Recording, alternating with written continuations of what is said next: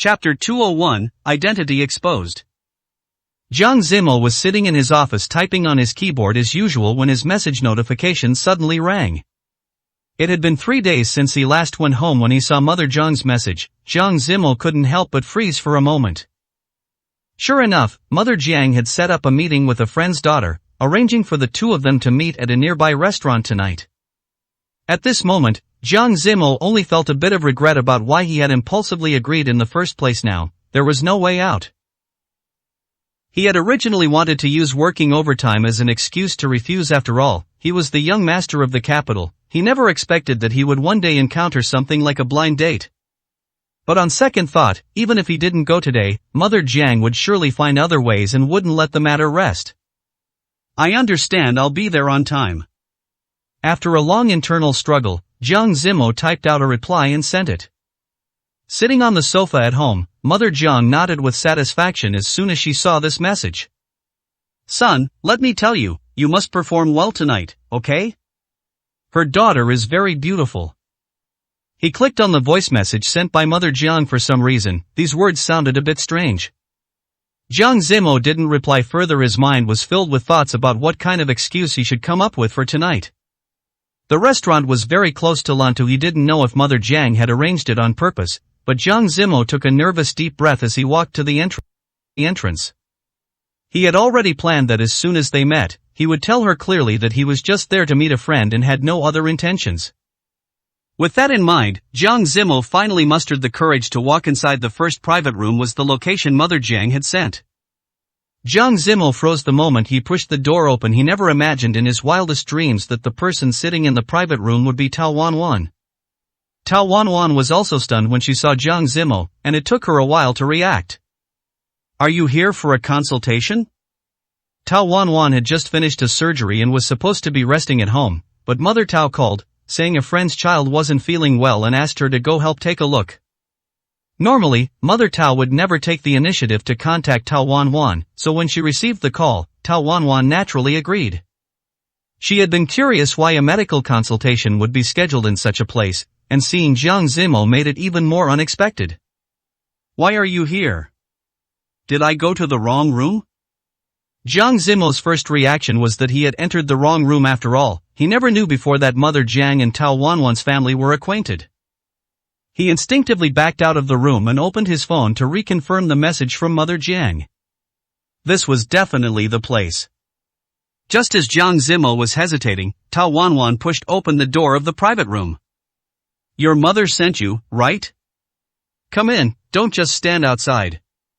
It also took Jiang Zimo a long time to accept the fact that his blind date today was Tao Wanwan. So, you're here for a blind date? And I'm here to see a patient? After entering the private room, Jiang Zimo didn't think twice and explained the whole situation to Tao Wanwan. Upon hearing this, Jiang Zimo finally realized something was a bit off. No, I'm not here for a blind date. I just came to appease my mother, otherwise, I wouldn't know how to deal with her later. Tao Wanwan didn't believe a word Jiang Zimo said and shot him a glare. Regardless, you came for a blind date. Didn't you say a while ago that the most important thing to you right now is work? Men's words are as deceitful as ghosts. Tao Wanwan was truly furious with Jiang Zimo. She had never been played by a man like this before. At this moment, Jiang Zimo only regretted why he had blurted everything out so honestly. I really didn't mean it that way. You don't know, my mother has been pestering me for a long time, and I had no choice. On the opposite side, Tao Wanwan seemed to think of something, and her brow suddenly furrowed as she listened. Wait, my mom told me this was Auntie Jiang's son, so she insisted I come take a look. You're a child of the Jiang family? Your mother is Auntie Jiang? Tao Wanwan's eyes widened as if she had discovered some earth-shattering secret. Jiang Zimo was also stunned, not expecting his identity to be exposed under such circumstances. You're the son of the Jiang Corporation, so wouldn't that make you? Tao Wanwan didn't even have the courage to say the words young master of the capital out loud. Jiang Zimo's continued silence as he sat opposite her was the best answer. No wonder Tao Wanwan had never been able to find out who Jiang Zimo really was before this. Wait, if you're the young master of the capital, why have you been living so miserably these past few years? How could Ji Nanqing have no idea at all? Jiang Zimo took a few deep breaths before explaining softly, I never told her from the beginning. A few years ago, I cut ties with my family to marry Yi Nanqing. I only got back in touch after the divorce this year.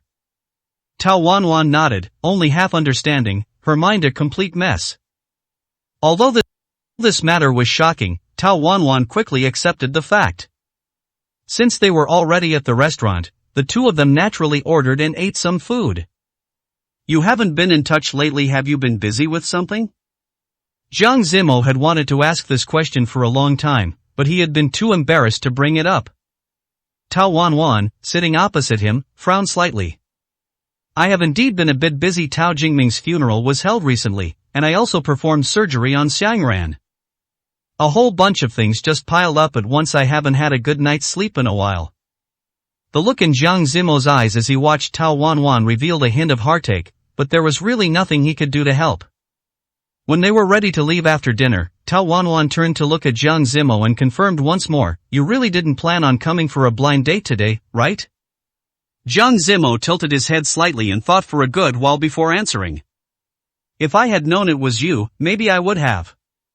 Coaxed by these words, Tao Wanwan smiled shyly and pursed her lips. It's a good thing it's you now. I can give my mom a proper explanation when I get back. Chapter 202, Yi Nanqing faints. Tao Wanwan still hadn't figured out what that sentence meant before Jiang Zimo turned and left. Jiang Zimo had just finished washing up after getting home, and before he could even get some proper rest, Mother Jiang called him. Well, are you home yet? Jiang Zimo sighed somewhat helplessly, not knowing what Mother Jiang was so anxious about. Mom, am I very ugly? Jiang Zimo suddenly came out with such a random sentence that Mother Jiang subconsciously thought the young lady hadn't taken a liking to him. Why ask that all of a sudden? It's okay if things didn't go well today. My son is handsome and dignified. How could you be ugly? Mom thinks you're the most handsome. Then why are you in such a hurry? Are you that worried I won't find a girlfriend? Jiang Zimo couldn't help asking. Mother Jiang actually had a lot of faith in Jiang Zimo. She was just worried that this fellow would be heartbroken by Yi Nanqing and never believe in love again. The Jiang family only had this one son. If their line really ended with him, that would be the end of it. Mom isn't in a hurry, Mom is just worried about you. Mother Jiang felt a bit guilty as she said this. Jiang Zimo sighed helplessly on his end of the line. Looking at the empty room, he suddenly felt that what Mother Jiang said actually made some sense. This house felt so large with him living in it alone, but if there were two people, it would be full, and life would instantly have a better atmosphere. I know what you're worried about, but I can. You don't need to tell me all that, just tell me how the two of you got along today. Mother Jiang didn't have the patience to keep listening to Jiang Zimo, she just wanted to know the result of today's blind date. It was the first time he'd heard Mother Jiang use such a forceful tone, and Jiang Zimo couldn't help laughing. I know today was quite good. We'll take our time getting to know each other, so you mustn't be in such a hurry, okay? Mother Jiang instantly breathed a sigh of relief upon hearing this, but she was still a bit uneasy. You'd better be telling the truth. Don't you dare lie to me. In a while, I'll have you bring her back for dinner. Jiang Zimo's eyes widened in surprise. He could only say it was lucky that the person he met today was Tao Wanwan. Otherwise, Jiang Zimo really wouldn't have known how to deal with all the things Mother Jiang was saying. After hearing Jiang Zimo agree to everything, Mother Jiang finally hung up with a satisfied expression. Finally, Sunday arrived, and Jiang Zimo was woken up early in the morning by a call from Jiang Haohao. A long time had passed since the two of them last met, and Jiang Zimo had never taken the initiative to contact Jiang Haohao. The boy had sent Jiang Zimo several text messages, but Jiang Zimo was either busy or didn't know what to reply, so they hadn't said much to each other. Dad! Come home quickly. Mom fainted at home. Jiang Zimo, who was originally half asleep, instantly snapped awake. When he rushed home, he saw an ambulance parked right at the door. Jiang Haohao was sitting alone on the doorstep, crying uncontrollably. What happened, Haohao? What exactly happened? Tell Dad all about it. Jiang Zimo picked up Jiang Haohao and put him in the car, intending to go to the hospital together to check on the situation. The ambulance and Jiang Zimo's car entered the hospital one after the other.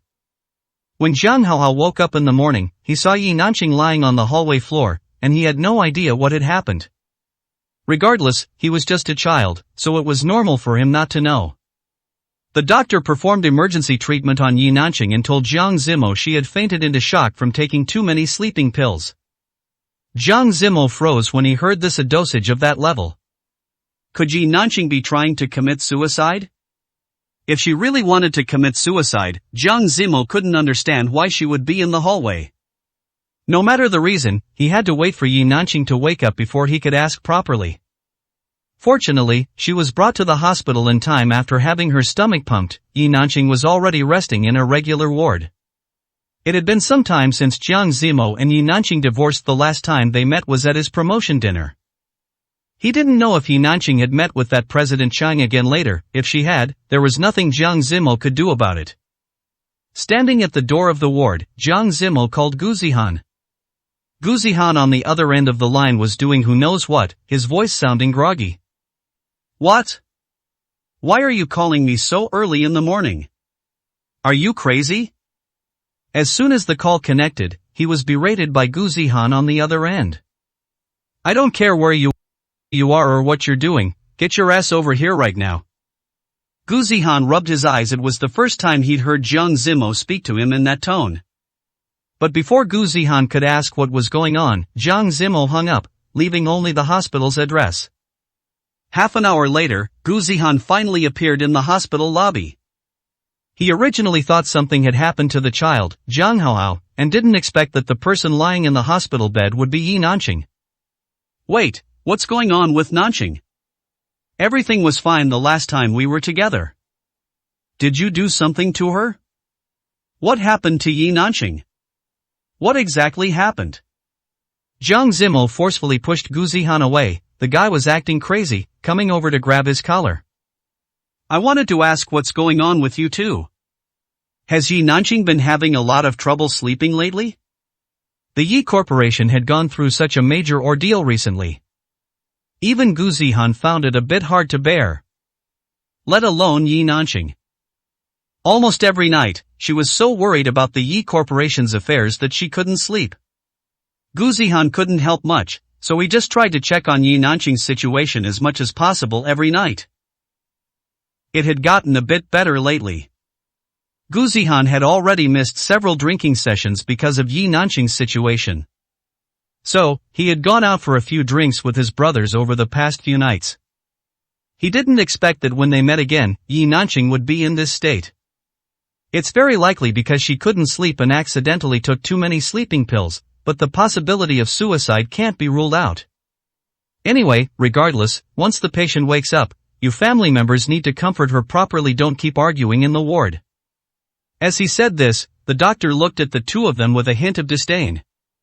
Chapter 203, Groundless Rumors. Jiang Zimo lowered his head in embarrassment. Gu Zihan, on the other hand, was thick-skinned and acted as if he hadn't heard a thing. Doctor, when exactly will he wake up? The doctor shook his head slightly. We can't be certain yet, it might take a while, or he could wake up today.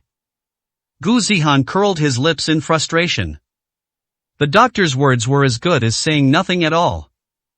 Gu Zihan had a mountain of work to do at the company today. He couldn't actually stay at the hospital the whole time. Thinking of this, Gu Zihan gave Jiang Zimo, who was standing nearby, a thoughtful look. An idea suddenly formed in his mind. Look at this situation, I've been with them for so long, yet when something happens, Zhang Haohao still calls you. He has no idea to come looking for me. Jiang Zimo was no fool. Zhang Haohao had already called Gu Zihan this morning. But he couldn't get through no matter what. Only then did Zhang Haohao remember he had a father he hadn't contacted in a long time. Jiang Zimo just stood there silently, watching Gu Zihan, wanting to see what kind of trick he was trying to pull. You know, the situation at the Yi Corporation has been very bad lately, Gu Zihan said with a miserable expression. Jiang Zimo frowned. What does that have to do with me? Isn't it you? Gu Zihan hadn't expected Jiang Zimo to react this way. How can it have nothing to do with you? Does the Yi Corporation being in this state really have nothing to do with you at all? Jiang Zimo was stunned. What kind of logic was this? He really couldn't understand it. What could the Yi Corporation's current state possibly have to do with me? If you hadn't insisted on a divorce and then repeatedly snatched away the Yi Corporation's projects, how could the company have fallen to this point? These two were truly competing to see who was more thick-skinned. Before Jiang Zimo could open his mouth to retort, a knock suddenly came from the door. If you two want to argue, go outside. This is a hospital. Your family member needs rest. This was already the countless time the doctors and nurses had come to give them a warning. Jiang Zimo pursed his lips and nodded without saying anything more. Gu Zihan also lowered his voice. Fine, I don't care. There's a bunch of mess at the Yi Corporation that needs my attention. You stay here at the hospital with Nanqing today. I'll come back after work tonight. By this point, Jiang Zimo had experienced countless speechless moments. The task of staying with her shouldn't fall to me, should it? We're already divorced. Fortunately, Jiang Zimo was quick enough to grab Gu Zihan, who was about to leave directly. What's the big deal? Doesn't the fact that you're divorced just mean you were together before? What's wrong with taking care of her for one more day? Gu Zihan was using real force, and Jiang Zimo didn't want to get into a physical conflict with him, so he let go. Looking at Yi Nanqing on the hospital bed, Jiang Zimo sighed helplessly. After thinking it over, he gave Nanny Lu a call. Nanny Lu was supposed to be off today, but after receiving Jiang Zimo's call, she rushed to the hospital immediately. Nanny Lu, I'll leave her to you. I have other things to do when the time comes. Remember to go to school to pick up Jiang Haohao. It was impossible to trap Jiang Zimo with this kind of thing. After leaving the hospital, Jiang Zimo went directly to a park near his home. It was rare for him to get up so early. He couldn't waste all his time in the hospital. It was already past 2 in the afternoon when Yi Nanqing opened her eyes. She still remembered tossing and turning in her room, unable to sleep until 9 in the morning. Yi Nanqing had been driven nearly mad by the torment. That's why she couldn't help but take a few more sleeping pills. She thought she would fall asleep quickly, but for some reason, her head suddenly felt terribly uncomfortable. She had forced herself to walk to the hallway to get some fresh air. After that, her memory was a complete blank. Now, looking at the white ceiling, Yi Nanqing only felt a splitting headache. Where am I? Yi Nanqing's body had no strength at all. She could only turn her neck to look around. Hearing her voice, Nanny Lu walked over quickly. Madam, you're finally awake. It was only from Nanny Lu that Yi Nanqing learned she was in the hospital. Aching all over, Yi Nanqing even wondered if she had been beaten while she was unconscious. Who brought me to the hospital? Nanny Lu only knew about Jiang Zimo. She didn't even know that Gu Zihan had also been there for a while. It was Mr. Jiang. Of course he had been here for a while when I arrived. Upon hearing that name, a surge of nameless anger rose in Yi Nanqing's heart.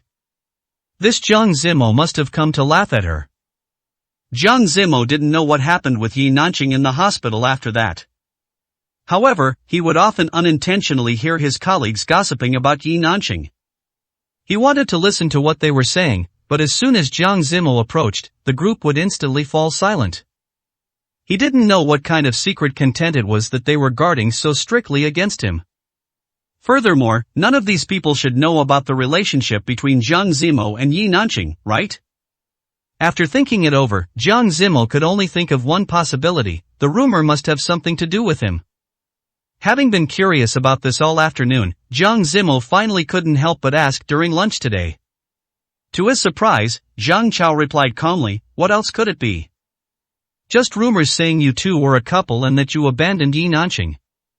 As a result, Yi Nanqing is now depressed, and the entire Yi Corporation stock has been affected by this. Tang Xinyu had also heard the rumor, but it was far too ridiculous. How could the stock of such a large company be affected by such a trivial matter? I say these people are just too bored at work. Especially the people in your department. Is their workload not full enough? All they do all day is talk about this nonsense. Even though the two of them were filled with righteous indignation, Jiang Zimo knew better. The real point wasn't the stock. Everyone was just curious whether there really was such a past between Jiang Zimo and Yi Nanqing. and whether she, Yi Nanqing, was truly the victim in this relationship. He had thought this mistaken relationship was already over, but he didn't expect there to be an epilogue to watch even now. If you ask me, just act as if nothing happened and you heard nothing. This kind of groundless talk will be forgotten by everyone after a while. Chapter 204, Whether you're willing or not is up to you. Jiang Zimo curled his lips somewhat helplessly. Naturally, he didn't want to hear these rumors and gossip. However, he also felt that what Zhang Chao said made some sense. Since there was no solid evidence for these things, people would stop discussing them after a few days. Jiang Zimo was just a bit curious. There were no rumors while the two of them were together, so why did the gossip suddenly appear now that they were divorced? Moreover, with Gu Zihan around, he shouldn't have allowed others to discuss such things in private. Otherwise, wouldn't it confirm the fact that he was the third party? Jiang Zimo racked his brains all afternoon but couldn't come up with a reasonable answer. In the evening, Jiang Zimo, who had just finished work, received a call from Mother Jiang. He had to admit, he was momentarily stunned when he saw the 52,431 caller ID. At this hour, Jiang Zimo didn't even need to think to know that Mother Jiang must be contacting him about another blind date. Sure enough, as soon as the call connected, Mother Jiang's voice came through the receiver. Son, you're off work, right? If you're free tonight, come home. I've invited Auntie Tao and her daughter over. We're having dinner together tonight. If Jiang Zimo remembered correctly, it had only been half a month since he last agreed to a blind date. He didn't understand why Mother Jiang was in such a hurry. Could there be some other hidden motive he hadn't discovered? However, Jiang Zimo had too much on his plate lately, so he didn't want to dig deeper into the reason. Fortunately, Auntie Tao's daughter was Tao Wanwan, otherwise, Jiang Zimo would have had to rack his brains for a way to refuse. Perhaps Mother Jiang hadn't expected Jiang Zimo to agree so quickly, as she was clearly stunned for a moment on the other end of the line. Since you've agreed, you can't be late. Drive over right now. After hanging up, Mother Jiang checked the phone number in disbelief. It was indeed Jiang Zimo. How strange. Auntie Tao sat in the living room, sipping tea. As soon as she heard Mother Jiang's footsteps, she immediately stood up. So, what did your son say? The expression on Mother Jiang's face was one of pure joy. What did I tell you before? Our two families are natural in-laws. My son agreed immediately. He must have feelings for your child. Auntie Tao nodded with a satisfied look on her face. In her entire life, Tao Wanwan had never done anything that satisfied her parents. Unexpectedly, she had been saving up for this big move. As long as she could successfully marry into the Jiang Corporation, the Tao family would truly never have to worry about food or clothing again. That's good. Our Wanwan isn't getting any younger, yet there's been no progress at all as her mother. I'm worried sick. Auntie Tao and Mother Jiang had been very close friends since university. Later, they both became pregnant at the same time and had agreed to become in-laws, but Auntie Tao suddenly went abroad without a word. For the past few years, Mother Jiang and Auntie Tao had only kept in touch through letters, until Mother Jiang learned a while ago that Auntie Tao had returned to the country. While the two were having dinner and catching up, they suddenly remembered the joke they had made back then. Since both children were single now, there was no harm in trying to set them up. Auntie Tao didn't care if Jiang Zimo was on his second marriage. With the Jiang Corporation backing him, she wouldn't even mind if it were his fifth or sixth. Tao Wanwan saw the text message from Auntie Tao just after finishing his surgery. She frowned imperceptibly. She hadn't been in contact with her mother for many years. Over the past few days, her mother had been messaging her frequently. Even without thinking, she knew there must be some sort of plot behind this. Tao Wanwan knew exactly what kind of person her mother was. Repeatedly trying to get closer to the Jiang Corporation was nothing more than an attempt to marry her off to fulfill her mother's own dreams. Tao Wanwan was unwilling. But the other person was Jiang Zimo. For a moment, Tao Wanwan didn't know what to do. Follow her heart? But wouldn't that be giving Auntie Tao exactly what she wanted? Sitting in the hospital corridor, Tao Wanwan struggled internally for a long time before finally going downstairs to drive to Jiang Zimo's house. Regardless, her own happiness was the most important thing.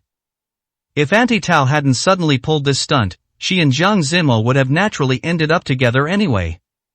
When Jiang Zimo arrived home, Tao Wanwan was still on her way. He saw Auntie Tao sitting alone on the sofa, looking like a noblewoman, with a style completely different from Mother Jiang's. If one didn't know better, they would surely think she was the mother of the young master of the capital. This is. Jiang Zimo had never met Auntie Tao before, so he asked cautiously. Hearing his voice, Mother Jiang quickly walked down from the second floor. You're finally back, let me introduce you, this is Tao Wanwan's mother, whom you met last time, you can just call her Auntie Tao. In the presence of Tao Wanwan's mother, Jiang Zimo was still a bit restrained. It's a pleasure to meet you. If I had known in advance, I would have certainly prepared a proper gift for you. Jiang Zimo spoke politely, but for some reason, he felt that the way Auntie Tao looked at him was a bit strange. But he couldn't quite put his finger on what exactly was off. Jiang Zimo sat there, not even daring to breathe too loudly, only hoping that Tao Wanwan would arrive soon. Watching Auntie Tao and Mother Jiang chat animatedly, Jiang Zimo somehow suddenly recalled what Tao Wanwan had said before.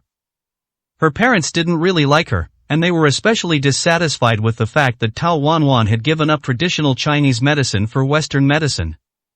Thinking of this, Jiang Zimo frowned slightly. For him, listening to his mother was a way to avoid trouble, but what about for Tao Wanwan? Would listening to them be going against her own will? Jiang Zimo really couldn't set his mind at ease while there was still time. He took out his phone and quietly sent a message to Tao Wanwan. If you don't want to come, you don't have to, it's okay. Tao Wanwan, who was driving, felt a jolt in her heart when she saw this message. She hadn't expected Jiang Zimo to be so thoughtful as to consider things at this level.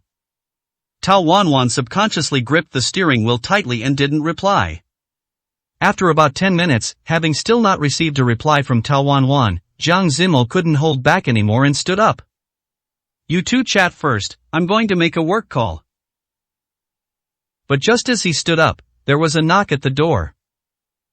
When the butler opened the door, sure enough, it was Tao Wanwan standing there. Chapter 205, Yi Nanqing is getting married. Tao Wanwan stood there, watching Jiang Zimo suddenly smile as if a weight had been lifted. She had been a little hesitant at first, but encountering someone like Jiang Zimo made Tao Wanwan suddenly feel that whatever she had to give up was worth it. However, at this moment, the look in Jiang Zimo's eyes as he watched Tao Wanwan was filled only with heartache. She surely must be unwilling. Jiang Zimo knew. But she had come anyway, compromising herself all for his sake. Auntie Tao smiled with satisfaction when she saw Tao Wanwan. My daughter's greatest virtue since she was a child has been her obedience. She has never done anything to make us unhappy. Other families are so envious. Mother Jiang was also incredibly fond of Tao Wanwan as she looked at her. This was completely different from the first time she had seen Yi Nanqing. Strangely enough, Mother Jiang just couldn't bring herself to like Yi Nanqing no matter what. Quick, Wanwan, come over and let Auntie have a look at you. Mother Jiang waved directly at Tao Wanwan. Standing beside her, Jiang Zimo spoke up with some concern, Mom, don't go scaring her. Mother Jiang pursed her lips in dissatisfaction. She just wanted to get a good look at her. It wasn't like she was going to eat her, so how could she be scared? Don't you still have work calls to make? Go on then, don't disturb us. Seeing Mother Jiang's look of disdain, Jiang Zimo shook his head helplessly. Tao Wanwan, on the other hand, smiled at Jiang Zimo, wanting him not to worry. Regardless, Mother Jiang certainly meant well. Oh, Wanwan is truly beautiful, she really inherited your mother's good genes. Auntie Tao had been a famous school beauty back in university. Even now that she was older, she was still a woman of great elegance. Hearing Mother Jiang say this, Auntie Tao, sitting nearby, could hardly contain her laughter. You're still as sweet-talked as ever, otherwise, you wouldn't have been able to snatch up our school's heartthrob back then. These were the past stories of the older generation, things Jiang Zimo and Tao Wanwan knew nothing about. At the dinner table, the two of them continued to flatter each other incessantly, as if they never got tired. Jiang Zimo looked up at Tao Wanwan, who was sitting across from him, and asked softly, Miss Tao, what do you do for a living? The table wasn't that big, so the two women across from him naturally heard Jiang Zimo's voice clearly and instinctively lowered their own volume. Tao Wanwan, who had been eating quietly, was so startled by Jiang Zimo's inexplicable question that she choked and coughed several times. Once she recovered, she turned to look at Jiang Zimo in terror. Was this really the same Jiang Zimo she knew before? Jiang Zimo blinked his large eyes innocently. What's wrong, Miss Tao? Would you like some water? Mother Jiang was very pleased with Jiang Zimo's gentlemanly behavior, and Auntie Tao also watched the two of them with a knowing, motherly smile. I'm fine, I'm a doctor and I have my own private hospital. Jiang Zimo nodded slightly, pretending he had only just found out. With your own hospital, Miss Tao must be very accomplished. At this moment, Tao Wanwan was so flustered she didn't know what to say. Sitting opposite her, Auntie Tao clicked her tongue, frustrated by her daughter's lack of composure. The most prominent private hospital in the capital belongs to my daughter, you must have heard of it. Jiang Zimo nodded slightly. He had only wanted to tease Tao Wanwan on a whim, but he hadn't expected it to be so amusing. After dinner, Jiang Zimo took the initiative to offer to drive Tao Wanwan home. The two elders had originally wanted to keep the two youngsters for a bit longer to chat. But seeing Jiang Zimo being so proactive, they didn't say much and quickly agreed. See, I told you my son would definitely be interested in your Wanwan. You can rest easy. Seeing things develop exactly as she had hoped, Auntie Tao breathed a sigh of relief. As soon as Tao Wanwan stepped out of the Jiang family's door, her expression changed instantly. Jiang Zimo's gaze was also very profound. The two walked one after the other until Jiang Zimo finally couldn't help but speak. You don't have to do this for me. Tao Wanwan turned back to look at Jiang Zimo and sighed with a hint of helplessness. She still remembered the first time she had met Jiang Zimo. At that time, Tao Wanwan had always envied Yi Nanqing for finding such an outstanding partner. When she actually met Jiang Zimo, Tao Wanwan was somewhat surprised. In Yi Nanqing's words, Jiang Zimo had always been a man who was ugly, had an ordinary family background, and whose only merit was being good to her. But the real Jiang Zimo appeared in Tao Wanwan's sight like a brilliant scholar from Jiangnan. No matter what, he was her own sister's husband. Tao Wanwan wouldn't do something so lowly. After learning that Yi Nanqing had divorced, the thoughts Tao Wanwan had buried for so long began to sprout once again. It's nothing, I liked you in the first place, and this just happens to align with my wishes, so how is it bad for me? Walking behind her, Jiang Zimo came to a halt. What did you just say? As the voice sounded from behind, Tao Wanwan turned around only to find that Jiang Zimo was already quite far away from her. I said this just aligns with my wishes, so how is it bad? Looking at Jiang Zimo's expression, it was clear that this wasn't the sentence he was asking about. Jiang Zimo shook his head helplessly. Let me take you back. Tao Wanwan was also a bit tired tonight, so she didn't say much and just nodded. Just after they got in the car and drove for a short while, Yi Nanqing suddenly called. Tao Wanwan was startled when she saw the caller ID and said cautiously, "It's Yi Nanqing." Jiang Zimo nodded understandingly and turned off the music in the car. What's up? What have you been busy with lately? You're always so elusive. Tao Wanwan rubbed her ear awkwardly. She couldn't exactly tell her that she had been busy going on blind dates with her ex-husband. Just surgeries. I was abroad for a while, and a lot of surgeries piled up. Yi Nanqing raised her hand to look at the large diamond ring on her ring finger, her tone inevitably carrying a hint of showing off. I just wanted to tell you that I'm getting married. Since we're friends after all, why don't you come and be my bridesmaid? Tao Wanwan was so shocked by the news that she didn't know what to say. Why aren't you saying anything? Come on, we've known each other for so long, you can't refuse to give me this much face. Yi Nanqing didn't have many friends to begin with because of her arrogant and domineering personality. If even Tao Wanwan refused, she really wouldn't be able to find anyone else. Chapter 206, I Plan to. Tao Wanwan looked cautiously at Jiang Zimo, who was sitting beside her. Jiang Zimo couldn't hear a word the person on the other end of the line was saying, but he could tell from the expression on Tao Wanwan's face that she wasn't looking too happy. Then you have to tell me the exact time, otherwise, how will I know if I have any surgeries scheduled for that day? Tao Wanwan's tone was very gentle as she spoke, but Yi Nanqing still clicked her tongue several times in a display of impatience. You don't usually have many surgeries anyway. It's settled then. I'll send you the bridesmaid dress later. You absolutely must come. Before Tao Wanwan could say another word, Yi Nanqing hung up the phone. At this moment, Tao Wanwan really didn't know how to face Jiang Zimo, so she cleared her throat cautiously. Yi Nanqing just called me. Jiang Zimo wasn't curious about Yi Nanqing's affairs, he just wanted to know why she had called Tao Wanwan. She said she's getting married. As she spoke, Tao Wanwan carefully observed the expression on Jiang Zimo's face. Jiang Zimo only frowned slightly. Tao Wanwan had originally thought he would say something to complain. After all, it had been less than 3 months since he and Yi Nanqing divorced. Getting married again so soon seemed a bit too rushed. That Gu Zihan is not the right choice. Jiang Zimo didn't know what Gu Zihan had said to Yi Nanqing to have actually deceived her to such an extent. He only knew that Gu Zihan definitely had some other motive. Hearing this, Tao Wanwan turned her head to look at Jiang Zimo. For some reason, hearing those words from his mouth felt a bit strange, yet nothing seemed out of place.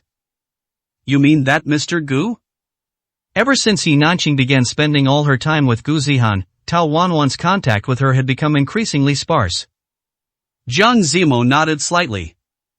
Forget it, that's Yi Nanqing's business. It has nothing to do with me. If she's getting married, what does she want with you? Tao Wanwan pursed her lips. She still felt a bit uncomfortable about Jiang Zimo's attitude just now. She asked me to be her bridesmaid. If you don't like it, I can refuse. Jiang Zimo smiled with an air of complete indifference. Go if you want to, I won't interfere in such matters. It was hard to tell what Tao Wanwan was thinking. She kept her head down, hiding her eyes from view. After Jiang Zimo dropped Tao Wanwan off at home, he went straight back to rest. However, for some reason, the news of Yi Nanqing's upcoming marriage kept swirling in his mind. Even though Jiang Zimo had told himself many times that it was Yi Nanqing's own business and he shouldn't always worry about it, he just couldn't help himself. He had learned the date of Yi Nanqing's wedding from Tao Wanwan. It was the Sunday after next. After much deliberation, Jiang Zimo finally gave old Mrs. Yi a call. Unsurprisingly, old Mrs. Yi had no idea that Yi Nanqing was getting married. Upon hearing the news, she nearly fainted from the shock. Xiao Jiang, thank you, I'll handle this matter, don't you worry. After hanging up, Jiang Zimo gripped his phone tightly. He couldn't help but regret it a little. He shouldn't have meddled in such business. But since he had already done it, there was no need to keep overthinking it. Jiang Zimo could finally breathe a sigh of relief and stop worrying about the matter. At noon today, Zhang Chao seemed to have gone mad. He dragged Jiang Zimo out of his office and down to the restaurant below the company building. What are you doing? I already had them order takeout for me today. I'm not eating out. Zhang Chao sat across from Jiang Zimo, panting heavily. He looked troubled, his mind clearly occupied by something. What's wrong? If something's up, just say it. Is our company about to go bankrupt? When Zhang Chao, who had been expressionless, heard Jiang Zimo's words, a look of displeasure finally crossed his face. What nonsense are you talking? Lantu is currently on the rise. How could it suddenly go bankrupt? Then just say it. What's going on? You're being so indecisive. You dragged me down here, won't let me eat, and haven't said a single word yet. Zhang Chao nervously pursed his lips and looked up at Jiang Zimo with a serious expression. Jiang Zimo even began to suspect that Zhang Chao was planning to hand over the management of Lantu to him. That look in his eyes was truly strange. I plan to propose to Tang Xinyu. Jiang Zimo, ? Propose? Haven't the two of them only been together for a short while? Why was he proposing so soon? Zhang Chao saw the hint of doubt in Jiang Zimo's eyes. I know you'll think it's too fast, but I really can't help myself. I just want to be with Tang Xinyu right now. I want to marry her and be with her forever. For some reason, Jiang Zimo seemed to see his own past self in Zhang Chao. He let out a helpless sigh since Zhang Chao was so insistent. Jiang Zimo, as an outsider, couldn't say much. Just tell me, what do you need me to do to help? The expression on Zhang Chao's face instantly relaxed, and he even broke into a bit of a cheeky grin. Jiang Zimo even doubted if the Zhang Chao he had seen just a moment ago was a figment of his imagination. I've actually already booked the venue, but for some reason, I just feel like something is a little bit off. See if you have time this Saturday night. Can you come to the venue with me and see exactly what the problem is? Another bit of grunt work. But since he had already agreed, there was no backing out now. Saturday night. Zhang Chao had originally promised to treat Jiang Zimo to dinner tonight. In the end, he suddenly went off to find Tang Xinyu halfway through. There was no helping it in front of a young couple. Jiang Zimo was nothing but a complete third wheel. Left with no choice, Jiang Zimo could only find a random restaurant near the venue to make do. Just as Zhang Chao was about to arrive at the entrance, Jiang Zimo finished the bowl of wontons in front of him. Just as he stepped out of the small restaurant, he saw a familiar car drive past. If he wasn't mistaken, that should be the birthday gift Jiang Zimo had previously given to Yi Nanqing. Except she had later given it to Gu Zihan. He hadn't expected they would have a chance to run into each other here. Chapter 207, You Really Are Still Thinking About Me. Gu Zihan didn't notice the man standing by the road was Jiang Zimo when he drove past. After all, today was the day of his and Yi Nanqing's first wedding rehearsal. His long-awaited wedding was finally about to begin. How could Gu Zihan have the mind to pay attention to anyone else? Yi Nanqing had just gone to customize her wedding dress a few days ago, and she was taking this opportunity to try it on today. Unexpectedly, something had gone wrong somewhere. The wedding dress was a full size too small, and no matter how she tried, Yi Nanqing couldn't squeeze into it. What's wrong with your designers? How could they make such a mistake? Didn't we take the measurements properly last time? What exactly is going on? The little assistant beside her was already a bit afraid of Yi Nanqing. This was probably the most difficult customer she had ever dealt with. Hearing Yi Nanqing fly into a rage on the spot, she was so scared she almost knelt down to apologize. "I'm sorry, Miss Yi, I'm truly sorry. They must have mixed up the sizes for the bride and the bridesmaid. I'll contact them right away to have it remade." The young girl's voice even carried a sob, sounding very pitiful. Yi Nanqing frowned slightly. She had never noticed before that Tao Wanwan actually had such a good figure. The reason she chose Tao Wanwan instead of Meng Yuhan was because Tao Wanwan was usually very low-key. Yi Nanqing had originally thought that even if she were the bridesmaid, she wouldn't steal her spotlight. That Meng Yuhan was different. She was always flamboyantly dressed, and there was no telling what kind of scene she might cause. Although she had been married to Jiang Zimo before, they hadn't held a wedding ceremony back then. So this time, it was exceptionally important for Yi Nanqing. Yi Nanqing's eyes flickered. She still gave the little assistant a few instructions. The bridesmaid dress must be a bit uglier. The young girl nodded awkwardly. Having been in this industry for so long, this wasn't the first time she had seen such a thing. But someone like Yi Nanqing, who gave such repeated and specific instructions, was quite rare. She wondered what kind of deep-seated grudge this bridesmaid had with her. Jiang Zimo waited by the roadside for about 10 minutes before seeing Zhang Chao run out from the building across the street. Zhang Chao looked at Jiang Zimo with some embarrassment. "I'm really sorry, I didn't know she would suddenly want to eat at that Hunan restaurant." Jiang Zimo shook his head helplessly. Forget it. He had done this kind of thing many times when he was with Yi Nanqing before. Now, he was just being paid back. What right did he have to criticize others? Alright, say no more. Hurry up and check what the rehearsal process is like. When Zhang Chao pressed the elevator button, he didn't think twice and pressed the 5th floor. He completely forgot that he had clearly booked the 10th floor as the venue. The lobby on the 5th floor was empty. Jiang Zimo raised an eyebrow in surprise at the sight. You're making such a big scene for your proposal? Zhang Chao was a bit surprised by the scene before him. He had booked this venue half a month ago. If he remembered correctly, it shouldn't have looked like this. Wait a moment, I'll make a call to find out what's going on. After saying that, Zhang Chao held up his phone and ran straight into the nearby stairwell. This guy was usually very reliable. For some reason, as soon as it involved anything regarding Tang Xinyu, he turned into a complete muddlehead. Jiang Zimo looked at the empty venue. Memories of a few years ago suddenly surfaced, when he had brought Yi Nanqing to see a venue behind her back, preparing to get married. Back then, Yi Nanqing's face was more innocent. Even if she didn't like Jiang Zimo and was impatient with his actions, she wouldn't be as hysterical as she was now. She just stood by the window, lowering her head cautiously. I don't want to hold a wedding ceremony so many people will come, I'll be nervous.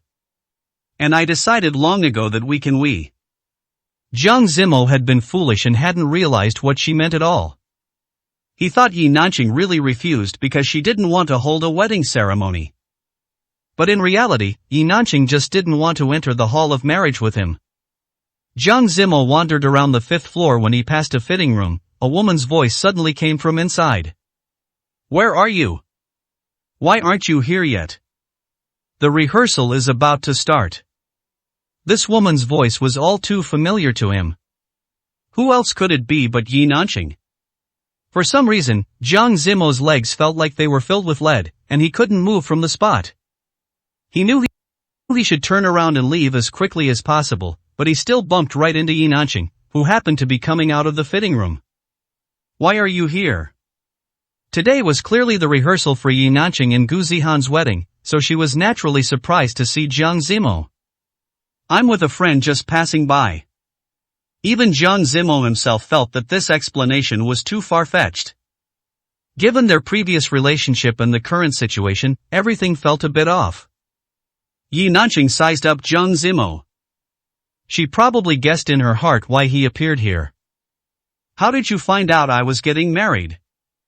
From Tao Wanwan? Or have you been secretly investigating me behind my back? As expected, Yi Nanqing got the wrong idea. Jiang Zimo turned his head, wanting to find Zhang Chao. As it turned out, that guy was nowhere to be found at this critical moment.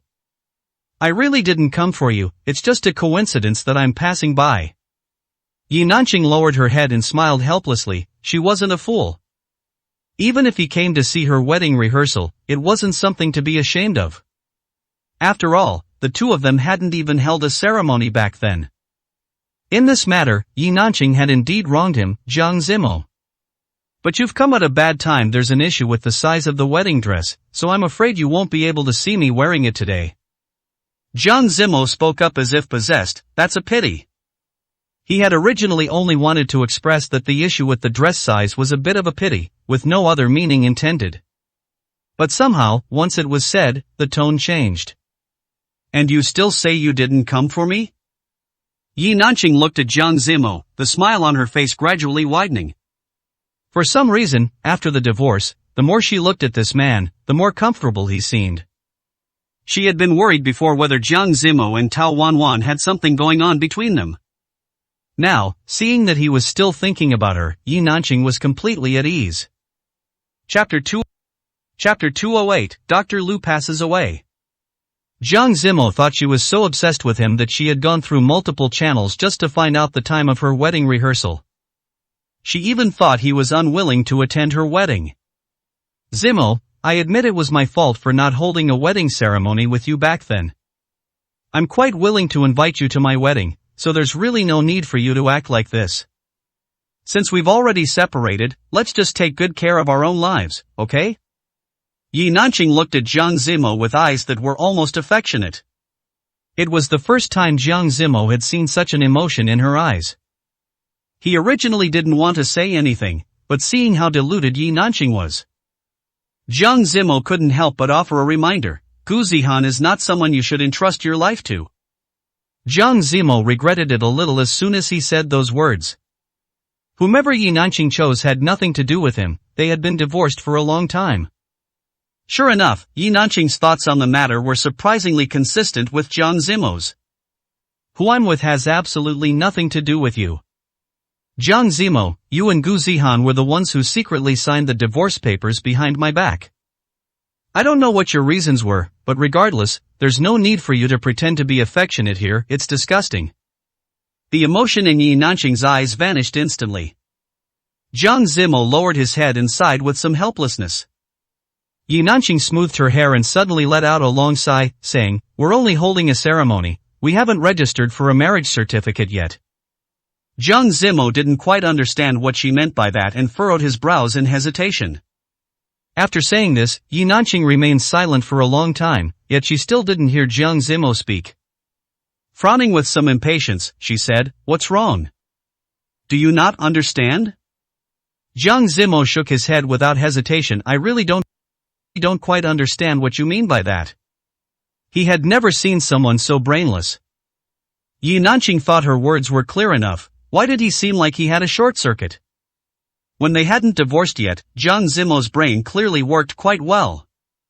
Could it be that after they separated, he became so heartbroken over her that his brain no longer functioned properly? Thinking of this, Yi Nanqing instantly became a bit more understanding. Since it was caused by loving her too much, Yi Nanqing naturally wouldn't blame him too harshly. "The two of us haven't registered our marriage. If you still want to be with me, you can show me what you're capable of." Before Jiang Zimo could speak, Zhang Chao finally emerged from the stairwell. "Why did you run off to here?" Zhang Chao walked a few steps closer before noticing Yi Nanqing standing there. "Why are you here too?" Before he had even stood still, Zhang Chao asked two questions in a row. It seemed that in order to make this chance encounter look more realistic, Jiang Zimo had even specially asked his friend to come and act. "Zimo, I understand your thoughts now. I'll be waiting to see how you perform later." Yi Nanqing took a step forward and simply straightened Jiang Zimo's sleeve for him.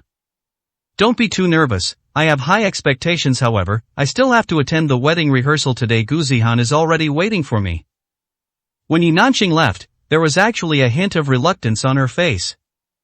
Watching her departing back, Zhang Chao asked curiously, "What exactly is going on?" Jiang Zimo shrugged. He had no idea what kind of grand drama Yi Nanqing had concocted in her mind. "What took you so long? What's the deal? Is Yi Nanqing's wedding rehearsal here today too? Is there something wrong with the venue?" Zhang Chao hurriedly waved his hands. This was entirely his fault. "I accidentally remembered it wrong. It's the 10th floor, not the 5th floor. Quick, let's get over there. Otherwise, Tang Xinyu will be calling to ask where I've gone again in a moment." Listening to his unintentional showing off, Jiang Zimo sighed helplessly. After going up to the 10th floor and accompanying Zhang Chao through the general process, Jiang Zimo didn't feel like anything was amiss. While the two were taking a break, a phone suddenly rang. It was Tang Xinyu calling Jiang Zimo.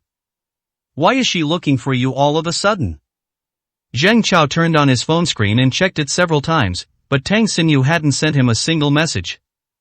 Jiang Zimo didn't know what the situation was either. Maybe she found out about our business? Zhang Chao's heart skipped a beat at those words. If something this big was discovered, it would be all over. That shouldn't be the case. Answer the phone and see what's going on. Zhang Chao nervously gripped the hem of his clothes. If they really had been found out, all his preparations during this time would have been in vain. Tang Xinyu, on the other hand, was looking at her phone screen with an anxious expression. She was even muttering under her breath, "Pick up the phone, pick up the phone." She looked completely as if something major had happened. As soon as she saw the call was connected, Tang Xinyu spoke without even pausing for breath. "Zimo, look at the trending searches quickly. Something big has happened."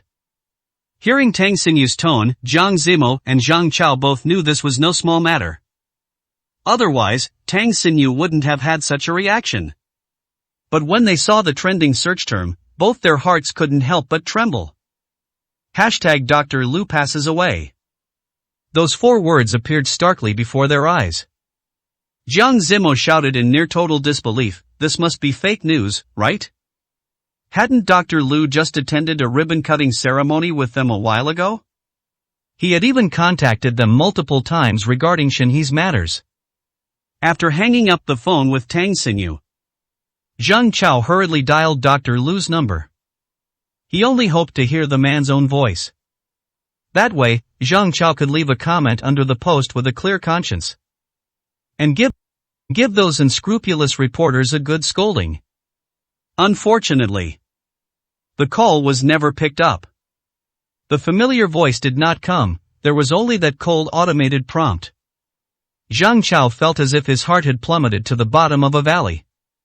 Next to him, Jiang Zimo didn't stay idle either. He took out his phone, found Elder Tang's contact information, and dialed. Elder Tang's health had already been mediocre lately. If the news of Dr. Lu's death was true, he didn't know if Elder Tang would be able to withstand the blow of this news. There was nothing Jiang Zimo could do for those who had already passed, so he had to protect those who were still here. Chapter 209, Don't know how many days are left. Elder Tang usually just read newspapers or magazines at home every day. He really wasn't that well informed about the things in the news. When he received Jiang Zimo's call, Elder Tang knew nothing about Dr. Lu's situation. What? Are you free today? You suddenly remembered to give me a call? Hearing Elder Tang's hearty voice, Jiang Zimo didn't know how to respond for a moment. There was still no news from Zhang Chao's side, and Jiang Zimo didn't dare say anything reckless. I just suddenly thought to ask you, how is that medicine Dr. Tao prescribed for you last time? At the mention of this matter, Elder Tang became incredibly happy. Don't even mention it, that young girl really has some skills. Those medicines she prescribed for me are very powerful, my old bones feel much sturdier now. The smile on Jiang Zimo's face gradually turned into a bitter one. That's good in that case. I'll set up a time for Dr. Tao to come over and take another look. Elder Tang slapped his thigh and immediately agreed. Just as Jiang Zimo was about to hang up, Zhang Chao, who was beside him, suddenly put down his phone with a look of total despair. Looking at the expression on his face, Jiang Zimo knew. What was being said on the trending searches was true. Dr. Lu was really gone. To the two of them, this was already devastating news. If it reached Elder Tang, they didn't know how big of a blow it would deal him. However, Dr. Lu and Elder Tang had been good friends for many years. A matter of life and death like this had to be shared with him eventually. Before Jiang Zimo could speak, Elder Tang suddenly spoke up.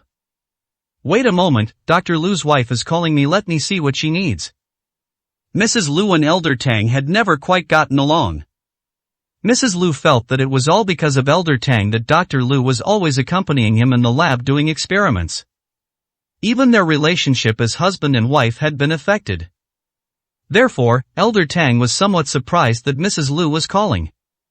It was too late for Jiang Zimo to stop him. Elder Tang had already hung up the phone. Zhang Chao and Jiang Zimo almost unhesitatingly drove straight to Elder Tang's house. Dr. Lu's assistant had just explained the situation to Zhang Chao. Dr. Lu had been struck by a speeding car when he went out this morning. That stretch of road had very few people to begin with, and the vehicle fled the scene, causing Dr. Lu to miss the optimal window for emergency treatment. He was pronounced dead that afternoon. By the time Jiang Zimo and Zhang Chao arrived at Elder Tang's house, Elder Tang already knew the news of Dr. Lu's passing. He sat alone on the sofa in the living room, his eyes hollow, and no one knew what he was thinking. Elder Tang wasn't surprised when he saw Zhang Chao and Jiang Zimo. You're here. Jiang Zimo and Zhang Chao both sat down beside Elder Tang. Teacher, please accept our condolences. The dead cannot be brought back to life. The most important thing for you now is to take care of your own health. On the way over, Jiang Zimo's biggest worry was Elder Tang's physical condition. Seeing Elder Tang's hollow eyes now, he couldn't help but feel uneasy. Elder Tang shook his head helplessly. I had expected this day long ago, I just didn't expect that old Lu would go before me. At such an old age, Elder Tang had almost forgotten what it felt like to cry. Jiang Zimo and Zhang Chao exchanged glances, deeply worried about Elder Tang's current state. But fortunately, Elder Tang adjusted his emotions quickly. He asked Jiang Zimo and Zhang Chao to take him to the hospital. He wanted to see that fellow one last time. As soon as Mrs. Lu saw Elder Tang, the tears she had just managed to stop began to flow again. You've come. It was just 3 simple words. But coming from Mrs. Lu's mouth, they sounded much heavier. Elder Tang nodded, looking at Dr. Lu, whose head was covered with a white cloth. He spoke with a slightly trembling voice. I'm sorry, I came too late. Jiang Zimo walked to Mrs. Lu's side and cautiously asked, has the vehicle involved been identified? Mrs. Liu still had some impression of Jiang Zimo. Both Dr. Liu and Elder Tang liked this student very much. Mrs. Liu had seen photos of Jiang Zimo long ago. It was just that today was their first time meeting in person. The police have already retrieved the surveillance footage. They say it's someone named Shen He, and they are currently pursuing him. Shen He. Jiang Zimo's heart jolted when he heard this name. Zhang Chao, who was standing not far away, naturally heard it clearly as well. The vehicle in the hit and run actually belonged to Shen He? Shouldn't that guy have gone to beg Dr. Liu to continue giving him the usage rights after the trial? How did he end up driving a car into Dr. Liu? Zhang Chao really couldn't keep his composure and pulled Jiang Zimo directly into the stairwell. What's going on? Shen He? Is it the same Shen He we know? Too many things had happened at once today. Zhang Chao felt like his brain couldn't even process it all right now. Jiang Zimo gently patted Zhang Chao's shoulder, appearing much calmer than him. I asked. It's only confirmed that it was Shen He's car. The police aren't certain yet who was driving the vehicle. These words were no different from saying nothing at all. It was already Shen He's car. The probability that someone else was driving was slim to none. Regardless, let's wait for news from the police side. Don't be too nervous. Zhang Chao knew it was inappropriate to talk about such things at this time.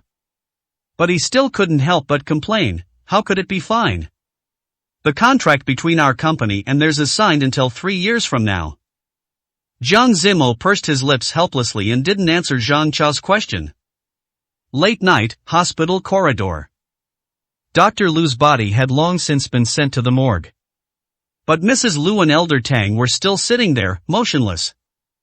Since Elder Tang wasn't going back to rest, Jiang Zimo and Zhang Chao didn't dare to act rashly. Although Elder Tang's current condition didn't seem to have any problems. But who knew? What if Elder Tang was just putting on a brave face? In the blink of an eye, 20 years have passed. I still remember when the three of us first met. We were still young. Mrs. Liu's eyes were already swollen from crying. The sudden death of her husband was like the sky falling for a housewife like her. The two of you have no children. If you need any help in the future, just contact my students directly. Mrs. Liu lowered her head and gave a few bitter smiles. I don't even know how many days I have left to live, so I won't trouble the young people. Jiang Zimo felt terribly uncomfortable hearing this. It seemed he would have to take more care of Mrs. Liu in the future. It wasn't until past 2 in the morning, after Jiang Zimo and Zhang Chao took turns persuading them, that they finally sent the two of them home. Chapter 210, Elder Tang faints. Jiang Zimo returned home and lay on the bed, exhausted in both body and mind. The words Mrs. Liu had spoken kept echoing in his mind. Shen He. How did this guy suddenly get into such a huge mess? Unknowingly, Jiang Zimo gradually drifted off to sleep. It was likely because he had been too tired during the day. Jiang Zimo slept deeply, suddenly feeling himself plummeting as if he were about to fall into water. The sound of a phone ringing reached his ears. Jiang Zimo woke up with a start, realizing he had only been dreaming. But the sensation had felt so real. Jiang Zimo even felt a bit suffocated, unable to catch his breath. He looked at the light outside the curtains and realized it was probably only 4 or 5 in the morning. The phone ringing stopped abruptly. Only then did he react, realizing it was this call that had woken him up. He turned on his phone screen, and the name Shen He was written clearly in large characters. Shouldn't this guy be turning himself in at the police station right now? Why was he calling him? Could it be that Shen He didn't know he had killed someone in a crash? Thinking of this, Jiang Zimo intended to call back and give him a proper reminder. The call was connected quickly. Shen He's voice was trembling, as if he had encountered something terrifying. Mr. Jiang, can I come find you right now? Jiang Zimo let out a helpless sigh. Do you know what you've done? As soon as he said this, Shen He fell silent on the other end of the line. He had been pampered since childhood. Although there were other older brothers in the family, he had never suffered a day in his life growing up. He simply had no idea how to handle such a situation. I don't know, I really didn't know that was Dr. Liu. I originally thought I just accidentally hit someone, and I thought my father would handle it, but how was I to know that was Dr. Liu? Now they're all telling me to figure it out myself. What can I do? Mr. Jiang, I'm begging you. Without even waiting for him to finish, Jiang Zimo hung up the phone without hesitation. Before, he only thought Shin He was someone who would use any means to achieve his goals. He had never realized that he also had such a side that held humanity in contempt. He never felt guilty for killing someone with his car. He only felt he was unlucky, that he just happened to kill an industry titan like Dr. Liu. Thinking of this, Jiang Zimo felt a tightness in his chest. He checked the time, it was only 4 in the morning. He tidied up briefly and went back to sleep. Many people attended Dr. Liu's funeral. Almost all the notable figures in the entire industry were present. Jiang Zimo had been staying by Elder Tang's side lately to look after his state of mind, so he really wasn't sure how the investigation at the police station was going. At the funeral, he finally ran into Zhang Chao, whom he hadn't seen for several days. Jiang Zimo grabbed his clothes directly. What did the police station say? He asked directly without beating around the bush. Zhang Chao hadn't expected Jiang Zimo to know nothing at all and raised an eyebrow in surprise. What else can they say? The Shin family says the driver was behind the wheel that day and they don't know what happened. The surveillance didn't capture a specific face, and the driver confessed, so there's nothing more to be said. Jiang Zimo was shocked. After all, he was a child of the Shin family. It seemed the Shin family had stepped in to help. Seeing that the expression on Jiang Zimo's face was a bit off. What? Do you know some other inside information? Of course, Jiang Zimo wouldn't hide such an important matter. Just as he was about to speak, Mrs. Liu suddenly walked over from behind. I knew you two would definitely be together. Jiang Zimo and Zhang Chao both turned their heads. Having not seen her for just a few days, Mrs. Liu had lost weight. She looked much more listless than when he first saw her at the hospital. But the days ahead were still long, and Mrs. Liu had to continue on strongly by herself. You two have worked hard during this time. Once the funeral is over, my old man's affairs can be considered concluded, and you two can have a good rest. Jiang Zimo's eyes were full of heartache as he looked at Mrs. Liu. Zhang Chao, who was beside him, said, It's nothing, this is what we should do. As for you, the most important thing now is to take care of your own health. Don't think about anything else. Mrs. Liu nodded gently. By now, Mrs. Liu had completely accepted the fact that Dr. Liu had passed away. She just hadn't decided yet how to live her life in the future. The funeral would last for 3 days. Besides Dr. Liu's family, Elder Tang also remained at the scene throughout. In the eyes of outsiders, Elder Tang and Dr. Liu were like biological brothers. No one thought it was strange. Jiang Zimo and Zhang Chao took turns staying at the scene to accompany him. Everyone was worried that Elder Tang's body wouldn't be able to hold out. As expected, on the 3rd day, Elder Tang knelt on the ground for a long time. He had intended to go to the restroom. Unexpectedly, just as he stood up, his vision went black, and he collapsed straight down, unable to see a thing. Fortunately, Zhang Chao was right next to him. When Jiang Zimo received the call, he had just come out of the bathroom. He threw on some clothes and hurried downstairs. He didn't forget to send a message to Tao Wanwan. After all, among all of them, Tao Wanwan was the one who understood Elder Tang's condition best. Under Jiang Zimo's instructions, Zhang Chao drove Elder Tang directly to Tao Wanwan's hospital. Tao Wanwan was also at the door to meet them in time. Having finally handed Elder Tang over to Tao Wanwan, Zhang Chao breathed a sigh of relief. When Jiang Zimo arrived, Elder Tang was still in the operating room and hadn't come out yet. I don't know what happened either. Zhang Chao saw the doubt in Jiang Zimo's eyes and answered directly. The blow of Dr. Liu's death was simply too great for Elder Tang. Elder Tang, whose body was already somewhat weak, had basically not rested at all over the past few days. Go back and tidy yourself up. Tell Tang Xinyu about the situation. I'll stay here and keep watch. Zhang Chao shook his head without hesitation. Elder Tang was inside right now. How could he feel at ease leaving just like that? Just then, a young nurse ran over anxiously from the side. Mr. Jiang, please help us. The entrance is full of reporters, and we really can't hold them back. He hadn't expected the news of Elder Tang fainting to spread so quickly. Jiang Zimo frowned, his mind also in a mess. Seeing the expression on the young nurse's face twisted with worry, it seemed the situation outside was truly not optimistic. Chapter 211, Holding the Fort Alone. Jiang Zimo turned his head to look at Zhang Chao and gave a worried instruction. If anything happens, contact me immediately. I'll be at the entrance. As soon as he stepped into the elevator, Jiang Zimo sensed that something was slightly off. Shouldn't dealing with the media be Zhang Chao's job? Why had he instinctively taken it upon himself just now? It clearly wasn't usually his strong suit. But since he had already followed them downstairs, he couldn't show any weakness. Jiang Zimo forced himself to walk to the hospital entrance. Outside, a crowd of people flashed their cameras incessantly at him, and Jiang Zimo instinctively lowered his head. Hello, we heard that Elder Tang was hospitalized due to excessive grief over Dr. Lu's passing. Would it be convenient for you to tell us the specific details of the situation? What is Elder Tang's current physical condition? Is he out of critical danger? There are rumors that Elder Tang's health hasn't been good for some time. Is that true or false? Do you have anything you'd like to say about this? Jiang Zimo sighed helplessly.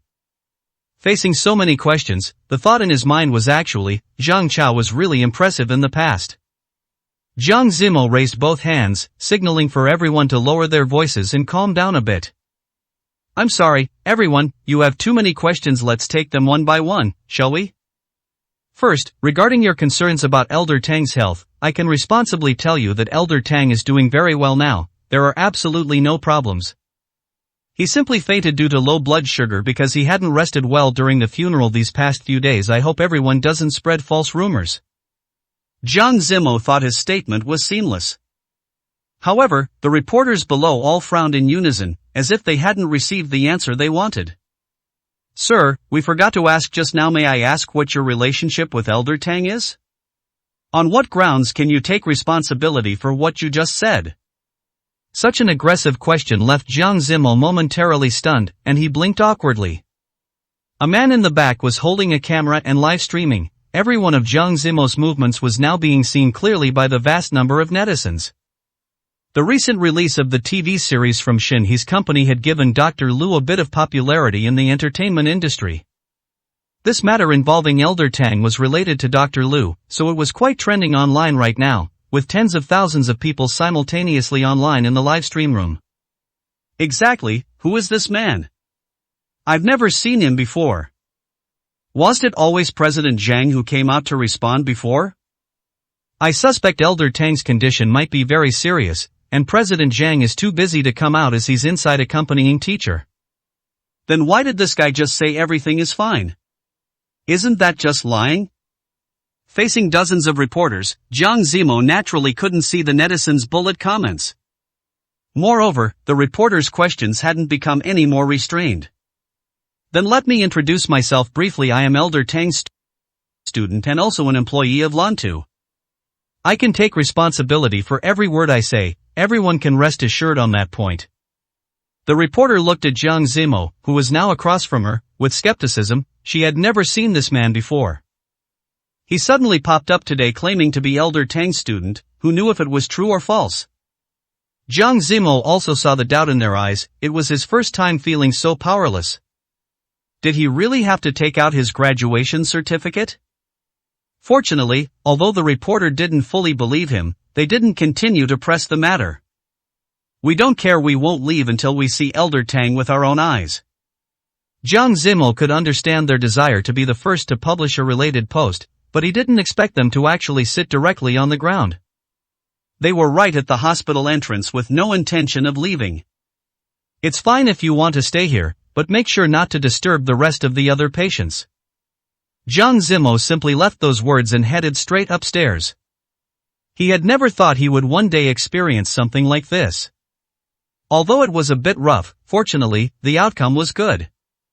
Returning to the operating room entrance, he saw that the light above was still on. Jiang Zimo's heart tightened once again. Is everything outside handled? Seeing Jiang Zimo go downstairs alone just now, Zhang Chao had been a little worried. He had looked up the livestream on his phone, and Zhang Chao was somewhat surprised that Jiang Zimo appeared so calm. He hadn't expected Jiang Zimo to be so at ease. Just a few minutes after he turned off the livestream, Jiang Zimo walked out of the elevator. Seeing him nod, Zhang Chao didn't know why. But he suddenly seemed to see the high-spirited young master of the capital from a few years ago. It was just that the current situation was really not suitable for saying such things. After waiting outside the operating room for another 2 hours, Zhang Chao even fell asleep directly on a nearby bench. Jiang Zimo sat there alone. Though he was incredibly sleepy, he was worried about Elder Tang's condition and didn't dare to sleep. Just as Jiang Zimo wanted to walk around a bit to get some fresh air, the light of the operating room suddenly went out. Tao Wanwan's hospital didn't have many surgeries to begin with, and today there was only this one for Elder Tang. As soon as the operating room light went out, Jiang Zimo stood up instantly. Startled by the sound, Zhang Chao, who was next to him, also sprang up instantly. Tao Wanwan walked out of the operating room looking somewhat exhausted. How is teacher?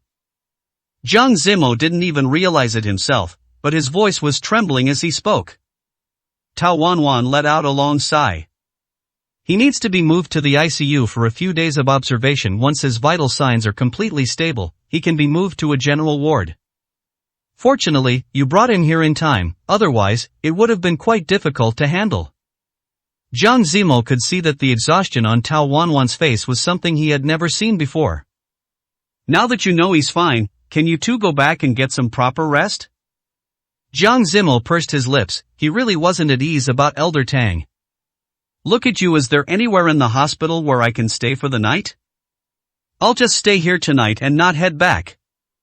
Hearing this, Zhang Chao quickly nodded in agreement. Me too, let's sleep here tonight. Seeing how persistent the two were, Tao Wanwan didn't say anything more. I'll have them make arrangements for you. You two get some rest. I'll notify you when Elder Tang wakes up.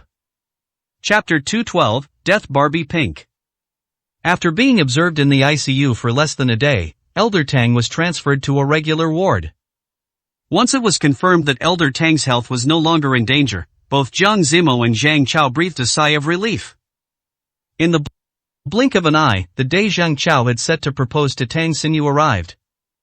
With so many things happening recently, Zhang Chao had originally wanted to postpone it. However, that venue was the most sought after in all of Beijing. Even the earliest available reservation was 2 years away. How could Zhang Chao wait that long? Still wanting to give Tang Xinyu the best, he considered it for a long time and finally decided to proceed according to the original plan.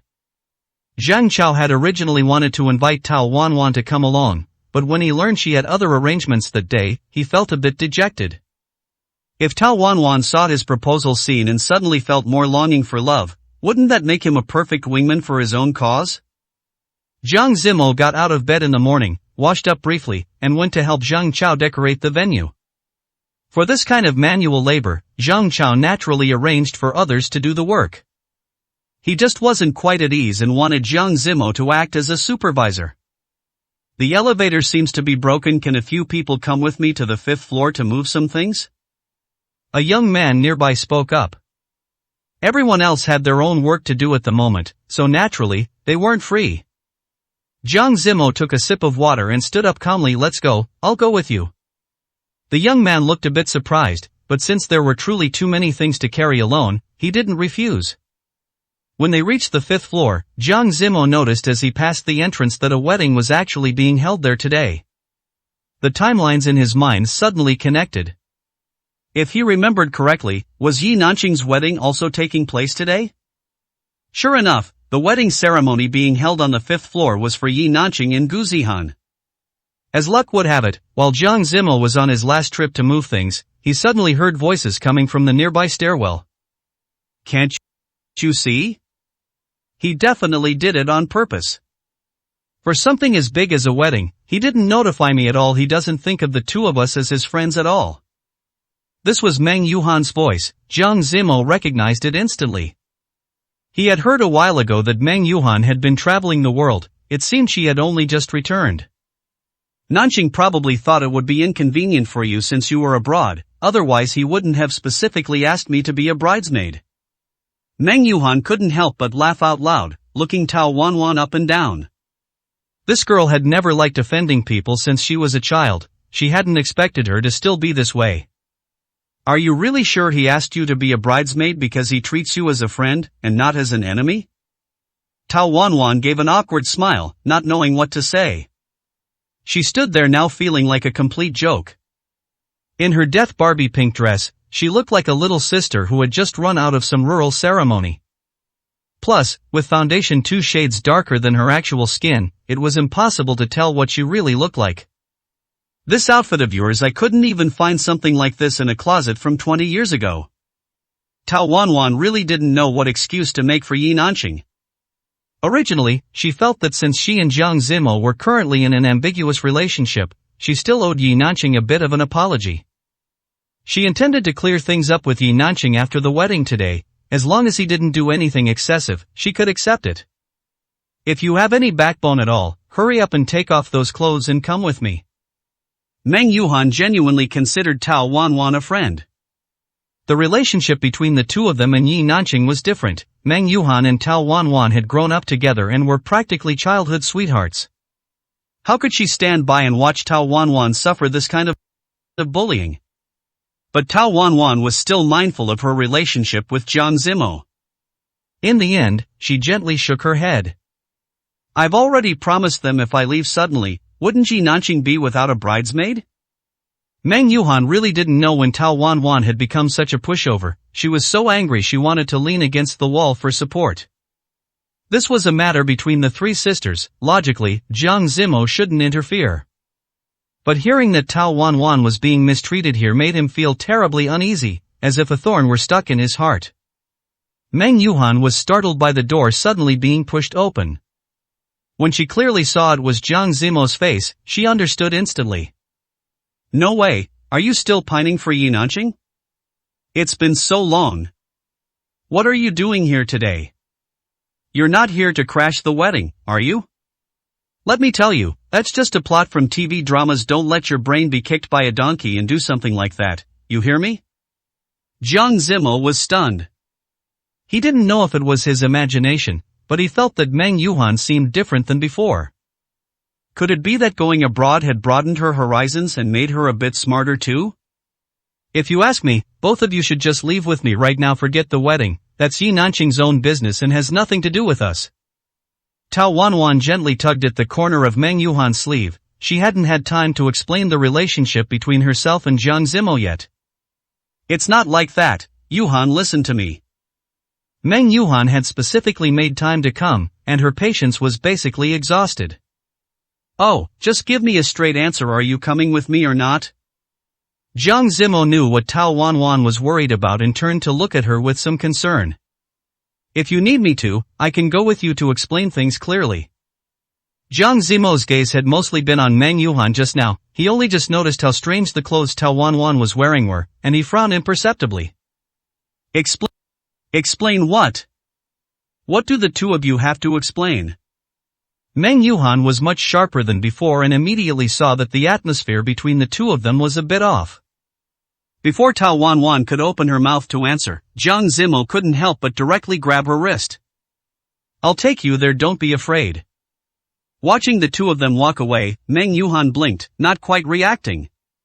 Before they got too far, she hurriedly followed. Her intuition told her there was definitely some major gossip ahead, and she absolutely couldn't miss it. Looking at Jiang Zimo's silhouette in front of her, Tao Wanwan's heart skipped a beat. She couldn't hear any outside sounds, only the thumping of her own heart. The two of them stopped at the door of Yi Nanqing's dressing room. Chapter 213, The Wedding Begins. Tao Wanwan nervously tugged at Jiang Zimo's sleeve. Are we really going to tell her now? Won't it be a bit too sudden? Jiang Zimo turned around and looked at Tao Wanwan's current outfit, sighing helplessly. This girl was simply too yielding to Yi Nanqing. Even after being bullied to this extent, she was still hesitating here. Just as Jiang Zimo was about to push the door open and walk straight in, the door was suddenly pulled open from the inside. "Miss Yi, please be careful." Wearing her wedding dress and clutching her chest, Yi Nanqing walked cautiously out of the room. The moment she saw Jiang Zimo, Yi Nanqing froze for a moment. She hadn't expected the once timid and fearful Jiang Zimo to actually rush to the wedding venue to crash it for her sake. Jiang Zimo was also startled by Yi Nanqing's sudden appearance. Upon seeing Tao Wanwan behind Jiang Zimo, Yi Nanqing frowned with a hint of disgust. "What are you doing here? Shouldn't the bridesmaid be waiting backstage by now? The ceremony has already started. Why are you still standing here like an idiot?" Tao Wanwan had been caught up with Meng Yuhan just now and had completely lost track of time. "Hurry over there." A small assistant nearby anxiously grabbed Tao Wanwan's wrist and ran off with her. The speed was so fast that Jiang Zimo, standing beside her, didn't even have time to react.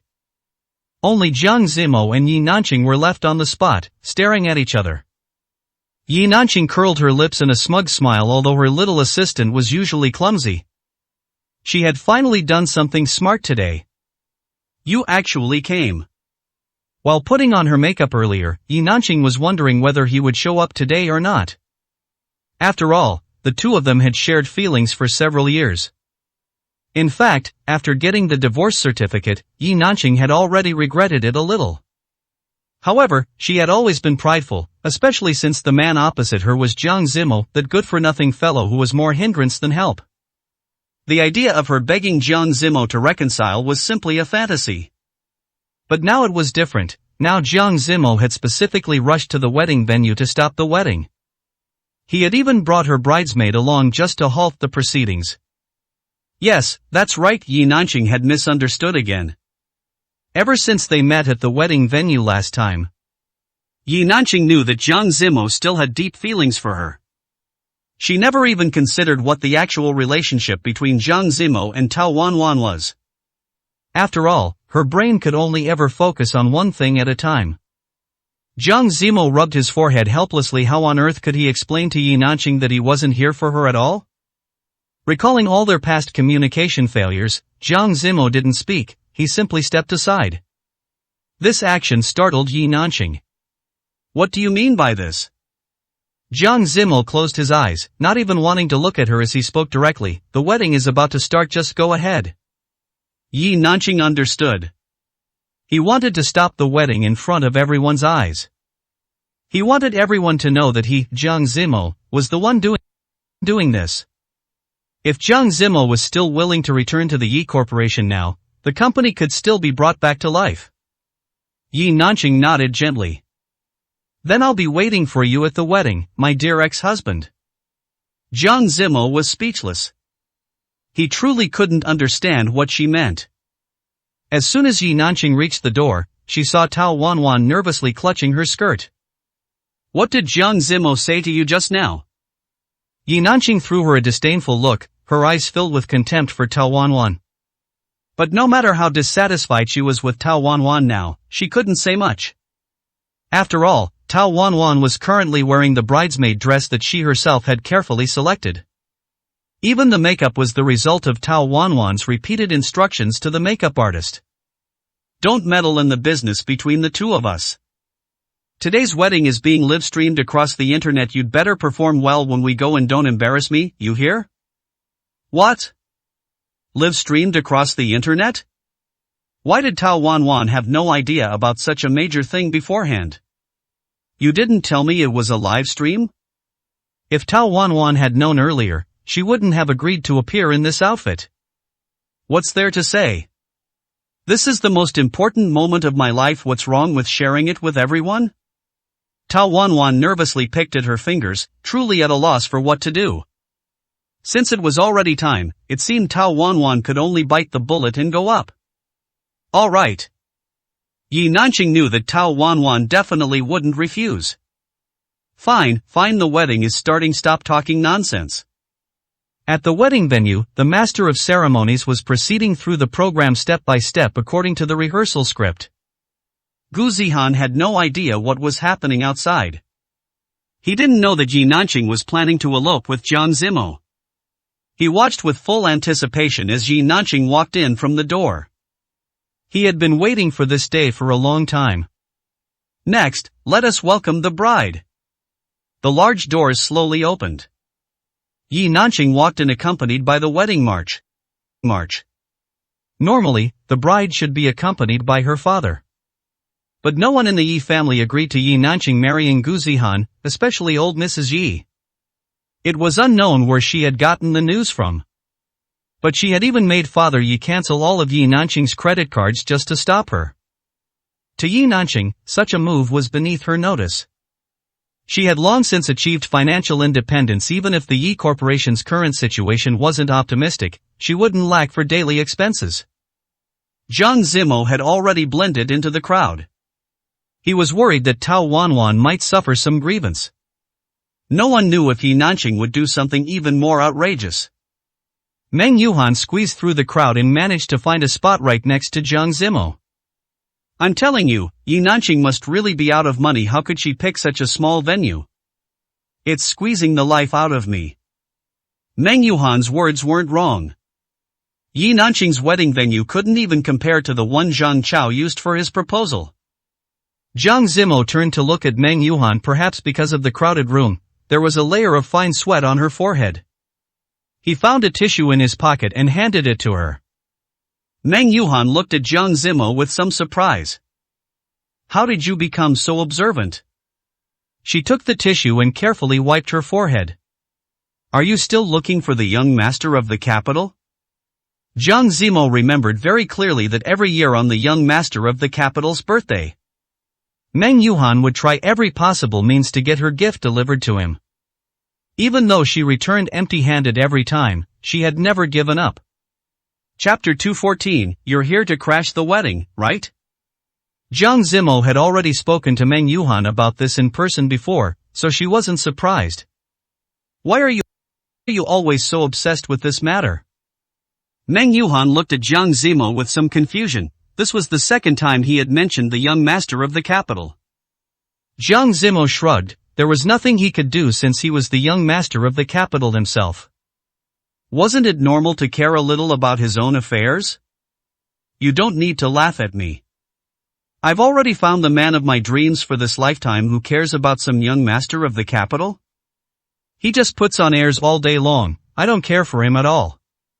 It seemed that this trip around the world had a significant impact on Meng Yuhan. Then, congratulations to you. To be honest, a fanatical pursuer like Meng Yuhan had always been a burden to Jiang Zimo. Now that she had given up, there was one less person he needed to explain things to regarding Tao Wanwan. The wedding was being live-streamed across the entire internet. Gu Zihan and Yi Nanqing were a couple that had gained some popularity online a long time ago. Their wedding naturally attracted a lot of attention. Oh my god. Yi Nanqing is so beautiful. If you ask me, with those looks, she wouldn't lose out even as an actress. Who understands this? The CP I shipped long ago actually came true today. They're truly a perfect match. Brother Gu, as long as you're happy, we fans will be happy with you. Why would Gu Zihan choose to get married at this time? Isn't his career on the rise right now? Won't getting married cause a loss of fans? Your thinking is too narrow. Yi Nanqing is the boss of the Yi Corporation. If he can marry her, he can skip 10 years of struggling. You don't know this, but my brother used to be an employee of the Yi Corporation. The Yi Corporation is about to go bankrupt now. Staying together forever even in such a time of crisis, it's so sweet, so sweet. Online evaluations of this matter were severely polarized. Some felt it was true love, while others felt the two were just using each other. The live stream screen kept looping on the LED board behind them. Jiang Zimo also saw their words clearly. At first, the camera was just focused on Yi Nanqing, and nothing seemed out of the ordinary. But when they were exchanging rings and the groom was giving his speech, the camera seemed to go haywire. Instead of filming Gu Zihan properly, it insisted on zooming in on Tao Wanwan. My God, who is this person? Why is she so scary? This person looks like they just came back from Africa, no offense, ha, sorry, I really can't help it. Looking at the bullet comments scrolling across the big screen one after another, Tao Wanwan lowered her head in embarrassment. She had never felt inferior about her appearance. But today Tao Wanwan really wished she could wear a mask, lower her head, and hide away quickly. Meng Yuhan couldn't help but roll up her sleeves. Look at how happily Yi Nanqing is smiling. I knew this woman must have done it on purpose. At this moment, there was indeed a smug smile on the corner of Yi Nanqing's mouth. Zhang Zimo frowned, feeling a pang of heartache as he watched Tao Wanwan standing on stage looking lost and helpless. No, I have to teach this person a lesson. Saying that, Meng Yuhan prepared to rush onto the stage to pull Tao Wanwan down. She couldn't watch her only friend being judged by others like this. To her surprise, she was pulled back by Zhang Zimo just as she took a step. Leave this matter to me. For a moment, Meng Yuhan even doubted if she was hallucinating. What was this guy Zhang Zimo saying? But before she could ask for clarification, Zhang Zimo had already dashed onto the stage. A second ago, Yi Nanqing was still wondering when Zhang Zimo was planning to crash the wedding. If he didn't start soon, the ceremony would be over. Then, in the next second, Zhang Zimo rushed into her line of sight. Seeing Tao Wanwan make a fool of herself had already made Yi Nanqing very happy, and now seeing Zhang Zimo sweating profusely out of anxiety for her. Her heart began to pound uncontrollably. She seemed to have found the feeling of her heart fluttering. This was a true heartbeat. Yi Nanqing didn't even hesitate to throw off Gu Zihan's hand and walk step by step toward Zhang Zimo. Gu Zihan looked at the two of them, losing his composure. What was going on now? Wasn't Zhang Zimo very straightforward when they divorced before? What was the meaning of him suddenly appearing at his wedding venue now? Zhang Zimo, you guys. Gu Zihan looked at the two people in front of him in disbelief. Yi Nanqing didn't want to be so proactive and pretended to know nothing. Why are you here? If there's anything, can we talk properly after the wedding is over? With such a dramatic scene, the netizens in the live stream room completely erupted. Oh my God, what's the situation? Why do I feel like there's a very subtle atmosphere between the three of them? This man seems to be from the Yi Corporation's rival company. Could it be that there's some fleeting romance between them? Is this a plot I can see without paying? It's even more exciting than a short drama. He's not really going to crash the wedding, is he? I still support Gu Zihan. After all, the two of them were very sweet before. This new guy is so handsome. He's totally my type. The bullet comments on the big screen flashed by rapidly, and the number of viewers exceeded 50,000. Zhang Zimo could see their comments and sighed helplessly. Not far away, Tao Wanwan looked at Zhang Zimo cautiously. She didn't know what he was going to do and didn't dare to make a move. Yi Nanqing blinked her eyes. She had already weighed the pros and cons between Gu Zihan and Zhang Zimo very clearly. Before, Yi Nanqing thought Gu Zihan's Gu Corporation would definitely be able to give the Yi Corporation some help. But looking at it now, they weren't even willing to spend a bit of money to book a larger venue for her. Looking at the crowded people below, Yi Nanqing had never imagined her wedding would be so stingy. Zhang Zimo was different. He was the backbone of the Yi Corporation. As long as he could return, the Yi Corporation would definitely be able to make a comeback. After all, Lantu only began to flourish after Zhang Zimo joined.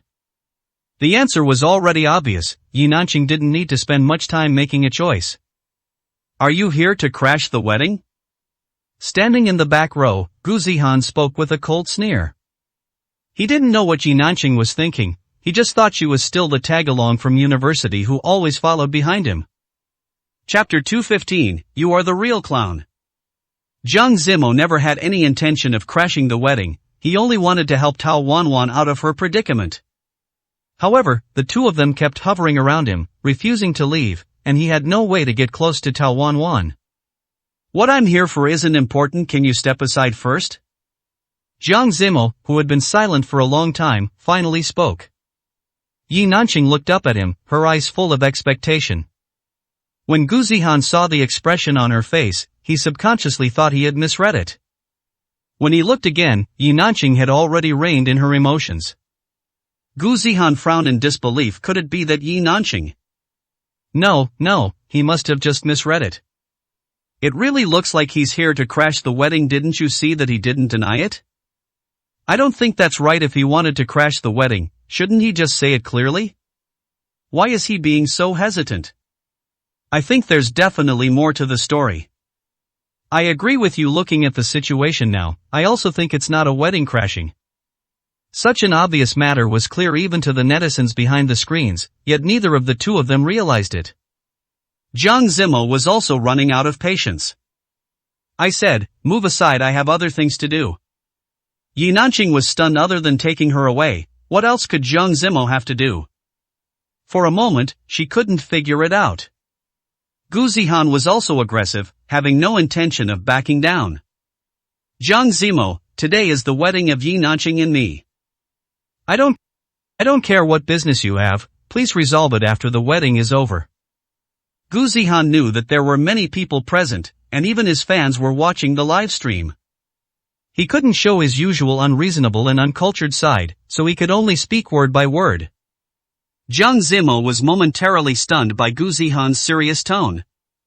It can't be handled after the wedding, it must be handled now. If Gu Zihan was only at the stage of suspicion just now. Then after hearing this sentence, Gu Zihan could immediately be sure that Jiang Zimo was definitely here to crash the wedding. If you're going to be so stubborn, then Mr. Jiang, don't blame me for being heartless. Jiang Zimo turned his head to look at Tao Wanwan, who had been standing in the corner. The only two paths through were both blocked tightly by the two of them. Even if Jiang Zimo wanted to rush in directly at this time, it was completely impossible. Just as he was wondering what to do, a familiar voice suddenly came from behind him. It's fine that you didn't invite me to be a bridesmaid for your wedding, but how is it that I didn't even receive a basic invitation? Hearing this voice, Yi Nanqing turned her head in surprise. According to her investigation, Meng Yuhan had been abroad all this time, acting all lovey-dovey with her young boyfriend. How could she suddenly appear at her wedding? Facing her questioning, Yi Nanqing stammered, not knowing how to answer. Why didn't she invite her? It was simply because Meng Yuhan was a natural headline grabber. Wherever she was, she wouldn't give others a chance to stand out. Yuhan, how did you come back so suddenly? Although she was extremely flustered inside, Yi Nanqing still pretended to be calm and explained for herself. I thought since you were abroad, it wouldn't be convenient for you to come, so I didn't invite you. Besides, we're planning to hold another wedding abroad later. I was originally going to have you be the bridesmaid then. Yi Nanqing was even surprised that her reaction was so quick this time. If the price of being your bridesmaid is wearing the world's ugliest bridesmaid dress and makeup that doesn't suit me at all, then I probably still wouldn't consider it. Meng Yuhan looked at Yi Nanqing with a face full of disgust. If she had known this would happen, she wouldn't have hung out with Yi Nanqing back then. Wouldn't she have saved herself a lot of trouble? No wonder, I was wondering who chose that Barbie pink bridesmaid dress, so that's how it is. Politely asking, what does this mean? I don't seem to quite understand. I assented just that Yi Nanqing was worried about being outshone by the bridesmaid, so she specially gave her the ugliest dress and the ugliest makeup? What's so hard to understand about that? If that's really the case, then isn't this Yi Nanqing a bit too much? Remove a bit, this is very much too much. Being a bridesmaid is very hard work. Agreed, I was a bridesmaid for my best friend once, and I almost died of exhaustion by the end of the day. Having her petty thoughts exposed, Yi Nanqing was so embarrassed she didn't know what to say. Jiang Zimo also found an opening at this time and walked straight to Tao Wanwan's side. He took off his suit jacket and draped it over her. You too, I think I made it very clear just now that I'm not here to crash the wedding. Also, Miss Yi, it must have been hard work to find such an ugly dress. You must have put a lot of thought into it. Yi Nanqing could clearly feel her teeth chattering. What was going on? How did things develop to this point? Today was supposed to be Yi Nanqing's wedding, the most beautiful day of her life. Where exactly did it go wrong? Gu Zihan still didn't quite believe that Jiang Zimo had only come to take Tao Wanwan away. What is the relationship between the two of you? He wasn't a fool for Jiang Zimo to rush up just to take someone away. The relationship between them was definitely not simple. He had originally intended to go public after some time, but Yi Nanqing's wedding seemed to be a good occasion. Jiang Zimo turned his head to look at Tao Wanwan. Tao Wanwan, following behind him, felt that she was too ugly at this moment. She kept her head down, not daring to look at the man in front of her. Jiang Zimo gently smoothed the stray hairs by her ear. As you can all see, we are together. She, Tao Wanwan, is my girlfriend. Yi Nanqing's eyes widened as if she had been struck by a bolt from the blue. Wasn't Jiang Zimo here to crash the wedding today? Could it be that what Yi Nanqing said just now made him uncomfortable, so he was deliberately saying this to spite her? Zimo, did you make a mistake? Even now, it was unexpected that Yi Nanqing was still so unwilling to face the truth. I didn't make a mistake, Yi Nanqing. We were over long ago. The reason I appeared at your wedding today is solely because of Tao Wanwan. Yi Nanqing's shoulders couldn't stop trembling now. She had become the clown in the mouths of all the netizens. Chapter 216, It's All the Bride's Fault. Yi Nanqing never imagined that Tao Wanwan and Jiang Zimo were actually involved with each other. So, is this why you divorced me? After learning the truth, Yi Nanqing momentarily lost control of her emotions, her voice cracking as she spoke. Beside her, Meng Yuhan was also stunned into silence. Although she had long known she would witness some drama, she never expected it to be such a massive bombshell. No wonder Tao Wanwan was so obedient to Yi Nanqing. It turned out she had done something to wrong her. But that wasn't quite right either, since Yi Nanqing and Jiang Zimo were already divorced. Whatever Tao Wanwan did was technically within reason. She just never imagined Tao Wanwan would do something so significant behind her back. Standing to the side, Meng Yuhan's mouth was already wide open in shock. The spectators in the live stream comments were also buzzing with discussion. It wasn't their fault. There had been a lack of interesting news in the entertainment industry lately, and it had been a long time since everyone's attention was so focused. Could this be another case of cheating within a marriage? Wait, that's not right. I remember Yi Nanqing was clearly single before. I never heard anything about her being a divorcee when she got with Gu Zihan. We can't possibly understand the affairs of the wealthy. It couldn't be that both sides were cheating during their marriages, could it? That would be a bit too intense. No way, wouldn't that make Gu Zihan the other man? Can his fans accept that? Yi Nanqing's entire attention was on Jiang Zimo and Tao Wanwan. She didn't notice at all what the netizens in the livestream were saying. However, Gu Zihan, standing in front of the large screen, saw everything clearly. He didn't care how they discussed Jiang Zimo crashing the wedding, but as soon as he saw someone suggesting he might be the other man, Gu Zihan suddenly couldn't sit still. Having his secret exposed so bluntly made him lose his composure. Why hasn't this live stream ended yet? Do they think the audience hasn't seen enough of this spectacle? Gu Zihan walked up to the cameraman, grabbed him forcefully by the collar, and growled in a low voice. He didn't realize that the camera next to them was capturing his actions perfectly. However, before Gu Zihan could see if the netizens said anything else, the live stream was abruptly cut off. This live stream had been specially arranged by Yi Nanqing beforehand, and she had repeatedly instructed that no matter what happened, the stream must not end. But the accident Yi Nanqing had anticipated was only Jiang Zimo crashing the wedding. Although the current development had completely spiraled out of control, the staff didn't dare to act on their own. The boss said it couldn't be stopped casually, so they resolutely kept it running. What was supposed to be a perfectly good wedding had now been turned into a chaotic mess by Jiang Zimo. Given Yi Nanqing and Gu Zihan's temperaments, they naturally wouldn't let Jiang Zimo off so easily. What exactly is going on between you two? You must explain it clearly to me today. Yi Nanqing's mind was a mess. She had no idea when Jiang Zimo and Tao Wanwan had colluded. Jiang Zimo believed he had no obligation to explain anything to Yi Nanqing. It has nothing to do with you. When the two of us got together is none of your business. Tao Wanwan stood by Jiang Zimo's side, looking up at him cautiously. She had originally planned to have a good talk with Yi Nanqing after the wedding. But certainly not like this. After all, Tao Wanwan had only just found out that she was Jiang Zimo's girlfriend. Although Meng Yuhan was surprised, since Jiang Zimo was now standing on Tao Wanwan's side, that made him Meng Yuhan's friend.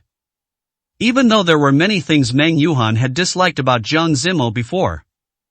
For Tao Wanwan's sake, those things didn't matter at all. What right do you have to ask others that? Can the two of you even clearly say when you got together? Before Yi Nanqing could speak, Gu Zihan, who was behind her, couldn't help but speak up. Miss Meng, I hope you won't make baseless accusations. Yi Nanqing and I only started dating officially after her divorce. We definitely don't have the kind of relationship you're implying. What Gu Zihan hated most was people calling him the other man. To this day, he hadn't even touched a single finger of Yi Nanqing's. How could another man be like this? Meng Yuhan didn't care what Gu Zihan said. Simply put, neither of the men around Yi Nanqing were good guys except for the current Jiang Zimo. In a strict sense, it seemed that whoever ended up with Yi Nanqing would end up in a terrible state. Jiang Zimo gently shielded Tao Wanwan behind him. He hadn't intended to interfere in their business, regardless of who Yi Nanqing married, it had nothing to do with him. But she just had to drag Tao Wanwan into it, and that changed things for Jiang Zimo. I'll say it again, there's no need to tell you about our business. I have other things to do today. I apologize for disturbing your wedding, but the main reason is that you were far too cruel to Tao Wanwan. Yi Nanqing naturally understood what Jiang Zimo meant, but she feigned ignorance, frowning as she continued to question him. What do you mean by that? I treated her as a friend and invited her to be my bridesmaid. Was that really so cruel of me? Jiang Zimo had long guessed that Yi Nanqing would never admit to her actions. She likely didn't even think she had done anything wrong. Standing nearby, Meng Yuhan couldn't bear to watch any longer, seeing a few guests in the audience who hadn't left yet because they wanted to watch the drama. She quickly pulled them over to ask. Tell me, do you think the clothes this bridesmaid is wearing and her overall styling look good? Upon hearing Meng Yuhan's question, those people's eyes immediately shifted to Tao Wanwan. Tao Wanwan lowered her head in fear. However, she clearly heard several women opposite her speak with disgust. I wouldn't have worn clothes like that 800 years ago. Exactly, this color makes the whole person look incredibly tacky. Even if we gave it to our live-in housekeeper, she probably wouldn't want it. Tao Wanwan gently twisted the corner of her dress, feeling as though all their criticisms were directed at her personally. Just as Tao Wanwan was feeling sad, their voices reached her again. Anyway, when I get married, I definitely won't choose bridesmaid dresses like this. My taste isn't that poor. Right? For the bride to choose such clothes is just outrageous. The bridesmaid is truly pitiful. Chapter 217, right now. The public's eyes were sharp. Everyone knew that the reason Tao Wanwan was wearing such ugly clothes was all because of Yi Nanqing's deliberate actions. Hearing this, Tao Wanwan instantly felt more confident since she no longer needed to hide her relationship with Jiang Zimo. She didn't need to keep backing down when it came to Yi Nanqing. Before Jiang Zimo could even react, Tao Wanwan had already stepped out from behind him. Yi Nanqing, I originally felt that we were friends, even though you and Jiang Zimo are already divorced. Furthermore, the two of us have never done anything to wrong you, yet I still felt that my relationship with Jiang Zimo was something I should apologize for. However, that is no reason for you to push things even further.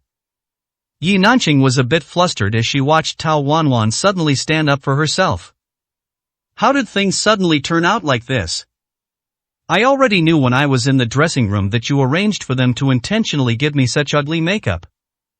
I thought I'd let it go since it was your wedding, but you actually arranged for the live stream cameras to give me close-ups so everyone could mock me. I'm not some pushover.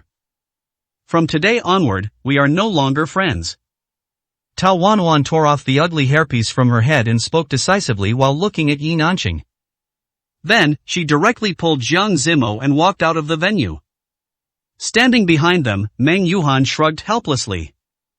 She really was someone who prioritized romance over friendship. How could she just leave her here like this?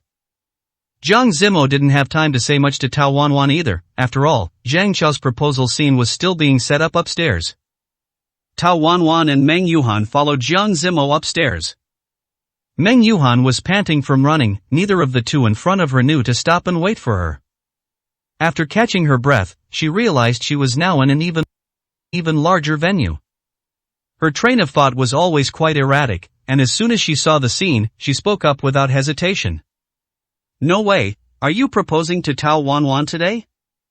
Isn't that a bit too fast? Jiang Zimo had already wasted a lot of time at the wedding downstairs. He didn't know if there was anything upstairs that needed his help or if any problems had arisen. That was why he had rushed up in such a hurry, even forgetting to explain to Tao Wanwan that this was actually Zhang Chao's proposal scene. Hearing what Meng Yuhan said, although Tao Wanwan also felt it might be too fast, she still lowered her head shyly. Even though I was satisfied with your performance just now, I haven't properly vetted you yet. I have to see if you're reliable enough before I consider letting Tao Wanwan marry you. Meng Yuhan was speaking more and more outrageously. Jiang Zimo coughed awkwardly. Seeing his reaction, Tao Wanwan also realized that something seemed a bit off. This venue was clearly not fully decorated yet. Moreover, Jiang Zimo knew she was supposed to be Yi Nanqing's bridesmaid today. Everything that just happened was an accident. How could Jiang Zimo have coincidentally prepared a proposal venue? Coupled with the awkward expression on his face, Tao Wanwan knew they must have overthought things. Is someone else proposing? Tao Wanwan asked cautiously to avoid making Jiang Zimo feel uncomfortable. Jiang Zimo looked down at Tao Wanwan a bit sheepishly and then nodded. Standing behind them, the interest instantly vanished from Meng Yuhan's eyes. I thought the proposal was happening today, you scared me. Since it has nothing to do with Tao Wanwan, I'll be going first. You two better tell me everything the next time we meet. Tao Wanwan lowered her head in embarrassment. Meng Yuhan had no choice. Her little boyfriend had been waiting downstairs and had sent countless text messages to hurry her up. If she didn't go down now, there was no guarantee the guy wouldn't just charge up here. Watching Meng Yuhan turn to leave, Jiang Zimo explained a few more words. Today is when Zhang Chao is going to propose to Tang Xinyu. I'm really sorry for letting you misunderstand just now. Now that only the two of them were left, for some reason, Tao Wanwan felt a bit shy being alone with him. It's fine, I was just overthinking it. How could that be? Don't worry, what I give you will definitely be even better than this. Tao Wanwan looked up in surprise upon hearing this. What did Jiang Zimo mean by that? Didn't it imply that he would also propose to her in the future? At that thought, Tao Wanwan lowered her head shyly. But as she looked down, she suddenly saw the Barbie pink dress she was wearing, and the entire atmosphere instantly evaporated.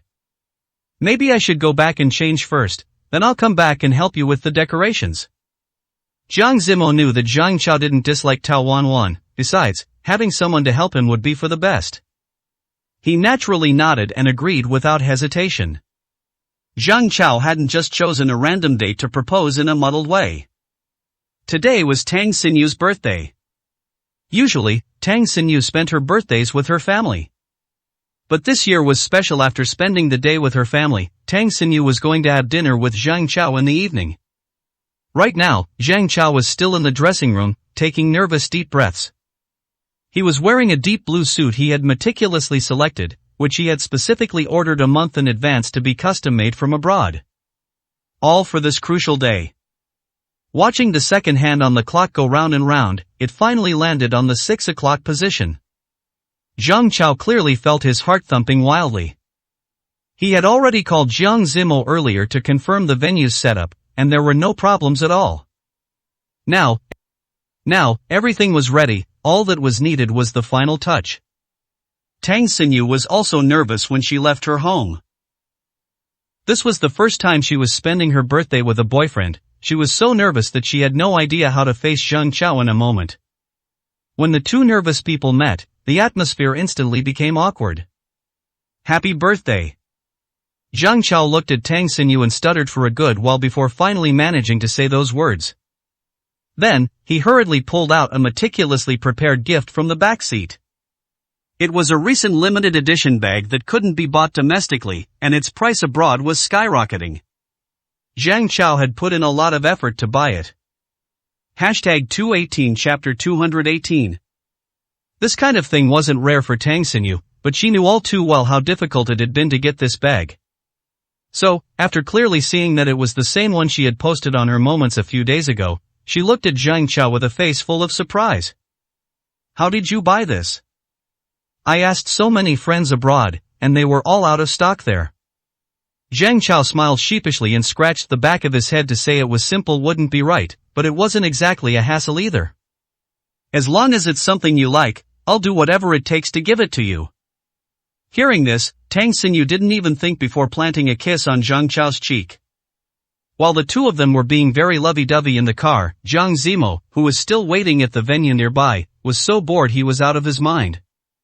The setup for the venue had been completely finished by 2 or 3 in the afternoon, and after that, he had been stuck waiting there for over 4 hours. Seeing Tao Wanwan sitting next to him looking a bit tired, Jiang Zimo felt quite apologetic. "If you're too tired, you should go back and rest first. I can handle things here on my own." Tang Xinyu had never been one for crowds, so Zhang Chao hadn't invited many people to today's proposal. Aside from Jiang Zimo, there was probably only Lin Fei. However, Lin Fei wouldn't be coming this early, so for the time being, only Jiang Zimo would be here. Tao Wanwan shook her head without hesitation. "I don't have anything to do anyway. I'll just stay here and wait with you, otherwise you'll be too bored by yourself." Tao Wanwan stared at her toes and spoke in a low voice. Jiang Zimo was naturally happy that she was willing to stay with him. Tao Wanwan rubbed her fingers together and asked somewhat hesitantly, "What you said just now at Yi Nanqing's wedding, did you mean it?" After saying this, Tao Wanwan lowered her head shyly. She had never imagined that their relationship would be confirmed in such a way. Jiang Zimo also knew what Tao Wanwan was worried about and stared at her with a firm gaze. "I didn't think this through properly. I was a bit impulsive just now and didn't ask for your opinion." Hearing this, Tao Wanwan suddenly had a bad premonition as expected. She had just been overthinking it, hadn't she? Jiang Zimo only wanted to help her out of a tight spot, and everything else he said was just for that purpose, with no other meaning behind it. At this thought, Tao Wanwan felt a sense of disappointment. She didn't expect that in the next second, she would hear Jiang Zimo ask softly, "Miss Tao, I should ask you properly, would you be willing to be my girlfriend?" Tao Wanwan was stunned. Things hadn't developed at all like she had imagined. Jiang Zimo simply felt that he owed Tao Wanwan a confession, nothing more. "To be honest, at the beginning, I only saw you as a very reliable, ordinary friend. But as we spent more time together, I saw many things about you that attracted me. Especially when you lost contact abroad, I was so worried every day that I couldn't sleep. I knew then that I must have fallen in love with you, but my own situation is just too complicated. I didn't want to hold you back, so I never explained things clearly, but I don't want to wait anymore. Tao Wanwan, I like you. Are you willing to be my girlfriend?" They say a proper relationship should start with a bouquet of roses. But today's situation was quite unexpected. Although the venue was covered in roses, Jiang Zimo wasn't so shameless as to borrow Zhang Chao's things. Tao Wanwan nodded vigorously. She had been waiting for this day for a long time. The two of them committed to each other in the room, unaware that at this very moment, Lin Fei was already standing at the door of the venue's room. Originally, she was just curious about who the other girl inside was, so she cautiously checked at the door. But she never imagined she would actually see the person she loved confessing to another girl with her own eyes. Lin Fei had been incredibly happy today because of Tang Xinyu's situation, but now the smile on her face had completely vanished. She covered her mouth in shock, forcing herself not to make a sound out of extreme sadness. But seeing them embracing so sweetly, Lin Fei couldn't stop her shoulders from trembling. So, all those previous rejections were just excuses, right? The real reason was simply that Jiang Zimo didn't like her. Lin Fei was not a confident person, and facing such a gap, her self-esteem hit rock bottom. Was it because she wasn't good enough that she couldn't earn Jiang Zimo's love? Or was it because her looks were just ordinary? In just a few short minutes, Lin Fei had belittled almost every aspect of herself. Standing at the door, she only felt a heartache so deep that she couldn't find any other words to describe her current feelings. But regardless, as long as Jiang Zimo could be happy, that was all that mattered to Lin Fei. Inside the room, Jiang Zimo received a message from Zhang Chao at that moment, saying the two of them were on their way. Jiang Zimo hurriedly stood up. There were many lights that needed to be prepared at this time, and once everything was in order, he pulled Tao Wanwan and hid backstage. The backstage area wasn't large. Originally, it would have been more than enough for Jiang Zimo to hide there alone. But now that Tao Wanwan was there too, the two of them were pressed tightly against each other, even their breaths intertwining. Tao Wanwan placed her hands on Jiang Zimo's chest, her fingers interlaced nervously. Whenever Jiang Zimo looked down, he could see how nervous Tao Wanwan was, and he gently stroked her palm. "They'll be here soon, it's okay." Jiang Zimo's breath brushed against Tao Wanwan's ear as he spoke, making her shudder sensitively. This caused Jiang Zimo to hold her a little tighter. About 10 minutes later, a sudden sound of footsteps came from the doorway. Zhang Chao walked into the venue with Tang Xinyu. Jiang Zimo already knew the entire proposal process by heart, but listening to Tang Xinyu's reaction, he was still deeply moved. Beside him, Tao Wanwan was looking around curiously. Jiang Zimo gently stroked her hair, secretly vowing in his heart that he would give Tao Wanwan even better things in the future. When the proposal ceremony ended, Jiang Zimo and Tao Wanwan came out from backstage holding a cake and singing a birthday song. In front of them, Tang Xinyu was already crying uncontrollably, never expecting that the two of them would actually be here as well.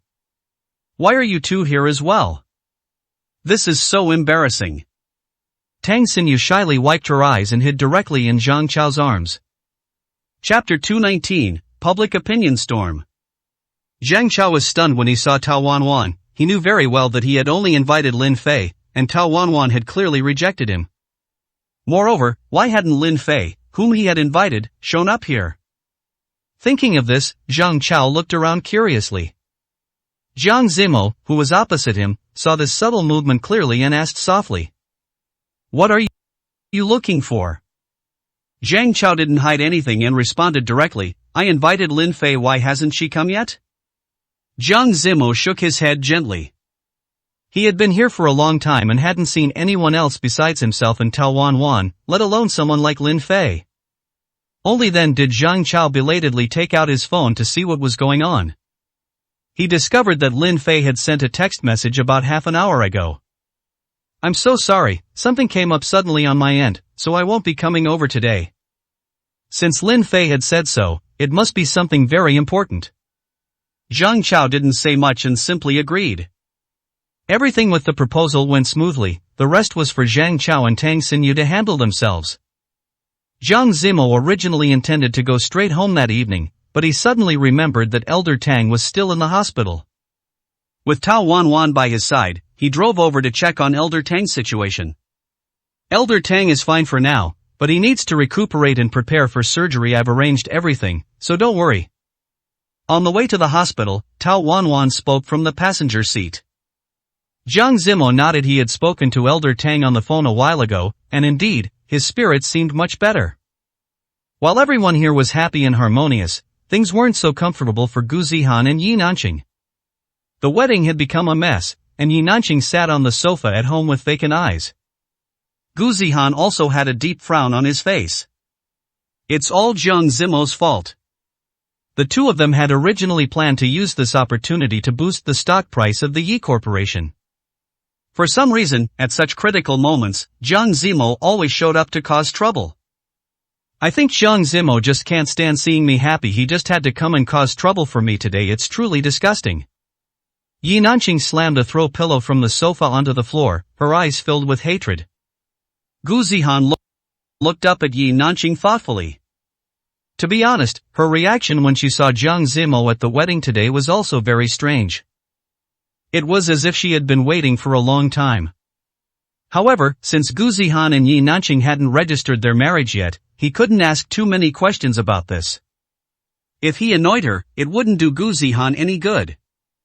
Right now, Gu Zihan didn't dare turn on his phone. The negative comments about him online were overwhelming.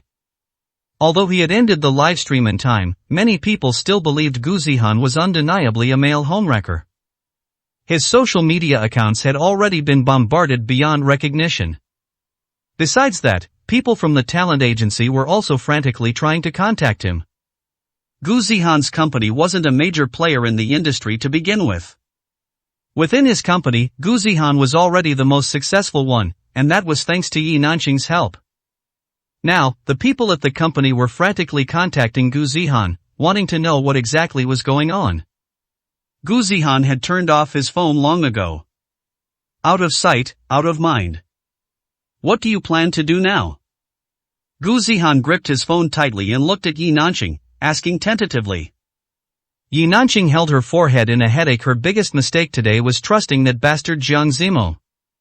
They had so many opportunities to meet before the wedding started, yet he hadn't even thought to clarify things with her in advance. Therefore, Yi Nanqing was certain that Jiang Zimo's purpose for coming today was to ruin her wedding. Any mention of Tao Wanwan was just his excuse. So the relationship between Jiang Zimo and Tao Wanwan was likely fake, just a shield for him to get revenge on Yi Nanqing. Thinking of this, Yi Nanqing sighed helplessly. It couldn't be helped, after all, Jiang Zimo had loved her for so many years.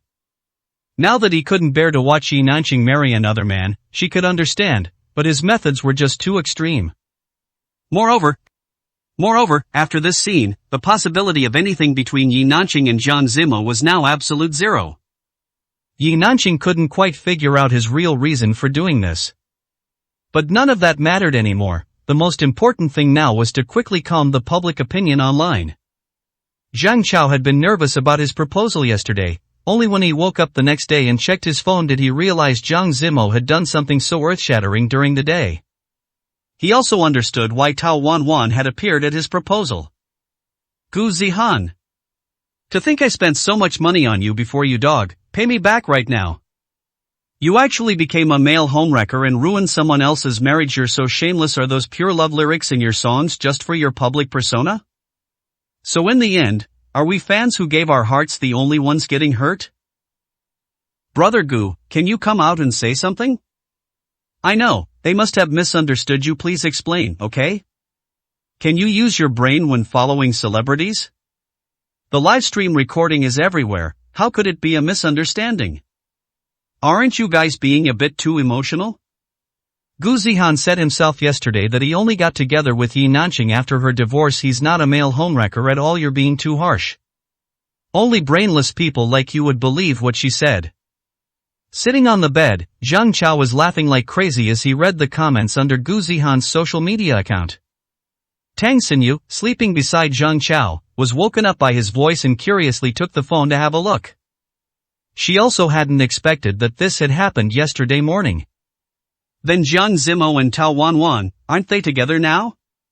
With Tang Xinyu's reminder, Zhang Chao finally realized this point. That's right. That kid, he didn't even mention such a big thing to me yesterday. You should get some rest. You worked so hard last night. I'm going to find Jiang Zimo now and get the full story. Tang Xinyu shyly punched Zhang Chao's chest a few times. Zhang Chao kissed her forehead, and after preparing breakfast, he drove straight to Jiang Zimo's house. He never expected that his best friend's lifelong matter would be settled so quickly. As expected of the young master of the capital. Chapter 220, The Truth About Xinhe. Not even 6 months after the divorce, and he's already found such a beauty. Zhang Chao arrived at Jiang Zimo's doorstep and knocked without a word. Jiang Zimo, still half asleep, opened the door with a dazed expression and frowned, confused by his presence. What are you doing here so early in the morning? Ignoring whatever Jiang Zimo was saying, Zhang Chao entered the room and looked around. Finding no sign of a woman, he sighed with a hint of disappointment. Bro, you're not doing so well. How did you end up coming back alone last night? Jiang Zimo knew that Zhang Chao probably didn't know he had confessed to Tao Wanwan and that they were now together. After all, Jiang Zimo had intentionally kept it quiet yesterday. Since it was their proposal event, Jiang Zimo didn't want to steal the spotlight. What are you talking about? Who could I have brought back?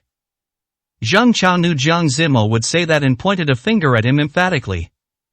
Look at you, still pretending the live stream of yesterday's wedding is all over the place now. Don't think I don't know anything. Jiang Zimo frowned slightly. What live stream? He had no idea. At the wedding yesterday, Jiang Zimo's seat happened to be facing away from the large livestream screen, so he was completely unaware of it. Stop pretending the video of you stepping up for that hero saves the beauty moment was all caught on camera. Gu Zihan is getting roasted. People are calling him a male homewrecker who interfered in someone else's marriage. He's totally shameless. Hearing this, Jiang Zimo finally realized something was wrong. He had originally thought Zhang Chao was just trying to bait him based on some rumors. But seeing how certain he was, could there really have been a live stream?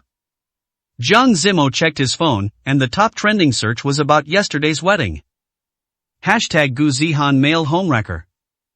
The first thing he saw after clicking was the recorded livestream from the wedding, which already had over 3 million likes. The comments section was even more intense. Is it just me? The original husband is clearly way more handsome. I don't know why the bride chose such an ugly squash. At the wedding yesterday, Gu Zihan's look did indeed resemble a squash. The bride must be blind. If it were me, I'd definitely hold on to such a handsome husband and never let go. The groom is Gu Zihan, right? I really couldn't tell before. He's actually that kind of person? Is this really not a script? Who live streams their own wedding on purpose? It must be an act for us. Reasonably suspecting it's a script, otherwise, it's just too dramatic. The bride seemed a bit smug, thinking her ex-husband was there to crash the wedding. Don't be such a green tea bitch, okay? That dress was clearly a deliberate attack on the bridesmaid. Yi Nanqing is really too much. I'm never using Yi Corporation products again. Jiang Zimo raised an eyebrow. Fortunately, the online sentiment was unanimously criticizing the two of them. He had been afraid of seeing negative comments about Tao Wanwan. Alright, stop looking. Gu Zihan's comments section is the real spectacle. I really want to see how the two of them are going to resolve this. Jiang Zimo was also curious about it now. Gu Zihan is a public figure after all. With such a massive scandal, he really wanted to see how they'd handle the PR. But you're a bit unreliable, aren't you? Such a big deal as having a girlfriend, and you didn't even tell me ahead of time yesterday. Jiang Zimo lowered his head and smiled helplessly. I just didn't want to steal your spotlight. There's plenty of time to talk about it later. Hearing this, Zhang Chao immediately looked a bit unhappy. You two wouldn't have stolen our spotlight. Besides, with our relationship, if you'd said something, we would have just celebrated together. Alright, then let's have a good celebration tonight. Jiang Zimo sat down next to Zhang Chao and poured him a glass of water. Zhang Chao naturally wouldn't refuse. There wasn't much going on at Lantu lately, so the two of them were quite free. At that moment, for some reason, Jiang Zimo suddenly thought about Shinhee. He had wanted to explain things to Zhang Chao at the funeral, but there were too many people. Then something happened to Elder Tang, and he hadn't found the right opportunity. Last time, I remember you told me that Dr. Lu's death was caused by Shinhee's driver hitting him with a car? Zhang Chao fiddled with his phone and nodded noncommittally. He was right there when the police were talking to Mrs. Lu. He heard it with his own ears, so there was no mistake. Jiang Zimo pursed his lips, unsure of how best to bring it up. Zhang Chao could also tell that Jiang Zimo was struggling with something. He tilted his head and asked, "What's wrong? Do you have some other clues?" Jiang Zimo nodded vigorously. More than just clues, it was key evidence. As luck would have it, Jiang Zimo's phone always had the automatic call recording feature enabled. He had originally done it for work documentation, never imagining it would prove useful in this matter. After listening to the recording on Jiang Zimo's phone, Zhang Chao's jaw dropped. So you're saying that the one who actually hit the person was Shinhee?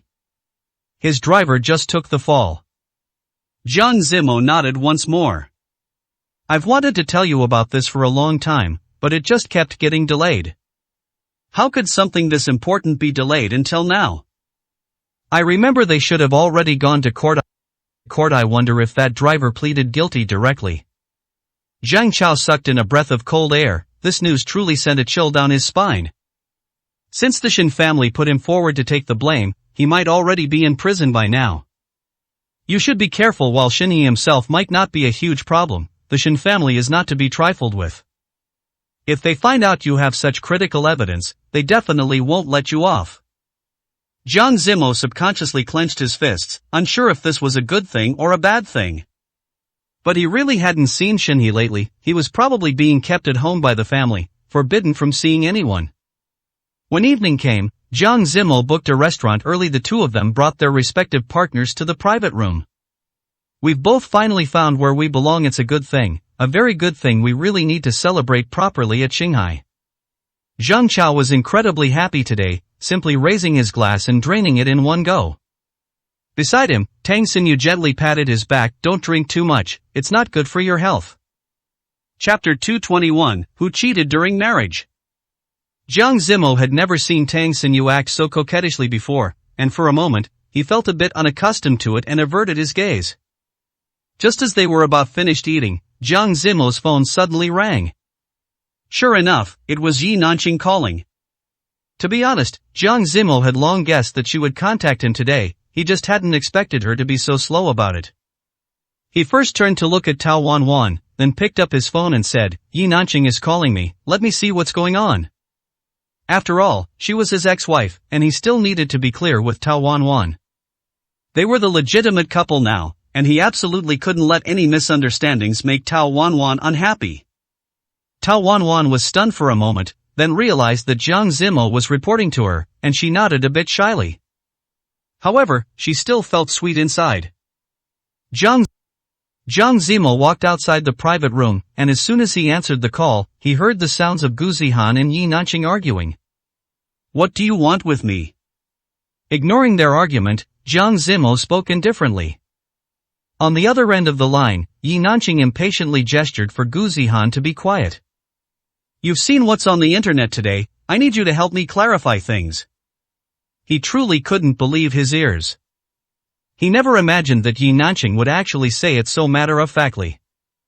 How am I supposed to clarify? I have plenty of evidence of the two of you colluding during our marriage, but I can't find anything to prove your innocence. Yi Nanqing took a deep breath. This Jiang Zimmel was really obstinate now. Why didn't he have the same level of consciousness as before? You just need to post a clarification saying that we only got together after we divorced, isn't that enough? Does that require any evidence? Gu Zihan and I never did anything to wrong you, we only got together after divorcing you. You can't expect me to be alone for the rest of my life. Jiang Zimmel sneered. He really wanted to know where Yi Nanqing got such great mental fortitude. Yi Nanqing seemed to hear Jiang Zimmel's sneer and frowned slightly. She knew that Jiang Zimmel did not want her to marry Gu Zihan. He was trying to use this method to force Gu Zihan to retreat. After all, he was a public figure. If he were really labeled as a male homewrecker, he wouldn't be able to stay in this industry in the future. Yi Nanqing originally didn't want to call Jiang Zimmel. She also hoped that Jiang Zimmel's plan would succeed, so perhaps she might have a chance to reconcile with Jiang Zimmel. Life would become as colorful as it used to be. It was just a pity that Gu Zihan threatened her using Shuangshuang's situation. Yi Nanqing really had no choice, which is why she called to try and explain things clearly to Jiang Zimmel. We were husband and wife. After all, you know, I never did anything to wrong you during our marriage. Back then, Gu Zihan and I were really just colleagues. Jiang Zimmel couldn't listen anymore. Since he wasn't going to help clarify anything anyway, he simply hung up the phone. When Yi Nanqing saw that the call had been cut off, she actually breathed a sigh of relief. She shrugged her shoulders and looked at Gu Zihan helplessly, saying, he hung up on me. Gu Zihan silently clenched his fists. He had thought that Jiang Zimmel would listen to Yi Nanqing no matter what. Now it seemed he would have to think of other ways. As soon as Jiang Zimmel returned to the private room, Zhang Chao couldn't hold back and asked, what happened? What did that pair of adulterers want with you? It's nothing, they just wanted me to help clarify that the two of them didn't cheat during marriage. Zhang Chao looked as if he had heard the biggest joke in the world and rolled his eyes speechlessly.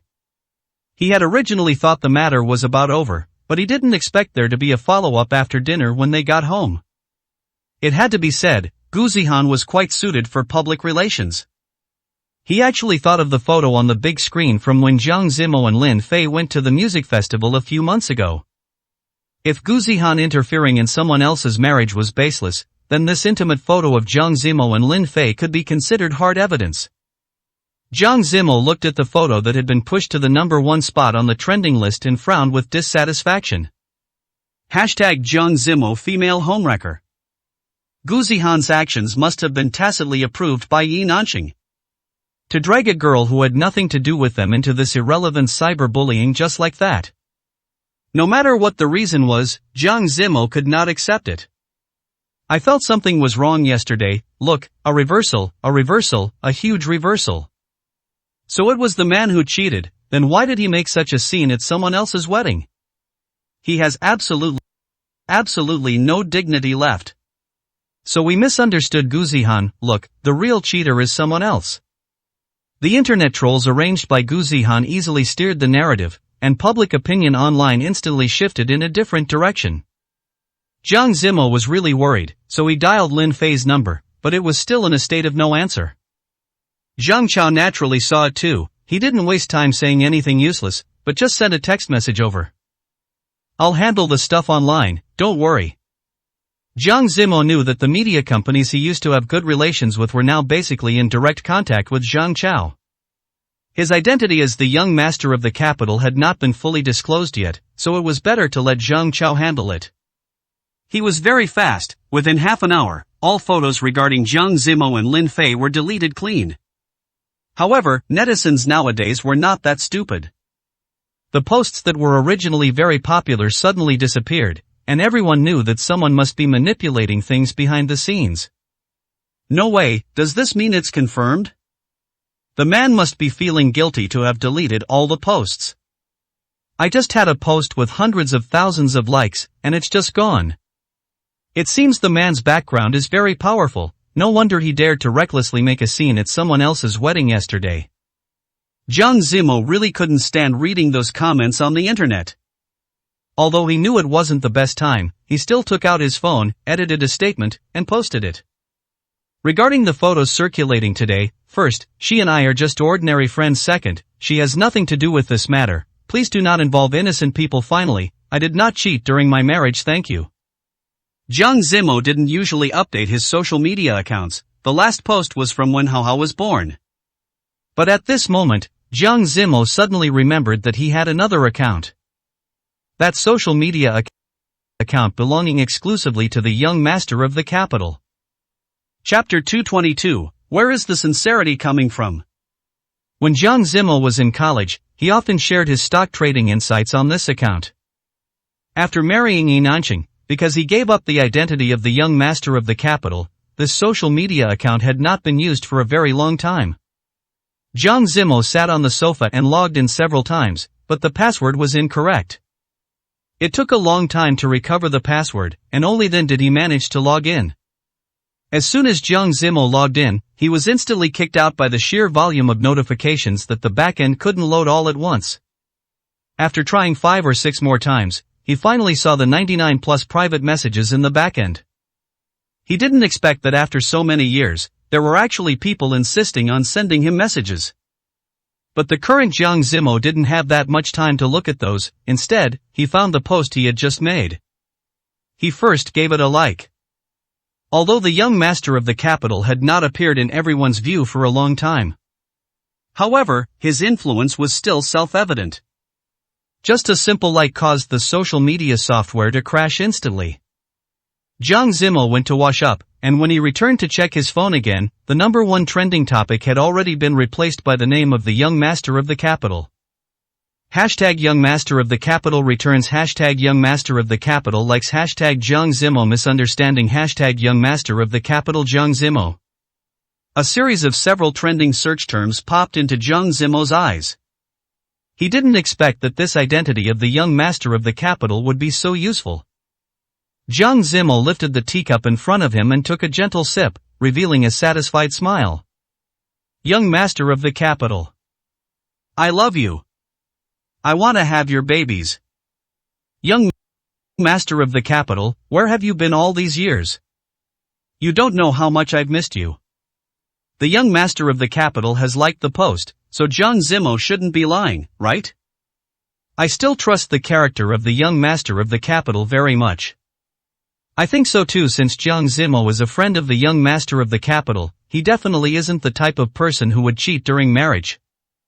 I actually feel that it was Yi Nanqing cheating in the morning, and then it became Jiang Zimo cheating in the afternoon. The wind is changing too fast. I suspect someone is deliberately guiding us.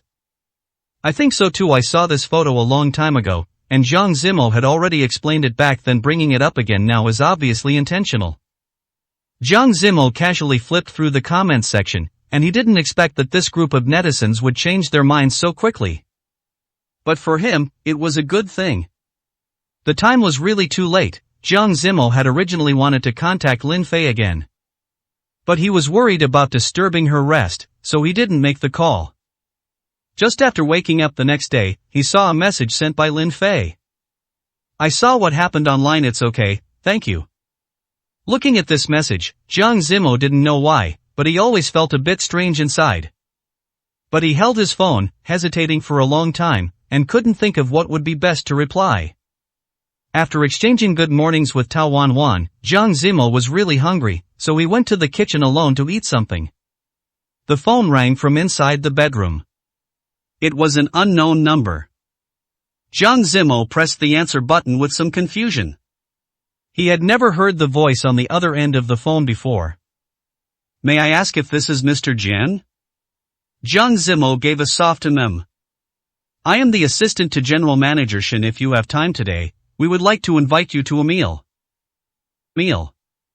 Zhang Zimo silently gripped his phone. He probably understood what the other party meant. The power of the Shen family in the capital should not be underestimated. Even if he refused this time, there would definitely be a next time. Zhang Zimo didn't have anything else to do today, so he agreed directly. However, to avoid any accidents, before leaving, Zhang Zimo still arranged a meeting with Zhang Chao and explained what was going on. Zhang Chao's brows furrowed tightly. This matter was definitely not as simple as it appeared on the surface. "After you told me last time, I already had someone contact them. The first trial for that driver just ended, and he was sentenced to 7 years. I have already had Mrs. Liu continue to appeal during this time. We can properly prepare the evidence." In fact, Zhang Zimo's recording was already ironclad evidence, otherwise, the Shen family wouldn't have invited him to dinner. "I still think it's too dangerous for you to go alone. Why don't I go with you?" Zhang Chao frowned and thought for a long while before speaking. Zhang Zimo silently shook his head. This was his own business, and he shouldn't drag Zhang Chao into it. "I'll send you a backup of the recording. Don't forget, I am the young master of the capital. The Shen family won't do anything to me." After saying this, Zhang Zimo picked up his phone and sent the recording to Zhang Chao. With Zhang Chao as his backup, Zhang Zimo felt a bit more at ease. That evening, Tao Wanwan had originally wanted to ask Zhang Zimo out for dinner, but he said he had work to handle and really didn't have the time. Although Tao Wanwan felt something was a bit off, she didn't say much more. Zhang Zimo arrived at the private room at the agreed-upon time. But after waiting for nearly half an hour, he didn't see the other party. Even though Zhang Zimo usually had a good temper, he was starting to feel restless at this moment. Just as he was about to stand up and leave, a sound of footsteps suddenly came from the doorway. General Manager Shen held a cane, and the assistant beside him gently pushed open the door. "Sorry for keeping you waiting, Mr. Jiang. There was a meeting at the company just now that delayed me." Zhang Zimo could tell that he was the person who had called him during the day. Although he was dissatisfied, Zhang Zimo still nodded calmly and returned to his seat to sit back down. This General Manager Shen really liked to play mysterious sitting opposite him. He didn't know what he was doing, just keeping his head down, looking at something. Zhang Zimo sighed impatiently and was just about to speak. The assistant opposite him spoke first. Zhang Zimo really wanted to know, did these two guys know some kind of mind reading? Why were they always one step ahead of him? "Mr. Jiang should be very clear about why we contacted you today." Zhang Zimo tilted his head. This statement was a bit unreasonable. Those who didn't know might think that Zhang Zimo was an accomplice of the Shen family. "I really don't know what this is about. Let's just be open and speak clearly." The assistant had guessed that Zhang Zimo would say this, lowered his head, and smiled lightly. "Mr. Jiang, you don't need to play dumb. We came here in person today. You should be able to see our sincerity." Zhang Zimo really couldn't help but laugh. "Sincerity? I really can't see it." Chapter 223, The Devil is 1 foot taller than the Tao. Zhang Zimo had been sitting here alone for such a long time, and only with great difficulty had he finally managed to get the two of them to show up. He really didn't feel that these two people from the Shin family had any sincerity to speak of. Mr. Shin, whose expression had remained unchanged the entire time, couldn't help but twitch the corner of his mouth slightly after hearing this. We were delayed by a meeting at the company today, so being late is indeed our fault, but we already apologized when we first walked in. The assistant frowned slightly, seemingly somewhat dissatisfied with Jiang Zimo's current attitude. It seemed that the two of them really thought Jiang Zimo was some kind of pushover. After waiting for so long, all he got was a flimsy apology, and now that Jiang Zimo was just casually complaining a little, the assistant was actually unhappy about it. It seems that no matter how massive the problem is, it can all be solved with just a single apology, right?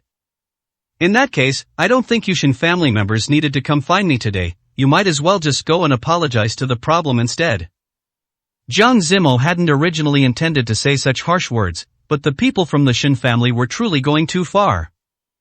Upon hearing this, the assistant realized that his attitude just now had indeed been a bit problematic, but he still frowned, unconvinced. The atmosphere inside the private room instantly became tense, as if swords were drawn and bows bent.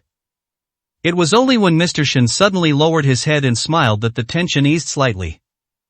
My assistant chose his words poorly. I hope Mr. Jiang will not mind.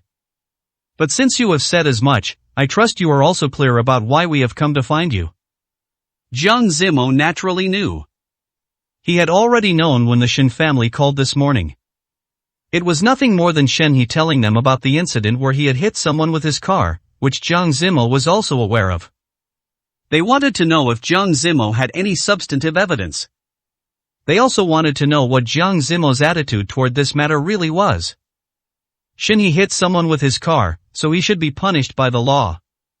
Before Jiang Zimo could even finish his sentence, the assistant on the other side spoke up, baring his teeth. Our young master did not hit anyone. It seemed the brainwashing work had been done quite well, but unfortunately, they had chosen the wrong target. Whether he hit someone or not is not for me to decide. The police will provide the most impartial answer. Coming to find me is useless.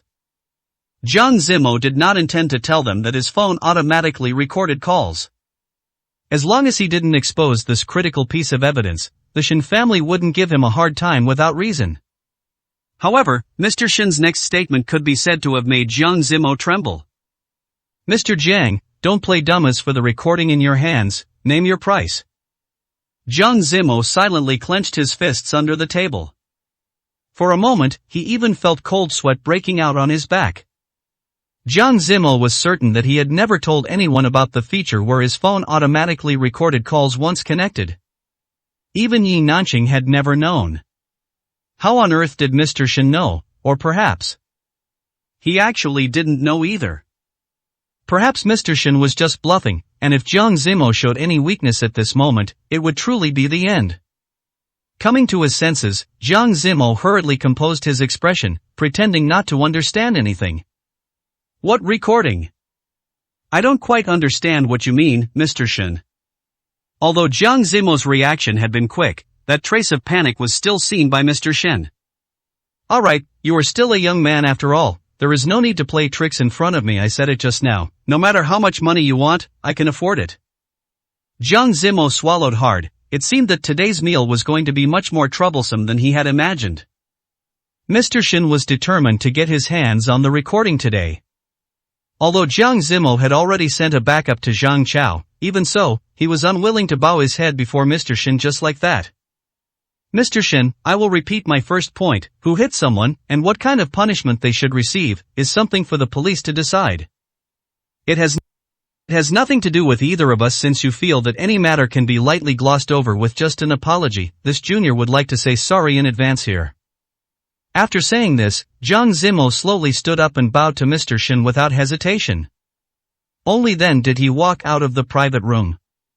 Mr. Shin just stared at Jiang Zimo's retreating back for a long time. Under the dim lights, it was impossible to tell what he was thinking. But there was one thing that both Mr. Shin and Jiang Zimo could be certain of. The grudge between the two of them had been completely and thoroughly established. Jiang Zimo had just returned to his car, and his legs felt like jelly. Mr. Shin was worthy of being a senior. Even the slightest flaw in front of him could be a fatal blow. After resting in the car for a long time, Jiang Zimo finally called Zhang Chao. "My God, you finally contacted me. You have no idea how scared I was almost ready to call the police." Even though Jiang Zimo was the young master of the capital, the Shen family did not know his identity. Moreover, just saying it without proof wouldn't necessarily make people believe it. If the Shen family acted on impulse and really became outlaws for the sake of a son like Shenhe, Zhang Chao wouldn't know how best to resolve it for the time being. "I am fine now, but can you come pick me up? I don't have much strength right now." Zhang Chao didn't overthink it and agreed immediately. When he arrived at the address Jiang Zimo gave and saw him, he realized that Mr. Shen was definitely not a kind person. "I might have gone too long without facing this kind of situation. I actually didn't know how best to handle it for a moment." Jiang Zimo lowered his head and smiled helplessly, with a hint of self-deprecation. How could he, in this state, be worthy of the title of young master of the capital? What's the big deal? This involves personal safety. If it were me, I would have been scared enough to wet my pants. Zhang Chao's clownish personality did indeed make Jiang Zimo feel a little better. Jiang Zimo told Zhang Chao everything that had just happened. Zhang Chao, who was driving, was so shocked he almost ran a red light. "How could this old man know about you having the recording?" Strange, it is truly too strange. No matter how hard he thought about it, Zhang Chao couldn't figure out what was going on. Jiang Zimo had even given up thinking about it. Regardless, we should solve the problem of the recording as soon as possible. Just as they drove to the downstairs of Jiang Zimo's building, Zhang Chao suddenly received a call, and his expression changed instantly. Chapter 224, Lantu's Shares. Seeing Zhang Chao in this state, Jiang Zimo asked curiously, "What happened?" Zhang Chao took a deep breath. "Something happened to the company, let's go over there." Without even getting out of the car, Jiang Zimo and Zhang Chao drove straight to the company. It was unclear what exactly had happened, but all of Lantu's shares on the market had been bought up by someone. "President Zhang, the Shen family has sent over an acquisition offer. They are willing to acquire our company at 10 times the market price." Jiang Zimo could only say that the old man from the Shen family was truly crazy. So what if it's 10 times the price?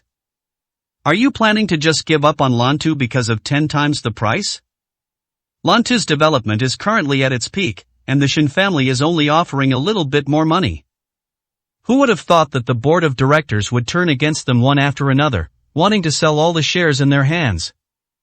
Although Zhang Chao is currently the largest shareholder of Lantu, if the Shen family really manages to collect most of the shares on the market into his hands, Lantu would truly be facing a change of ownership.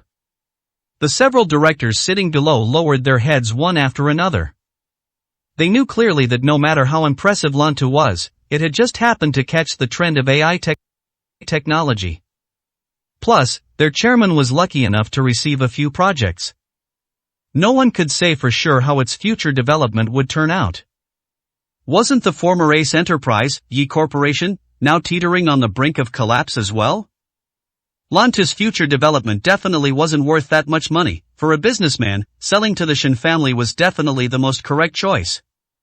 But Zhang Chao was not a businessman. Lantu was something he had nurtured bit by bit with all his heart and blood. How could he just hand it over to the Shen family, a bunch of people who didn't understand technology at all? Jiang Zimo knew that the reason the Shen family did this was just to give him a warning. Overall, it was because of him that Lantu was facing such a huge crisis.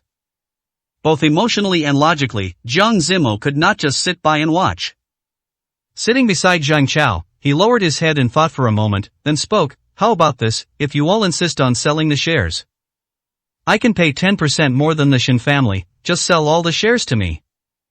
Although Jiang Zimo usually never attended board meetings, but the directors all knew him and knew that Jiang Zimo was their technical backbone.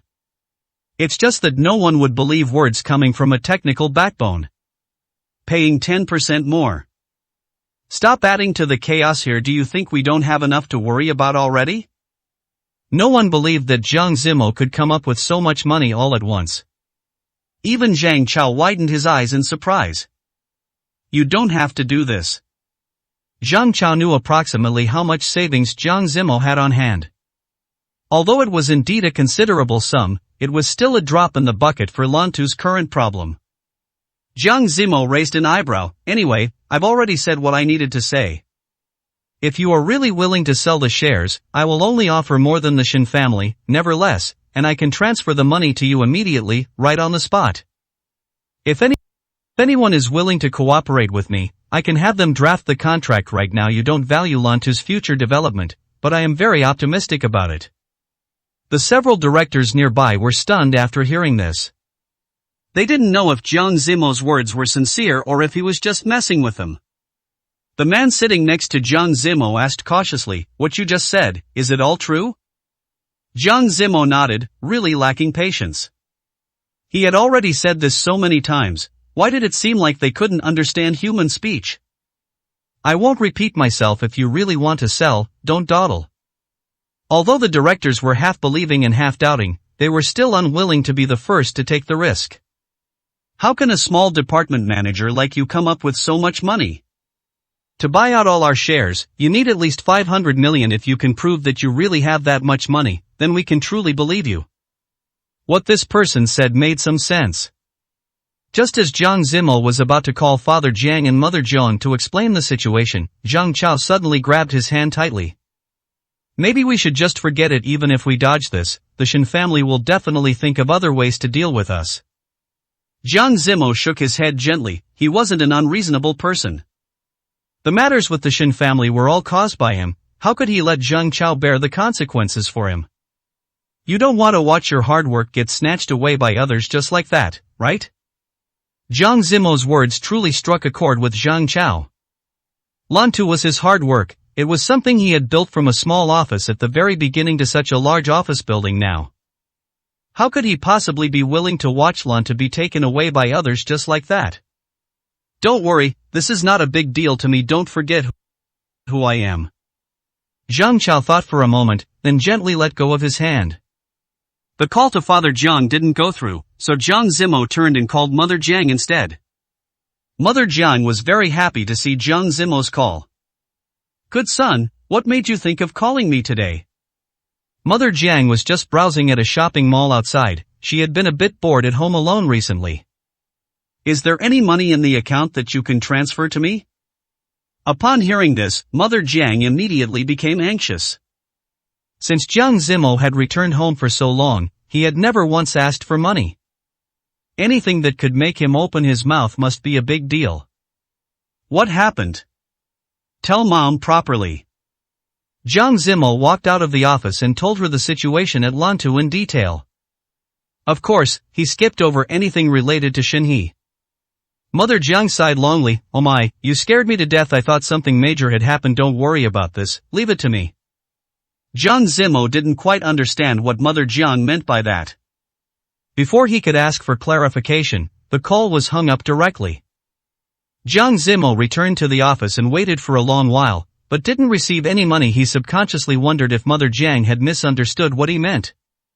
"Manager Jiang, if you really don't have the money, forget it. The Shin family might not even pay this price after a while if they lower their offer, so don't hold us back." Jiang Zimo frowned slightly and remembered the face of the person who was speaking. "If you are in such a hurry, we can sign the contract right now." Chapter 225, Lin Fei resigns. Hearing Jiang Zimo's words, the man was clearly stunned for a moment, but he quickly regained his composure. "If you want to sign, then sign. No matter how Lantu develops in the future, it could never reach such a high price. Anyone who doesn't sell would have something wrong with their head." With Jiang Zimo's current savings, buying out this one person's shares was not a problem. Just as the man walked over, an assistant suddenly ran in quickly from outside. "Jiang Corporation." The Jiang Corporation called. The Jiang Corporation? A Shin group had just shown up, and now there was a Jiang Corporation? What exactly was going on? Zhang Chao frowned. "What exactly is it? Slow down and explain it clearly." The assistant nodded vigorously. "The people from the Jiang Corporation just called and said they are willing to provide funds to acquire Lantu. No matter what price the Shin group offers, the Jiang Corporation will offer even more." Hearing this, the group of directors was completely stunned. If it were only the Shin group coming to acquire them, they would have agreed without hesitation. But now they were facing the Jiang Corporation. The Jiang Corporation would never make a losing deal, could it be? Could Lantu really have the potential to develop to that value in the future? The resolve of several directors began to waver. Now multiple companies were competing for the acquisition, and Jiang Zimo was also willing to pay to buy their shares. With all these people having so much confidence in Lantu, perhaps they really had underestimated it.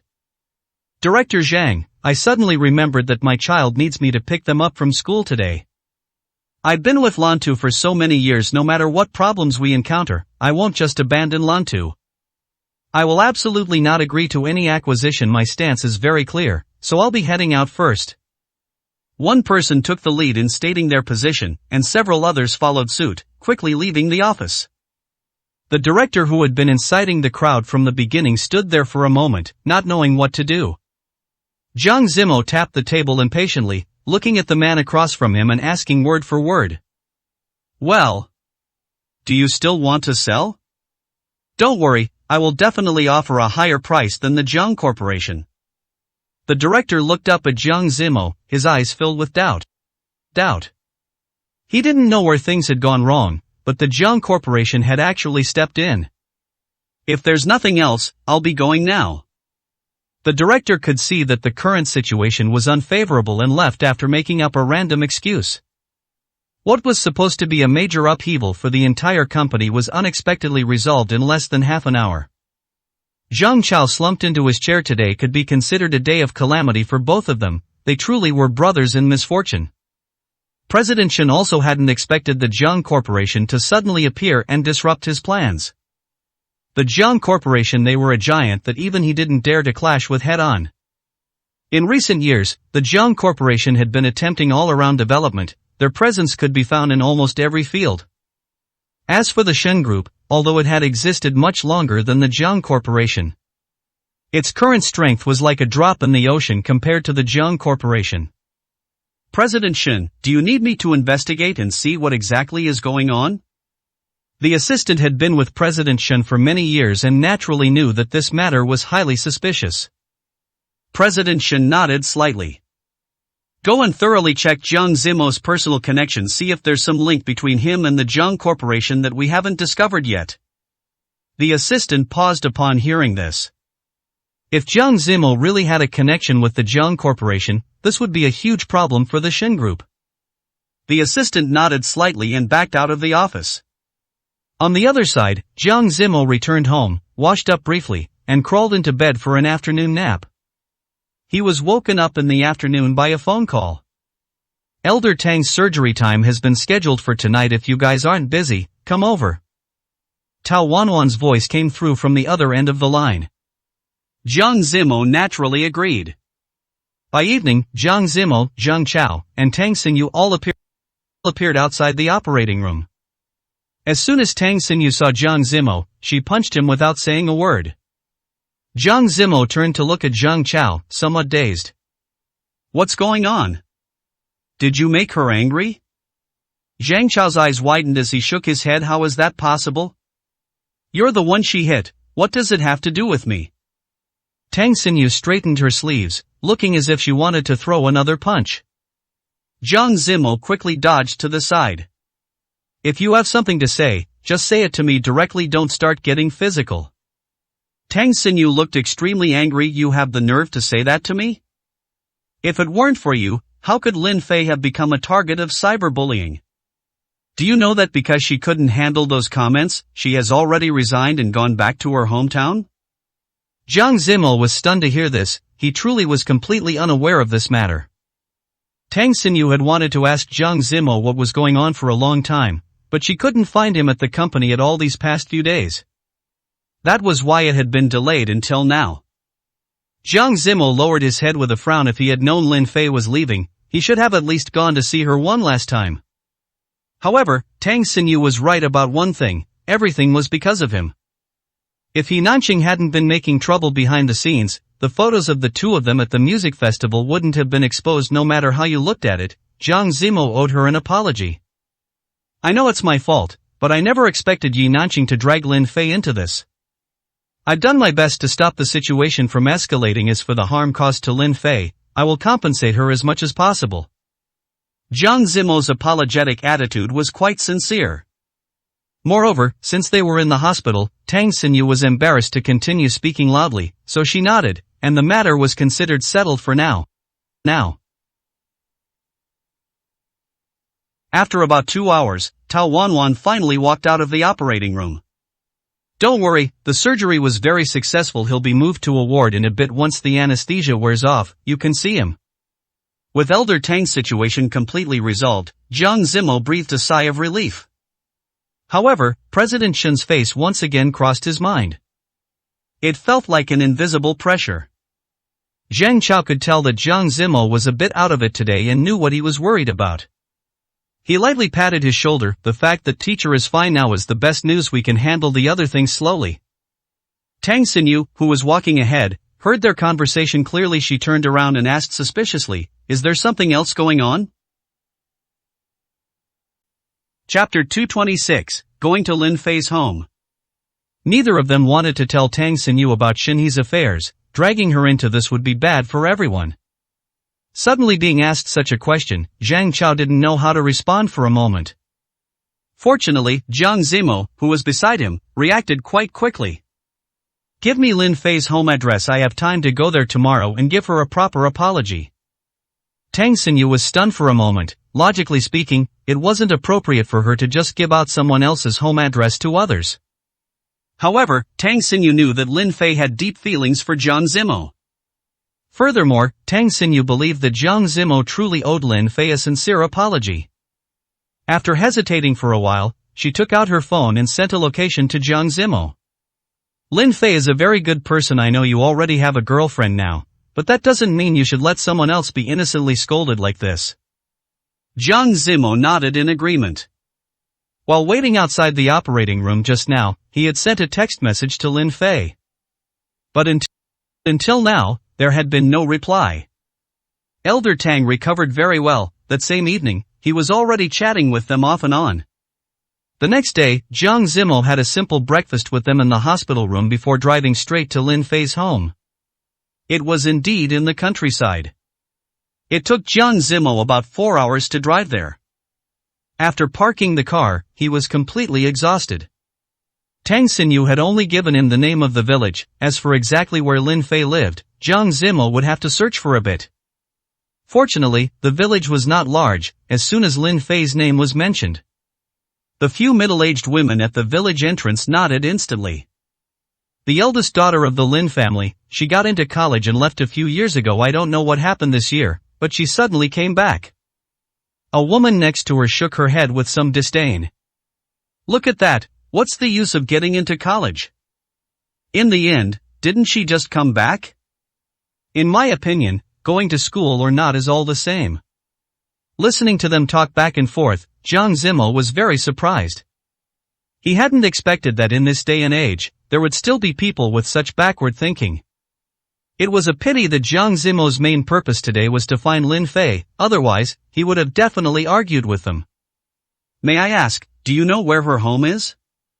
Hearing this, the middle-aged woman pointed to the east without hesitation. "Just follow this road, keep going straight. There's a brown gate with a few small dogs inside. That's the Lin family." The person next to her didn't know what funny thing they had heard. "If you ask me, the Lin family's eldest son is a fool. The family can barely afford to eat. The old woman is still lying in bed unable to move, and he's still keeping those few mangy dogs. A while ago, I accidentally kicked one when I was passing by. Oh my, you should have seen the look on his face. It was like he wanted to swallow me alive. It was terrifying." Jiang Zimo didn't hear what they said after that. After walking a few steps forward, he truly heard the sound of dogs barking. Jiang Zimo frowned slightly. He had found the brown gate, but he could vaguely smell something. A very foul odor was coming from behind the door. Just as he was about to knock on the door, Lin Fei's voice suddenly came from inside. "I already said I'm not going. I'm not going. Why can't you understand what I'm saying? You stole my phone and resigned for me, and I let that slide, but I'm telling you now, I'm not going on any blind dates, and I want to go back to the city."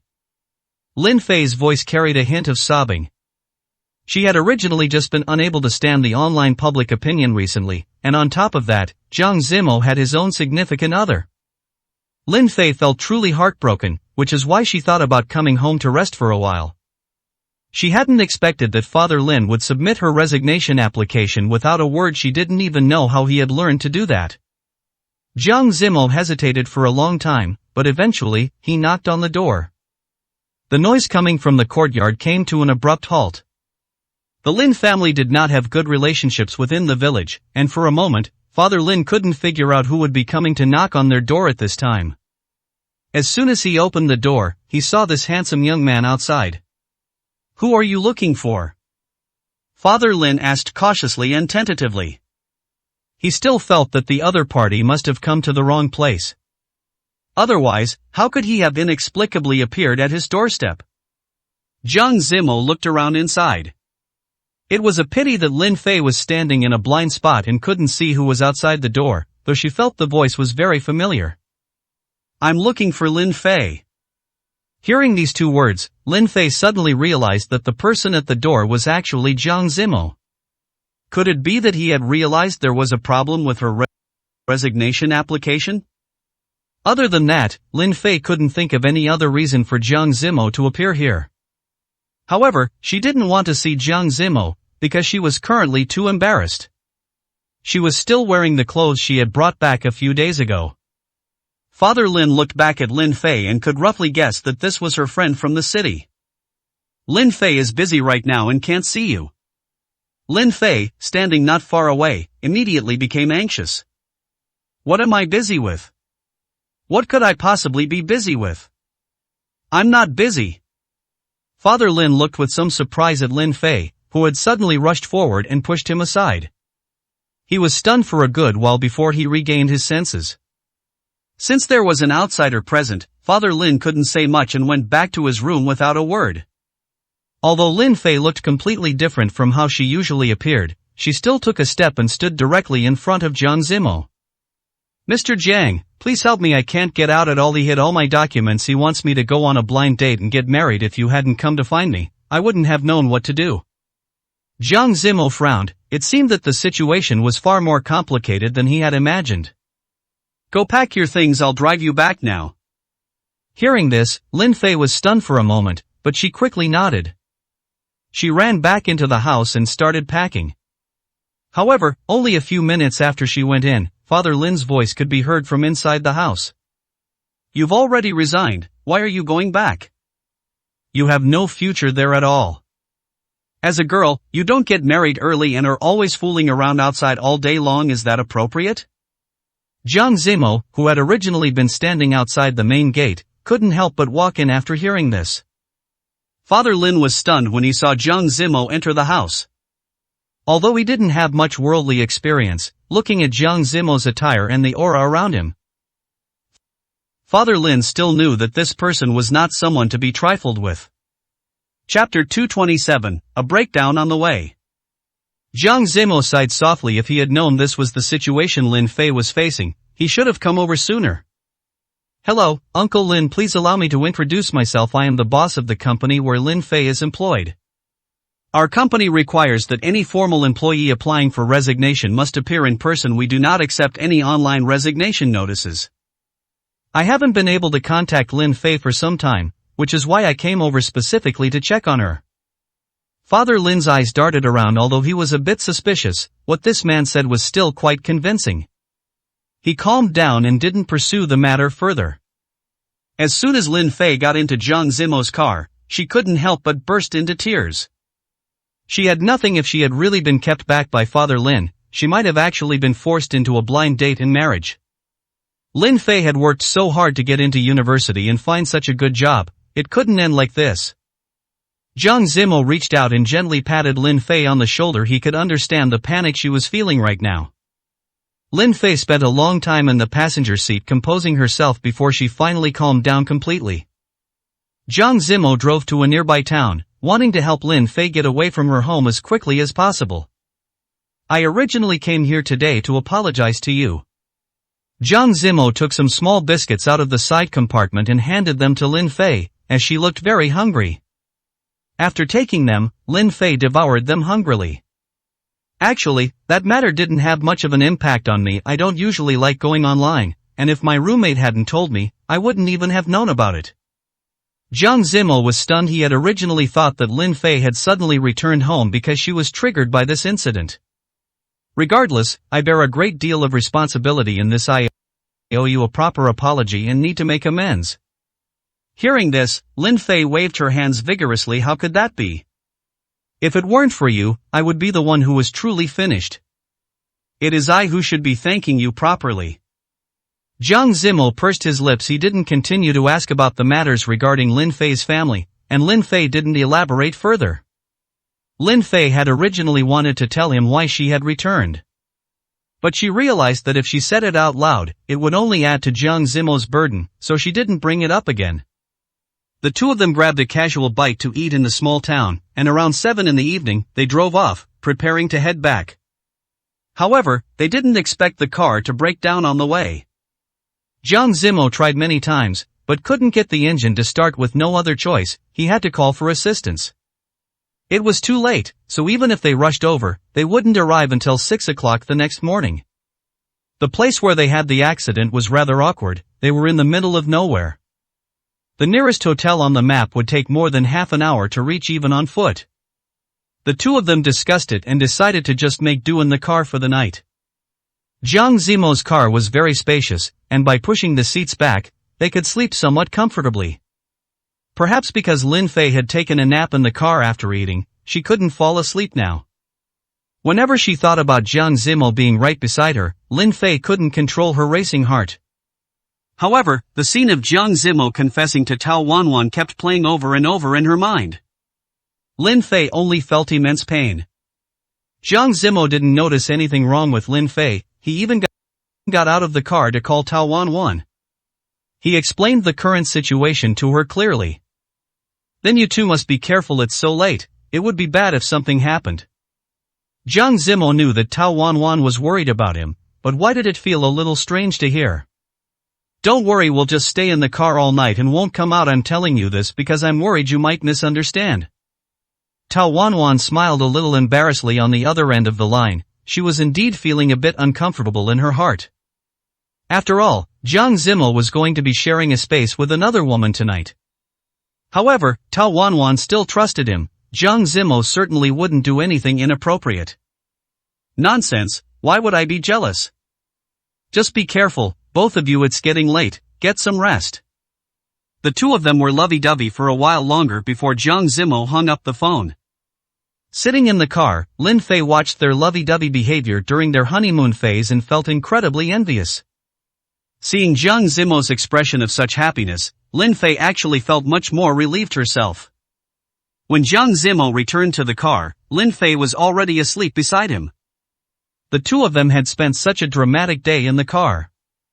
The next day, shortly after 5 o'clock, the rescue team called. By 6 o'clock, they finally saw their convoy.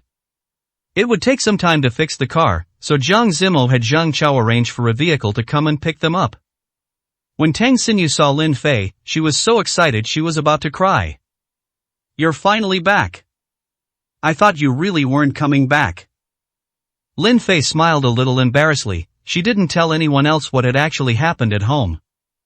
It's good that you're back. It's good that you're back. Let's all have dinner together tonight to celebrate Lin Fei's return. Zhang Chao only said this out of consideration for Tang Xinyu. After all, during the time Lin Fei was away, Tang Xinyu hadn't looked very happy every day. Now, as long as it could make Tang Xinyu happy, Zhang Chao was willing to do anything. Lin Fei didn't want to agree, but the group was egging her on so intensely that she helplessly nodded. Jiang Zimo naturally called Tao Wanwan over. After all, every time Lin Fei saw him later on, she appeared very calm. He had thought that she no longer had any other thoughts about him. The meal was quite peaceful, with Lin Fei sitting beside Tang Xinyu. Aside from simply thanking Jiang Zimo for his help, she didn't say anything else. After the meal, for some reason, Zhang Chao suddenly got excited and insisted on taking everyone out for drinks. He had originally thought Lin Fei would refuse, but he didn't expect this person to nod and agree without hesitation. Once at the bar, Lin Fei started drinking without saying a word. In this state, anyone who saw her would realize that something wasn't quite right. However, Jiang Zimo just thought that Lin Fei had been triggered at home over the past few days and was now just venting. As long as she didn't drink herself sick, there was no need to stop her. Tang Xinyu, however, was not very reassured and stayed by Lin Fei's side from beginning to end. Chapter 228, Hoping You Return to Jiang Corporation. Tao Wanwan was no fool. She could tell from the very beginning that Lin Fei's feelings for Jiang Zimo were definitely not that simple. It was just that Jiang Zimo, that idiot, had never noticed. While at the bar, even though Tao Wanwan stayed by Jiang Zimo's side from beginning to end, her eyes still drifted to Lin Fei, who was not far away, from time to time. She felt an indescribable sense of discomfort in her heart. Even though she knew Lin Fei had other feelings for Jiang Zimo, seeing her current state, Tao Wanwan only felt heartache. You should go check on Lin Fei, she has had so much to drink. She hesitated for a long time before speaking. Jiang Zimo was stunned when he heard this. He had been trying his best to keep his distance from Lin Fei all evening. He was just worried that Tao Wanwan would get angry or jealous if she saw them. He never expected that these words would actually come out of her mouth.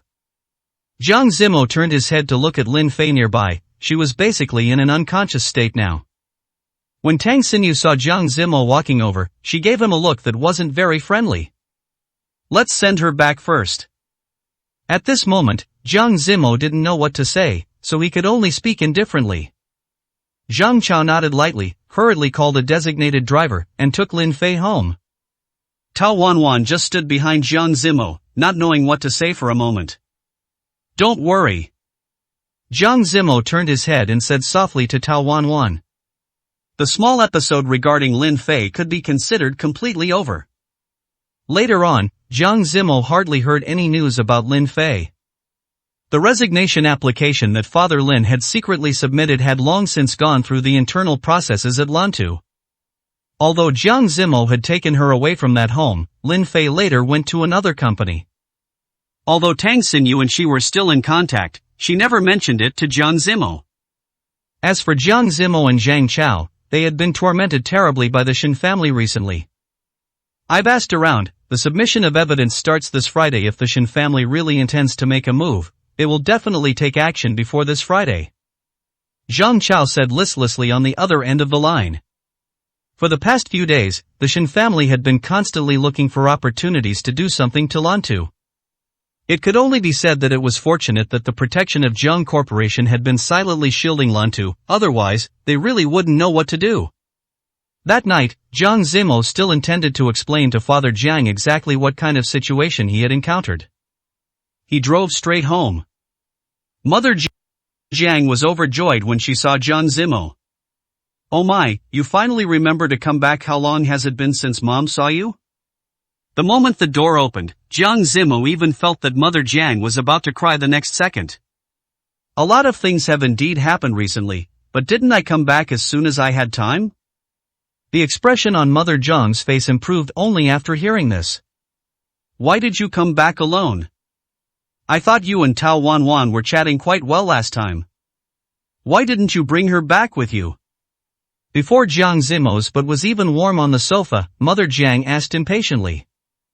Jiang Zimo curled his lips in helplessness. Doesn't she have her own work? The hospital is very busy with surgeries. He wasn't lying this time. Tao Wanwan did indeed have a surgery at the hospital today, but it had already finished. Hearing Jiang Zimo say this, Mother Jiang felt pleased, knowing that the two of them were still in contact put her mind at ease. Let me tell you, Tao Wanwan is very good. You must not fail to cherish her, understand? Jiang Zimo hurriedly nodded. Seeing Mother Jiang's smiling face, he felt very happy inside too. Where is Dad? Having been home for so long without seeing Father Jiang, Jiang Zimo couldn't help but ask. Mother Jiang looked up and pointed toward the study, looking quite annoyed. He started having meetings as soon as he woke up this morning. I don't even know what kind of meetings they are. They haven't ended even now. Jiang Zimo frowned slightly. He could probably guess what was going on with such a long meeting. Some time ago, he heard that Jiang Corporation was preparing to enter the overseas apparel and beauty market. It was likely related to the subsidiary. Although he hadn't handled matters for Jiang Corporation for some time, whenever business-related content was mentioned, Jiang Zimo felt an itch to get involved. After waiting for about another half an hour, he finally saw Father Jiang walking down from upstairs. Father Jiang was also a little surprised to see Jiang Zimo. "It's good that you're back. I have something I want to discuss with you." Mother Jiang thought Father Jiang was going to talk about Tao Wanwan, and the smile on her face instantly brightened. "Your father finally understands, no matter how glorious one's career is, one still needs to start a family as soon as possible." After all, during this period, Mother Jiang had been muttering to Father Jiang almost every day that it wouldn't do for Jiang Zimo to be out there all alone. But she didn't expect Father Jiang beside her to frown slightly, feeling a bit awkward for a moment, because what he wanted to talk about was not these things. "It's not that, it's about work." Mother Jiang was instantly stunned on the spot, and without a pleasant expression, she turned and left directly. "One or two of you, all you know is work. Work. I won't talk to you anymore. I'll go make dinner for you, is that okay?" One could even hear her muttering complaints. Jiang Zimo and Father Jiang looked at each other and smiled. It had to be said that Mother Jiang's personality truly made her the little princess of the family. "I just finished this quarters board meeting, you know. Ever since you stopped coming home, I'd been the one managing Jiang Corporation. But regardless of anything else, you were the one who led everyone to build it up in the beginning. Now, they all want to know when exactly you will return. There are even people outside who suspect that the young master of the capital doesn't exist at all, and some even think that I am the young master of the capital." Speaking of this, Father Jiang patted his thigh with slight helplessness. These rumors were truly getting more outrageous day by day. Jiang Zimo frowned slightly. Father Jiang was right. He had indeed disappeared for too long. He had even seen someone say some time ago that the real young master of the capital was actually dead. After all, it had been nearly 10 years, and almost no one had seen the young master of the capital in person. "So I was thinking, why don't you come back during this time and take over the work at Jiang Corporation again? After all, everyone still needs you." Jiang Zimo looked up at Father Jiang and fell into silence for a moment. Chapter 229, Acquiring Lantu. He was currently very happy working at Lantu, so being suddenly informed that he had to return to the Jiang Corporation was indeed a bit difficult to accept at first. Father Jiang also saw the hesitation in Jiang Zimo's eyes and sighed softly. "I know you have other things you care about now. But it's alright, the Jiang Corporation is back on the right track in all aspects. You only need to make appearances occasionally. I'll still be handling the other major matters." Hearing Father Jiang say this, Jiang Zimo nodded in relief. It sounded like a pretty good arrangement. Once they were mostly done talking about the Jiang Corporation's affairs, Jiang Zimo suddenly remembered that he also had something to discuss with Father Jiang today. "A while ago, something happened on Dr. Lu's side. You should have heard about it, Father." Jiang Zimo frowned and spoke in a low voice. Father Jiang knew that Jiang Zimo's team at Lantu was very close to Dr. Lu, so he had also attended Dr. Lu's funeral. It was just unfortunate that Jiang Zimo hadn't been there the day he went. Jiang Zimo's brow furrowed slightly. Since Father Jiang knew about it, things would be much easier. He quickly told him everything about Shinhe. Sure enough, Father Jiang's expression became incredibly grim. In this day and age, how can such a thing still happen? Father Jiang spoke helplessly. Jiang Zimo agreed, but there's no way around it. The surveillance cameras really didn't capture who the driver was. Plus, the surveillance footage from the Shin family's basement was broken. You could say that apart from the phone call Shin he made to me, there's no evidence at all. Father Jiang sighed. This was a matter of life and death. It couldn't just be brushed aside so haphazardly. However, as for how to solve it, they needed to plan carefully. After all, the Shin family was no small household. Even if the Jiang Corporation wanted to deal with them, they needed a legitimate reason. Father Jiang even specially organized a banquet for Jiang Zimo's return to the Jiang Corporation. Jiang Zimo had thought about this for a long time before finally speaking to Zhang Chao. Zhang Chao was originally sitting quietly in his office, thinking about where to take Tang Xinyu on a date this weekend, when he didn't expect Jiang Zimo to push the door open and walk in without even knocking. "Why are you here all of a sudden?" Jiang Zimo had said many times before that Zhang Chao was a hopeless romantic, so he couldn't help but feel a bit guilty now. But Jiang Zimo had more urgent matters on his mind, otherwise, he would have definitely noticed that something was off with him. Jiang Zimo sat across from Zhang Chao, paused, and hesitated for a good while before saying, "Actually, it's not a big deal." Is Tao Wanwan pregnant? Seeing Jiang Zimo so conflicted, this was the only possibility Zhang Chao could think of. Otherwise, what else could make Jiang Zimo so hesitant? He had been sitting across from him for so long without uttering a single complete sentence. Jiang Zimo frowned. What Zhang Chao said was far too out of line. What pregnancy? Can't you say something nice? Zhang Chao pursed his lips helplessly. It was Jiang Zimo's fault for being so hesitant. He had thought something major had really happened. Well, if you have something to say, then say it. How am I supposed to know what's going on? After being prodded by Zhang Chao, Jiang Zimo calmed down slightly. I just wanted to tell you that my father wants me to return to the Jiang Corporation to work. Zhang Chao froze instantly upon hearing this. This news was definitely not good news for him. If Jiang Zimo returned to the Jiang Corporation, what would happen to Lantu in the future? Although the projects Lantu currently had in hand could guarantee its survival for at least the next 10 years without any issues. But Zhang Chao still didn't want Jiang Zimo to leave just like that. Lantu always needed to grow, and at that time, Jiang Zimo would play a decisive role. No, isn't this a bit too sudden? Even ordinary employees need to apply a month in advance to resign. Why are you telling me this now? Jiang Zimo lowered his head awkwardly. For some time, he had been struggling with how to break the news to Zhang Chao. He knew that Zhang Chao would definitely react this way once he found out. My dad told me very suddenly too. I have no choice. There are too many rumors about the young master of the capital out there. It's even starting to affect the Jiang Corporation stock recently. If I don't go back, things will get even worse. Zhang Chao could understand what Jiang Zimo was saying. He still remembered when he first found out Jiang Zimo was the young master of the capital. Every cell in his body was shocked. That high schooler who used to buy breakfast and go to school with him every day was actually the young master of the capital everyone talked about. Zhang Chao still remembered Jiang Zimo smiling slightly and waving it off. What young master of the capital? It's all just nonsense they're saying. And yet, this nonsense young master of the capital was now capable of affecting the Jiang Corporation shares. Actually, it all traced back to when Jiang Zimo used the young master of the capital account to like one of his own posts a while ago. More and more people were thinking about that young master of the capital who had disappeared long ago. But regardless, Zhang Chao would support all of Jiang Zimo's decisions. In that case, I still hope you. Jiang Zimo saw the dejected look on Zhang Chao's face and knew he must have misunderstood. Wait a moment. He quickly interrupted him. I'm not finished yet. Zhang Chao looked up at Jiang Zimo in surprise. Could there be even worse news? I asked my father. Lantu's performance has reached the standard to be acquired by the Jiang Corporation. If you agree, the Jiang Corporation can directly acquire you at double the market price, and I will serve as the general manager of Lantu. Zhang Chao's eyes widened slightly. This was an acquisition by the Jiang Corporation. Naturally, he wouldn't refuse.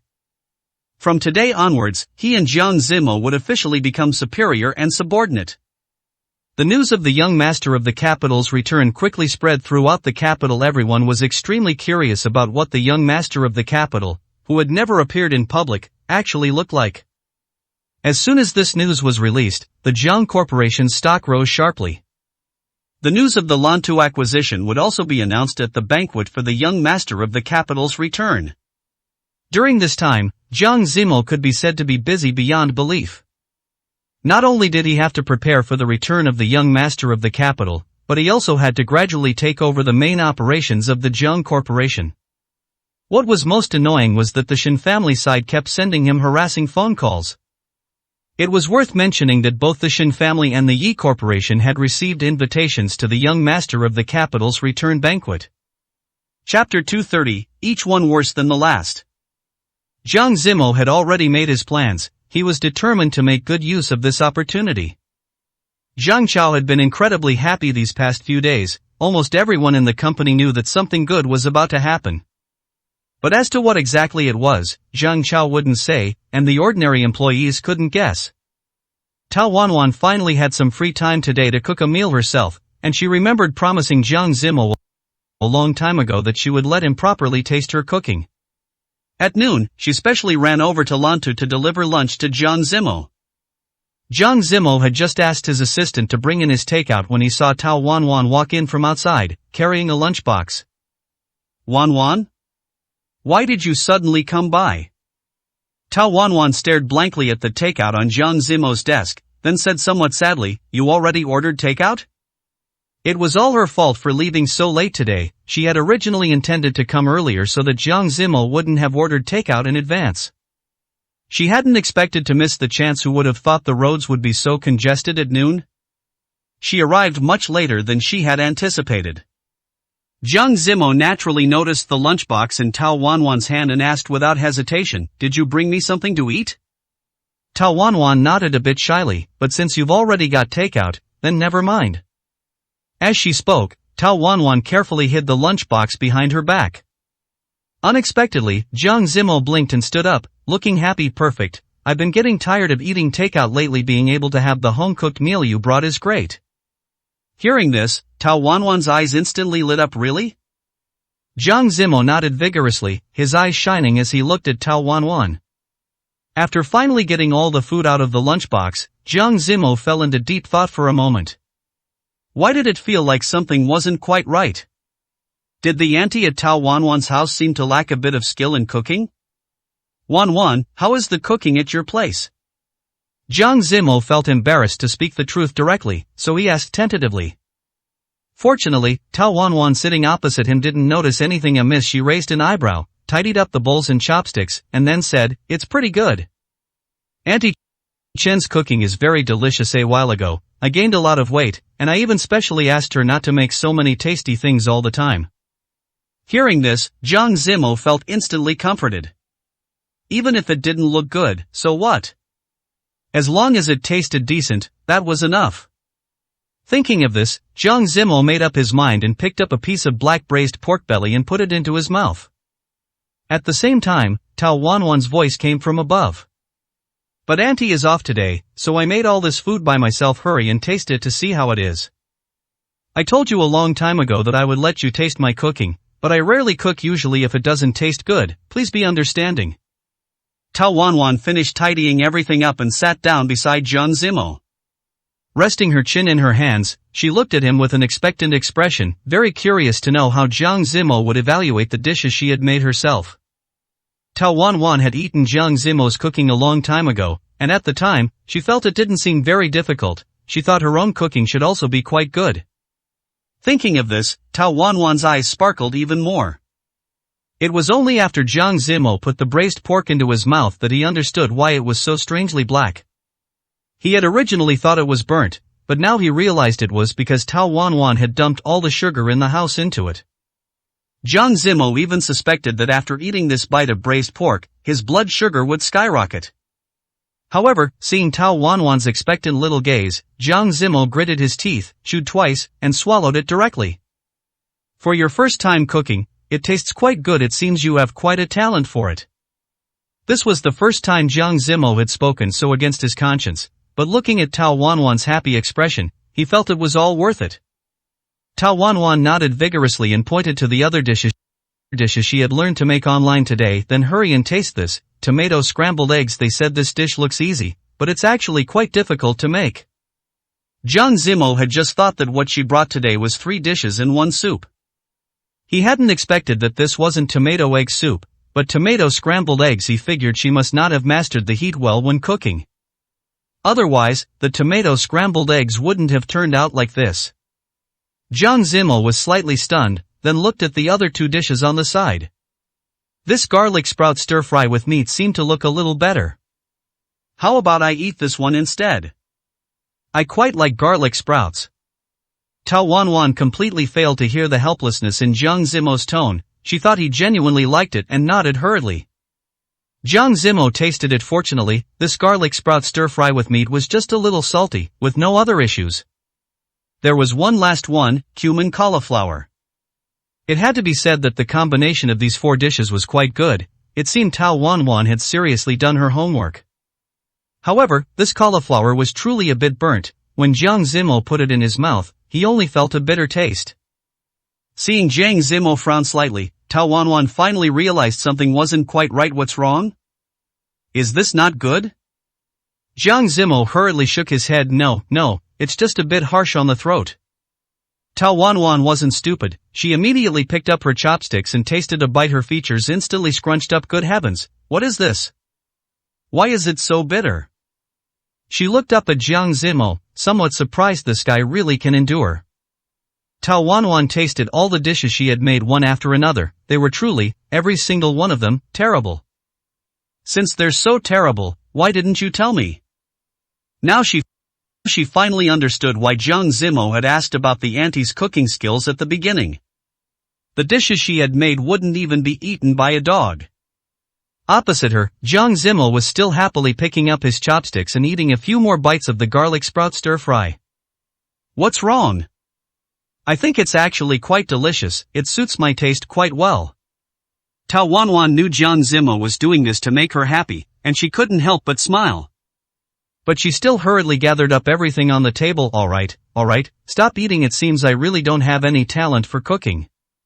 Tao Wanwan was just glad that fortunately Jiang Zimo had ordered takeout today, otherwise, wouldn't he have had nothing to eat for lunch? Jiang Zimo reached out and gently stroked Tao Wanwan's hair. What does that matter? From now on, I'll do the cooking in our home. There's no need for you to do it yourself. Chapter 231, Live Broadcast. After what Jiang Zimo said, Tao Wanwan was truly too shy and lowered her head directly. After sitting in the office and having lunch with Jiang Zimo, she couldn't suppress her curiosity and asked about the young master of the capital. I have seen too much news about the young master of the capital returning these past few days. Are you really planning to return to the Jiang Corporation? What will happen to Lantu after that? Jiang Zimo hadn't expected Tao Wanwan to care about this, so he simply explained the situation regarding Lantu. Tao Wanwan nodded in sudden realization, though she didn't know why. She always felt his gaze was a bit off. If you have any other concerns, just tell me directly. Jiang Zimo naturally couldn't stand it. No matter what the difficulty was, he hoped to bear it for Tao Wanwan. You also know that Meng Yuhan has always been a fan of the young master of the capital, even though she has never met the young master of the capital. But this girl has been fantasizing about marrying the young master of the capital ever since she became an adult. Even though she has a boyfriend now, she still hopes to use this opportunity to meet the young master of the capital. Jiang Zimo probably knew what Tao Wanwan was worried about and slightly frowned. He had indeed forgotten about this matter. Looking at it this way, Tao Wanwan had shouldered a lot of pressure by being with him, whether it was Yi Nanqing or Meng Yuhan. Tao Wanwan had snatched away the object of their fantasies. Thinking of this, Jiang Zimo didn't know why he couldn't help but smile. Could he blame his own charm for being too great? As soon as this thought appeared in his mind, he felt incredibly narcissistic. Don't worry, whatever solution you have, just tell me, and I will cooperate with you. Tao Wanwan raised her head and looked at Jiang Zimo with watery eyes. It's better not to let Meng Yuhan know that I know you are the young master of the capital. Upon hearing this, Jiang Zimo nodded and agreed without hesitation. It was indeed a good solution. As long as Meng Yuhan could be made to feel that Tao Wanwan was also kept in the dark, things would be much easier. In the blink of an eye, the day arrived for the young master of the capital's return, prepared by the Jiang Corporation. Jiang Zimo didn't know why, but he was actually a little nervous. At this banquet, not only would the news about the young master of the capital be announced, but also the Jiang Corporation's expansion into the overseas clothing and beauty sectors, as well as the acquisition of Lantu.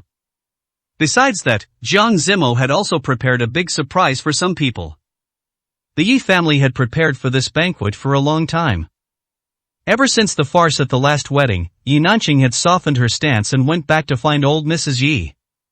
Old Mrs. Yi was not a fool. Matters had already developed to this point, so no matter what, she certainly couldn't go back to find Jiang Zimo anymore. Only Yi Nanqing, with her slow brain, could keep thinking that Jiang Zimo would return to her side. During those few days at the Yi family estate, Yi Nanqing could be said to have been scolded relentlessly. The Yi Corporation had also temporarily stabilized with the help of old Mrs. Yi. Although it was not as glorious as before, it would at least not go bankrupt.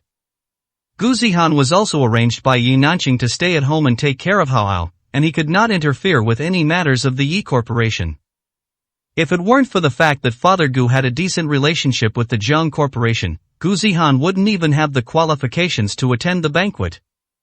Although Gu Zihan kept urging her, wanting to get the marriage certificate with Yi Nanqing as soon as possible. But now the Yi family was run by old Mrs. Yi, and Yi Nanqing had no authority to make decisions. Being able to keep Gu Zihan by her side was already something she had fought hard for. As for the marriage certificate, it could only be delayed again and again. As soon as Gu Zihan and Yi Nanqing got off the business car, several media outlets opposite them immediately raised their cameras. This was the first public appearance for both of them since the incident at the wedding, and also old Mrs. Yi's first attendance at an event in over a decade. No matter who it was, for the media, they were very topical, so naturally, they couldn't let it pass. Seeing so many people taking pictures of her, Yi Nanqing was still very happy. She completely didn't think about the reason why they were taking pictures of her. Everyone was very concerned about the return of the young master of the capital, and there were even media outlets starting a live broadcast right at the entrance. Hello everyone, we are currently at the entrance of the banquet for the return of the young master of the capital. As you can see, many prominent figures in the industry have arrived at the scene.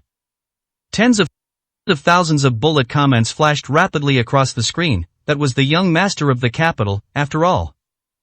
Many people who had faded from the circle were all present today, just for the legend of the young master of the capital. No way, how did Yi Nanqing come too? She actually still has the face to attend activities she was scolded so badly before. You don't understand that, do you? It's precisely because she has thick skin that she could mix her way to this position today. Why do I feel like Gu Zihan seems to have aged a lot? Don't mention it, ever since I found out that Gu Zihan is a male third party, I feel he is much uglier than before. No matter how I look at him, it feels wrong. Same as above, I have this feeling too. Did he have plastic surgery? It's not natural at all. Gu Zihan was raising children and managing the household at home every day. How could he possibly maintain such a good state? The way he looked now was the result of the emergency skincare he did last night, otherwise, it would be even worse to look at. Gu Zihan came to the restroom wanting to touch up his makeup, and looking at himself in the mirror, he sighed helplessly. Seeing Gu Zihan slowly walk out of the restroom, Yi Nanqing felt a nameless anger for some reason. Why are you so slow? A grown man, all day long you only know how to touch up your makeup. I don't even touch up as often as you do. Gu Zihan touched his face with some embarrassment. In the past, he used to be proud of this face, okay? But now, there was only endless appearance anxiety. But look at me, look at how sallow my skin has become. Getting up early and sleeping late every day, my skin simply cannot get a good rest. Hearing Gu Zihan's complaints, Yi Nanqing turned her head and looked at him speechlessly. Jiang Zimo was like this before too. How come I didn't see his skin condition get worse? Why is it only you? Can you think about the reasons on your own? Hearing these words, Gu Zihan froze on the spot. If it were before, he would have retorted, but now his situation was different. He simply didn't have the confidence to retort on the spot and could only lower his head in grievance. Chapter 232, Everything proceeding according to plan. The Shin family had also received an invitation and arrived at the venue. President Shin had been incredibly excited ever since he received the invitation letter. In his imagination, the young master of the capital had to be an old man about his own age. Although many people outside claimed that the young master of the capital was a young man, he simply refused to believe it. How could a young person possibly possess such decision-making ability to build such a massive business empire in such a short amount of time? President Shin slowly made his way around the venue, leaning on his cane. Now that he was getting on in years, his legs were no longer as nimble as they once were. Having walked only a few steps, he already felt tired and found a spot nearby to rest. Jiang Zimo, currently only holding the status of an ordinary department head at Lantu, watched him stroll leisurely around the venue. No one would ever guess that this man was the young master of the capital who would be meeting everyone later that night. He had intended to get a drink, but just as he took a glass of champagne from a waiter, Jiang Zimo spotted President Shin sitting not far away. He frowned slightly. The Shin family's invitation had been sent out by him personally. If he recalled correctly, he had specifically added an additional condition at the time, so why was the person he expected not there? After hesitating for a moment, Jiang Zimo sent a message to the person in charge of the banquet to confirm. Upon learning that everything was proceeding according to his plan, Jiang Zimo raised his eyebrows in relief. Since the previous night, Meng Yuhan had been incredibly nervous as fate would have it. Her young boyfriend happened to have returned to the country in the last few days.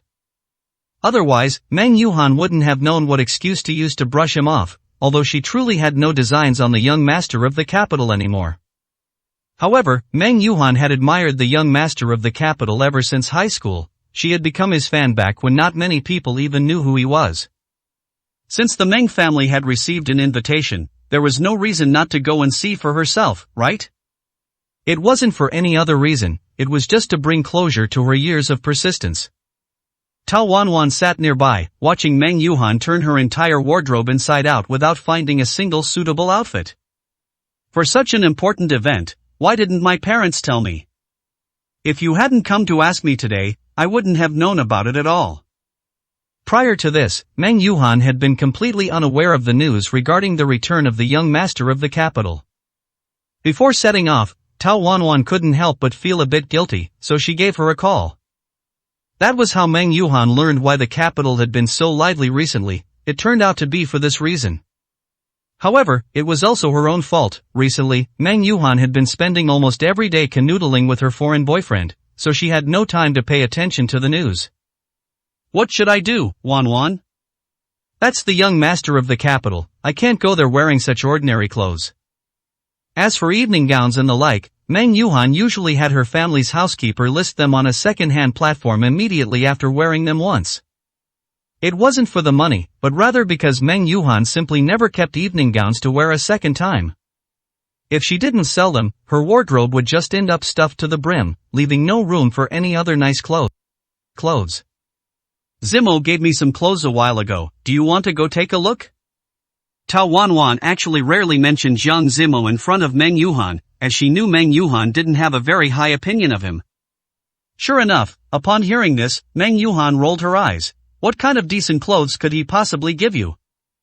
Only you, blinded by love, would think that anything he gives you is actually any good. Tao Wanwan touched the back of her head awkwardly, though she felt that Meng Yuhan was wrong this time. Why don't you just take a look? You don't have anything suitable to wear anyway. I think they're quite nice. The outfit I'm wearing today was picked out from them. At this, Meng Yuhan suddenly stopped what she was doing and stared at the outfit Tao Wanwan was wearing, stunned. When Tao Wanwan had first entered the room, Meng Yuhan had wanted to ask which brand her evening gown was from, as it felt uniquely styled. It was a style completely unseen in the domestic market. Now, Meng Yuhan's interest in the pile of clothes Jiang Zimo had brought was piqued. Fine, but I'm only taking a look because I really have nothing to wear. It definitely doesn't mean I'm satisfied with Jiang Zimo's taste. Tao Wanwan nodded dotingly. It was getting late, and if they kept dawdling, they might end up being late. If they accidentally missed the opportunity to see Jiang Zimo announce his identity, Tao Wanwan really wouldn't know what to do. Upon arriving at Tao Wanwan's home, Meng Yuhan gazed at the clothes in the walk-in closet and fell into deep thought. She had redefined her opinion of Jiang Zimo's taste, yet she still felt that something was a bit strange. Did Jiang Zimo ever tell you which designer these clothes are from? Why have I never seen them before? Tao Wanwan shook her head, not entirely sure. At the time, Jiang Zimo had simply had his assistant deliver the clothes to her. He hadn't said anything about the brand, let alone which designer had created them. Seeing Tao Wanwan's confused expression, Meng Yuhan sighed helplessly, secretly vowing to ask Jiang Zimo about it the next time they met. Could it be that this guy had some involvement in the fashion world that she didn't know about? Having finally chosen an outfit, Meng Yuhan casually touched up her makeup using the products on Tao Wanwan's vanity. Before setting off, she didn't forget to complain, "Your cosmetics are really difficult to use." Tao Wanwan pursed her lips. Right now, she only cared about whether or not they would be late. Fortunately, after rushing, they finally managed to arrive at the venue entrance before the banquet officially began. The live broadcast at the entrance was still ongoing. As soon as Tao Wanwan stepped out of the car, she was caught on camera. Who is this young lady? She's so beautiful, so beautiful. Her outfit is gorgeous too, begging for a link to the same style. I just searched for it, and there's no such thing as a matching style for this dress, it must be a custom design. It was probably prepared specifically for meeting the young master of the capital. Could this beauty be a fan of the young master of the capital too? Oh my god, I still remember that there were tons of beauties in the room lining up to have the young master of the capital's children.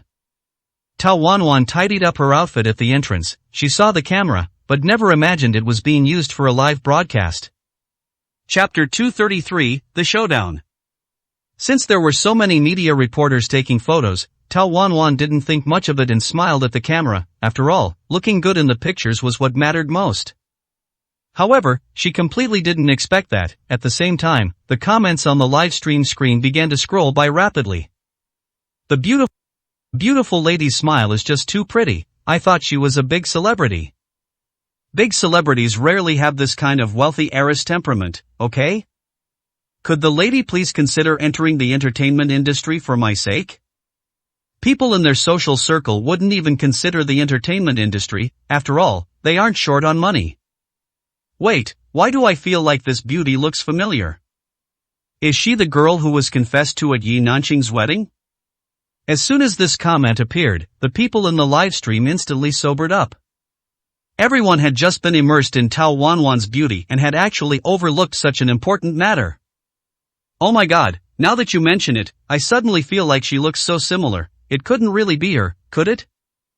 I just went to check the live stream recording. Although that girl was made up to look very ugly, you can still tell that their facial features are basically identical. If I remember correctly, Yi Nanqing is also here today. I really don't know what will happen when they run into each other. I wonder if there will be a live stream inside the venue. We'll have to wait until the dinner officially starts to know if cameras are allowed inside the venue. Please, I really need to see it. People in the live stream started making wishes one after another. They all wanted to see what would happen once Yi Nanqing and Tao Wanwan met. Meng Yuhan adjusted the shoes that were a bit too tight for her feet.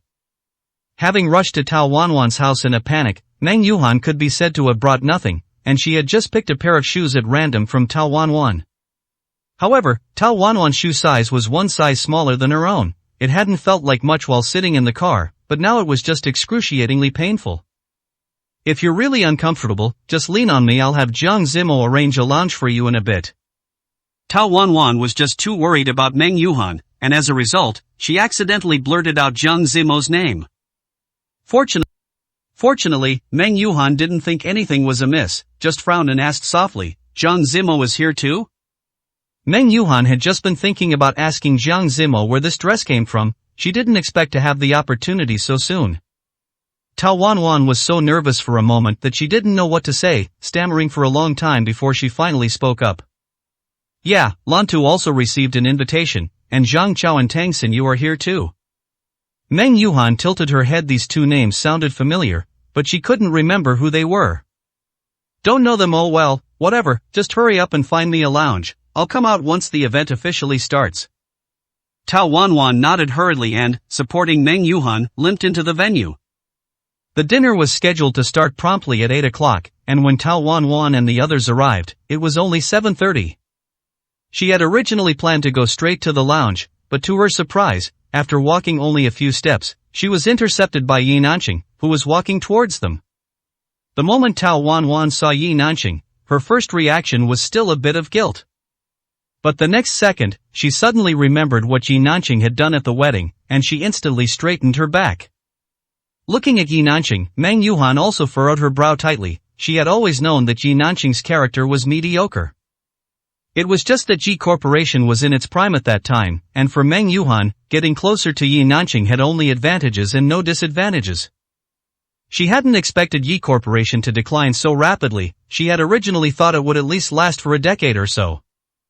Thinking about it now, it was because the Meng Yuhan of that time had trusted Yi Nanqing too much, actually believing that Jiang Zimo was just a househusband who couldn't do anything. If she had known, she should have established a good relationship with Jiang Zimo back then. However, during the time when Yi Nanqing had just gotten into trouble, Meng Yuhan had thought that after her world tour ended, considering they had known each other for so long, she would still help her a little. But she hadn't expected that just after returning, she would hear about all the mess Yi Nanqing had caused. She really didn't have the patience to waste any more time on such a person, which was why she had broken ties. However, a large part of the reason was also because of Tao Wanwan. Meng Yuhan simply couldn't stand it anymore. Yi Nanqing lifted her chin. She had long wanted to settle the score with these two. What? Have you been traveling around the world for so long that your feet have forgotten how to walk? Old Mrs. Yi was currently at the venue, so even if Yi Nanqing really caused some trouble, there would be someone to back her up. If she missed this chance, Yi Nanqing would never find such a good opportunity again. Meng Yuhan rolled her eyes at her. This Yi Nanqing still spoke with such low class. Since you can see that someone is uncomfortable, can you stop standing here blocking the way as if you don't have eyes? Yi Nanqing twitched the corner of her mouth in embarrassment. Meng Yuhan's ability to talk back had always been on point. She had witnessed it many times before, but this time was different because the target of the retort was herself. The volume of their conversation wasn't low, and people nearby had already started looking over one after another. Old Mrs. Yi had gone to rest in the lounge shortly after arriving at the venue. Otherwise, if she had seen Yi Nanqing being so arrogant and domineering, she would definitely have taught her a lesson. Tao Wanwan, can you stop standing behind her like a coward all the time? Seeing that she couldn't win against Meng Yuhan, Yi Nanqing quickly switched her target. But Meng Yuhan wasn't about to be outdone and retorted, "What? Attacking me as soon as we meet? Do you feel threatened because I look too good today?" The people present had heard a bit about what happened at Yi Nanqing's wedding, and after hearing Tao Wanwan say this, they all realized what she meant. A few young girls who liked gossip were standing nearby and couldn't help but laugh out loud. What is there to be proud of? What you treasure now is just the trash I threw away. Yi Nanqing lifted her chin high. The high heels she was wearing today were very tall, making her about half a head taller than Tao Wanwan, and she looked down at her from a position of superiority. However, Tao Wanwan didn't care at all about the look in Yi Nanqing's eyes. Instead, she turned her gaze to Gu Zihan, who was behind her. "Is that so? The man beside you now has been discarded and despised by countless women. What do you have to be proud of?" Gu Zihan was still feeling anxious about his skin and appearance, and upon hearing this, he instantly lifted his head. Chapter 234, You've cracked, haven't you? The person opposite naturally noticed Gu Zihan's gaze originally. They thought he would retort, but unexpectedly, Gu Zihan just touched his own cheek, looking very hurt. Tao Wanwan was a bit surprised when she saw this action. Is this still the Gu Zihan she knew? Why did it feel like something was off? Yi Nanqing pursed her lips. If it was just a war of words, she was certainly no match for the two of them. Plus, with so many people nearby watching the spectacle, she naturally wouldn't walk into the fire. However, Meng Yuhan didn't intend to let Yi Nanqing off the hook just like that. With so many people on the scene, wasn't this the perfect opportunity to ruin Yi Nanqing's reputation? Meng Yuhan wasn't the type to burn bridges, but Yi Nanqing's actions a while ago were truly too excessive, so there was no need to save face for her anymore. The two of you are just lucky. Today is a great day for the entire capital, so I won't bicker with you here. Before Yi Nanqing could finish speaking, Meng Yuhan, standing nearby, frowned as she couldn't listen anymore. "You bicker with us? We haven't even settled the score with you for making Tao Wanwan deliberately dress ugly at the wedding last time." Meng Yuhan took a step forward. Yi Nanqing, on the other side, was startled by her imposing manner and didn't know what to say for a moment. Meng Yuhan was different. She had long since thought of the reasons to attack Yi Nanqing. Back when you and Gu Zihan were being all lovey-dovey, you probably hadn't divorced Jiang Zimo yet, right? This was common knowledge. Although it had been rumored far and wide, there had never been any actual proof. However, it was different coming from Meng Yuhan's mouth. Everyone present knew that the three of them used to be good friends. Although they didn't know why they had suddenly fallen out, they could be certain that what Meng Yuhan said carried high credibility. "What nonsense are you spouting? You don't have a shred of evidence, so don't go around slandering people here. We only got together when we were both single." Yi Nanqing looked around in a panic. The development of events had completely exceeded her expectations. She never expected that Meng Yuhan would actually say such things. Evidence? Yi Nanqing, don't forget how many times you mentioned Gu Zihan and cursed Jiang Zimo in our chat history. Do I need to remind you of such an important matter? Yi Nanqing swallowed hard. She had indeed said many excessive things. At that time, she thought Meng Yuhan would always stand on her side, or even if not, she would definitely not speak up for Jiang Zimo. If you've forgotten, I can take it out and read it to you line by line, and read it for everyone else present to hear. As she spoke, Meng Yuhan took her phone directly out of her pocket. Several young girls nearby who wanted to watch the drama had already widened their eyes in nervousness. They originally only wanted to see their idol, the young master of the capital, but they never expected to see such an exciting scene. Yi Nanqing instantly caved watching this move. The bystanders more or less understood that Yi Nanqing and Gu Zihan were indeed in an affair. They originally thought it was just a random rumor on the internet, but now Yi Nanqing's guilt was effectively confirmed. Meng Yuhan raised her eyebrows. She knew Yi Nanqing certainly wouldn't agree, so this was never her true goal. You want me not to say it? Sure, but tell me, why should I? Meng Yuhan leaned slightly closer to Yi Nanqing, her eyes full of oppression. Tao Wanwan stood by the side and sighed helplessly. That Yi Nanqing had fallen to this state today was entirely of her own doing. If she had been able to maintain her marriage back then, Jiang Zimo would never have left the Yi Corporation. And if she had truly treated Meng Yuhan and Tao Wanwan as good friends, Meng Yuhan wouldn't have embarrassed her in public today. What do you want me to do? Speak. Yi Nanqing had originally hoped that Gu Zihan could say a few words to help her. But when she turned her head, she saw Gu Zihan still immersed in appearance anxiety as if he were an idiot. Yi Nanqing frowned slightly. If she had known, she shouldn't have brought him today. Hiring a security guard with a bit of money would be much more useful than him.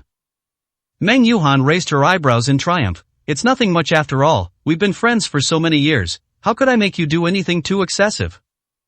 Hearing Meng Yuhan say such things, Yi Nanqing did not lower her guard but frowned nervously. This person was the most black-bellied. There must be some other treacherous scheme waiting for her. Last time, you made Tao Wanwan make a fool of herself on your wedding livestream tonight. You will wear the same clothes, the same makeup, and livestream an apology to Tao Wanwan. Once these words were spoken, both Yi Nanqing and Tao Wanwan looked at Meng Yuhan in surprise. Originally, Tao Wanwan thought that as long as Yi Nanqing could sincerely apologize to her, this matter would be considered over, and the two of them would go their separate ways from then on. She never thought that Meng Yuhan would actually come up with such a way to make things difficult for Yi Nanqing. Yi Nanqing silently clenched her fists and nodded slightly in full view of everyone. Things were far worse than she had imagined. Only then did Meng Yuhan reveal a satisfied smile. Having lost so much face, Yi Nanqing naturally quickly found a random excuse and ran out. Tao Wanwan watched her back, and suddenly had an indescribable feeling in her heart. She wondered if, after Yi Nanqing found out today that Jiang Zimo was the young master of the capital, her little heart could still handle it. It was only after Yi Nanqing left that Meng Yuhan started wailing. Ouch, my feet are killing me. Tao Wanwan, can you keep more of my shoes at your place in the future? Tao Wanwan was stunned when she heard this. Why would she keep Meng Yuhan's shoes at her place for no reason? However, seeing how pitiful she looked now, Tao Wanwan nodded and agreed. Okay, I will prepare them for you in the future. The crowd that had just been watching the spectacle gradually dispersed. Tao Wanwan stretched her neck to look, but couldn't find Jiang Zimo's figure.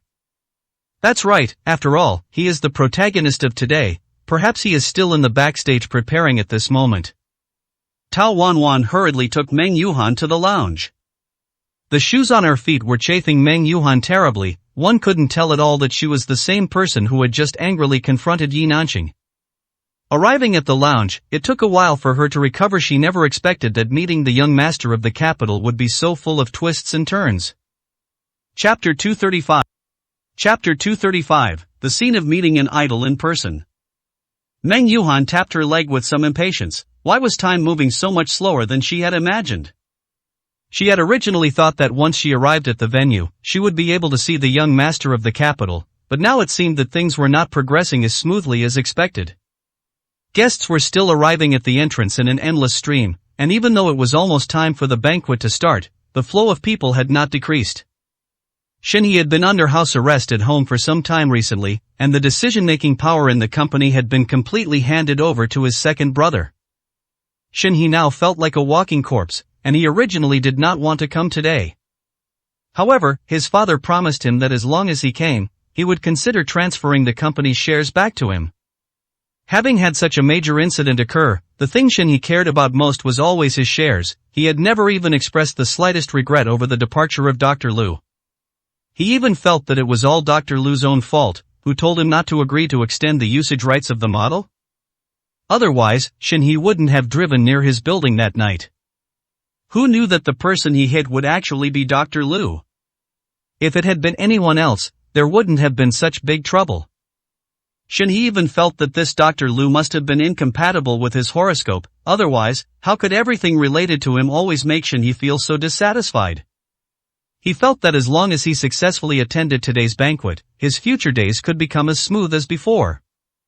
Thinking of this, Shin he took a deep breath before lifting his leg to walk into the venue. Jiang Zimo had just had red wine accidentally spilled on him by someone in the front, so he had gone to the backstage to change clothes, missing the good show between Meng Yuhan and Yi Nanqing. But after walking a large circle without seeing Tao Wanwan's figure, Jiang Zimo felt a bit anxious for a moment and was just about to take out his phone to send her a message. The assistant from Jiang Corporation called him. "Young master, the banquet is about to start. I couldn't find you just now, so please trouble yourself to return to the backstage." In the blink of an eye, it was already 8 o'clock. Jiang Zimo frowned. It seemed he could only wait a while longer to see where Tao Wanwan had gone. As soon as Jiang Zimo returned to the backstage, he saw Grandma Jiang sitting there, not knowing what she was saying to Father Jiang. "You brat, you made up with the family and didn't even tell me. Do you know how worried I, this old woman, have been for you every day?" This was indeed Jiang Zimo's fault. He had been too busy with work recently and hadn't even found time to go back and have a meal with Grandma Jiang. "I'm sorry, Grandma, I really should have told you about such an important matter. I was just too busy." Jiang Zimo touched the back of Grandma Jiang's hand, feeling a bit embarrassed, and spoke softly. For Grandma Jiang, as long as the family was harmonious, that was the best thing, and she didn't say anything more. At the start of the banquet, Father Jiang, as the representative of Jiang Corporation, directly announced Jiang Corporation's recent new moves overseas and the acquisition of Lantu. Normally, cameras were not allowed in the venue, but some people secretly started live streaming with their phones, although it wasn't very clear. The employees of Lantu Online instantly fell into chaos. They knew their company had been developing quite well recently, but they never expected it to be doing this well. "Lantu, you really have a future. The children will have meat to eat following you. Who understands? I just bought Lantu stock yesterday. Can I wait to get rich? Except, I hope my company gets acquired by Jiang Corporation too." The word acquisition might make many people avoid it like the plague, but being acquired by Jiang Corporation was different. Only emerging enterprises like Lantu had the possibility of being acquired by Jiang Corporation. When Jiang Chao stood on stage and took a photo with Father Jiang, he was so happy he couldn't hide his teeth. "When is the young master of the capital going to come out? I've waited until the flowers have withered."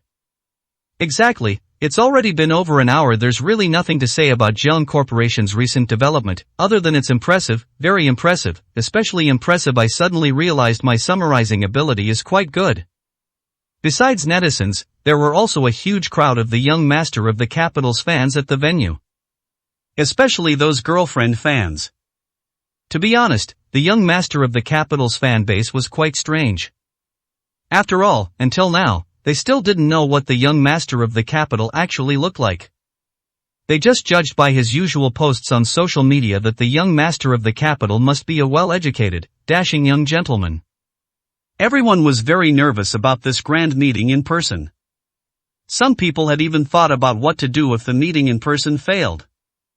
Jiang Zimo had been in the crowd, looking around several times before he discovered Tao Wanwan and Meng Yuhan hiding in the corner. As soon as Tao Wanwan saw Jiang Zimo, her eyes widened instantly. "Why are you here?" Meng Yuhan was stunned, not quite understanding what Tao Wanwan's words meant.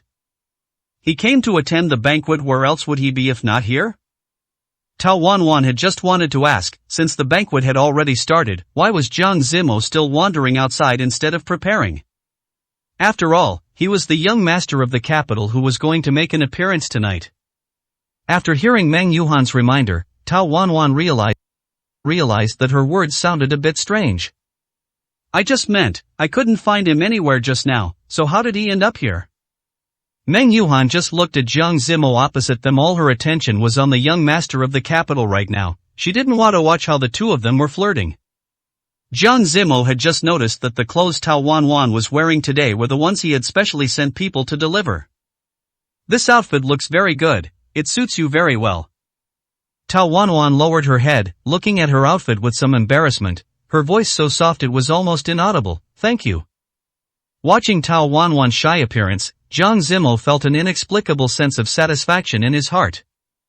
The most important segment is usually at the end. There are other procedures in the banquet later, so you two should probably wait a while longer.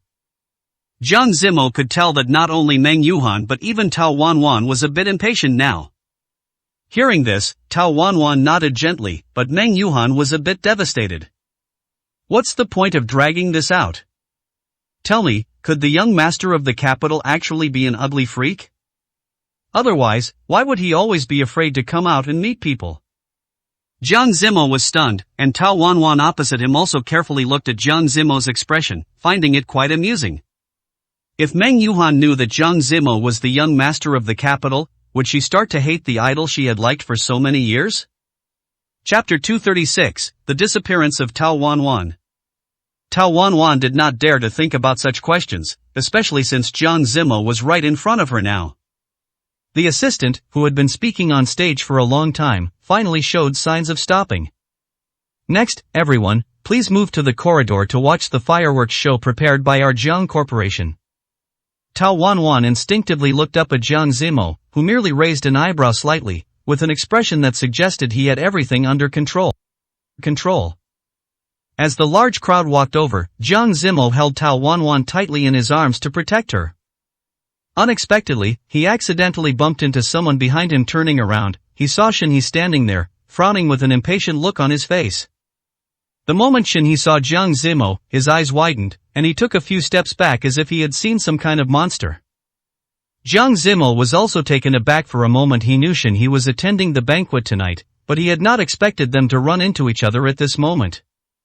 Seeing Jiang Zimo's hand wrapped tightly around Tao Wanwan, Shinhe instantly realized something. The crowd quickly separated the two of them. Shinhe turned his head to confirm his father's location and walked quickly to his side. Father, I just saw Jiang Zimo, and he was holding a girl. President Shin had heard about Jiang Zimo having a girlfriend a long time ago, but he had dismissed it as just a joke among young people. After all, when one is young, isn't everyone surrounded by beautiful women? However, since he had brought her to an occasion like this, he must be serious about her. President Shin rolled his eyes, suddenly thought of something, and turned to whisper a few words to the assistant behind him. The assistant just nodded and headed off in another direction. As President Shin's own son, Shinhe naturally knew what kind of plan his father had come up with. To be honest, he still felt a bit apologetic. But there was really no other way. If Jiang Zimo wasn't nipped in the bud, he would always be a threat. On the other side, Jiang Zimo didn't know why, but ever since he saw Shinhe, he had a bad premonition. He kept feeling like something bad was about to happen, but upon reflection, perhaps it was just because there were too many people at the venue, which caused this sense of unease. Jiang Zimo shook his head slightly, trying to stop himself from overthinking. Tao Wanwan, who was being held by him, noticed that something was off with Jiang Zimo. She turned her head and saw that Meng Yuhan was still some distance away from them. Why don't you go back and rest? It must be exhausting for you on such an important day for you. You don't need to stay by my side the whole time. Jiang Zimo shook his head without hesitation. The fireworks show is very beautiful. Don't you want to watch it with me? Tao Wanwan was just worried that Jiang Zimo might be tired. Hearing this, she was stunned for a moment, but still nodded shyly. This is something I prepared especially for you. This short sentence rang out from behind Tao Wanwan, and she turned her head in surprise to look at Jiang Zimo. At that very moment, a flash of white light suddenly streaked across the dark night sky before them, and fireworks began to bloom in the night air. Jiang Zimo held Tao Wanwan's head and turned her to face the front. Don't waste it. This is the most beautiful firework display I carefully selected. Don't miss it. Watching the fireworks blooming all over the sky, all for her, Tao Wanwan was so moved that she didn't know what to say. She was completely immersed in this feast of fireworks, feeling as if she were the heroine of the world. Jiang Zimo carefully took out the diamond ring he had prepared long ago from his pocket. "My dear Ms. Tao Wanwan, I wonder if you are willing to become my wife and spend the rest of your life with me." Jiang Zimo's voice was very soft, so soft that no one but Tao Wanwan could hear it. Jiang Zimo's voice was also very loud, loud enough to drown out the sound of the fireworks and reach Tao Wanwan's ears, word for word. What happened tonight was truly too dreamy for Tao Wanwan, to the point that she couldn't have even imagined it in her dreams. "I do." Tao Wanwan could even feel her eyes welling up with tears, and she nodded vigorously.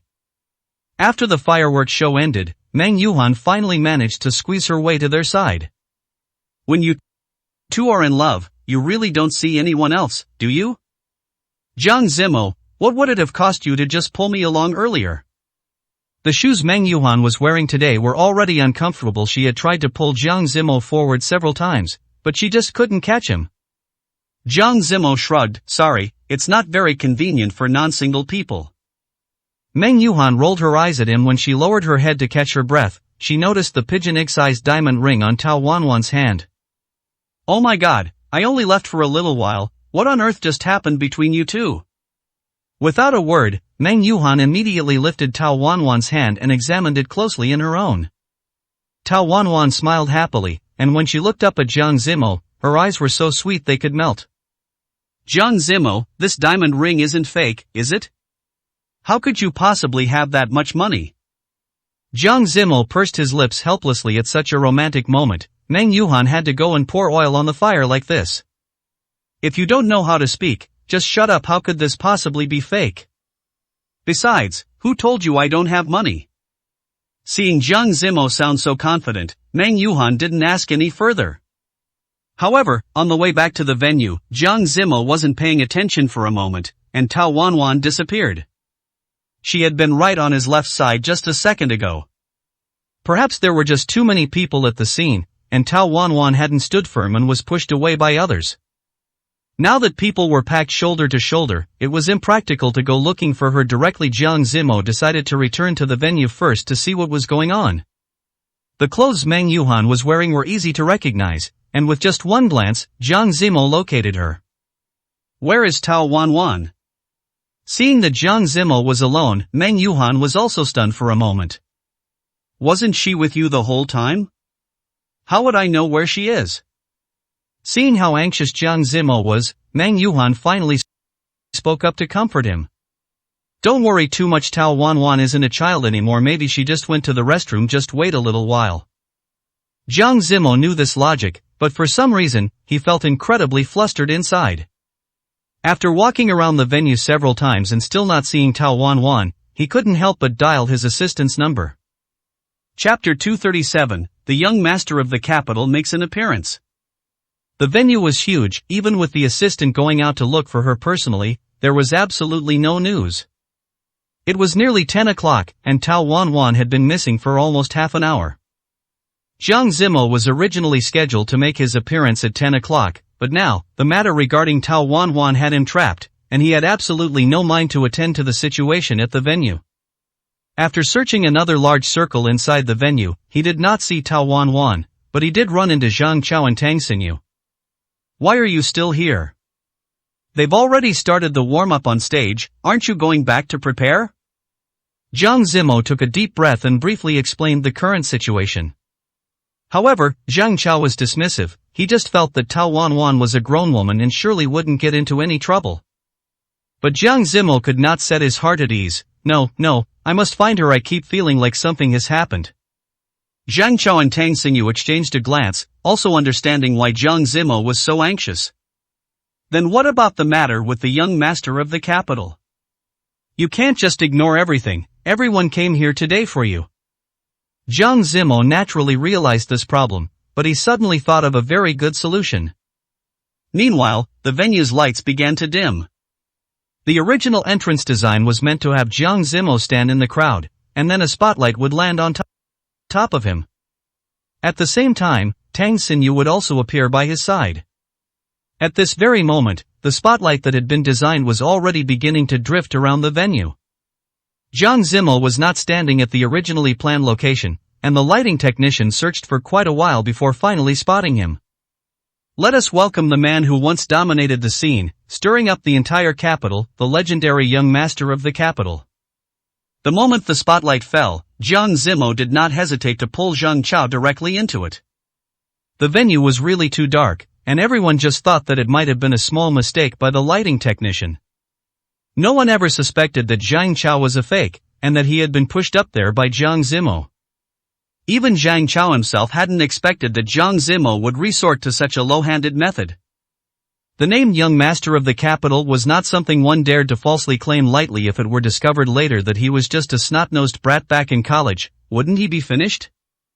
Moreover, so many people in the circle knew Zhang Chao. This was quite different from Jiang Zimo, who was a nobody. Just as Zhang Chao wanted to slip away directly, Jiang Zimo's voice came from behind him. "Brother, help me out." Zhang Chao swallowed nervously, since Jiang Zimo had already said that, he didn't know how to refuse for the moment.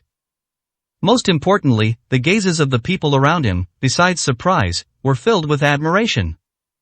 It must be said that Zhang Chao still liked this feeling of being admired by others. Before Zhang Chao could even react properly, the person beside him spoke up.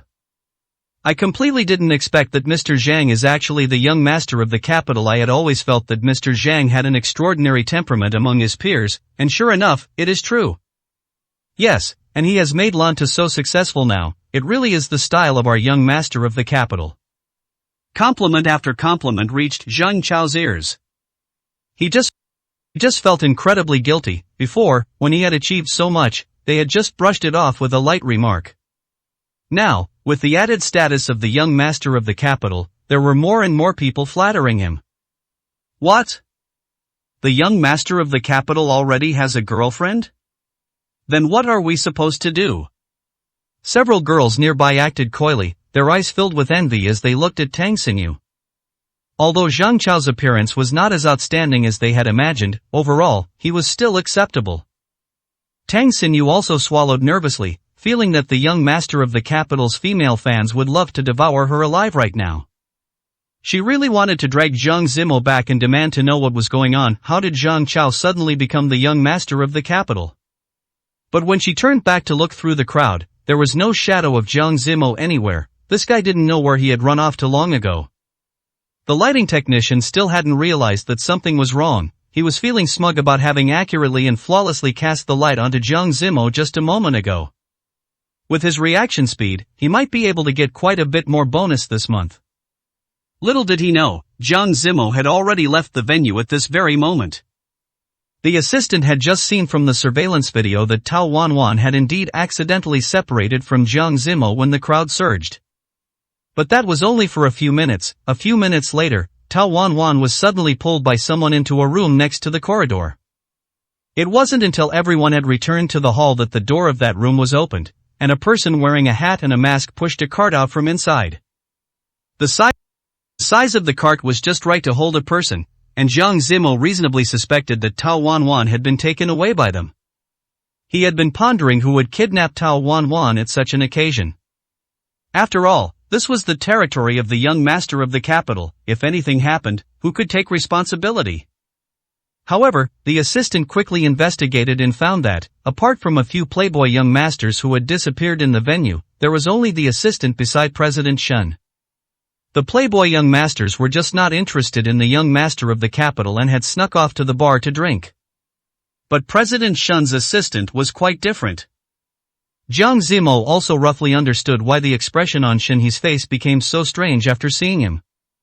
He never expected that the Shen family would actually make a move at this time. Everything Jiang Zimo had prepared for this evening had gone down the drain.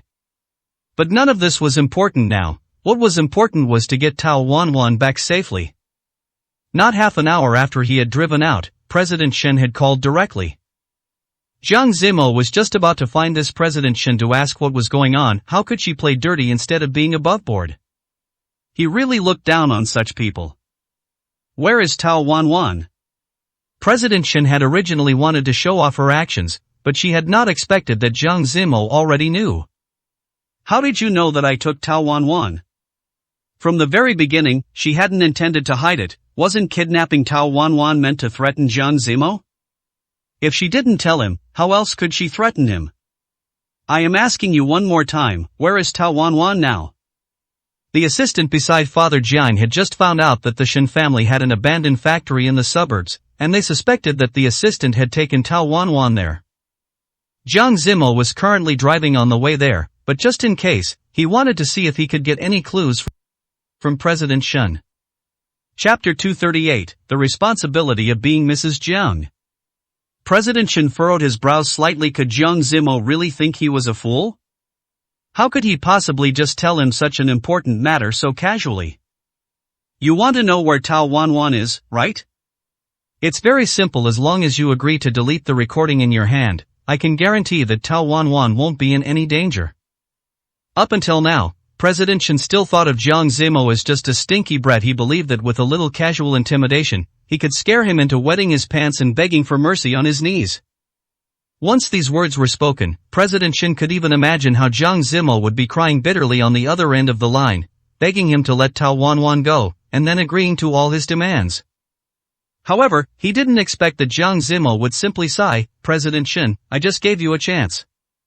You know, I don't have much patience. Since this is your attitude, don't regret it." Before President Shen could react, Jiang Zimo on the other end hung up the phone directly. Could it be that something went wrong with his judgment, and Jiang Zimo wouldn't go to such great lengths to save Tao Wanwan?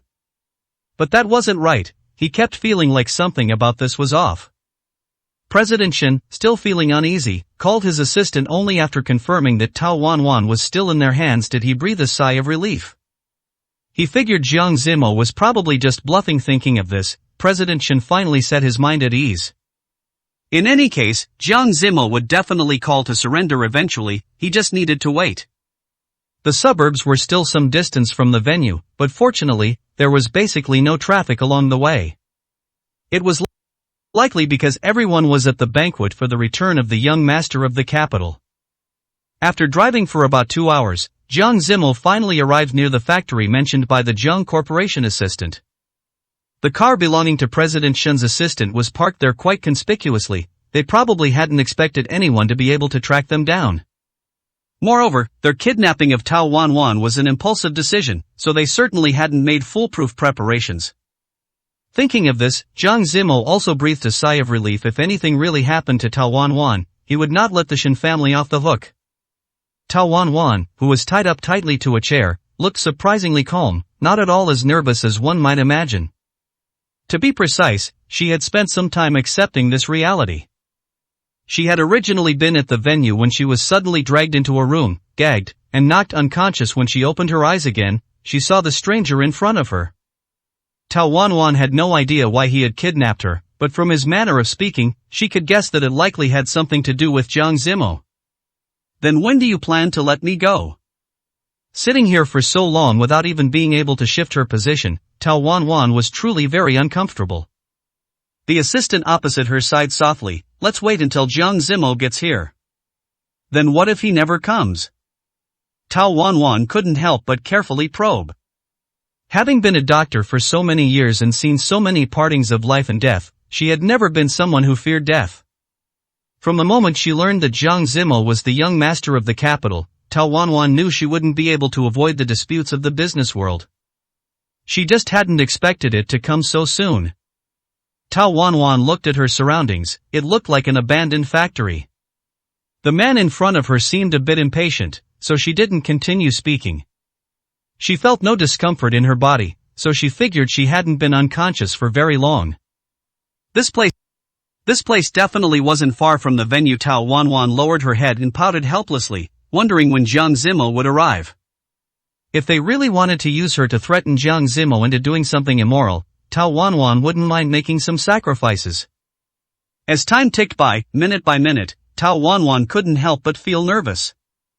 Looking at the man who had been silent the whole time, she asked softly, "Will I die?"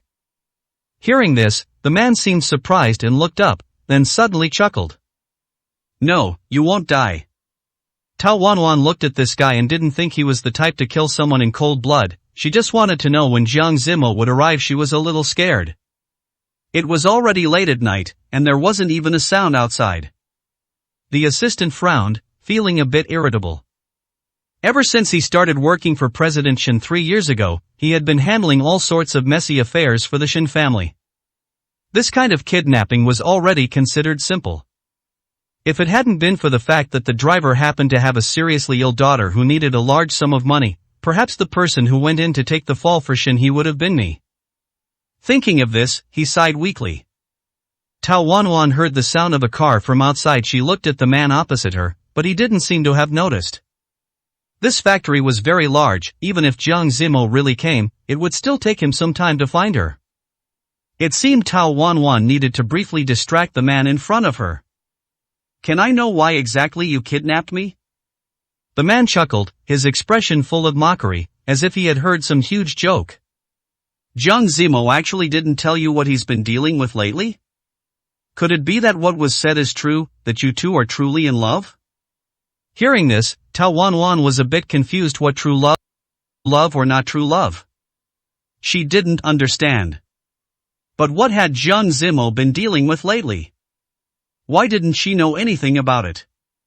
Seeing Tao Wanwan's confused expression, the assistant raised his eyebrows slightly. You really don't know? Tao Wanwan shook her head without hesitation. I don't know. Zimo has never told me about any trouble he's encountered. It had to be said that Tao Wanwan was a little angry right now. If something really had happened, why hadn't Jiang Zimo told her clearly in advance? Otherwise, she wouldn't have ended up in such a passive position.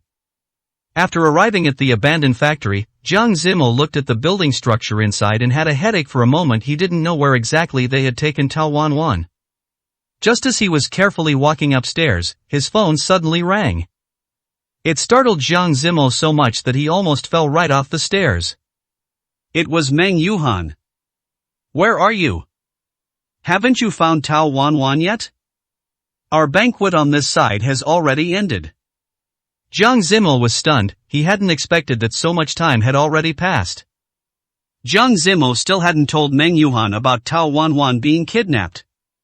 Chapter 239, Just a Small Assistant.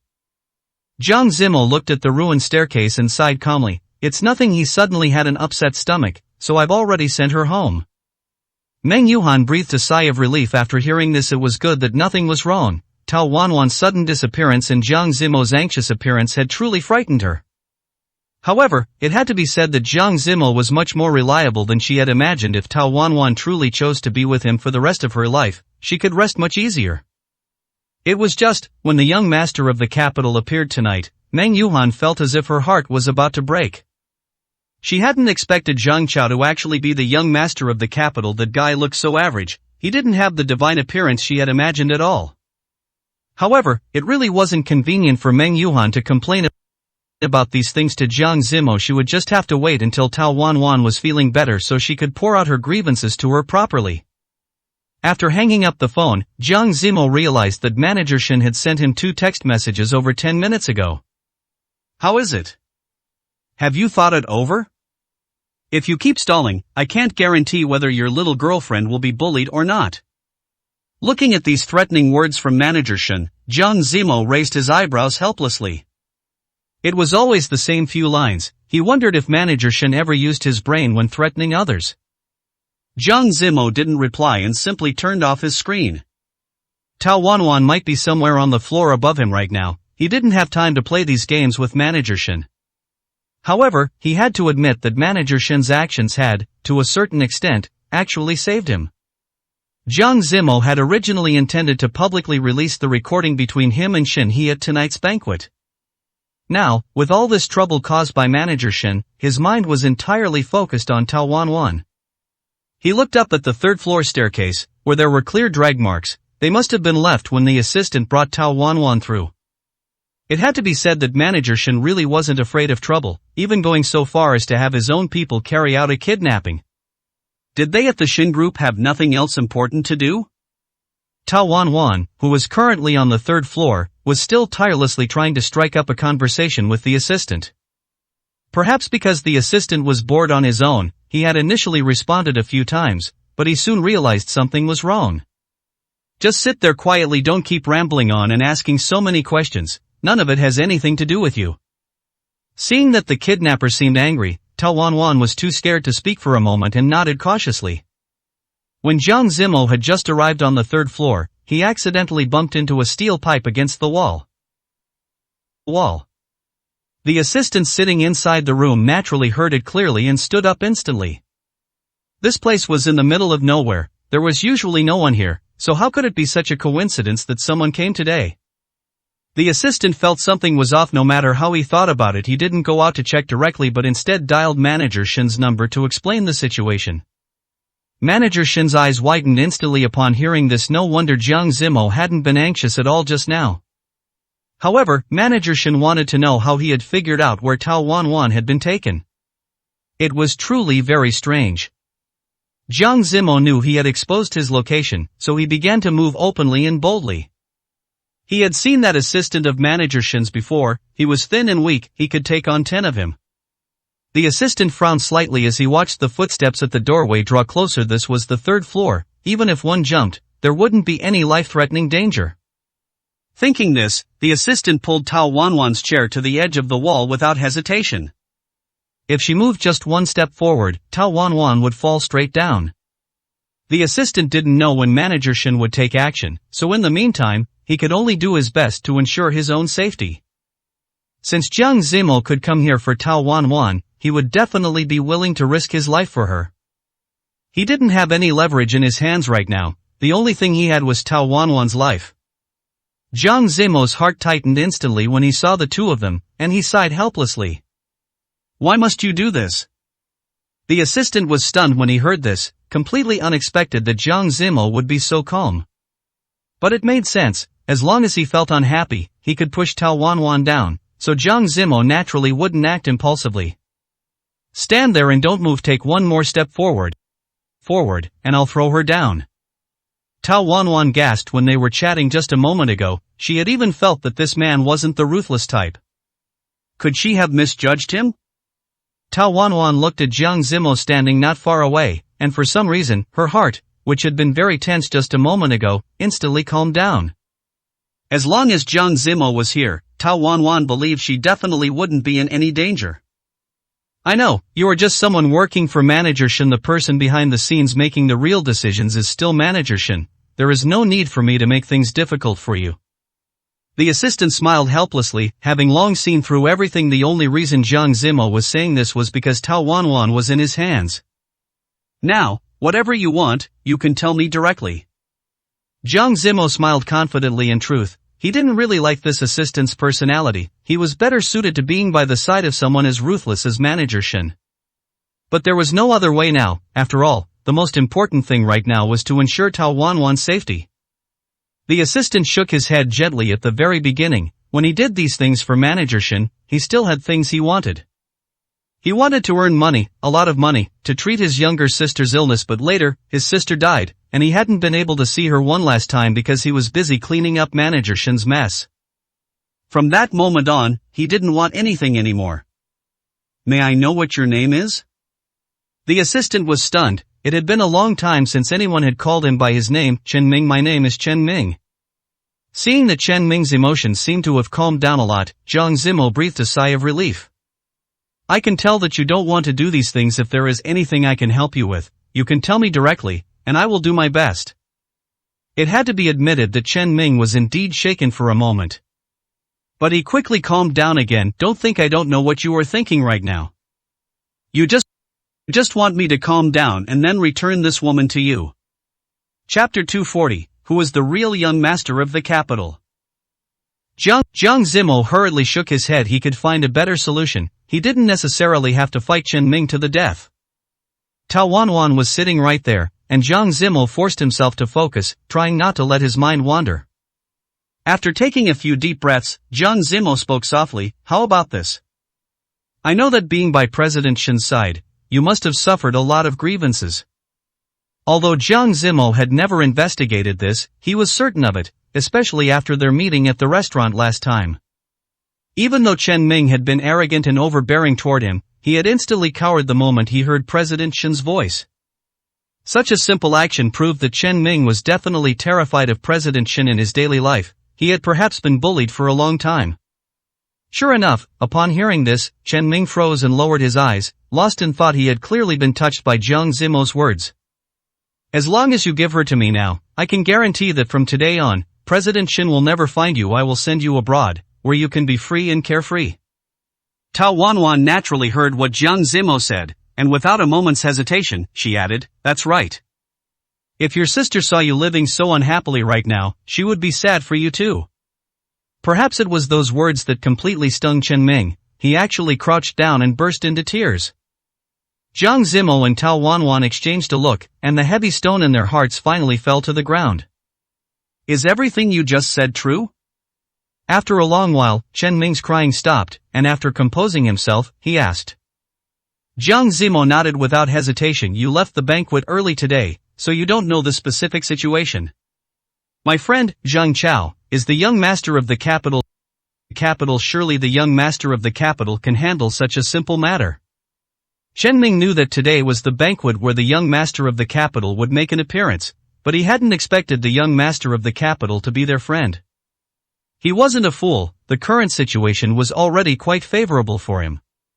If Jiang Zimo wasn't lying, they were currently threatening someone close to the young master of the capital. If he continued to side with President Shin, it wouldn't be a wise choice for Chen Ming. "We've met before, and I think you're an upright person who wouldn't lie to me. President Shin originally only asked me to kidnap her and scare you guys. There was no intention of causing any life-threatening danger." As he spoke, Chen Ming untied Tao Wanwan. Only then did she finally heave a sigh of relief. It seemed she hadn't misjudged him. From the very beginning, she had felt that Chen Ming wasn't that kind of person. His extreme actions just now were merely for self-preservation. Tao Wanwan rubbed her wrists and said softly, "Thank you, Mr. Chen." Chen Ming stared at Tao Wanwan in a daze. This person was really strange. He had kidnapped her, so why was she thanking him in the end? "However, you just called President Shin. He won't be coming here, will he?" Upon hearing this, Chen Ming finally realized the situation. He took out his phone to check, and immediately gasped in cold air. "President Shin told me to get rid of you." Upon hearing those few short words, Tao Wanwan felt a chill run through her entire body.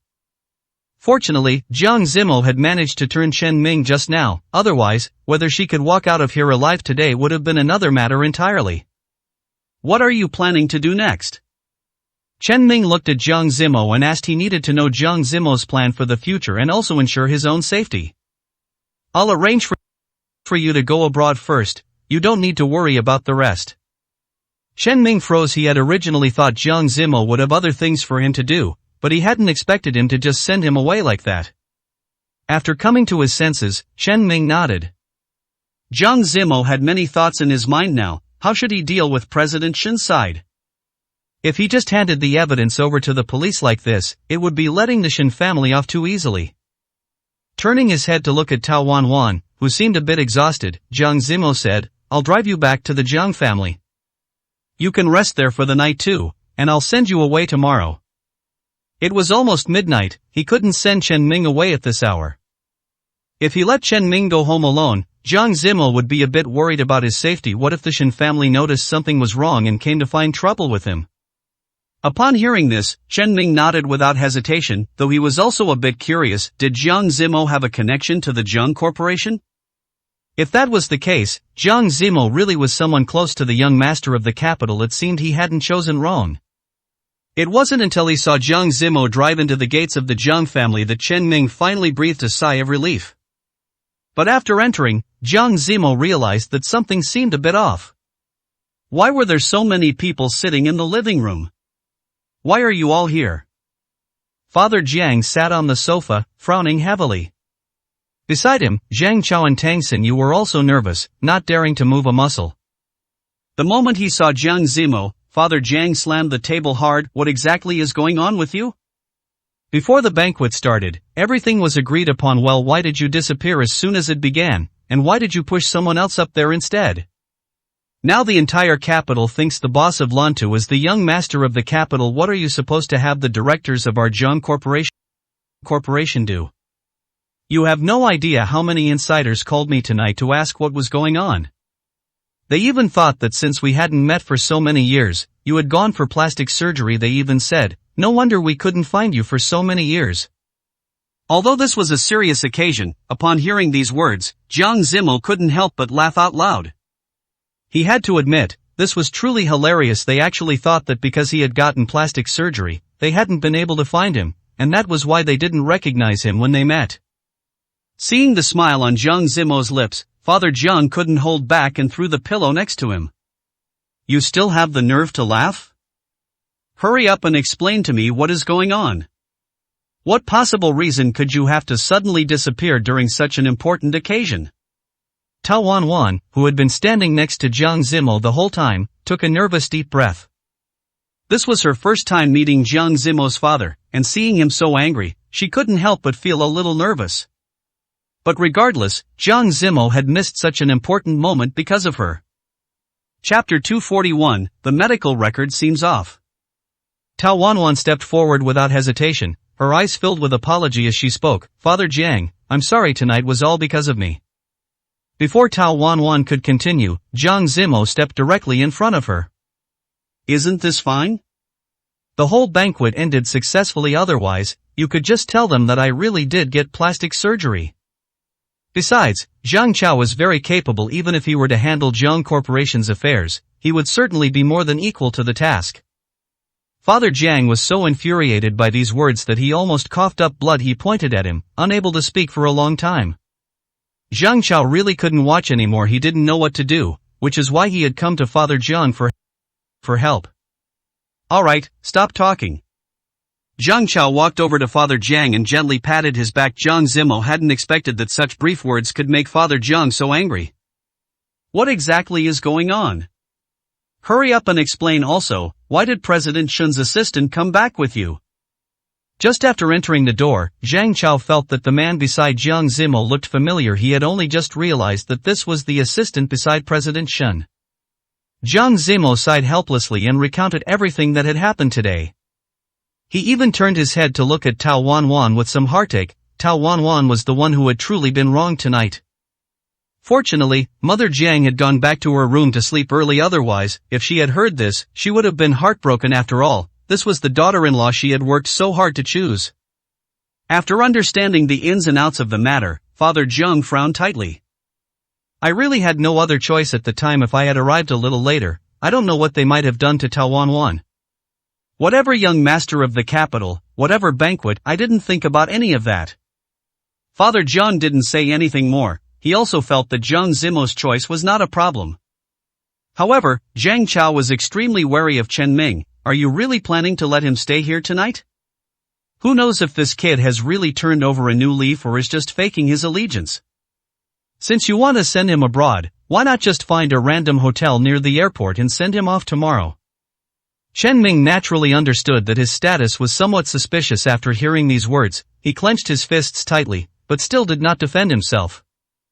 No matter what choice Jiang Zimo made, Chen Ming would not resist. If he were truly discovered by President Shen, then that would be Chen Ming's fate. However, to his surprise, Jiang Zimo nodded without hesitation. Just stay here tonight. It's too unsafe outside. Regardless, he did let Tao Wanwan go, so I'll treat it as a gesture of gratitude. If you're really worried, you two can sleep together tonight. You can also help me watch him to see if he does anything strange. Zhang Chao, who had just been filled with righteous indignation, instantly blew his top upon hearing this. How can that work? Are you really not afraid that this guy will kidnap me in the middle of the night? Tang Xinyu could naturally tell that Jiang Zimo was joking, and she couldn't help but tease Zhang Chao a little. What's the matter? Tao Wanwan has already returned safely. What is there for a big man like you to be afraid of? Zhang Chao looked at Tang Xinyu with some surprise, and with a wronged expression, he immediately grabbed her arm. How can you be so heartless to me? What if he really kidnaps me?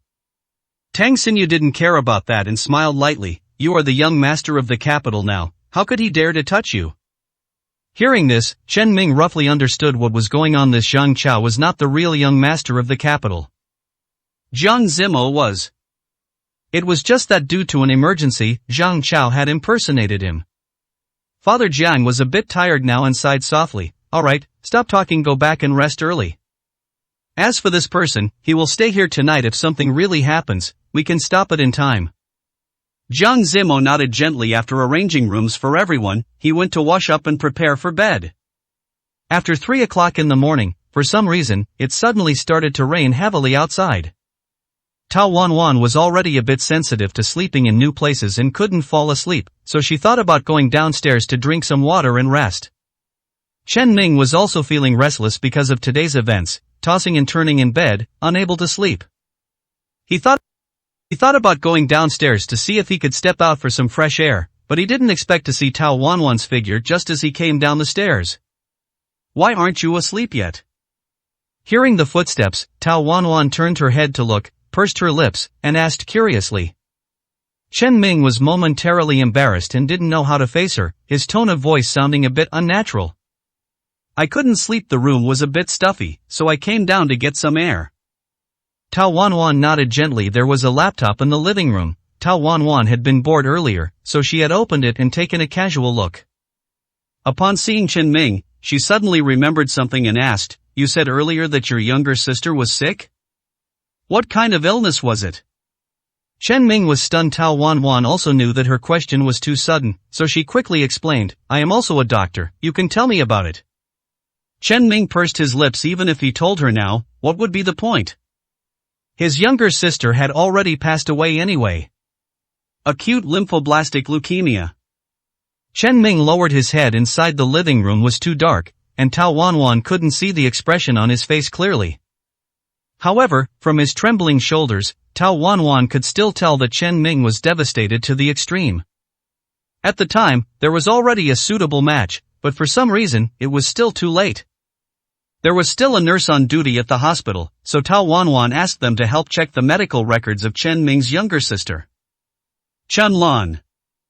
A very cute little girl who was only 12 years old when she passed away. "That's not right." Tao Wanwan couldn't help but exclaim while looking at the medical record. Chen Ming also raised his head to look at her at this moment and asked with some confusion, "What's going on? What do you mean by that's not right?" Hearing his tone become urgent, Tao Wanwan also became nervous for a moment. "I'm not entirely sure, but I feel like this medical record seems a bit off. Also, didn't you just say that your sister had a suitable match? I don't see any record of her having a transplant surgery or undergoing matching here." Chapter 242, Just because of medical expenses. Upon hearing these words, Chen Ming felt as if his brain had completely exploded in an instant. Chen Ming certainly would not misremember anything regarding Chen Lan at the time. Mr. Shin had said that the hospital already had a match, so how could there suddenly be no record of it now? Could it be that it can't be found because it wasn't done at your hospital? Tao Wanwan was also a little nervous now. She gently shook her head and spoke cautiously. "Normally, that wouldn't be the case. Once we have the patient's information, we can generally pull up all of their relevant emergency records. It's a bit late now. Tomorrow morning, I'll make some calls to help you find out exactly what the situation is." Tao Wanwan's words made sense. It was truly too late, and perhaps it was just a normal oversight made by a nurse while working. "Then I'll have to trouble Miss Tao." Tao Wanwan smiled gently. As a doctor, this was merely a trivial matter. However, she was a bit worried about whether Chen Ming would be able to accept it if the truth turned out to be truly unsightly. Early the next morning, as Jiang Zimo had just walked out of his room, he saw Chen Ming standing there with a grave expression, not knowing what trouble he had encountered. "It's early in the morning, why are you standing at my door instead of going downstairs to eat and prepare to go abroad?" Jiang Zimo frowned and asked with some concern. Chen Ming was silent for a long while before speaking softly. "Last night, Miss Tao helped me look into matters regarding my sister. She told me that the medical records seemed a bit off, and I wanted to ask if I could go abroad a little later. I want to wait until things are investigated clearly before I go." Jiang Zimo hadn't expected that the two of them would actually be in contact behind his back. He didn't know exactly what was going on with Chen Ming's sister, only that it sounded like she had contracted some serious illness. "Sure, that's no problem at all, but you have to know that for every extra day you stay in the country, you face an additional degree of risk." Chen Ming nodded without hesitation. For his sister's sake, he wouldn't be afraid no matter how great the risk was.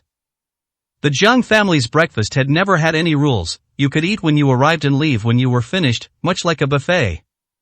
After all, everyone left for work at different times, and some people didn't even eat breakfast at all. There was no need to set too many rules over such trivial matters. Jiang Chao and Tang Xinyu waited at the dining table until Jiang Zimo said goodbye before they left. It was a coincidence that not long after Jiang Zimo and Chen Ming had started eating, Tao Wanwan came rushing down from the second floor in a hurry. Why didn't you call me? I opened my eyes and it was already so late. Tao Wanwan patted Jiang Zimo's shoulder with a bit of complaint. After all, she had already met Jiang Zimo's parents, so she still needed to maintain basic etiquette. Jiang Zimo looked at her flustered appearance and smiled. What's the rush? My dad doesn't usually get up that early, we still have a while to wait.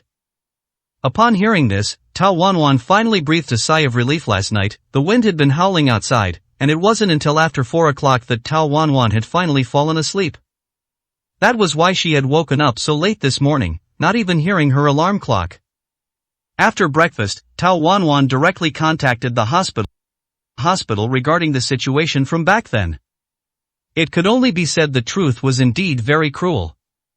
It was only later, after inquiring in many places, that Jiang Zimo learned that Mr. Shin had taken a liking to Chen Ming's martial arts skills back then, so he had him come to be his assistant and also his personal bodyguard. Hiring such a formidable personal bodyguard to be by his side showed just how many inhumane things Mr. Shin usually did to be so afraid of someone coming to retaliate. However, during that time, Chen Lan's physical condition was never very good at first. Chen Ming thought that he had finally found a good job and could quickly raise the surgery fees for Chen Lan. He just hadn't expected that all sorts of messy things would always be happening around Mr. Shin, and he would always have Chen Ming go and clean up the messes. Chen Ming was merely an ordinary person. Other than his martial arts, he had nothing. Naturally, he was afraid at first, and even expressed to Mr. Shin that he wanted to quit this job. Chen Ming had stayed by Mr. Shin's side for a period of time. Naturally, Mr. Shin was unwilling to let Chen Ming leave so easily. If he accidentally leaked his secrets, things would become troublesome. It was then that Mr. Shin proposed that he was willing to give Chen Ming a large sum of money, and furthermore, all of Chen Lan's subsequent medical treatment expenses would be covered by the Shin family. Under such a great temptation, even though Chen Ming was unwilling, he still agreed. Mr. Shin arranged for Shin He to handle this matter. Back then, Chen Lan had indeed had a very suitable match. However, Shin He had long since spent all of Chen Lan's surgery fees, and he felt even more that a little girl's life didn't matter. He had originally intended to wait until he had a little money on hand before paying the surgery fees, but he hadn't expected that Chen Lan would suddenly go into shock and, in the end, could not be resuscitated. After learning the full truth of the matter, Tao Wanwan fell silent. She did not know whether she should tell Chen Ming this news, and she felt very hesitant in her heart. Jiang Zimo looked at her expression and naturally knew what Tao Wanwan was worried about, so he gently patted her shoulder. Don't overthink it. Chen Ming is Chen Lan's brother, he has the right to know the truth. Furthermore, someone like Shin He, who never regards human life, should be punished even more.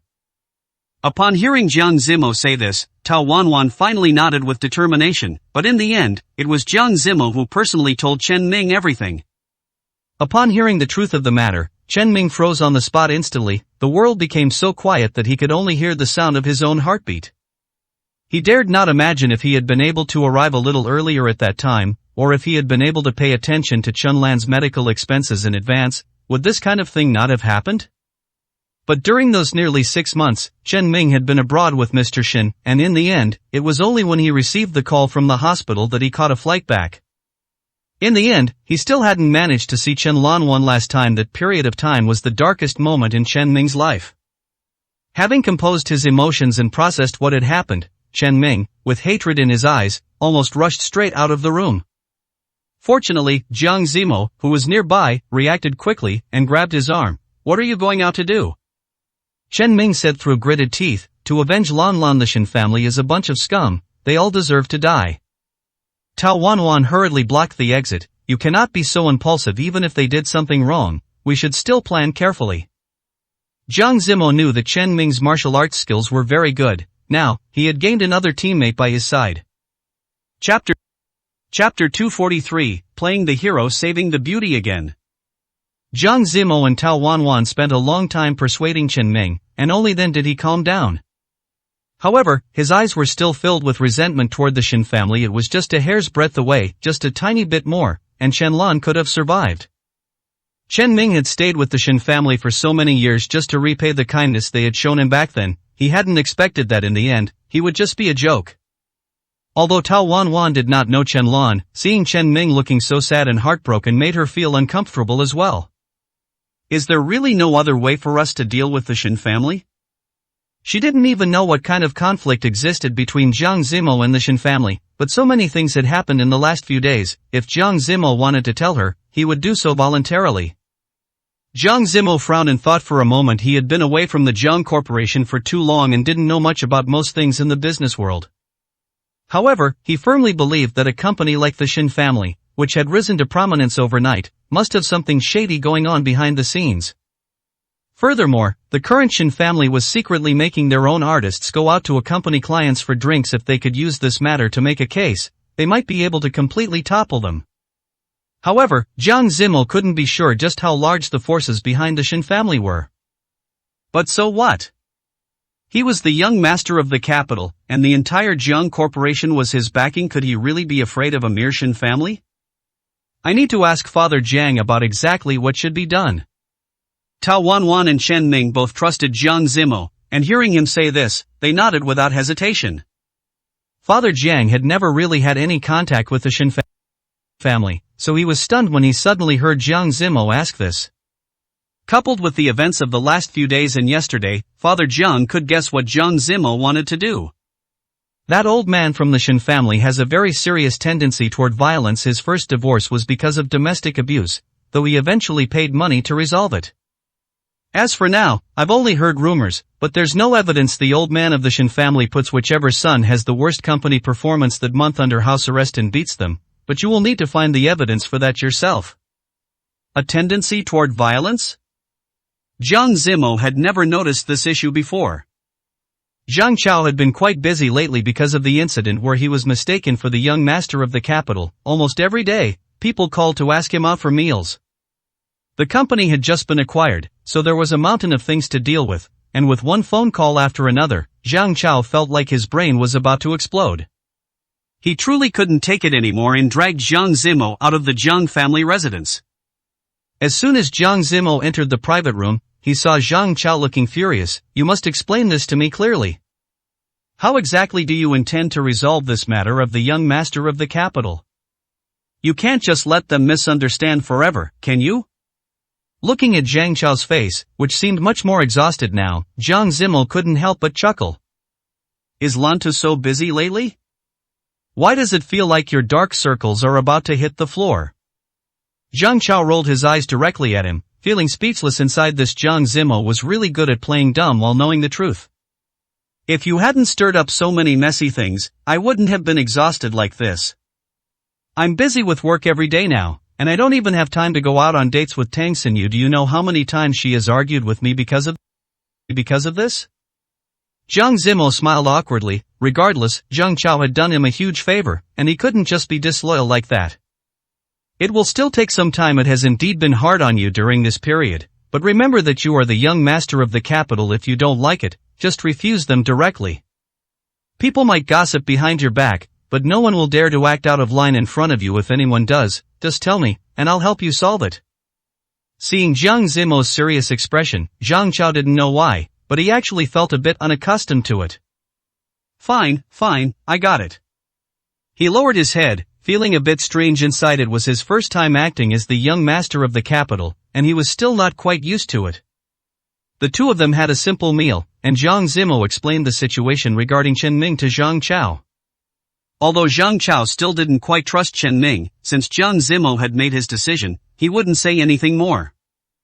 They had eaten just about enough. As soon as they came out of the private room, they saw a young woman suddenly run out of the restroom opposite them. The moment she saw Jiang Zimo, she grabbed his arm without hesitation. Save me, save me. For some reason, Zhang Chao felt that the girl in front of him looked a bit familiar, but the situation was urgent, and he didn't have time to think too much about it. I don't know them. They want to take me away. As she said this, two fat-eared men happened to walk over from the opposite side. They looked absolutely disgusting. The woman held onto Jiang Zimo's arm tightly, looking lonely and helpless. Jiang Zimo wasn't the type of person who liked to meddle in other people's business, but since the young girl had come running to him, he wouldn't stand by and watch her suffer. Who are you? Jiang Zimo looked at the two men opposite him and spoke in a calm tone. Zhang Chao looked at Jiang Zimo with some surprise. He hadn't expected this guy to react so quickly. He had just been wondering who this woman was. The man walking in front came straight over with his hands on his hips and looked Jiang Zimo up and down. It seemed he had determined that Jiang Zimo was small and weak and no match for him, so he continued to speak without any courtesy. "Brat, I advise you not to meddle in other people's business. This is our person. It has nothing to do with you, so get lost." The other party was just about to start a fight with Jiang Zimo. Since they were in a public place, Jiang Zimo didn't want to cause any unnecessary trouble, so he just dodged slightly. "Your person?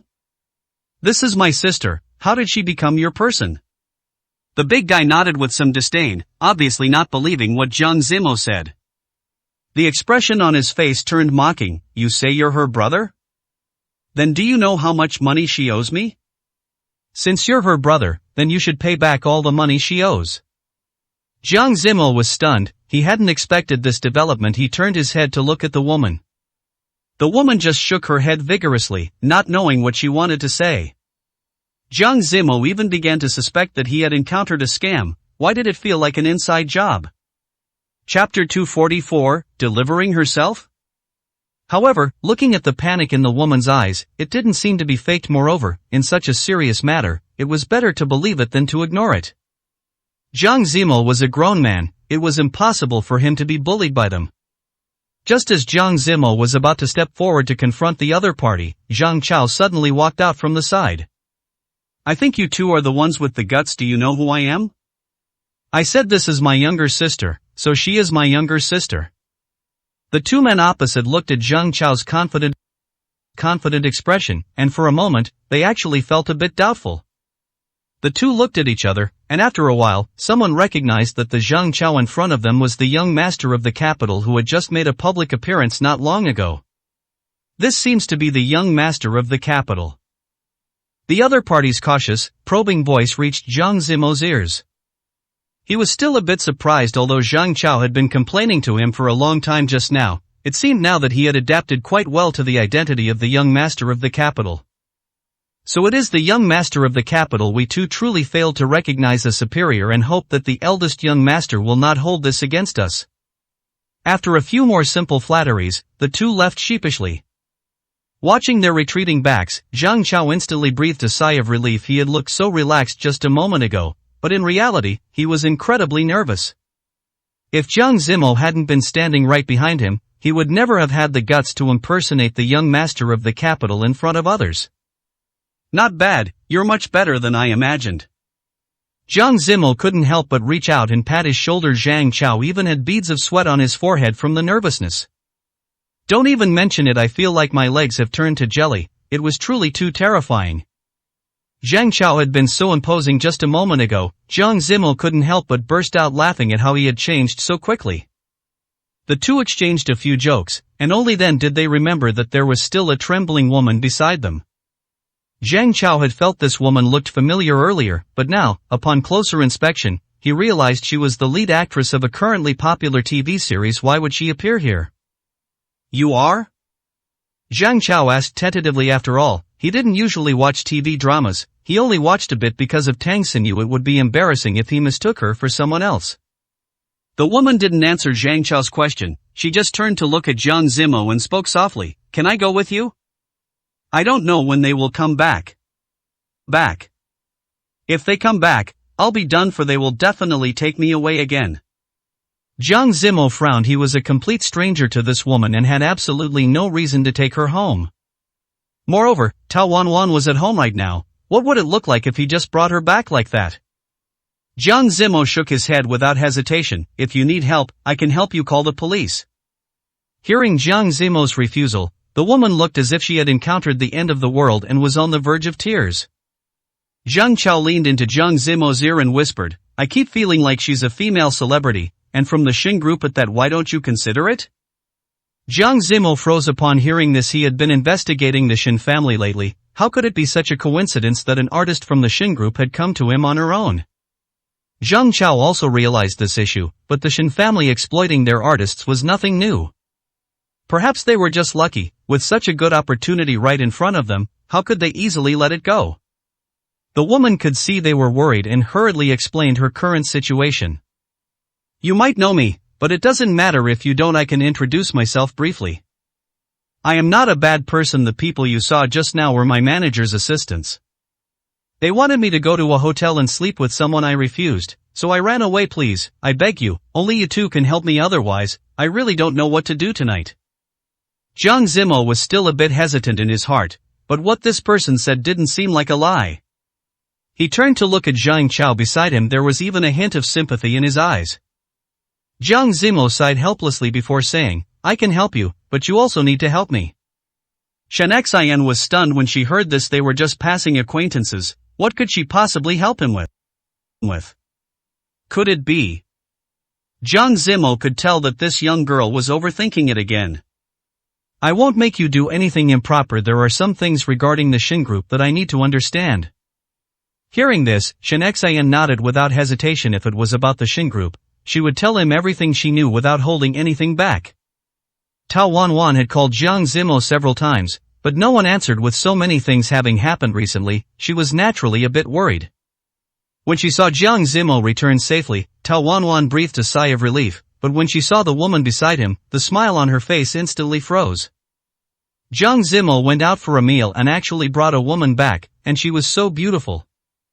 Although Shen Xian was just an ordinary little celebrity, every time she went viral, it was basically because of her face.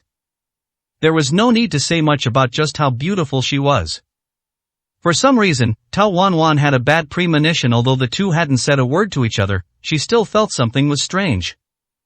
After seeing there were two other people in the room, Shen Xian nodded nervously, sorry to disturb everyone.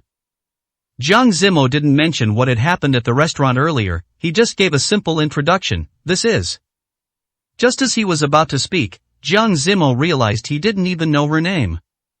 He turned his head and looked at Shen Xian somewhat awkwardly, asking softly, what is your name?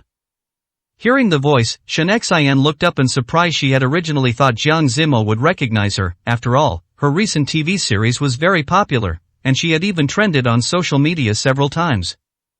She hadn't expected that he actually didn't know her name at all. Thinking of this, Shen Xian lowered her head in embarrassment. After learning her name, Jiang Zimo continued what he was saying, Shen Xian, she is an artist from the Shin group. She will be staying at the Jiang family for the time being. Chapter 245, Slow to React. Shen Xian did not know what kind of grudge these people had against the Shin group, but she could feel that their expressions changed instantly upon hearing the name Shin family. The atmosphere in the living room suddenly became awkward. Zhang Chao stood up and said, I usually watch Miss Shin's TV dramas, her acting is exceptionally good. Shen Xian lowered her head and smiled bashfully. At the same time, Tao Wanwan, who was sitting opposite her, went straight upstairs without saying a word.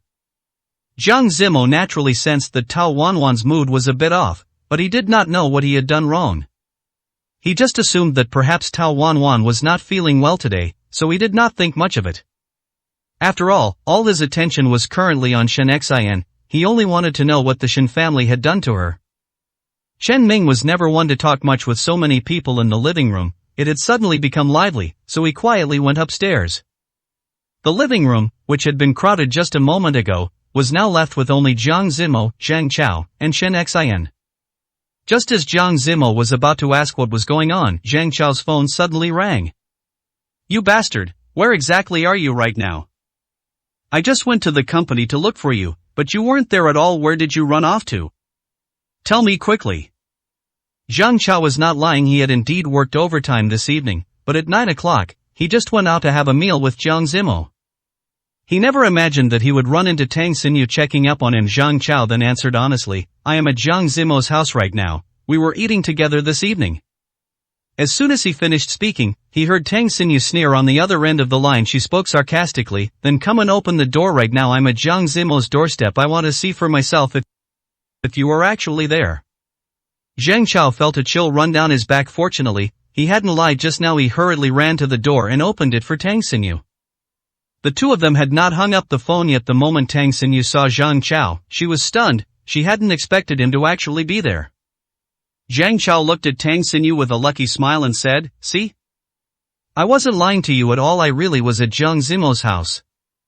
Tang Xinyu pointed at Zhang Chao with an expression that said she would settle the score later, and then walked into the house.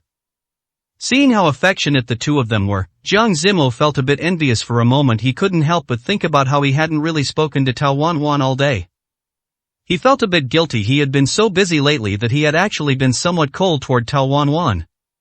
Coupled with the disappointed expression on her face when she went upstairs just now, Jiang Zimo suddenly felt a bit uncomfortable. Had he been ignoring Tao Wanwan too much? But before Jiang Zimo could think too much, Tang Xinyu, who was opposite him, spoke up with a look of surprise. Isn't that the big celebrity? Why is she here? Shen Xian had finally met someone who truly recognized her, and her expression instantly brightened. I encountered some difficulties at the restaurant this evening, and fortunately, these two gentlemen helped me. Tang Xinyu turned her head and glared fiercely at Zhang Chao. She still remembered that when they watched TV dramas together, he had said Shen Xian was the most beautiful. Now he had actually brought a woman directly to the house behind her back. It was simply too much. Although Tang Xinyu was furious inside, since they were at someone else's house, she forced herself to endure it. No matter how slow Jiang Zimo was, he could see that the expression on Tang Xinyu's face was a bit off. Furthermore, because Zhang Chao could not go out on dates with Tang Xinyu often due to his status as the young master of the capital, cracks had appeared in their relationship. Thinking of this, Jiang Zimo quickly explained, "This Miss Shin is an artist from the Shin group. She will be of great help to us in dealing with the Shin family next."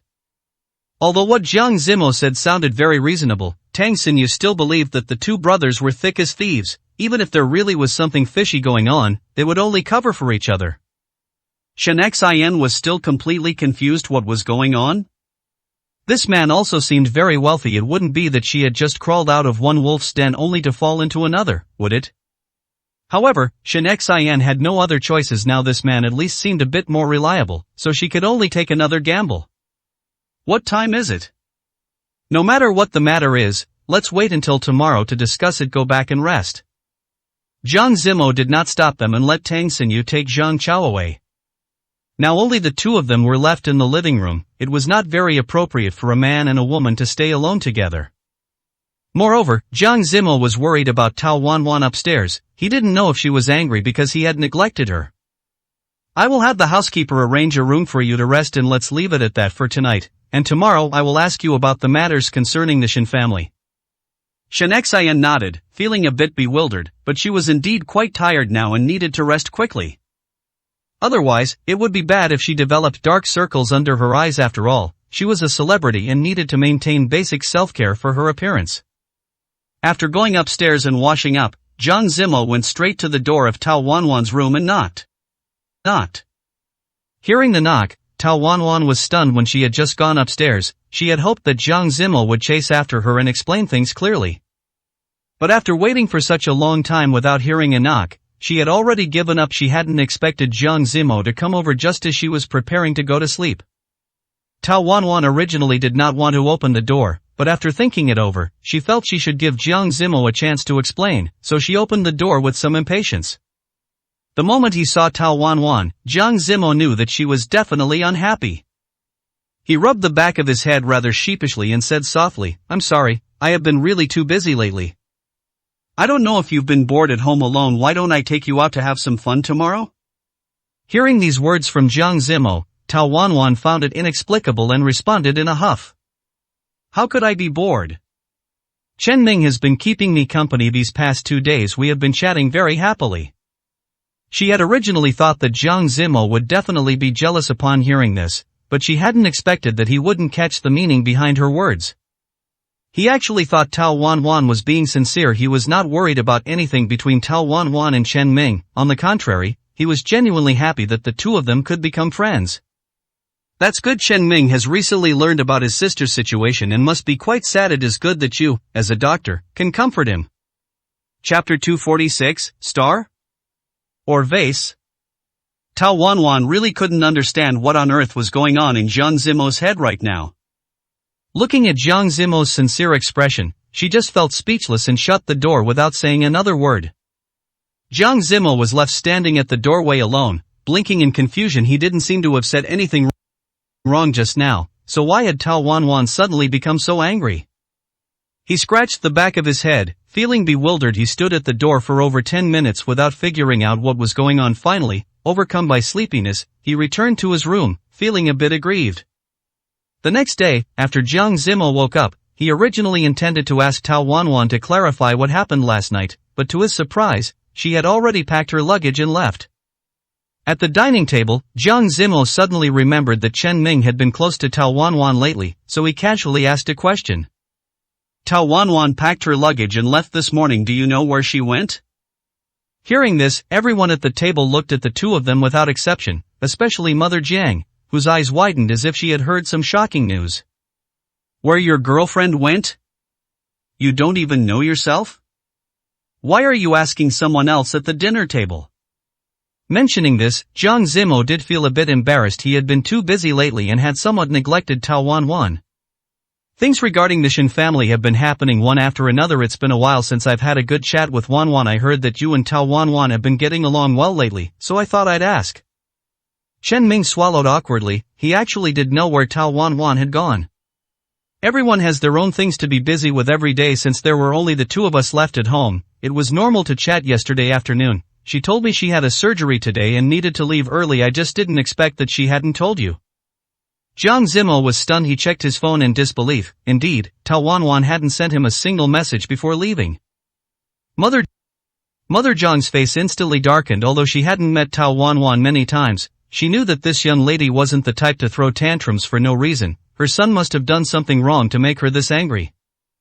No matter how busy you are, you cannot ignore Tao Wanwan's feelings. You aren't going anywhere today. Stay home and reflect properly on what you did wrong. Jiang Zimo looked at Father Jiang sitting next to him for help, but unfortunately, Father Jiang had been living this way for many years and couldn't help him at all.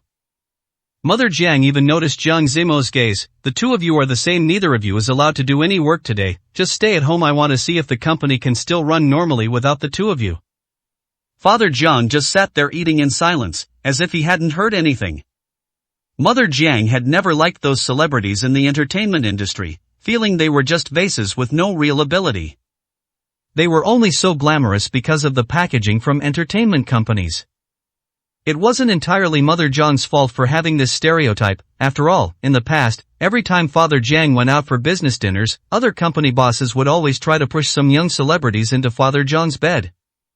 Although Father Jiang refused righteously every time, it was inevitable that a few instances reached Mother Jiang's ears. The two of them even had a huge argument because of this. Since then, the number of times Father Jiang went out for business dinners had greatly decreased. Shen Xian had been sitting quietly in the corner of the dining table eating, her movements very refined, just like a wealthy young lady. Even so, no matter how Mother Jiang looked at her, she didn't find her pleasing to the eye. Zimo, what on earth has been going on with you lately? Why do you keep bringing all these strange people home? Do you really think our house is a hotel? Hearing this, Chen Ming and Shen Xian paused with their chopsticks in hand, looking at the tabletop awkwardly. They didn't know what to do, and they could barely swallow the food in their mouths. Just now, no matter what Mother Jiang said, Jiang Zimo hadn't gotten angry, but upon hearing this, his brows instantly furrowed. Mom, these two are guests I invited back. You can't just talk about them like that. Hearing Jiang Zimo's tone become somewhat cold, Mother Jiang restrained herself and shut her mouth. Chen Ming had been staying at the Jiang family for a few days, and during this time, Mother Jiang had always been pleasant to him. Today she had suddenly become so strange, and Chen Ming knew it wasn't because of him. He carefully glanced at Shen Xian beside him. Shen Xian was a girl after all and had thin skin. After hearing Mother Jiang's words, she didn't know what to do. She remained silent for a long time before carefully speaking up. I know that I have caused trouble for everyone. I am truly sorry. I will pack my things and leave directly in a little while. Mother Jiang knew she had gone a bit too far after saying that, but she hadn't expected this young girl to have such backbone. Jiang Zimo sighed slightly helplessly and spoke softly to explain. Miss Shen, I'm sorry, my mother absolutely did not mean she doesn't welcome you. She just has a sharp tongue. Please don't take it to heart. Shen Xian shook her head without hesitation. She wasn't a fool. She could tell that Mother Jiang did not welcome her. I know, Mr. Jiang, that you asked me to stay because there is something you want to get from me. I will wait for you in the room. If there is anything you want to know, you can come and ask me directly. After saying this, Shen Xian put down her chopsticks, bowed slightly, and went straight upstairs. Father Jiang gently patted Mother Jiang's arm. Why did you say those kinds of things to the girl? Mother Jiang rolled her eyes at Father Jiang. Isn't it because you were always messing around with those little celebrities in the past? I feel uncomfortable whenever I see them. Father Jiang couldn't stand such a misunderstanding. I've already said, I never even spoke to them. That was all your misunderstanding.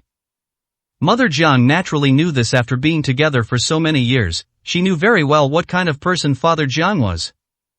Jiang Zimo sighed helplessly watching the two of them bickering without saying a word. He turned and left to follow Shenxian. Are you happy now? Our son is angry. Father Jiang looked at Jiang Zimo's retreating figure and frowned helplessly. Mother Jiang was even more anxious. What she said just now was indeed a bit harsh, but she absolutely did not mean to drive anyone away. Isn't that still your fault? How can you blame me? Chapter 247, I am not someone without backbone. Mother Jiang watched Jiang Zimo's retreating figure, feeling inevitably worried, but even more concerned about the situation on Tao Wanwan's side. Although they hadn't been in touch for a few years, she still understood her own son. Jiang Zimo had inherited that terrible habit of Father Jiang's. Once he started working, he would ignore everything else. Tao Wanwan was definitely angry because of this. Thinking of this, Mother Jiang sighed heavily looking at Father Jiang sitting beside her. The more she looked at him, the more annoyed she became, so she slapped him hard on the back of the head. Father Jiang looked at the dining table, a bit dazed, not knowing what to say for a moment. Jiang Zimo caught up to Shenxian's room and spoke helplessly, don't overthink things. It's very dangerous for you to leave right now. Shenxian sat in front of the vanity mirror, frowning. The Jiang family didn't have her cosmetics, so Shenxian was completely barefaced. Yet, she still possessed a beauty that needed no makeup. Having been a star for so many years, she had some savings and even owned 2 apartments outside. If it hadn't been for her manager suddenly changing his true colors, she wouldn't have needed to stay at the Jiang family in such a state of trepidation. Having been in the entertainment industry for so many years, she had realized last night that Jiang Zimo wasn't just some random person. She had looked it up online. Only the ultra-wealthy could live in this residential area and in the capital. The only people with the status and capability to live here were from the Jiang Corporation. Shenxian could roughly guess that the person she had provoked was a young master of the Jiang Corporation. It was just that there was no news about him online. He was as mysterious as the young master of the capital. I know you feel uncomfortable after hearing that, but my mother really didn't mean to drive you away. She just wanted to complain to me a little. He had originally intended to persuade Shenxian to stay with kind words, but he didn't expect the young woman to speak without hesitation. I've already inconvenienced you all enough. Besides, what happened yesterday is already in the past. Since it's my own video, I have to face it eventually. Staying here hiding by your side isn't a solution. Although Shenxian was a bit unhappy, she wasn't saying these things on impulse. What exactly do you want to know from me? If you don't ask now, you really won't have another chance.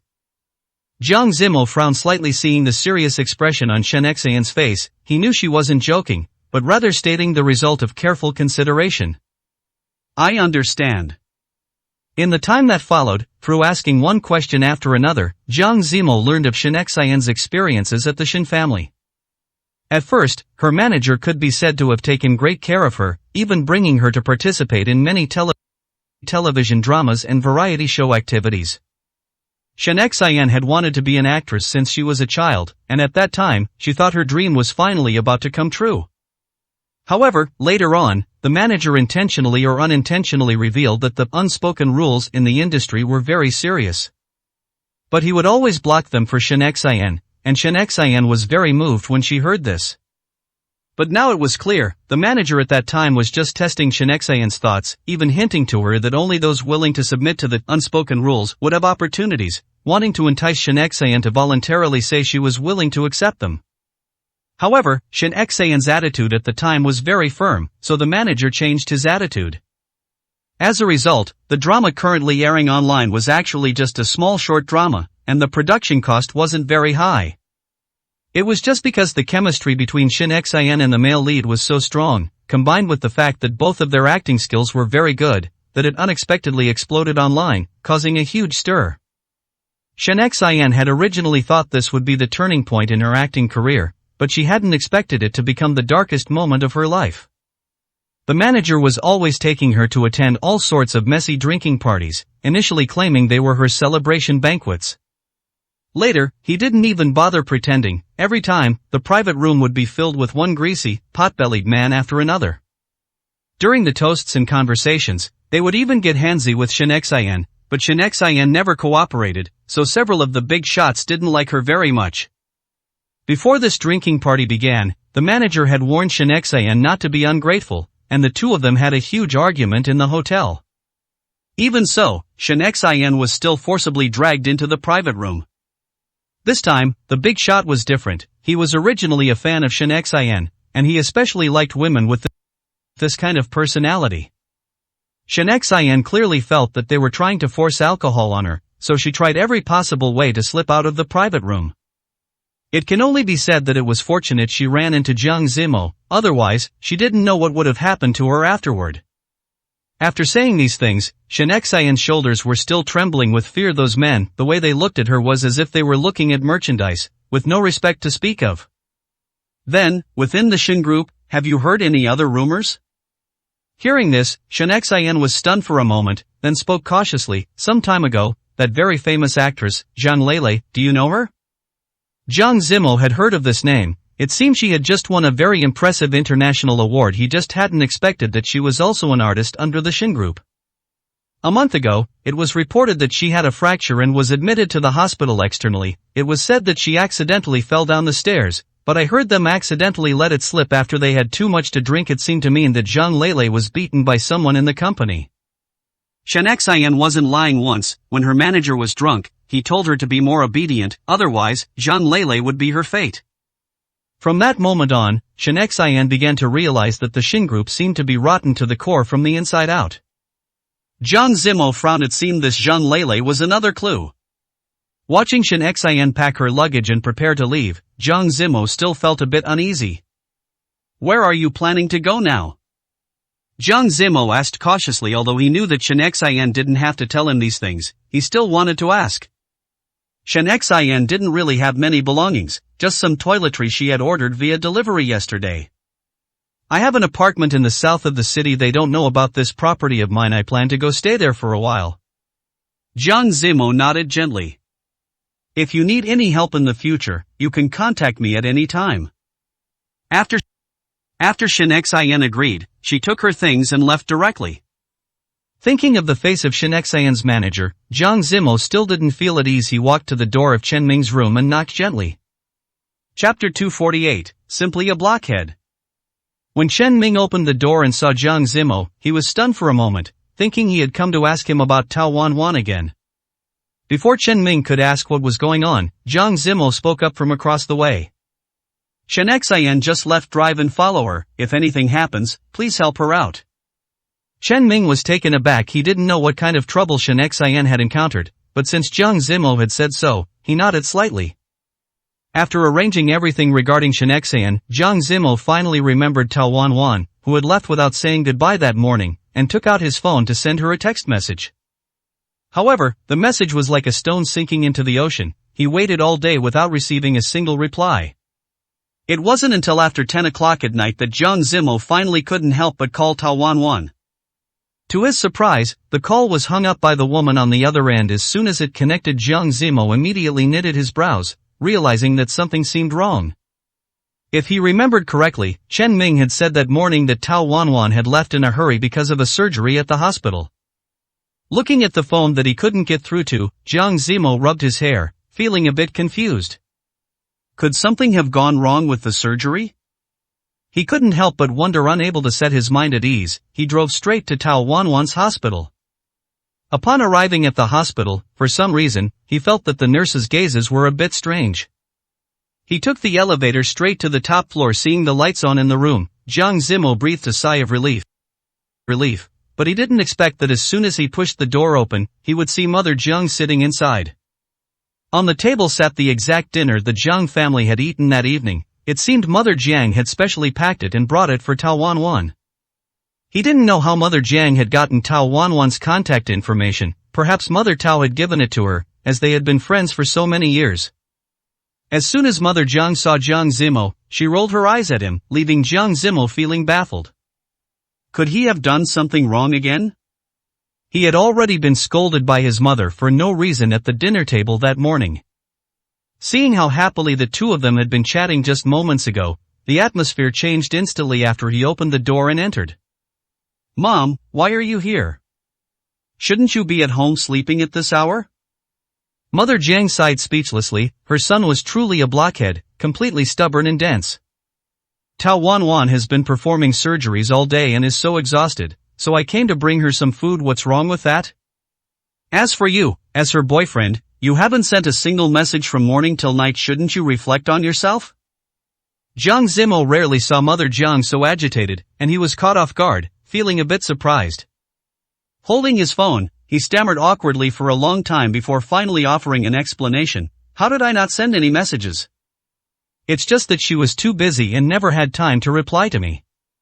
Tao Wanwan sat across from them, eating methodically, chewing slowly, as if she didn't see Jiang Zimo and didn't hear him speaking at all. She showed no reaction whatsoever.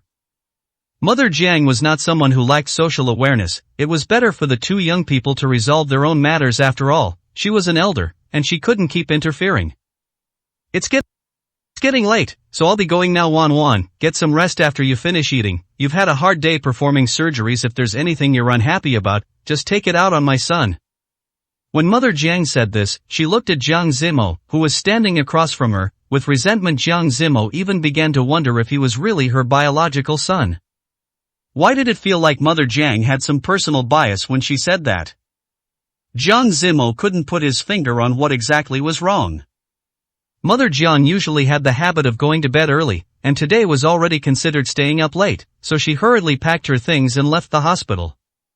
Tao Wanwan maintained her original posture, showing no intention of speaking to Jiang Zimo at all. Jiang Zimo awkwardly pinched the corner of his clothes and asked cautiously, "Are you angry?" Tao Wanwan really wanted to dump all the food in front of her onto Jiang Zimo's head. Was this person not very bright? She was so obviously angry, how could he not tell at all? No wonder Yi Nanqing used to complain about this man in front of her back then. It seemed he really didn't know how to be in a relationship. However, Tao Wanwan only thought these words to herself. If she really said them out loud, it would probably be Jiang Zimo who got angry. Seeing that Tao Wanwan still hadn't made a move, Jiang Zimo cautiously walked over and sat down opposite her. He asked tentatively, "Is it because I've been too busy lately and haven't had time to accompany you, so you're angry?" Tao Wanwan frowned slightly. Was she really such a petty person in his heart? It was normal for work to be busy, especially with one thing after another happening with the Shin family recently, and Jiang Zimo being run off his feet. It was normal for him not to have time to attend to her emotions. It was just that Tao Wanwan didn't understand why he would bring a woman from outside home just because he went out for a meal. Jiang Zimo felt like he was racking his brains, but Tao Wanwan across from him simply wouldn't say a word. It was truly baffling, so he sighed helplessly and said, "What exactly are you angry about? Maybe you could talk to me properly." Tao Wanwan then looked up, stared seriously at Jiang Zimo, and asked softly, "How does the young master of the capital have time to run to my humble place? I don't have any female celebrities here." Although Tao Wanwan didn't say exactly what was going on, Jiang Zimo still hadn't realized the implication. After hearing this, he really was lacking a brain cell or two. He smiled helplessly and said softly, "Are you talking about that Shin Xin? We really just ran into each other at the restaurant Zhangqiao, and I ran into her as soon as we came out after eating. And she just happened to be getting harassed by her manager, so I thought I'd help out and brought her home." Upon hearing the word harassment, the expression on Tao Wanwan's face changed instantly. She never expected that Shin Xin had actually experienced such a thing last night. Seeing the expression on Tao Wanwan's face, Jiang Zimo knew she would understand his actions from last night, and he gently patted the back of her hand. "See? It's not at all what you were thinking between us." Tao Wanwan touched her nose, feeling a bit embarrassed last night, perhaps because she hadn't seen Jiang Zimo all day. And because he hadn't answered her calls, she had been a bit anxious and had gotten a little emotional. But now that Jiang Zimo had explained everything clearly, she was only worried about what Shin Xion's current situation was. Chapter 249, What is going on between the two of them? Thinking back to the panicked expression on Shin Xion's face when she saw her last night, Tao Wanwan couldn't help but feel a bit guilty. Perhaps it would have been better if she had stayed behind to comfort her properly last night. She frowned and asked softly, "So where is she now? How is she? Is she safe? Have you called the police about that agent? What should we do next?" Jiang Zimo didn't know which question to answer first, so he simply explained that Shen Xian had already left the Jiang family. Tao Wanwan said, feeling uneasy, "How can that be?" Perhaps her agent is waiting for her at her doorstep right now. Jiang Zimo realized this too and quickly reassured her, as he had already sent Chen Ming to protect her. Knowing that Chen Ming had gone, Tao Wanwan finally breathed a sigh of relief, but she didn't expect Jiang Zimo's phone to ring the very next second. It was a call from Chen Ming. Chen Ming's voice on the other end was hurried. "Where are you now?" "Something happened while I was taking Shen Xian home. She is injured." Jiang Zimo frowned. Although he didn't know exactly what had happened, he still sent the address of Tao Wanwan's hospital. About half an hour later, they finally saw Chen Ming getting out of a taxi at the entrance of the hospital. He was carrying Shen Xian in his arms. It was unclear what she had been through, but Shen Xian was covered in blood, lying motionless in Chen Ming's arms, barely conscious. Although Tao Wanwan was a doctor, seeing someone she knew in such a state still gave her a shock. She hurriedly arranged for nurses to take Shen Xian to the operating room, leaving Jiang Zimo and Chen Ming at the entrance of the operating room. Chen Ming looked at the blood on his hands, trembling uncontrollably. Even though he had handled similar situations for Shen Xian before, he was still shaken. Jiang Zimo gently patted his shoulder. It seemed that sending Chen Ming to protect Shen Xian had been the right decision. The most important thing now was to figure out exactly what had happened, so Chen Ming briefly explained. Following Jiang Zimo's instructions, he had kept following behind Shen Xian, ensuring she didn't discover him. Right up to the building where she lived, he had planned to wait at the entrance of the residential complex and leave once the lights in Shen Xian's home were on. But he hadn't expected that after more than 10 minutes, the lights in her apartment still hadn't turned on, so Chen Ming, feeling uneasy, ran upstairs. However, he wasted some time because the building security stopped him at the entrance. Just as he reached the entrance of the unit, he heard the sound of glass breaking from a window above, and Shen Xian fell from it. "Then, did you see anyone else?" After hearing Chen Ming's description, Jiang Zimo was certain that the Shen group must have been responsible. Although Shen Xian thought they didn't know about this property of hers, given the capabilities of the Shen group, they must have already investigated it, so they had been waiting there early, lying in wait. Chen Ming frowned and thought for a moment, then nodded firmly. He was certain that after Shen Xian fell from the building, he saw a head poke out from the window to take a look. But at that time, he was only concerned about Shen Xian's condition, so he quickly hailed a taxi and brought her to Tao Wanwan's hospital. As for who that person was or where they went afterwards, Chen Ming didn't know. Hearing this, Jiang Zimo frowned deeply. Although he wasn't very familiar with Shen Xian and had only met her twice, based on his understanding of her, Shen Xian would absolutely not choose to jump off a building to end her life. It must be that they did something to Shen Xian, forcing her to leap from the window, or they pushed her down themselves. Regardless of which possibility it was, as long as evidence could be found, that group of people could definitely be brought to justice, and at that time, the Shen group would not be able to escape its fate. However, Jiang Zimo was most worried about Shen Xian's physical condition. Right now they waited at the entrance of the operating room for about 2 hours. Tao Wanwan finally walked out of the operating room with 2 nurses, her expression looking a bit grim. Looking at the 2 nervous men opposite her, she spoke softly. "She has severe internal bleeding. She needs to be kept in the ICU for observation. If her vital signs are stable tomorrow, she can be transferred to a general ward." Jiang Zimo trusted Tao Wanwan's medical skills, and hearing her say this, he instantly breathed a sigh of relief. Tao Wanwan had performed 2 surgeries in a row today and was now physically and mentally exhausted. Returning to the lounge on the top floor, she fell asleep the moment she lay down on the bed. The next morning, Jiang Zimo didn't know how it happened, but he had actually fallen asleep on the sofa in Tao Wanwan's lounge last night. When he opened his eyes, Tao Wanwan was still fast asleep on the bed, and he smiled dotingly. By this morning, Shen Xian had already been transferred from the ICU to a general ward, but she had not fully regained consciousness. Jiang Zimo took advantage of this time to go to the residential complex where Shen Xian had returned last night. He had originally wanted to check the surveillance footage, but the security guard at this residential complex acted as if he had seen a monster when he saw Jiang Zimo, and directly closed the door. No matter what Jiang Zimo said, the guard acted as if he hadn't heard anything and just kept shaking his head. Given the other party's strange behavior, Jiang Zimo didn't need to think twice to know that the people from the Shin group must have said something to him before leaving yesterday. He sighed helplessly. Seeing that it was time, Zhang Chao should have been up, so Jiang Zimo took out his phone and gave him a call. When Zhang Chao saw the call from Jiang Zimo, his heart tightened, and he looked cautiously at Tang Xinyu, who was sitting beside him. After returning home last night, he had spent a long time coaxing this ancestor. At this moment, he didn't know whether he should answer Jiang Zimo's call. Tang Xinyu, who was beside him, frowned and turned her head when she heard the ringtone, speaking with an impatient look on her face. Whose call is it? Why aren't you picking up? It's so annoying. Zhang Chao scrambled and handed the phone directly to Tang Xinyu, saying softly, just tell him I'm in the bathroom taking a shower, and ask him what happened. Tang Xinyu also knew that Zhang Chao and Jiang Zimo had encountered some trouble recently, but she didn't know exactly what it was. No matter how she asked Zhang Chao, he wouldn't say, which was the main reason why she had been so short-tempered lately.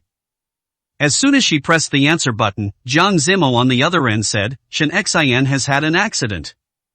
Tang Xinyu frowned slightly, looked at Zhang Chao opposite her, and replied, Shen Xian had an accident, so why are you looking for Zhang Chao?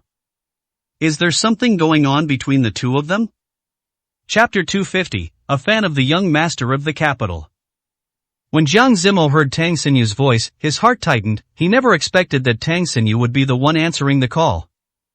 For a moment, he didn't know what to say, while Zhang Chao on the other end of the line was waving his hand vigorously. How could I possibly have any relationship with Shen Xian?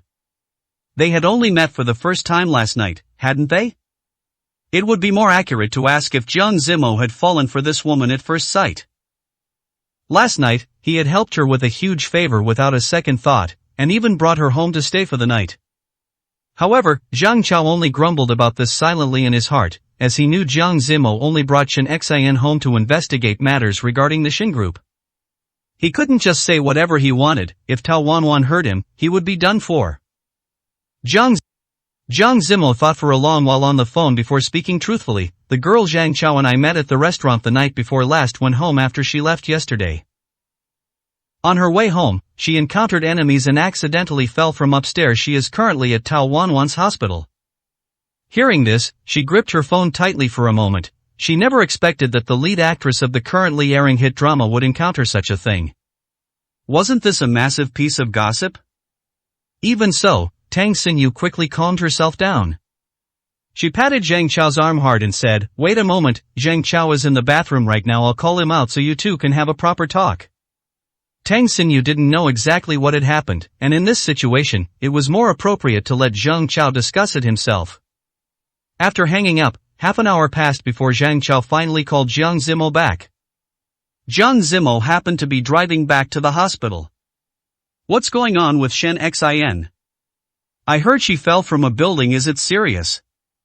Shen Xian is now in a general ward and is not in any life-threatening danger. It is highly likely that the Shin group is behind this. I went to the scene of the incident yesterday to take a look, but the security guards there wouldn't let me check the surveillance footage, see if there's a way to use the identity of the young master of the capital to intimidate them if possible. I'll go back again tonight. Zhang Chao frowned slightly. To be honest, he didn't want to use the identity of the young master of the capital. After all, this was just a title he had usurped. If someone were to discover something was amiss, he would be done for. But since Jiang Zimo had said so, he had no way to refuse, so he agreed. As soon as the call ended, Tang Xinyu could see that the expression on Zhang Chao's face wasn't very good, so she asked with concern. What's wrong? What exactly happened? You haven't told me anything from the beginning until now. Do you even consider me your girlfriend? Do you think we're just playing around, which is why you don't want to let me know about what's happening to you? Upon hearing this, Zhang Chao immediately became anxious. How could that be? You're just talking nonsense. The matter is quite complicated, and I don't know where to start explaining it to you right now. Wait for a while until I've sorted it out a bit, and then I'll tell you exactly what happened. Hearing Zhang Chao say this, Tang Xingyu couldn't say anything more and could only nod in agreement. Zhang Chao got the address of Shen Xian's residential complex from Jiang Zimo just as he arrived at the entrance. He saw the security guard sitting there in a daze, wondering what he was thinking about. Zhang Chao hesitated for a moment before walking over and saying softly, "Did something happen in your residential complex last night?" He had thought it over and could only come up with this straightforward method. The security guard was stunned after hearing this. Could it be that the matter had already leaked out? But that group of people had agreed that, apart from them and himself, no one else would know. The security guard rolled his eyes and hurriedly shook his head. "What are you talking about? What could happen in our complex? Don't spout nonsense, our security is very good." Zhang Chao curled his lips and sneered, "I assume you've seen the news, right? You don't know who I am?" The security guard looked at the man in front of him and was stunned after he said that. He suddenly felt this person looked familiar. Perhaps the security guard really didn't watch much news, as he thought for a long time and still couldn't figure out who Zhang Chao was. Zhang Chao really didn't have much patience, so he reminded him, "The young master of the capital, haven't you seen the trending searches?" As soon as the security guard heard the name young master of the capital, he slapped his thigh hard. Right. His son had been talking about it just a while ago. The young master of the capital had made an appearance. He hadn't recognized him just now, but looking closely now, he suddenly felt that this man was exactly the same as the man he saw on the news that day. Could it be that he really was the young master of the capital? Zhang Chao silently clenched his fists. If he didn't say it, who would know that his palms were already covered in sweat? Every time he impersonated the young master of the capital, he would be this nervous. After all, that was the person the entire capital worshipped. The security guard sized up the man in front of him a few more times, then nodded vigorously. That's right, this was the young master of the capital, the same man he had seen on the news a few days ago. Zhang Chao tilted his head and said confidently, "If it weren't the young master of the capital, who else do you think would know about what happened last night?" This sentence seemed like a wake-up call, drilling into the security guard's head. He was right. Even his supervisor had said that what happened last night must absolutely not be publicized. If it wasn't for someone as powerful as the young master of the capital, who else could possibly know? The security guard nodded vigorously. "I am truly sorry, young master of the capital. I was blind and failed to recognize you just now. Is there anything you need me to help you with?" Zhang Chao instantly breathed a sigh of relief. In truth, he didn't know much about what happened last night either. He was just here to help Jiang Zimo ask around. Since the security guard was so easy to talk to, he said directly, "My people will come over tonight to check the surveillance footage. Just let him see it when he gets here, but make sure not to let anyone else see it."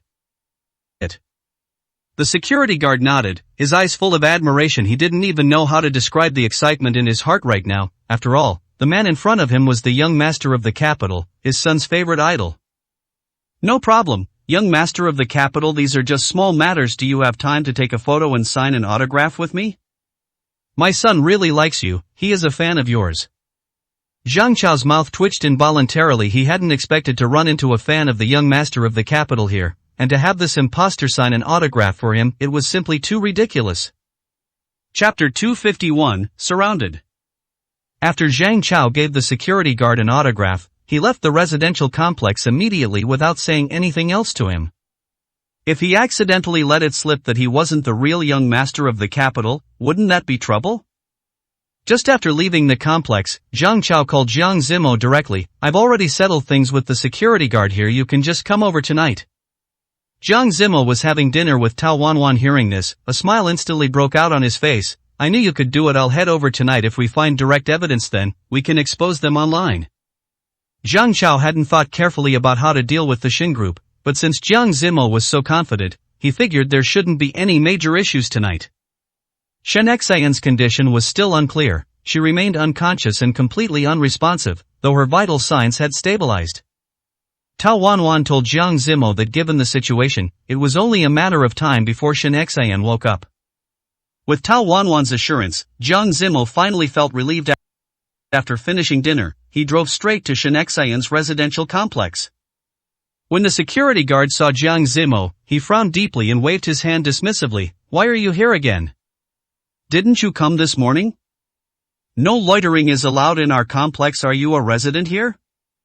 Jiang Zimo smiled, lowered his head, and said softly, "The young master of the capital sent me."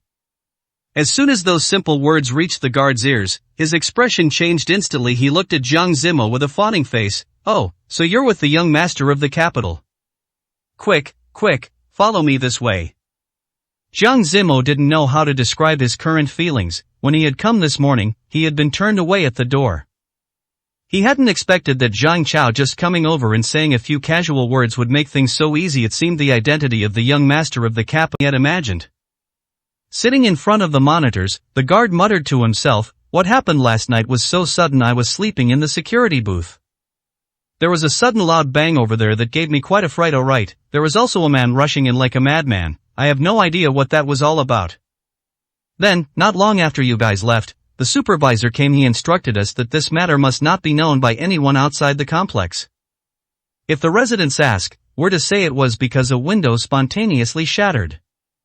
It seemed the Shin group was very quick at handling things. It was also lucky that he had the backing of the young master of the capital's identity. Otherwise, he really wouldn't have known how to investigate the complex's surveillance footage. The guard performed a few simple operations. The video from last night appeared on the large screen in front of them. Jiang Zimo watched intently, but even though he felt his eyes were playing tricks on him, he still couldn't see exactly how Shen Xian fell from the building. From the angle of the surveillance footage, it looked like she had smashed through the window and jumped down with force herself.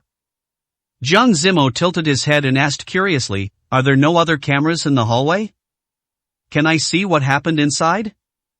The guard frowned slightly for some reason. He felt that the way Jiang Zimo spoke was a bit strange. Shouldn't he have been here last night? How could he not know what happened? Could it be that he wasn't with the same group that came last night? Although the guard was suspicious, at the thought that the one who came to see him this morning was the young master of the capital, he didn't ask further and switched the surveillance to the hallway view. This time, Jiang Zimo finally saw what exactly had transpired last night. At around 6 o'clock, 3 burly men were waiting at the door of Shen Xian's room. At 7:30, Shen Xian stepped out of the elevator before she could fully exit. The 3 men immediately surrounded her. The camera was quite far away, so Jiang Zimo couldn't hear what they were saying, but he could tell from her expression that Shen Xian was terrified as she struggled to push her way out of the elevator. She was then cornered by the 3 of them. After another 10 minutes or so, Shen Xian seized an opening, squeezed through the 3 men, and without a word, jumped out the window. He never imagined that Shen Xian would face such a thing after returning home last night.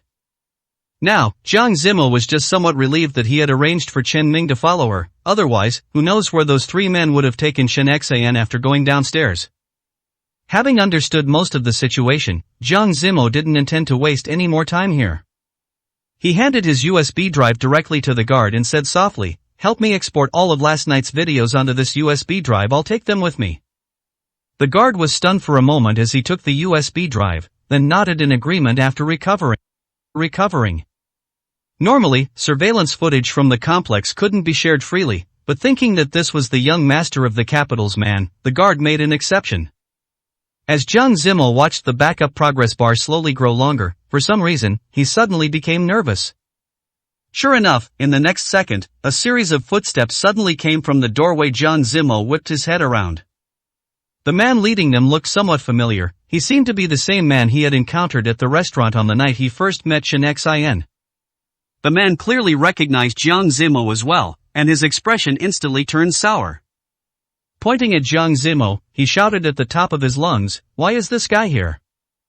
The guard recognized the man in front of him. He was the one who had come to threaten him last night.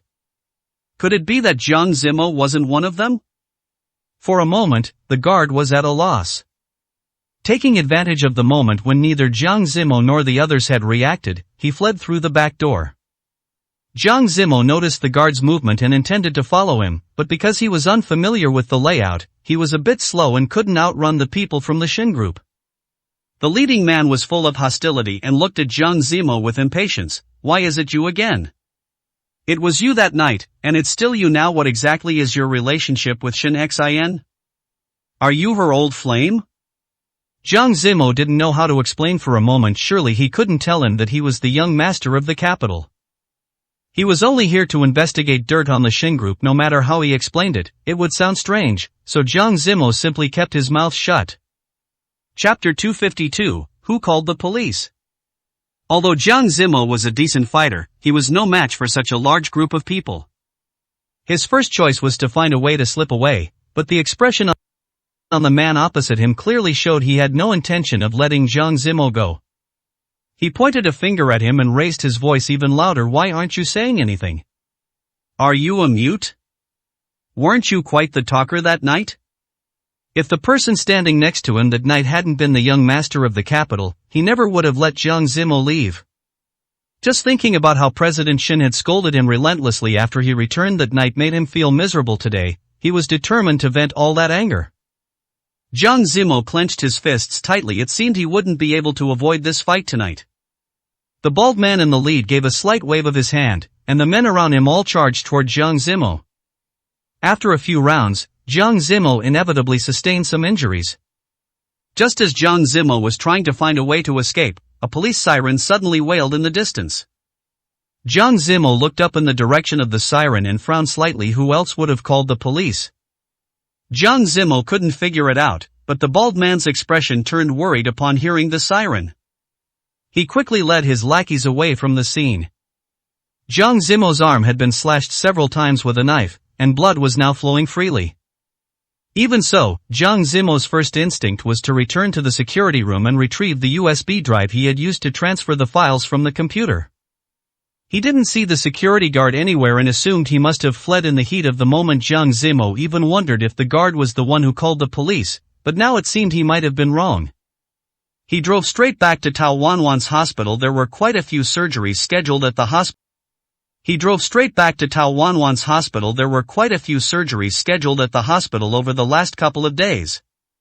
Tao Wanwan was staying on the top floor. She had just finished washing up and was about to send Jiang Zimo a message before going to rest when she suddenly heard the elevator doors open. Tao Wanwan sat up in surprise, only to see Jiang Zimo walking covered in blood. Tao Wanwan, who had already been lying in bed, stood up instantly and asked with deep concern, "What happened? How did this happen? Didn't you say you were going to check the surveillance? Why are you so badly injured?" Perhaps because of the long distance, Jiang Zimo had lost quite a bit of blood on the way, and his lips were now somewhat pale. Seeing that he didn't have the strength to speak, Tao Wanwan immediately took out her medical kit and gave Jiang Zimo a simple bandage, her eyes filled with worry. "This wound is a bit deep, so applying the medicine might hurt. Bear with it." Tao Wanwan looked at the multiple knife wounds on Jiang Zimo's arm, her movements becoming increasingly careful. Jiang Zimo nodded slightly and pursed his lips. He was in too much pain to speak. He just didn't want to seem so badly hurt in front of Tao Wanwan to avoid worrying her, so he endured it through sheer willpower. After everything was bandaged, Tao Wanwan finally asked, "What exactly happened?" By now, Jiang Zimo had recovered slightly and explained the events of the night to her. After Tao Wanwan fell asleep, Jiang Zimo plugged the USB drive into his computer to check the surveillance footage he had brought back. Once he confirmed there were no issues, he managed to get some sleep on the sofa for the night. The next morning, as soon as he woke up, he heard the news that Shin Xian had regained consciousness. Without a word, Jiang Zimo rushed straight to the ward. Shin Xian gave Jiang Zimo an awkward smile. If she hadn't insisted on leaving that day, this wouldn't have happened. "I'm really sorry for causing you trouble again." Shin Xian spoke weakly from her hospital bed. Jiang Zimo quickly waved his hand and looked around, but he didn't see Chen Ming. He had originally wanted to explain that it was Chen Ming who had saved her. "It's nothing. It's good as long as you're physically fine now." Shin Xian was silent for a moment before cautiously asking again, "Do you know what happened that night?" "Now that I've woken up, for some reason, all my memories of that night have vanished." This news hit Jiang Zimo's ears like a bolt from the blue. But the silver lining was that he had obtained the surveillance video. He quickly played the video he had organized the night before on the table for Shin Xian to see. Unexpectedly, after watching it, Shin Xian still shook her head gently. "I'm really sorry, but I truly can't remember at all what they said to me." Jiang Zimo sighed with a hint of helplessness. Perhaps it was a cruel twist of fate. Things were just that coincidental that Shin Xian happened to have amnesia and completely forgot what happened that night. Her body has mostly recovered, she just needs to stay in the hospital for a few days of observation and rest before she can be discharged. Tao Wanwan pulled Jiang Zimo outside the ward and gave a brief update on Shin Xian's condition. What about her amnesia? What's going on with that? When will she recover? Tao Wanwan also shook her head helplessly. We've done brain scans, and we didn't see any pressure from things like blood clots. In this situation, it could be that the patient herself finds the memories of that night too painful, so she has automatically suppressed them. As for exactly when she can recover, we doctors can't say for sure. It depends on when the patient's brain is willing to face it. Jiang Zimo nodded. He had been at the hospital for 2 days and wanted to go home to freshen up a bit. He hadn't expected that as soon as he entered the door, Mother Jiang would throw a throw pillow at him. You brat, you still know to come home? Wasn't she the one who told him to stay at Tao Wanwan's house that night? Why had her face suddenly changed now? Jiang Zimo picked up the pillow at his feet, looked at Mother Jiang sitting on the sofa, and asked, "Where's father?" Mother Jiang, who was already somewhat angry, became even more furious upon hearing this. He finally came home, yet the first thing he did was ask where his father was instead of caring about how his mother had spent the last 2 days. Jiang Zimo had originally intended to talk to Father Jiang about the Shin Group, but he didn't expect that Mother Jiang would look as if she had suffered a great grievance upon hearing his question, and her eyes instantly turned red. Standing at the door, Jiang Zimo was momentarily at a loss. What's wrong? Did you two have a fight? In Jiang Zimo's memory, Father Jiang and Mother Jiang rarely fought. They were usually all sweet talk and very much in love. Mother Jiang looked at Jiang Zimo with a resentful expression. How are things with you and Tao Wanwan? Have you reconciled? Chapter 253, More Evidence Against the Shin Group. Jiang Zimo was stunned, not expecting Mother Jiang to still remember the situation between him and Tao Wanwan. It's all a minor matter, it's fine now that it's been explained clearly. Hearing this, Mother Jiang finally breathed a sigh of relief. Tao Wanwan was a daughter-in-law she had chosen with great effort. She couldn't let any accidents happen. Just then, Father Jiang walked out of the upstairs study. Seeing Jiang Zimo's figure, he spoke up, "You're back." Jiang Zimo nodded slightly. Father Jiang walked over and sat down next to Mother Jiang. The two were as affectionate as ever. Everything seemed normal, so it certainly wasn't a quarrel. It seemed Mother Jiang was only angry because he hadn't come home for the past few days. Jiang Zimo told Mother Jiang about the trouble on Shin Xian's side, and Father Jiang frowned slightly.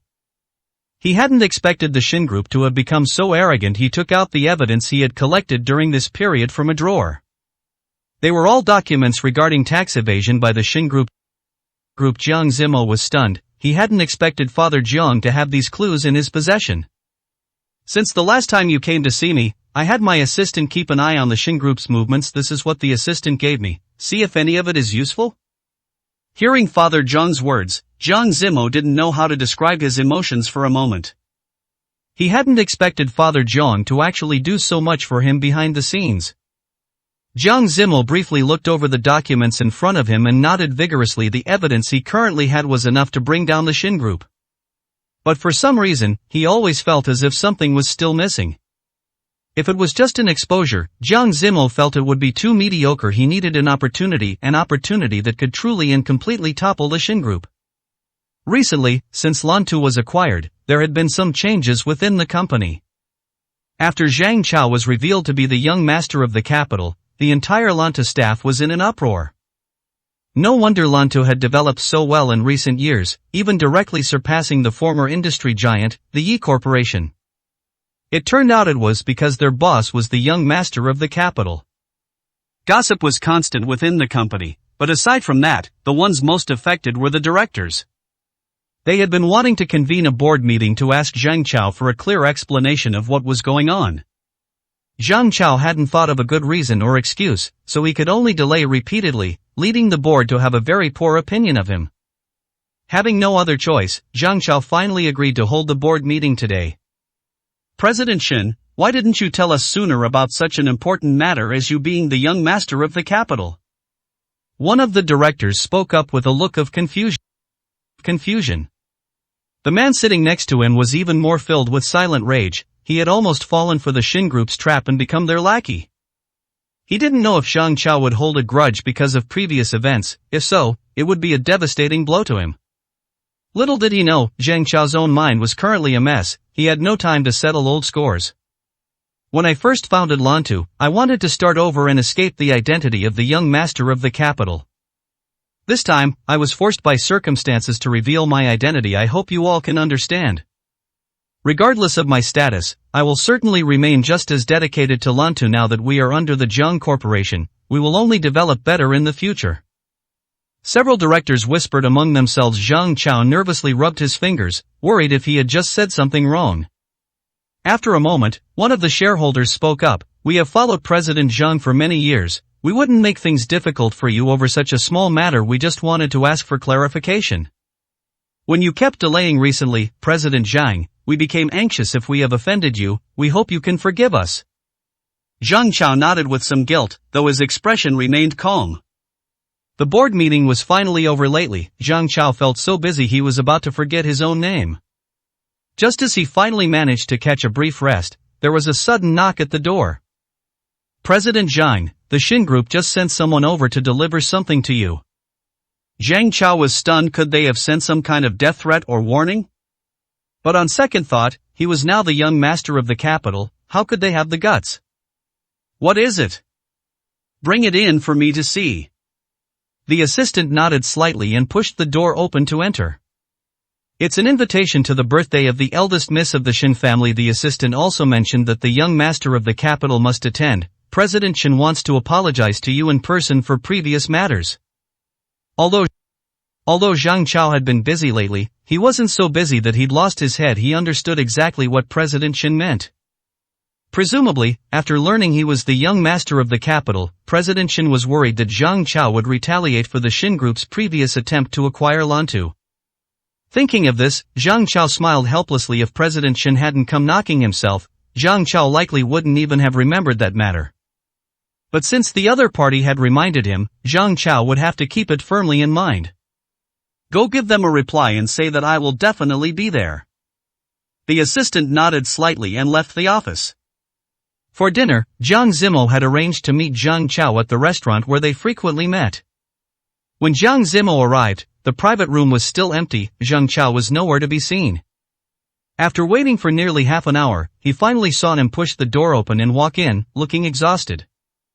Jiang Zimo couldn't help but tease him. What? Are you really this busy lately? Zhang Chao was usually not an unpunctual person. For him to be late, something unavoidable must have happened. You have no idea. For the past few days, the area below the Lantu building has been like a concert venue. A huge crowd is gathered there, and many employees can't even get to work or leave normally. Lantu has already abolished the clock-in system. Because of this, the commute is jammed every day, as if someone were giving away free eggs. Presumably, it was because the young master of the capital worked in that building, so they kept waiting there, wanting to see his true face. Zhang Chao had been tormented by the identity of the young master of the capital recently. After a while, he would definitely have to make Jiang Zimo come out and clarify that the events of that day were just a misunderstanding and that he was not the young master of the capital at all. Chapter 254, Finding Another Way. Jiang Zimo sat opposite Zhang Chao and smiled helplessly upon hearing those words. It's been so long, why are there still so many people? Zhang Chao sneered, you have no idea how powerful your title as the young master of the capital is. There are so many pretty girls waiting downstairs. They're saying they want to marry me and have my babies. Tang Xinyu has become especially sensitive lately because of this. If I'm even a little late replying to her messages, she asks if I've gone out to eat with some other girl. Jiang Zimo didn't know what to say for a moment. Regardless, these troubles for Zhang Chao were brought about by him, and he couldn't help but feel a bit embarrassed. However, the situation was unique now, and he couldn't directly clarify that everything that night had been a misunderstanding. Jiang Zimo placed all the evidence Father Zhang had given him today on the table. Zhang Chao's eyes widened in shock after looking through them. The Shin Group had actually done so many dirty things behind the scenes. Looking at it now, bringing down the Shin Group can be considered a service to the people. Zhang Chao slapped the table hard, at a loss for words to describe the anger in his heart.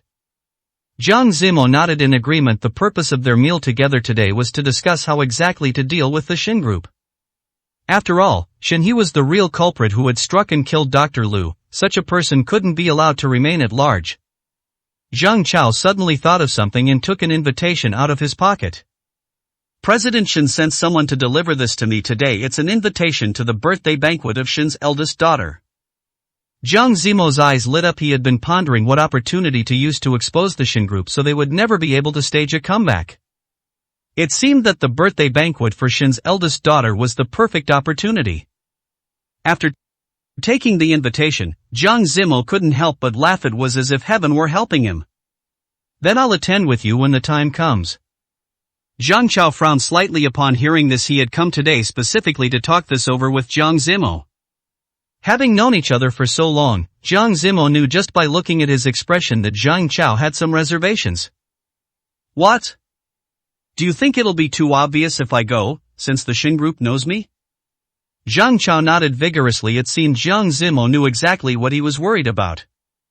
Jiang Zimo knew that attending a Shen group banquet would be a huge risk, but so far, this was the only way.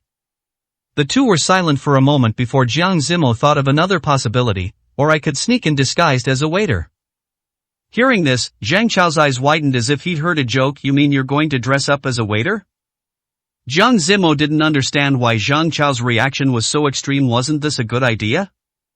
As long as he disguised himself as a waiter, he could use other methods to hide his identity. President Shen would certainly never expect Jiang Zimo to sneak into the banquet as a waiter.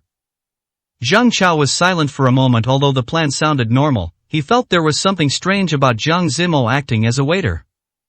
Don't hesitate anymore. Time is tight, and this is the only way for now. With us working together from inside and out, it'll definitely be fine.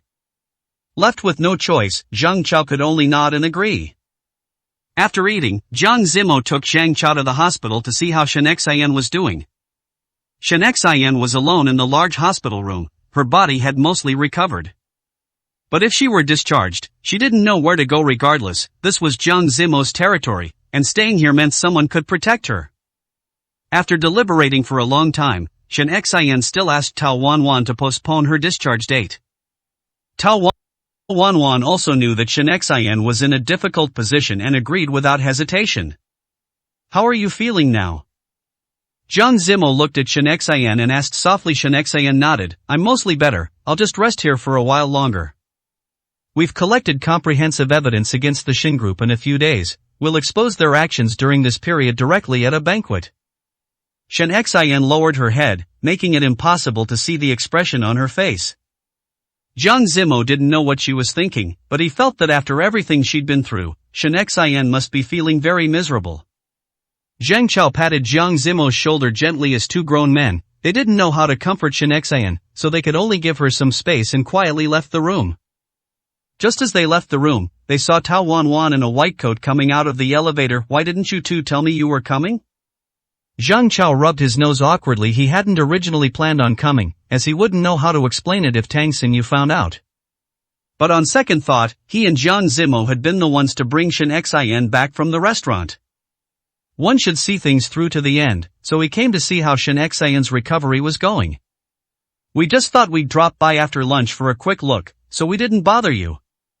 Tao Wanwan looked at Jiang Zimo, whose expression was somewhat heavy, and couldn't help but feel worried. If you need any help with anything, just let me know. Jiang Zimo nodded with downcast eyes. If there's nothing else, we'll be heading back now. Watching Jiang Zimo's retreating back, Tao Wanwan felt an indescribable ache in her heart. She felt like he was still hiding something from her, otherwise he wouldn't look so stressed. Tao Wanwan silently clenched her fists, determined to find out exactly what was going on.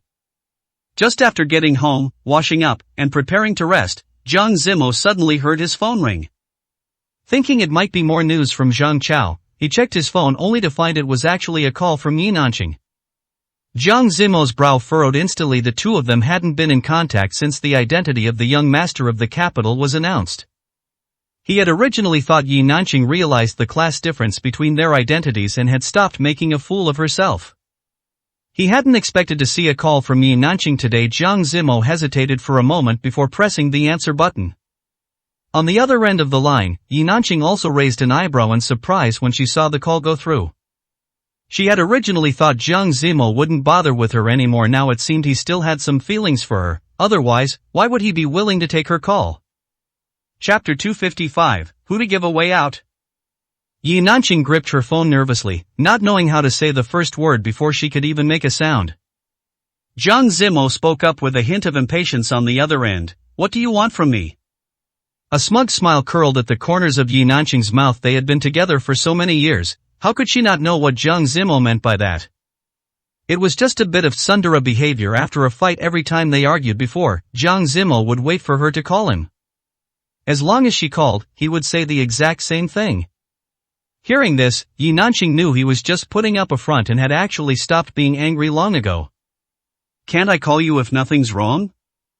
Perhaps emboldened by his previous words, she actually came out with such a nonsensical line. Zhang Zimo tilted his head in confusion. Had she been drinking tonight? Why did she sound so tipsy?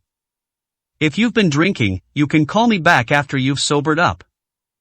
After thinking it over, Zhang Zimo finally spoke.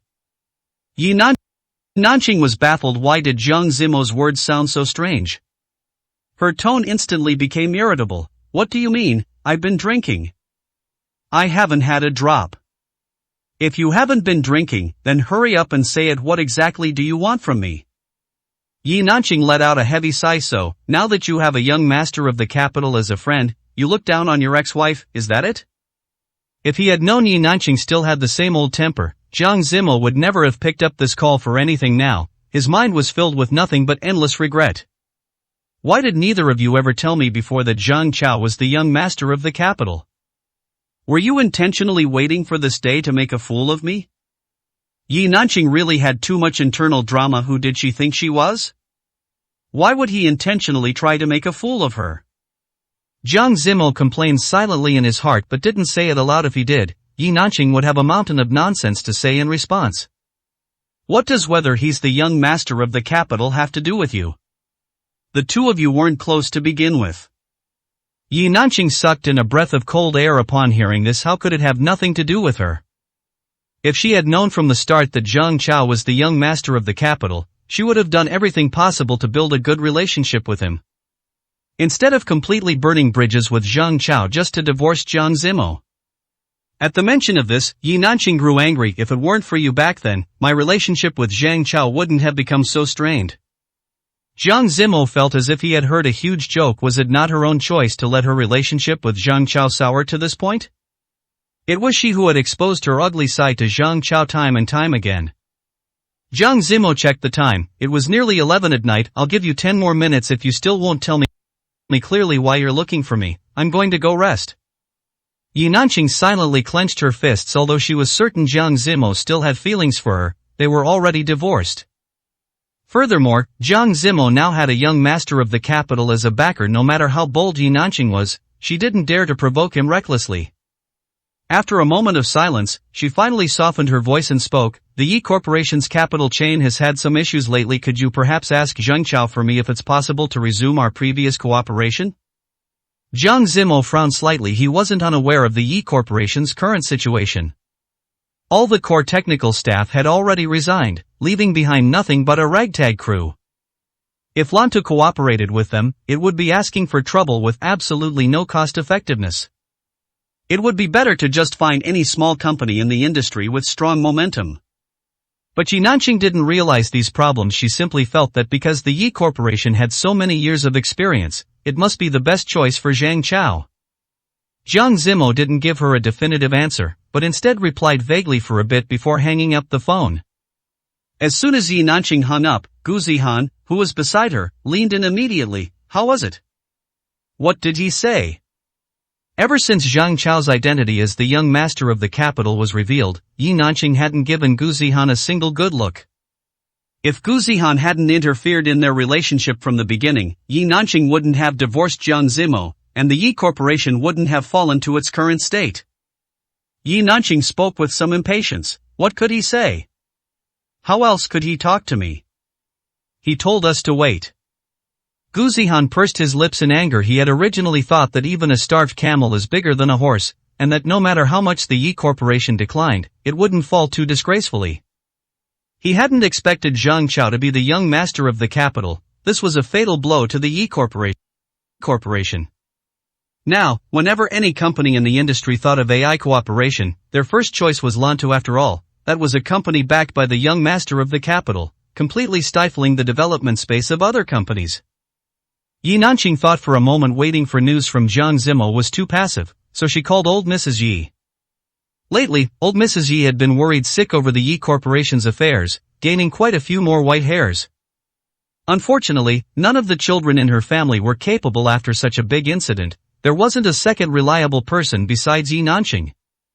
While Yi Nanqing did have some talent in the business world, her eyes were higher than the heavens, and her personality was arrogant and domineering. She hadn't made a single true friend over the years. As a result, now that such a major problem had occurred, old Mrs. Yi was the only one struggling to hold things together, even reaching out to friends she hadn't contacted in years to ask for help.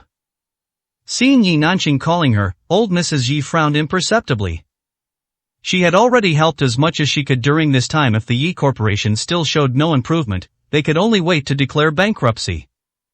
After all, the title of young master of the capital was not something an old lady like her could sway. One could only say the Yi Corporation was born at the wrong time. "Grandmother, I just called Jiang Zimo. He said he could help put in a good word for us with Zhang Chao. I'm just worried Zhang Chao will have reservations about cooperating with me because of what happened before. Can you help me talk to Jiang Zimo again?"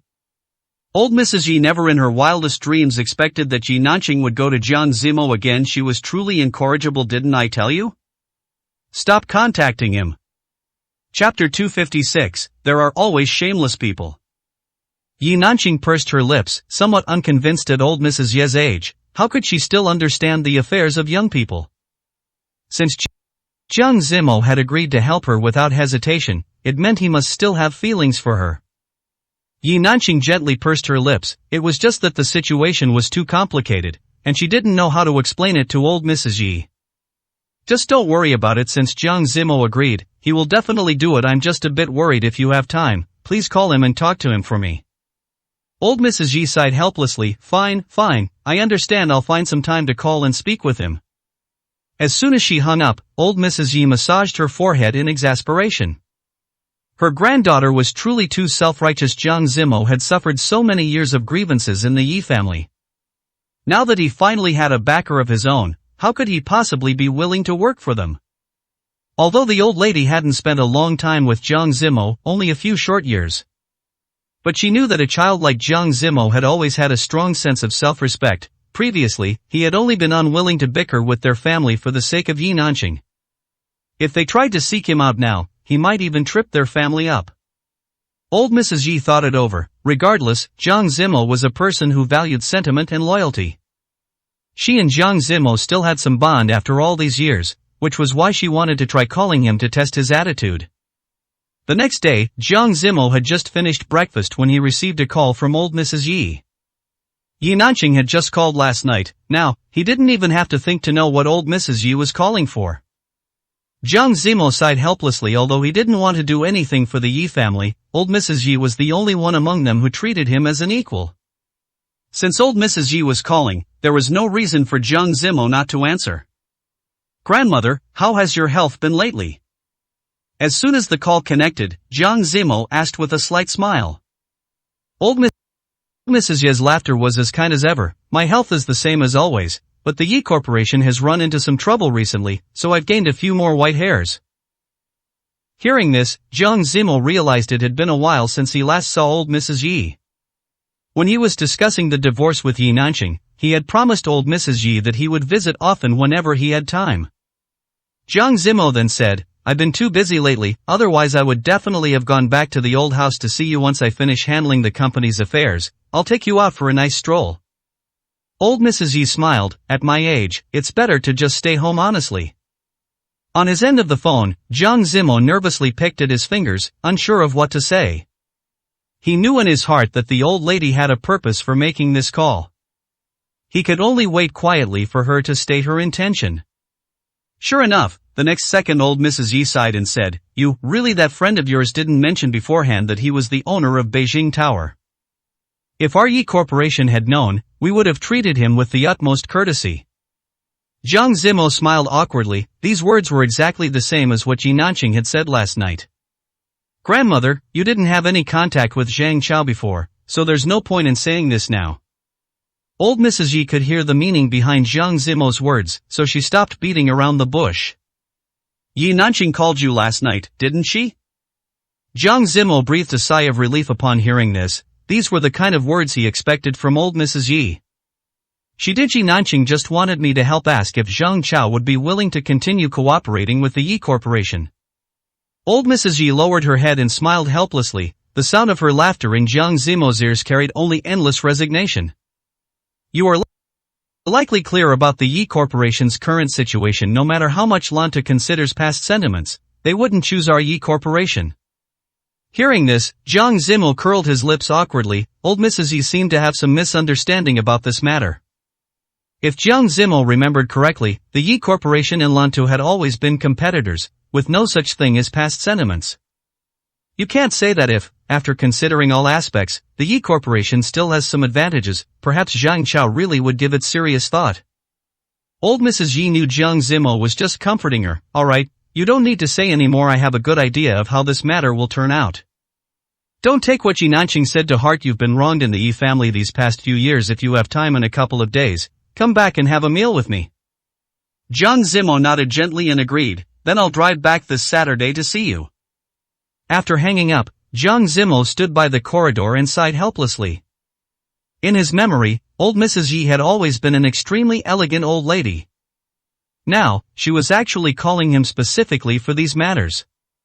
He couldn't help but feel a bit uncomfortable. If it weren't for Yi Nanqing and Gu Zihan's constant troublemaking, the Yi Corporation wouldn't have fallen to its current state. Nor would it have needed old Mrs. Yi, who had been retired behind the scenes for so many years, to return and take charge. Meanwhile, Yi Nanqing was in her villa, pondering which outfit to wear for her seaside trip tomorrow. Gu Zihan stood nearby and spoke cautiously. Are you really going tomorrow? Tomorrow is Hao Hao's parent-teacher meeting. He's asked me many times if you'll attend. Yi Nanqing rolled her eyes impatiently. I've said it many times already. I'm going to the seaside with friends tomorrow. Where would I find the time for some parent-teacher meeting? You can just handle it. When Jiang Zimo was here, he handled everything. Why can't you do it? Gu Zihan lowered his head and fidgeted with the hem of his clothes. He had heard this many times before. Every time he had an opinion, Yi Nanqing would directly bring up Jiang Zimo to shut him down. But it's Jiang Haohao's parent-teacher meeting. He really hopes you'll go. Yi Nanqing threw the clothes in her hand onto the sofa with force. I said I don't have time. If you keep nagging, move out of my house. Hearing this, Gu Zihan finally fell silent. Standing on the second floor, Jiang Haohao heard their conversation clearly, and he felt incredibly miserable. Chapter 257, Jiang Haohao has gone missing. Jiang Zimo was originally having dinner with Tao Wanwan because of various messy situations. The two of them hadn't had a proper get-together for a long time. Unexpectedly, Yi Nanqing called once again. As luck would have it, Jiang Zimo was in the bathroom at that time, so Tao Wanwan answered the phone. Is Jiang Haohao with you? I've been looking for him at home for a long time today and can't find him. Tao Wanwan froze for a moment when she heard Yi Nanqing's voice. For a while, she didn't know what to say and actually hung up the phone in a bit of a panic. On the other end, Yi Nanqing frowned with some surprise. Could it be that Jiang Zimo really took Jiang Haohao away? When the two of them divorced, hadn't they agreed that full custody of Jiang Haohao would go to Yi Nanqing? Now Jiang Zimo was suddenly going back on his word and taking the child away without saying a word. Yi Nanqing tapped the table angrily. This Jiang Zimo is really going too far. If he wanted to meet me, he could have just said so. Why did he have to take Haohao away? What if something happens to the child? Gu Zihan gently patted her back. Alright, don't be angry. Let's go over and take a look now. Take a look? Go where to look? I don't even know where Jiang Zimo usually lives, so how am I supposed to go look? Gu Zihan really hadn't considered this problem before.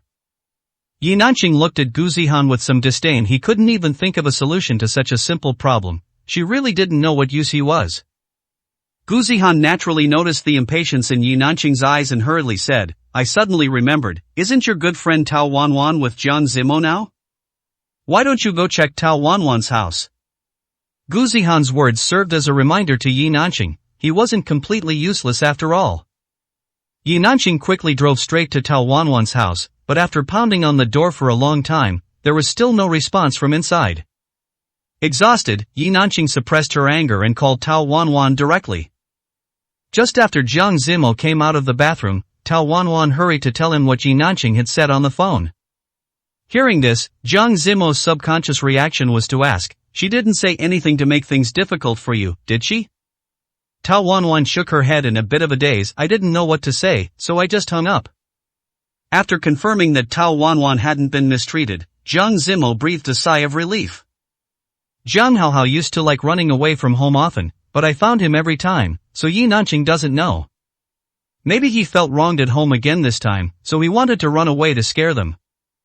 Don't worry, a bit later, I'll give Yi Nanqing a call back and ask her what the situation is."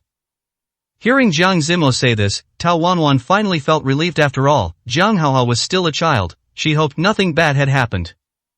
After dinner, Jiang Zimo drove Tao Wanwan home unexpectedly. Before they could even get out of the car, they heard a series of knocks on the front door. Jiang Zimo didn't even need to open the car door to see who was standing at Tao Wanwan's doorstep. He let out a helpless sigh. Tao Wanwan also frowned slightly. Her front door was high-end, custom-made and very expensive. What if Yi Nanqing broke it from all that pounding?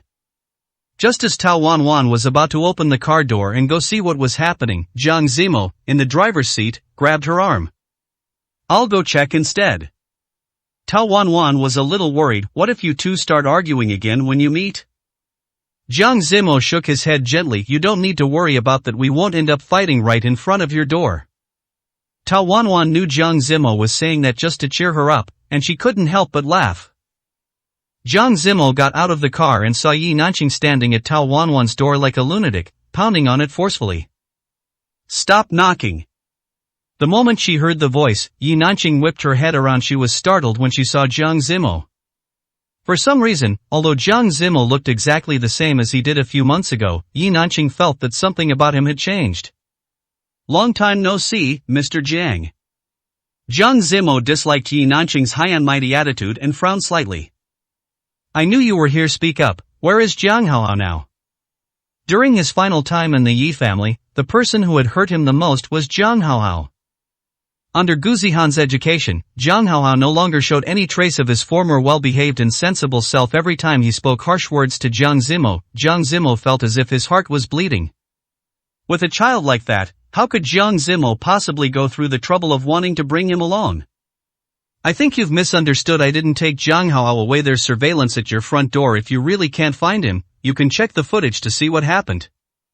Jiang Zimo's words reminded Yi Nanqing. How did she not know there was surveillance at her own front door?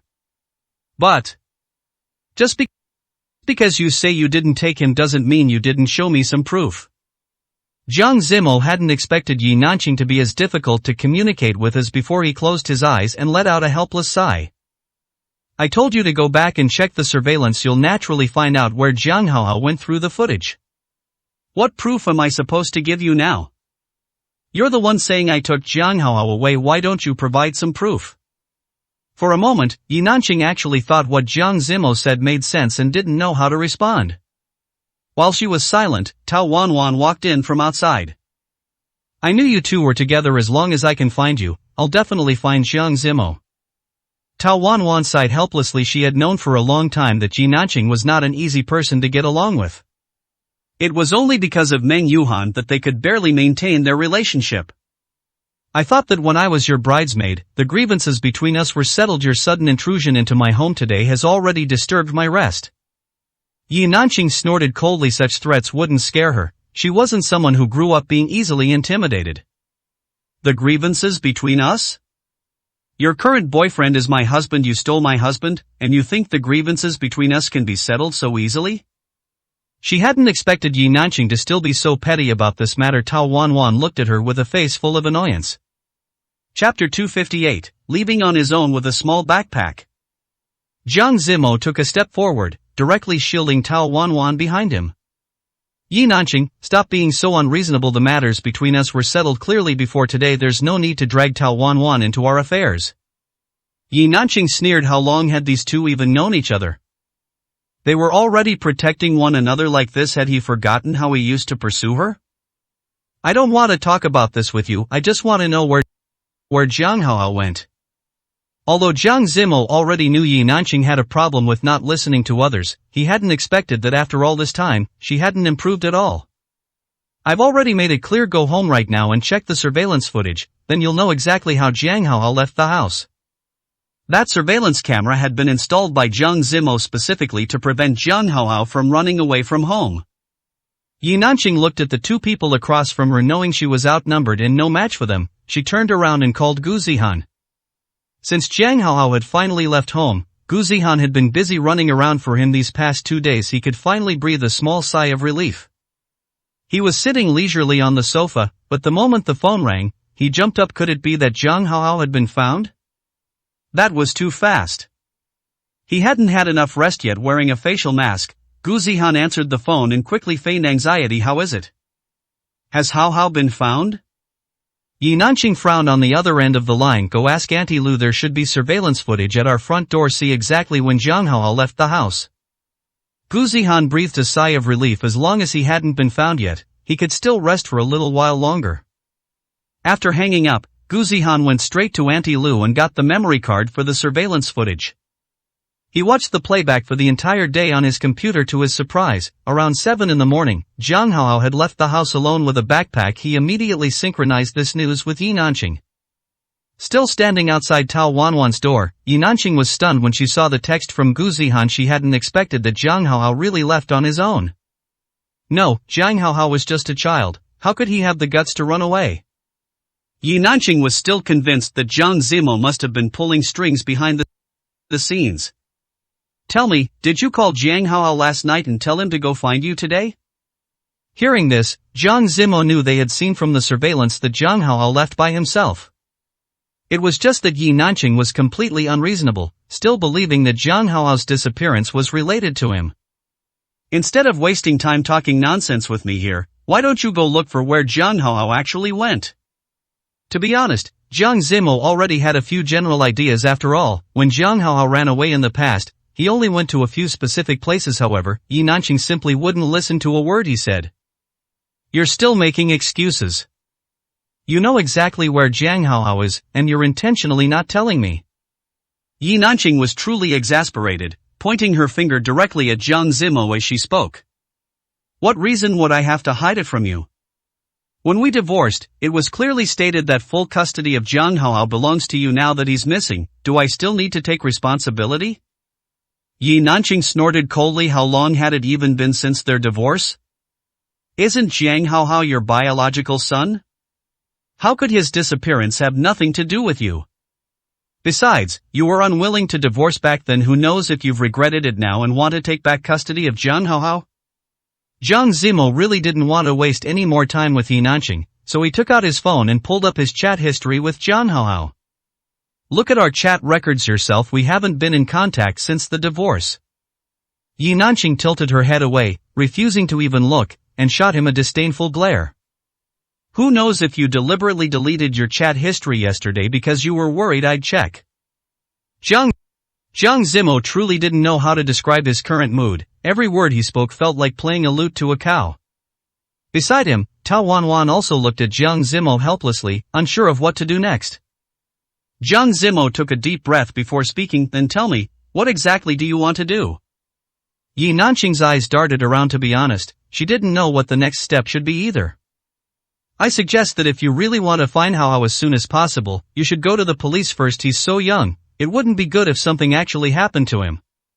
Hearing Tao Wanwan's words, Yi Nanqing's eyes instantly widened. What nonsense are you talking?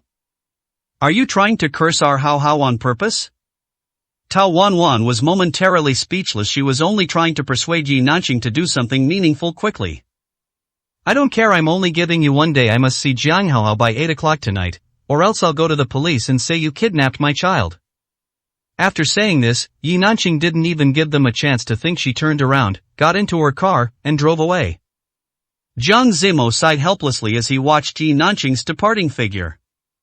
Tao Wanwan didn't know Haohao's personality well, so she was very anxious right now. What should we do now?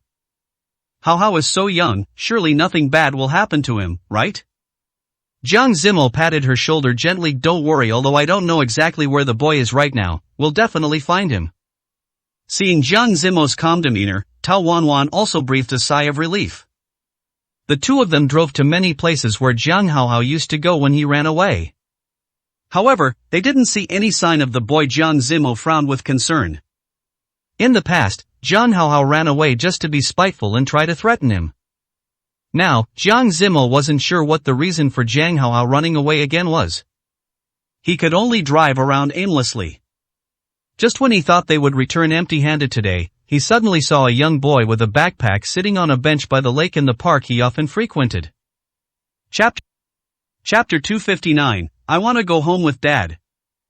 No matter what, Jiang Haohao was his biological son. Jiang Zimo recognized the little boy sitting on the lakeside bench at a glance and immediately breathed a sigh of relief. Tao Wanwan also noticed that Jiang Zimo's tension vanished instantly.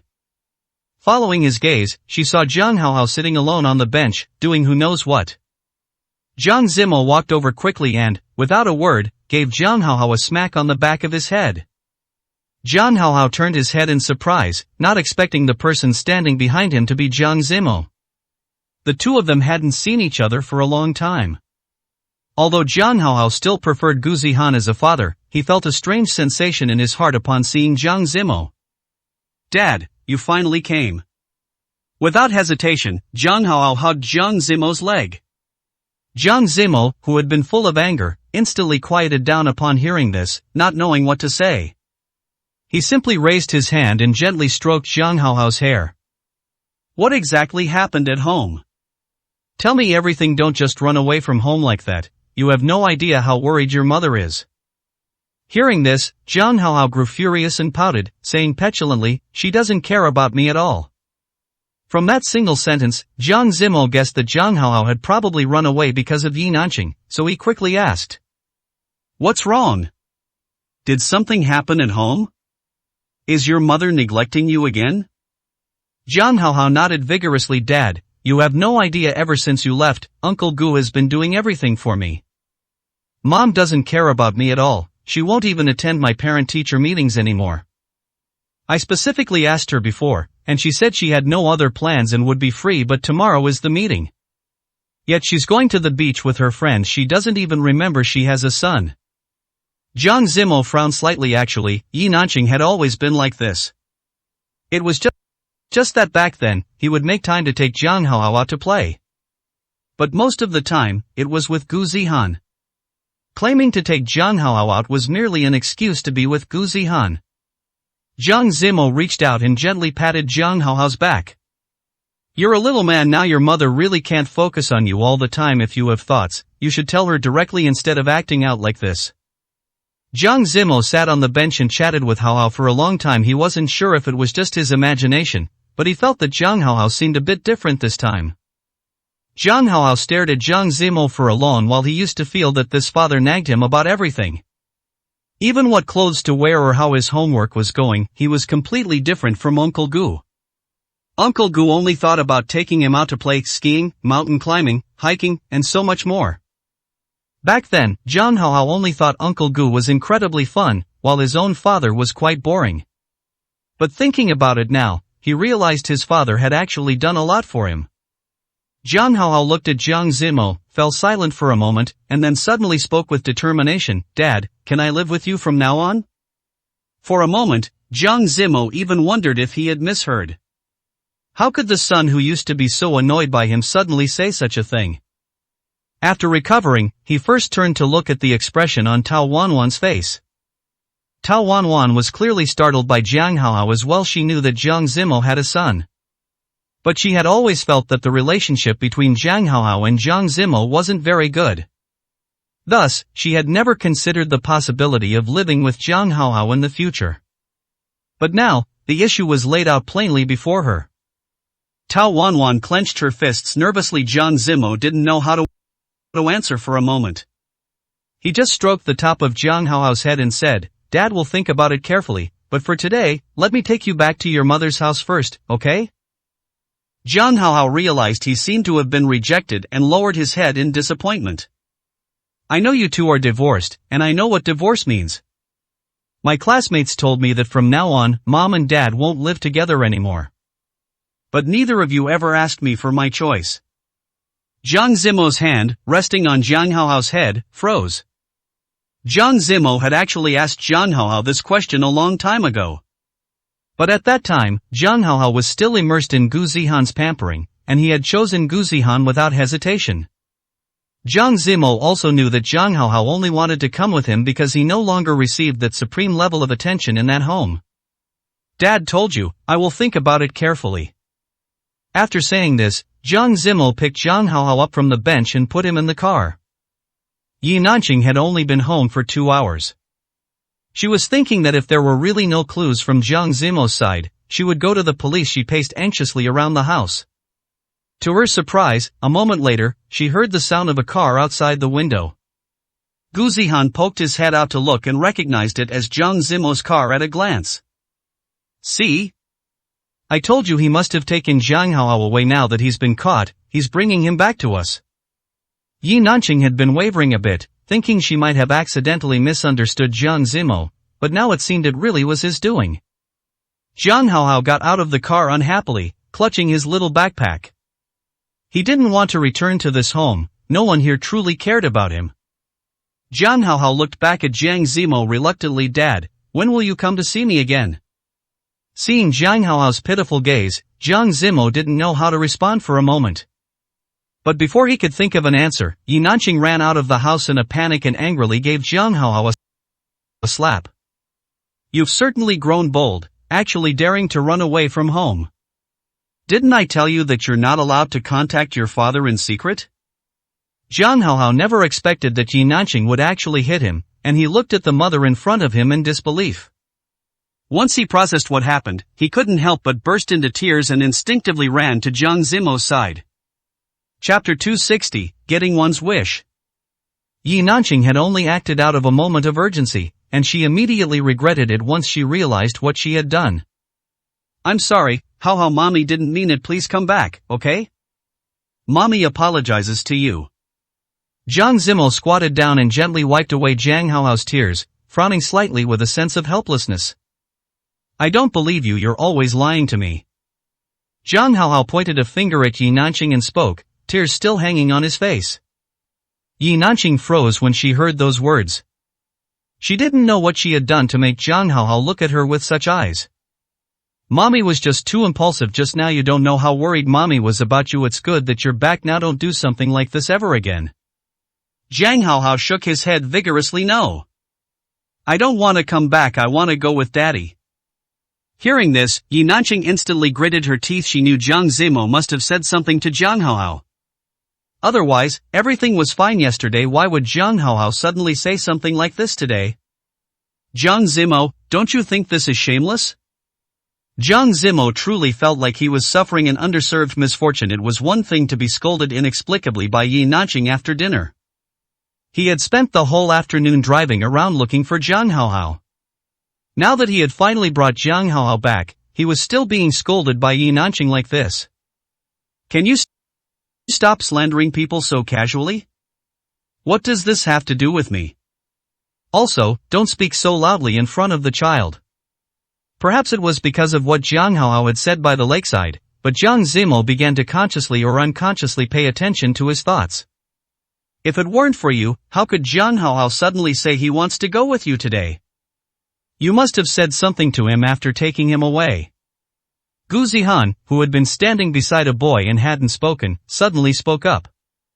I don't want to get involved in your family matters at all. If it weren't for Jiang Haohao's sudden disappearance, I wouldn't have wanted to come back. If this is your attitude, then I think we have nothing more to say. Jiang Haohao tightly held onto Jiang Zimo's clothes. Even if Jiang Zimo wanted to leave directly, he couldn't. He could only lean down and speak softly to Jiang Haohao, go home with Mommy first. I'll come and pick you up in a couple of days, okay? Jiang Haohao shook his head vigorously. No. I want to go with Daddy. Jiang Zimo sighed helplessly. Tao Wanwan, who had been sitting in the passenger seat watching the standoff, finally rolled down the window and spoke. Why don't you just take Haohao back with you today? Shuang is at home too, so they can keep each other company. Jiang Zimo sighed helplessly. It seemed this was the only way now. He didn't expect Yi Nanqing to step forward without hesitation. No, Zhang Haohao cannot go with you. I have custody of him, he can only stay with me. Jiang Zimo frowned slightly. Could it be that Yi Nanqing hadn't heard a single word of what Zhang Haohao had just said? Even Tao Wanwan couldn't bear it anymore and spoke up to remind her, didn't you hear Zhang Haohao say it himself? He wants to leave with Jiang Zimo. Who knows if Jiang Zimo told him some nonsense? We had a divorce by agreement. The agreement clearly states that I have custody of Zhang Haohao. What right does Jiang Zimo have to just take him away without any reason? Looking at Yi Nanqing's hysterical state, Jiang Zimo felt more and more that this woman was a stranger. It's not without reason Zhang Haohao wants to go with him. Tao Wanwan repeated the same words once more. Yi Nanqing rolled her eyes impatiently. Zhang Haohao is just a child. How would he know right from wrong? What if Jiang Zimo tricked him into leaving? Hearing Yi Nanqing talk about him like that, Jiang Zimo instinctively reached out and covered Zhang Haohao's ears. He was just a child, and Jiang Zimo didn't want him to see his parents in such an ugly state. Yi Nanqing, don't forget what you said when you called me a few days ago. Yi Nanqing, who had been arrogant and domineering just a second ago, instantly froze in place upon hearing this. She felt as if a bucket of cold water had been poured directly over her. Yi Nanqing had forgotten that Jiang Zimo was no longer the same as before. He had a friend like the young master of the capital. And she, Yi Nanqing, seemed to still need a favor from him. Seeing Yi Nanqing finally calm down, Jiang Zimo spoke word for word, I'll take Zhang Haohao home for a few days. If you miss him, you can call him. I won't cut off the contact between you two. Knowing for sure that he could leave with Jiang Zimo, Zhang Haohao was incredibly happy. It wasn't convenient for Jiang Zimo to take Zhang Haohao back to the Jiang family home, so he took him to Tao Wanwan's place first. I might have to trouble you for a while. Jiang Zimo spoke to Tao Wanwan with some embarrassment as he watched Zhang Haohao and Shuangshuan playing together in the living room. Tao Wanwan smiled gently. It's no trouble at all. Seeing them play so happily makes me happy too. On Saturday, Jiang Zimo had already promised old Mrs. Yi that he would drive back to visit. Having just finished work at Lantu, he drove straight to the old house after clocking out. Only old Mrs. Yi was at the old house. Although Yi Nanqing had been in frequent contact with old Mrs. Yi over the past 2 days, it was only regarding Yi Corporation matters, and she didn't care about old Mrs. Yi's health. Before returning, Jiang Zimo made a point to buy some health supplements, as it had been a while since he last visited old Mrs. Yi. Jiang Zimo still felt a bit guilty in his heart. The moment old Mrs. Yi saw Jiang Zimo, she stood up instantly. You're finally back. You have no idea how long I've been waiting for you. Jiang Zimo smiled awkwardly. With the Xin Group's affairs coming one after another recently, he truly had his hands full. However, he couldn't explain these things to old Mrs. Yi, so he could only summarize it simply by saying he was very busy with work. At the dinner table, old Mrs. Yi briefly asked about Jiang Zimo's recent work situation, but the two didn't have much to talk about. After a moment of silence, old Mrs. Yi spoke tentatively, I heard from Yi Nanqing that Zhang Haohao has been staying with you lately? Jiang Zimo's chopsticks paused for a moment before he nodded. Yes, Haohao is with me now. Chapter 261, Here to Steal Business Secrets? Old Mrs. Yi had always been very supportive of Jiang Zimo's choices. However, she was still somewhat dissatisfied regarding the matter of Zhang Haohao. When you two divorced, it was stated very clearly that custody of Zhang Haohao belongs to the Yi family. What exactly happened? Why do you suddenly want to take Zhang Haohao away with you?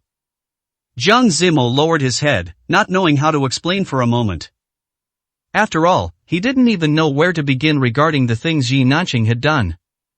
It was Haohao's own choice. I asked him many times back then, and he said he didn't want to stay there and wanted to go with me. If the Yi family insists on his return, I will try my best to persuade him during this time. Old Mrs. Yi nodded without hesitation. He is the only child of our Yi family. You know Yi Nanqing's temper, she might not have any other children in this lifetime, so, unless it's absolutely necessary, I still hope you can leave Zhang Haohao with the Yi family. Jiang Zimo nodded in understanding. He had long been utterly disappointed in Zhang Haohao. Even though the boy had been as dependent on him lately as before, as if he had never encountered Guzihan. Jiang Zimo had also tried to persuade himself to act as if previous events had never happened, since Haohao was just a child. But every time he thought about it, his heart still felt a needle-like sting of pain. What if someone like Gu Zihan appeared again in the future? Without Gu Zihan, wouldn't there be others? At that time, would Zhang Haohao backstab him once again? He didn't dare think about it. Keeping such a time bomb by his side wasn't a good thing for Jiang Zimo either. Since the Yi family wanted to take Zhang Haohao back so badly, Jiang Zimo wouldn't refuse. I can bring him back, but Grandma, I'll have to trouble you to talk to Yi Nanqing more on that end. She is truly too indifferent toward Haohao's daily life. This time was also because of that. That's why Haohao wanted to run away from home and leave with me. Old Mrs. Yi frowned slightly. Yi Nanqing had never mentioned these things to her. But it made sense. Her granddaughter was just like that, never speaking a word against herself. She always felt she was never in the wrong. Old Mrs. Yi sighed somewhat helplessly. I've said all I can say and done all I can do. Whatever happens with Yi Nanqing in the future will depend on her own fate. However, regarding Zhang Haohao, rest assured if Yi Nanqing really can't take good care of him, I will take him in and look after him myself. If Zhang Haohao could be cared for by old Mrs. Yi, then Jiang Zimo could be completely at ease. After all, old Mrs. Yi was the only normal person in the Yi family. She would surely educate Haohao well, perhaps even better than he could himself. I heard the Yi Corporation has been having a hard time lately. If there's really anything I can help with, you can come and tell me. The meaning behind Jiang Zimo's words was already very clear. He just wanted to tell old Mrs. Yi. He was already powerless regarding Zhang Chao's side, but if there was anything else he could help with, she could speak up. Old Mrs. Yi could also understand the meaning behind his words and nodded gently. Suddenly, she felt the food in her mouth tasted like wax. Old Mrs. Yi didn't even know how to tell Jiang Zimo about the Yi family's current real situation. Their capital chain was on the verge of breaking. If Lantu continued to dominate the market like this, the Yi Corporation's downfall was only a matter of time. But Jiang Zimo was part of Lantu, so naturally, old Mrs. Yi had no way to tell him directly. Yi Nanqing didn't know that old Mrs. Yi and Jiang Zimo were having a meal together at the old house behind her back. She only knew that Zhang Haohao's wings had really grown strong lately. He wouldn't answer calls or return messages. Could it be he really wanted to stay with Jiang Zimo forever?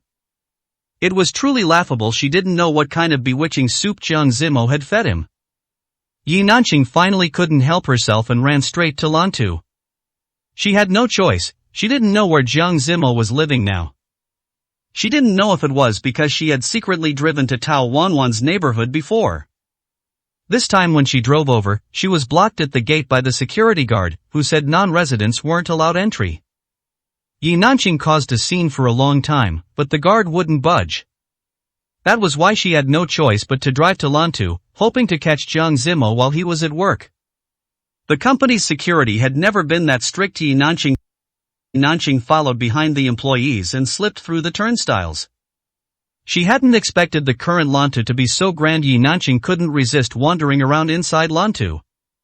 She couldn't help but marvel. Lantu had truly made a lot of money, even upgrading most of their office supplies. Excuse me, where is your manager Zhang right now? After wandering for several laps, Yi Nanqing finally remembered her main purpose for coming and hurriedly caught an employee to ask. The employee looked at Yi Nanqing's face and felt it was somewhat familiar for a moment. But they couldn't quite place her and frowned slightly. Manager Jiang took the day off today and didn't come in. Hearing this, the light in Yi Nanqing's eyes dimmed instantly. She had gone through so much trouble to sneak in, yet Jiang Zimo had actually taken a day off. It seemed the two of them were really having a run of bad luck, but since she was already here, Yi Nanqing didn't leave immediately. She circled around Lantu a few more times and finally prepared to go downstairs for fear of running into Zhang Chao. However, her stomach suddenly hurt, so she had to borrow Lantu's restroom first. Have you heard? They say President Zhang isn't the real young master of the capital. The young master of the capital is someone else. A female employee inside the restroom spoke while washing her hands.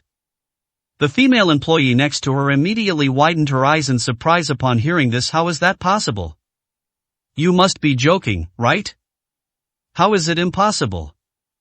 President Zhang's high school classmate posted a thread a couple of days ago saying President Zhang went to internet cafes with them every day. Where would he have had the time to do all that stock market stuff? The voices of the two grew distant inside the stall. Yi Nanqing simply covered her mouth in shock. She never expected such an unexpected windfall from coming to Lanta this time. Thinking about it, it was indeed very likely she had known Zhang Chao for some time now. How could he possibly be the young master of the capital? Yi Nanqing stroked her chin, suddenly feeling that what they said made a lot of sense.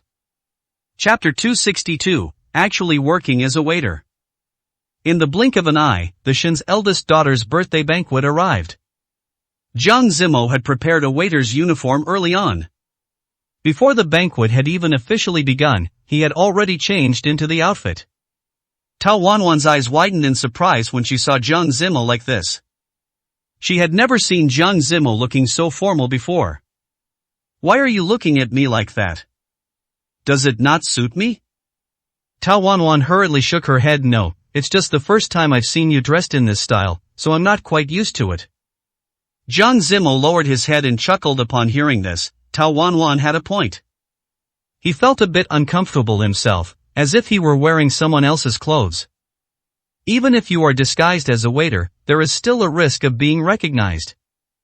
After all, you have been in close contact with President Chen many times before, and he has a deep impression of you. You still need to be a bit careful. Zhang Chao looked at Jiang Zimo and spoke with earnest concern. He had been very worried in his heart. After all, President Chen did not know Jiang Zimo's true identity to President Chen. A nobody like Jiang Zimo wouldn't matter even if he really made a move. Zhang Chao was truly worried that Jiang Zimo might meet with an accident. Jiang Zimo shook his head calmly. Don't worry, with so many people there, what can he possibly do to me? Hearing this, Zhang Chao raised an eyebrow without hesitation and said, wasn't Tao Wanwan also taken away in broad daylight last time? You'd better be careful. Tao Wanwan pursed her lips in embarrassment. Last time, it was indeed because her vigilance wasn't strong enough that others took advantage, causing Jiang Zimo to fall into such great danger because of her.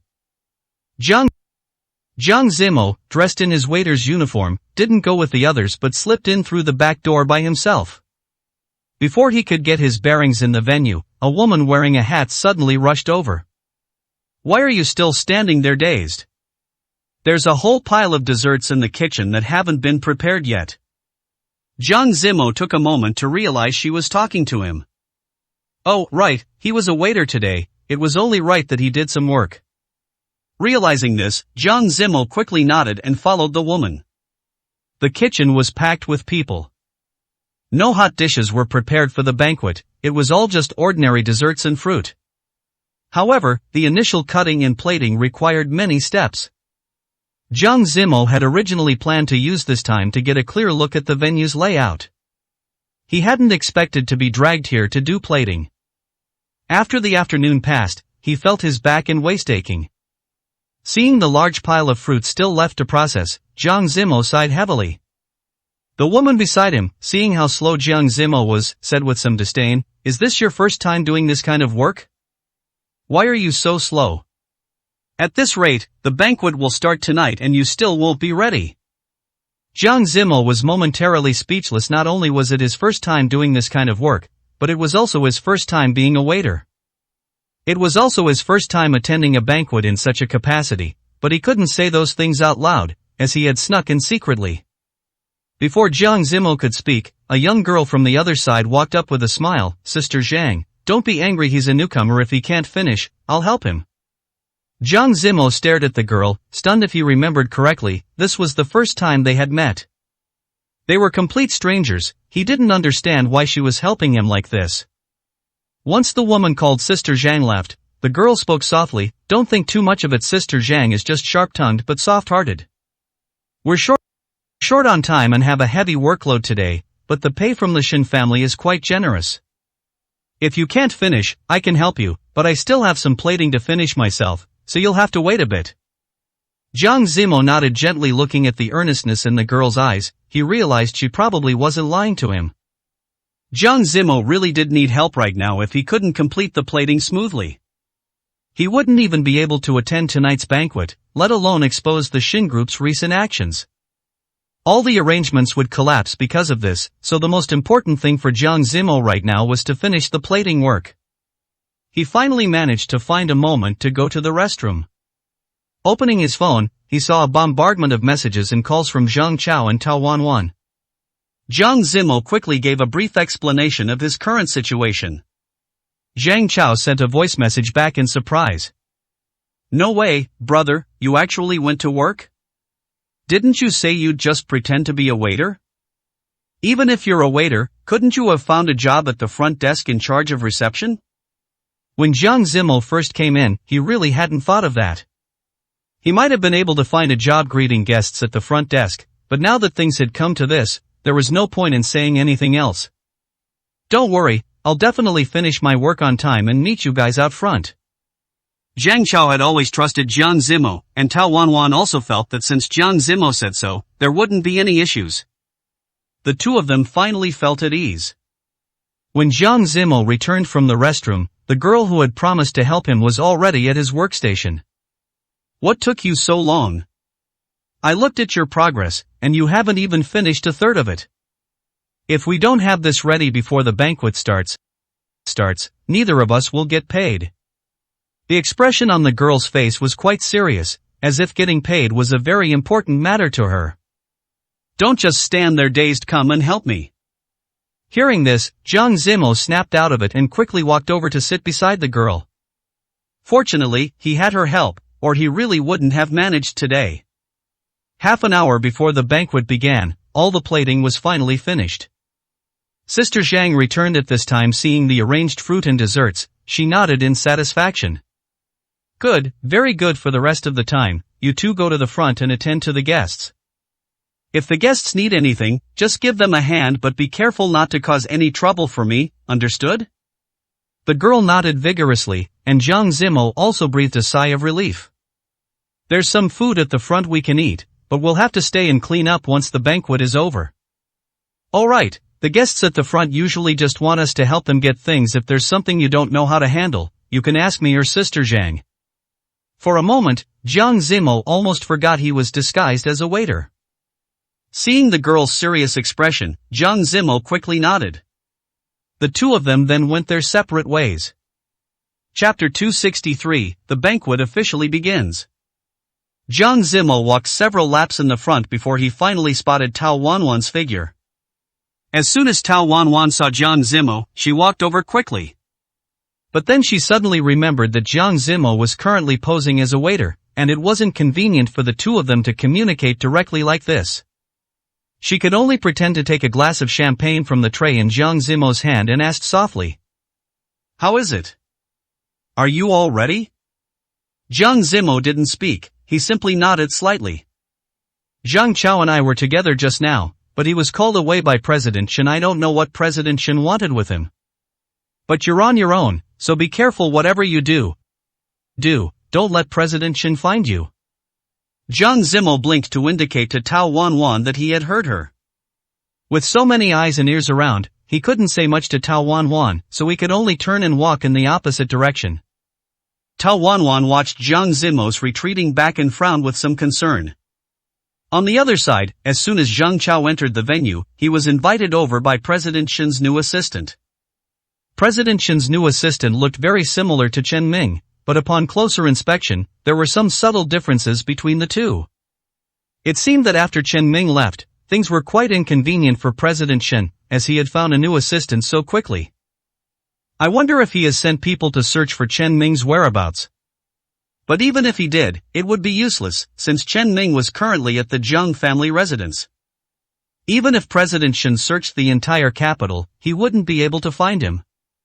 Upon reaching the study, President Shen stood up immediately when he saw Zhang Chao and shook his hand without hesitation. Eldest young master, you finally arrived. You have no idea how much sleep I've lost lately. I've been looking for a chance to apologize to you in person. Zhang Chao curled the corners of his mouth as he looked at President Shen's fawning behavior, momentarily at a loss for words, unsure of how to react. After all, not long ago, President Shen had been so arrogant in his attempt to acquire Lantu. Zhang Chao was no fool, so naturally, he wasn't going to let President Shen off the hook that easily. He spoke up directly with sarcasm. What's this? Is President Shen still trying to find a way to acquire our Lantu? However, the price you offered before might not be enough anymore. After all, Lantu's market value has more than quintupled by now. President Shen knew that Zhang Chao would definitely bring up the past today. But hearing it come directly from his mouth still made President Shen smile awkwardly. In his heart, he only felt resentment toward Jiang Zimo. If it hadn't been for Jiang Zimo, he wouldn't have offended a big shot like Zhang Chao. The day he found out that Zhang Chao was the young master of the capital, President Shen's heart filled with deep regret. If he had known sooner, he never would have been so self-righteous as to target Lantu because of Jiang Zimo. Ever since Zhang Chao's identity as the young master of the capital was exposed, Lantu's market value had risen by more than just a little. Now it was far ahead of the competition, showing an upward trend every day. Even though Zhang Chao was being openly sarcastic, President Shen maintained his smile, forcing the corners of his mouth up. I was indeed too impulsive before. I hope the eldest young master won't take it to heart. The Shen family will definitely find a way to make a proper apology later. Zhang Chao sat directly on a nearby chair and tapped the table lightly, looking somewhat impatient. President Shen swallowed nervously and hurriedly said to the assistant beside him, "Hurry up and pour the eldest young master a glass of water." Hearing this, Zhang Chao looked up and gave a fake smile. He didn't want to drink any water offered by the Shen family, who knew if they would put something in it? What if they kidnapped him? Zhang Chao grumbled inwardly, but he felt a bit nervous when he thought about Jiang Zimo being down there among the crowd. It would be good if he could keep President Shen in the study for a while longer. At least it would be safer for Jiang Zimo for now. With that in mind, Zhang Chao didn't intend to let the matter drop so easily. "President Shen, your words sound nice, but just saying them is useless. I need to see some actual action." Since Zhang Chao had put it that way, giving President Shen a chance to prove himself was the best opportunity he could ask for. He sat down on the chair next to Zhang Chao. As he sat, he cautiously checked Zhang Chao's expression, and only after confirming there was no annoyance did he finally relax. "Eldest young master, just say the word, you can ask the Shen family to do anything for you." This kind of thing held no appeal for Zhang Chao after all. Even without the previous incident, given his status as the young master of the capital alone, the Shen group wouldn't refuse anything he asked. Looking at the expression on Zhang Chao's face, President Shen knew he wasn't quite satisfied. "How about this? Our Shen group has no shortage of beautiful women. Is there any celebrity you like right now?" Hearing this, Zhang Chao looked up at President Shen, momentarily stunned. He had intended to refuse. But then he suddenly remembered that Shen Xian was still lying in the hospital, and perhaps he could use this to see what President Shen's attitude really was. "Is that so? There's a very popular short drama lately. What was that actress's name again? Shen Xian, I quite like her. Could you arrange for the two of us to have dinner together?" Zhang Chao felt disgusted with himself for saying that, but he pushed through it at the thought of testing President Shen's attitude. Sure enough, as soon as he heard this, the expression on President Shen's face froze. Perhaps he hadn't expected that with so many female celebrities out there, Zhang Chao would happen to choose Shen Xian. Seeing that President Shen hadn't spoken for a long time, Zhang Chao finally asked, "What? Is Shen Xian not available?" President Shen quickly shook his head. "Of course she's available. I was just wondering about Shen Xian's recent schedule. Once it's arranged, I'll get back to you, eldest young master. Is that alright?" Zhang Chao nodded in satisfaction. "In that case, I'll wait for your news. I don't want anything else for now. If I think of something later, I'll contact you." President Shen nodded hurriedly. Although he was dissatisfied with Zhang Chao's greedy behavior, he didn't say anything. After all, he was the young master of the capital. Even if he wanted to take over the entire Shen group, President Shen would be powerless to stop him. The two of them chatted casually about other things in the study. In truth, Zhang Chao hadn't wanted to talk to him at all. But thinking that Jiang Zimo was still outside, if President Shen were to leave now, the danger to Jiang Zimo would escalate immediately. So he forced himself to keep talking. President Shen, in his self-importance, thought Zhang Chao had forgiven him and was feeling quite smug. Chapter 264, Uninvited Guest. Jiang Zimo walked around the hall several times. The plate in his hand was simply too conspicuous. It made it so he couldn't blatantly investigate the layout of the hall. Fortunately, he had a strong sense of direction, and after just 3 laps, he had memorized the general idea.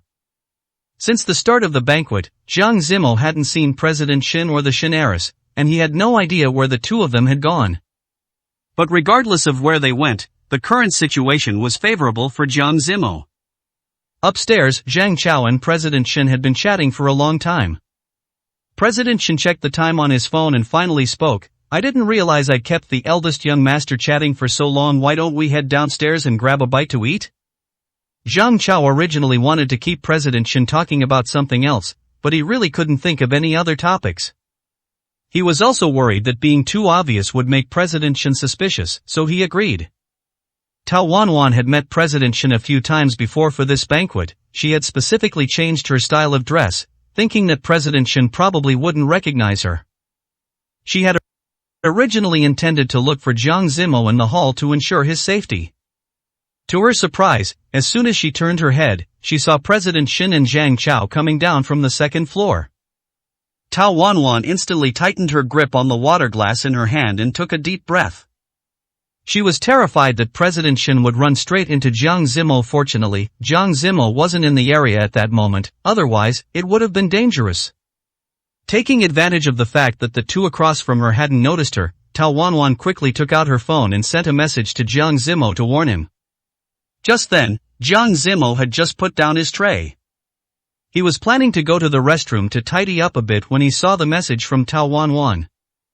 "President Shen has arrived in the hall. Be careful when you come back later." Jiang Zimo sent a brief reply. Looking at himself in the mirror, he sighed helplessly. He really had gone to great lengths just to expose the Shen group. No matter how he looked at it, Jiang Zimo felt that something was off about this waiter's uniform he was wearing. Just as he stepped out of the restroom, he saw another young girl who was also a server. "What are you doing here?"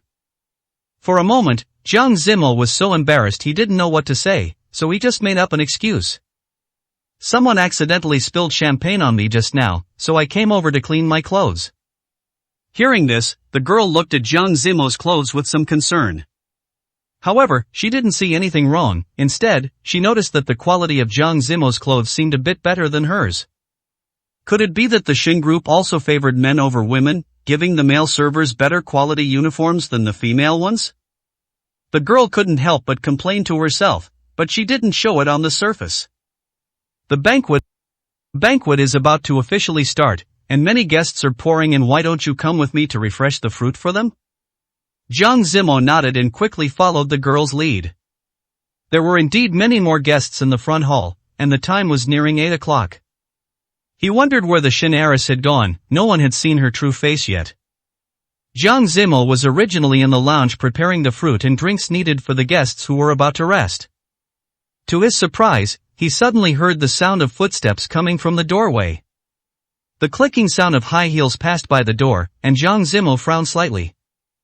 For some reason, he had a bad premonition. The banquet hadn't officially started yet. Normally, guests shouldn't be heading to the lounge at this time. After all, if something happened in the front, the lounge wouldn't receive any notification at all. If the banquet started early or ended suddenly, the people in the lounge would be left bewildered when they went out. The footsteps moved further away from the door, gradually fading. Jiang Zimo then convinced himself it must have been someone from within the Shen group just passing by, and he shouldn't overthink it. To his surprise, just as he had prepared everything and was about to leave, the lounge door was suddenly pushed open. An exquisitely dressed woman ran in through the door in a panic. The moment she saw Jiang Zimo, her eyes widened in surprise, perhaps not expecting anyone to be in the lounge. "Don't speak." Jiang Zimo stared at the woman across from him, stunned. Naturally, he obediently shut his mouth. After all, this woman didn't look like an ordinary person. She was likely an invited guest or one of the Shen group's own people. Jiang Zimo was so deep in his role that he even forgot he was the young master of the capital. He thought he really was just an ordinary waiter and didn't dare provoke this girl who looked like she came from a wealthy family. After some time, the woman heard a set of footsteps pass by outside and finally let out a sigh of relief. She turned around and looked at Jiang Zimo with a serious expression, saying, "If anyone asks you, you must say you've never seen me." Jiang Zimo nodded blankly for some reason. He suddenly felt that the woman in front of him looked familiar, and he blurted out a question. "Miss, have we met somewhere before?" The woman, who was about to grab something to eat, turned her head and looked at Jiang Zimo with some surprise. The undisguised disdain in her eyes made Jiang Zimo feel extremely uncomfortable. The two of us have met? You must be mistaken, I rarely meet with lower-class people like you. Hearing this, Jiang Zimo didn't know how to respond for a moment. He just twitched the corners of his mouth awkwardly. Fortunately, he would never say such things himself, hearing them now just felt a bit cringeworthy. The woman casually found a seat and sat down, appearing calm and collected, as if the panicked person from just now wasn't her at all. Jiang Zimo hesitated for a moment before cautiously saying, "Miss, if there's nothing else, I'll head out first." The woman nodded first, but just as Jiang Zimo was about to leave, she suddenly spoke up. Wait a minute. Jiang Zimo turned back in confusion and looked at her. "Miss, is there anything else I can help you with?" One could only say it was lucky that Jiang Zimo usually liked to observe the people around him and knew how servers spoke, otherwise, in such a sudden situation, he might have actually been exposed. "I don't think it's safe to let you go out. Why don't you stay with me? Just follow me specifically tonight." Now Jiang Zimo finally knew why he had that bad premonition. Chapter 265, Whose birthday is it anyway?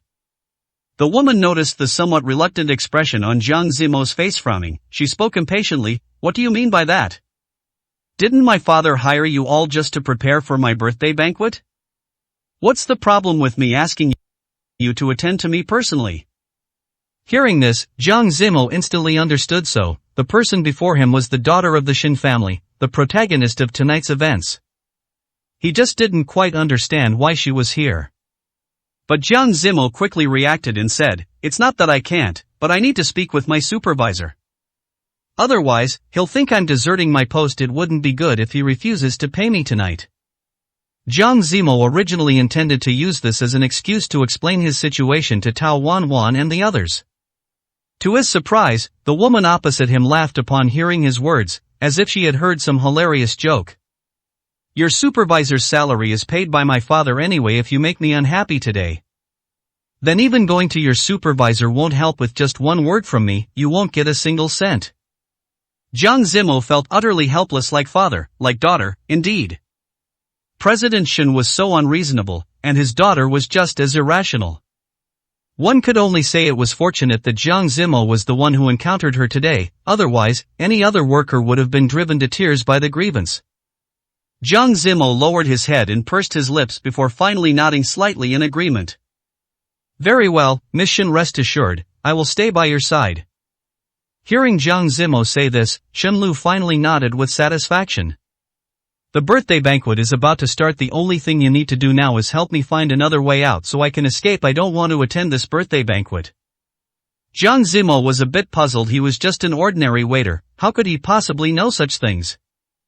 Seeing the surprised look on Jiang Zimo's face, Shen Lu knew she had asked the wrong person. "I knew you were useless in that case. Go to the front hall and help me create some chaos. Then I can take the opportunity to escape directly." Listening to everything Shen Lu said, Jiang Zimo was simply curious. Why didn't she want to attend such a grand birthday banquet? For any young lady of a wealthy family, such a banquet would be exactly what they wanted. It seemed a bit strange for Jiang Zimo to ask this question in his current capacity, but he was truly too curious. After hesitating for a moment, he cautiously asked, "I'm not sure if it's appropriate for me to ask why. Miss Shen, why do you want to escape? Is it because you don't like this birthday banquet? Or do you dislike having so many people gathered here to celebrate your birthday?" Shen Lu rolled her eyes in annoyance, seemingly thinking Jiang Zimo talked too much. But she couldn't find anyone else to confide in right now, and she had so much she wanted to say. Looking at Jiang Zimo for a moment, she sighed helplessly, "What a mess of a birthday banquet. Today isn't even my birthday. You have no idea my father spends all day coming up with these ridiculous schemes. My mother has told him many times that my birthday is March 27th, not today at all. He gets it wrong every single year. I've told him so many times. He clearly knows my birthday is March 27th, yet he insists on holding my birthday banquet today. I originally thought he had other arrangements for March, but later I found out from his secretary that he was just in a hurry to find an excuse to apologize to the young master of the capital. Why couldn't he find any other excuse? It had to be this. This is a blatant attempt to use me. I'm not someone who can be used so easily. Jiang Zimo twitched the corner of his mouth awkwardly, so this birthday banquet was just a ruse by President Shen from start to finish. No one was actually celebrating a birthday. He just wanted to apologize to the young master of the capital, and he even had the wrong person for the apology. He thought Zhang Chao was the young master of the capital, unaware that the real young master of the capital was currently in his VIP lounge, chatting away with his daughter. At this thought, Jiang Zimo lowered his head, unable to stop himself from laughing. He didn't expect that even such a slight smile would be caught by Shen Lu. "What are you laughing at? Are you mocking me too?" Hearing this, Jiang Zimo quickly shook his head. Shen Lu had truly misinterpreted his expression. How could he possibly be mocking her? "Of course not. I just wanted to tell you that there's no point in leaving this birthday banquet now. After all, I heard the young master of the capital arrived long ago. Your father has likely already apologized to him. What's the use in leaving now?" Shen Lu's expression momentarily became one of confusion. This man actually had a point. If he wanted to apologize, he surely would have settled it early on. How could he let the young master of the capital keep waiting in the front hall? Thinking of this, Shen Lu felt a bit uncomfortable. The thought of her father actually using her to accomplish his goal made her feel like something was wrong. Shen Lu had always been the one with the most personality in the family, while everyone else was trying to find ways to divide the family assets. She only thought about traveling abroad, pursuing more education, and seeing more of the world. She had absolutely zero interest in the assets of the Shen Group. Only her brothers spent every day revolving around the entertainment company and their father. This time, Shen Lu was originally traveling abroad when she was called back by several phone calls from her family. She hadn't wanted to return, but her father, mother, and brothers took turns calling her. They even said that if she didn't come back, she should never come back. Under such threats, Shen Lu had no choice but to book a flight back home. She never expected that as soon as she landed, she would hear the news about her birthday banquet. It was a massive joke. At the thought of this, Shen Lu lowered her head helplessly. Since birth, she had been trying to fight against her fate. She didn't want to become a sacrifice in their business competitions, but she never expected that this would still be the outcome. Jiang Zimo looked at Shen Lu and cautiously asked, "Well? Do you still want to leave now?" Chapter 266, Actually a Blind Date. As for Jiang Zimo today, he naturally did not want Shen Lu to leave. If Shen Lu were to leave, this birthday banquet would not be able to proceed normally. Wouldn't all the arrangements he had previously made go down the drain then? He had prepared for so long. Today was the most critical moment, and there must not be any accidents. Jiang Zimo watched Shen Lu's expression cautiously, simply fearing that another error might occur. Shen Lu first shook her head, then nodded. She had almost forgotten that this birthday banquet was not as simple as she had imagined. "No, I must leave. I cannot stay here. This isn't a birthday banquet at all. This is a hangmen banquet. You are all spectators, and I am the only victim." Looking at Shen Lu's serious expression, for some reason, Jiang Zimo felt a stir in his heart, a slight wavering. He thought about just taking her away directly. But everything that had happened during this period echoed in Jiang Zimo's mind. However, before Jiang Zimo could react, Shen Lu stood up without hesitation. "Just stay by my side. If I need you for anything, you'll help me, right?" Looking at Shen Lu's somewhat pleading expression, she was completely different from when they had first met. Jiang Zimo actually couldn't help but nod. Shen Lu didn't know why, but she had originally intended to fight this battle alone today. But the moment she saw Jiang Zimo, she felt like she had someone to rely on. She felt he was someone she could trust. Even though the two of them had never met before this. It was also at this moment that Jiang Zimo suddenly realized why Shen Lu looked so familiar earlier. The features between her brows were so similar to Shen He's, as if they were carved from the same mold. Perhaps that was the reason Jiang Zimo felt as though he had seen her somewhere before. The two of them walked out of the lounge, with Jiang Zimo maintaining a distance of about 5 steps from Shen Lu. There were already many people in the front hall. It was already 8 o'clock. Everyone had expected the grand feast to officially begin at this time. However, President Shen was still frantically searching for Shen Lu backstage, completely unaware that she had already walked into the front hall. Many among the noble families naturally knew Shenlu, and they offered their blessings as soon as they saw her. Shenlu nodded in response to each one, but her mind was filled only with thoughts of how to escape from this banquet. Jiang Zimo followed behind her, keeping an eye on Shenlu's movements while looking for Tao Wanwan and the others. After about 10 minutes, Jiang Zimo finally spotted Tao Wanwan and hurriedly waved to her gently. Tao Wanwan moved through the crowd and came to Jiang Zimo's side. "What's going on? I just sent you so many messages and you didn't reply."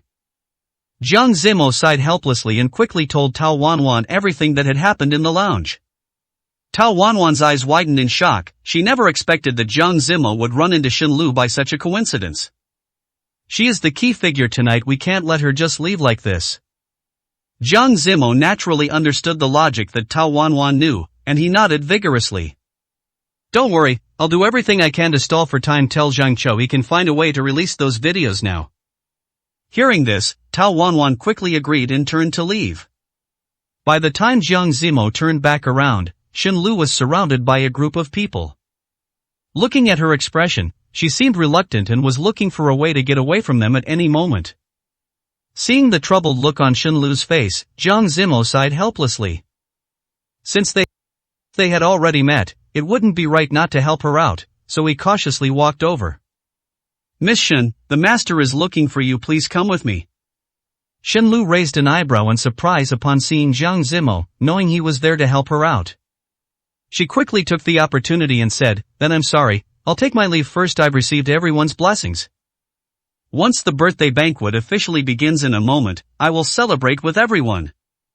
They originally wanted to ask more about the birthday banquet, but hearing Shenlu say that, the other guests felt embarrassed to ask further and just responded with a few smiles.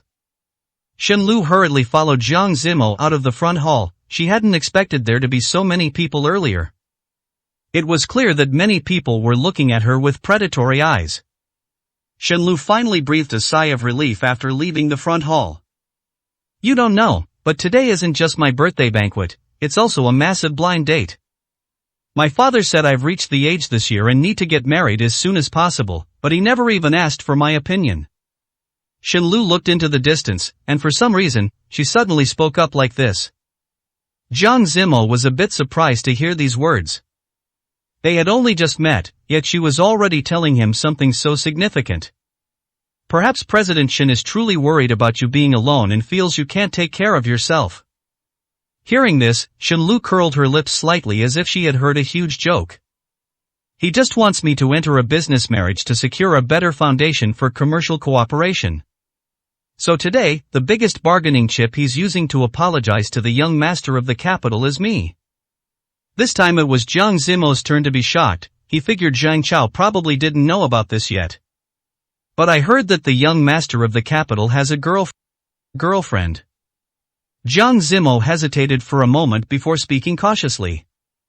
Shenlu turned her head and looked at Jiang Zimo thoughtfully. For some reason, her gaze made him feel a bit guilty. "How come you seem to know the young master of the capital so well?" Jiang Zimo nervously fiddled with the hem of his clothes, but luckily he quickly thought of a reasonable explanation. "I'm his fan, a fan of many years, so I know a bit about his affairs." Shenlu also felt there was nothing wrong with what Jiang Zimo said. After all, the young master of the capital had many fans, so one more didn't matter. She didn't ask anything else, and Jiang Zimo finally breathed a complete sigh of relief. Thank goodness, he almost gave himself away. What do you plan to do next? Now Jiang Zimo just wanted to change the subject as quickly as possible, so he asked. Shenlu rested her chin on her hand, lost in thought. Chapter 267, The Truth Surfaces. Time passed minute by minute, and Jiang Zimo grew increasingly anxious as he stayed by Shenlu's side. If the birthday banquet didn't start soon, Zhang Chao wouldn't be able to control the timing properly, and their original plan might fall through. After thinking it over, Jiang Zimo took out his phone and sent a message to Tao Wanwan. Tao Wanwan's phone vibrated. Seeing the string of words from Jiang Zimo, she frowned slightly. Since Zhang Chao was right beside her, she gently patted his shoulder and said, "Find a way to tell Mr. Shen that Shenlu is currently near the backstage lounge." Zhang Chao looked at Tao Wanwan with some surprise. He knew the reason the birthday banquet hadn't started yet. was because tonight's protagonist, Shenlu, had been acting like a ghost, appearing and disappearing unpredictably. She had clearly been in the front hall just now, but when Mr. Shen rushed over, he couldn't find her anywhere. Hearing Tao Wanwan say this, although Zhang Chao didn't know how she knew Shenlu's whereabouts. He didn't ask much since she had said so. He nodded slightly, turned around, and left to find Mr. Shen in the crowd. Shenlu had no idea that the man beside her was the one who had betrayed her. Jiang Zimo rubbed his fingers nervously, wondering when Mr. Shen would find them. He also wondered if Tao Wanwan would be able to successfully send the message to Zhang Chao. Just as he was worrying, a sudden set of footsteps came from behind. Shenlu, what are you doing here? Do you have any idea that everyone is looking for you? It was a woman's voice. Jiang Zimo turned around but realized he had never seen this person before. When Shenlu saw the woman, the look on her face suddenly softened. Mom, today isn't even my birthday. Why should I go out and perform in this farce with them? Mother Shen sighed helplessly. She also knew that Shenlu's current situation was very awkward. But Mr. Shen had already released the news, and with so many guests outside, they couldn't let the Shen family lose face at a time like this. To be honest, Mother Shen was still very dissatisfied with Shenlu's actions. No matter what, regardless of your opinions, these matters should be discussed at home. The many guests outside are either your father's competitors or his allies. If you cause a scene like this now, how can our Shen family hold our heads up in front of them in the future? Shenlu lowered her head and clenched her fists tightly. She had heard these words many times before. She originally thought they would only come from her father's mouth, but she didn't expect to hear them from her mother now as well. Alright, stop acting out. We can have a good talk about everything after today is over. For now, go to the front and finish your birthday banquet, okay? Seeing that Shenlu was unhappy, Mother Shen spoke with patience. Jiang Zimo stood to the side, feeling somewhat out of place for a moment.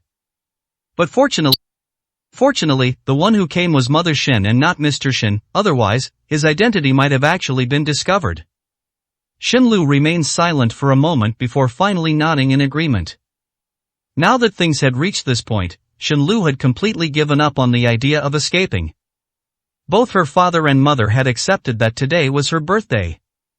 This Hongmen banquet was prepared for her, and Shenlu didn't know what other way she could find to escape.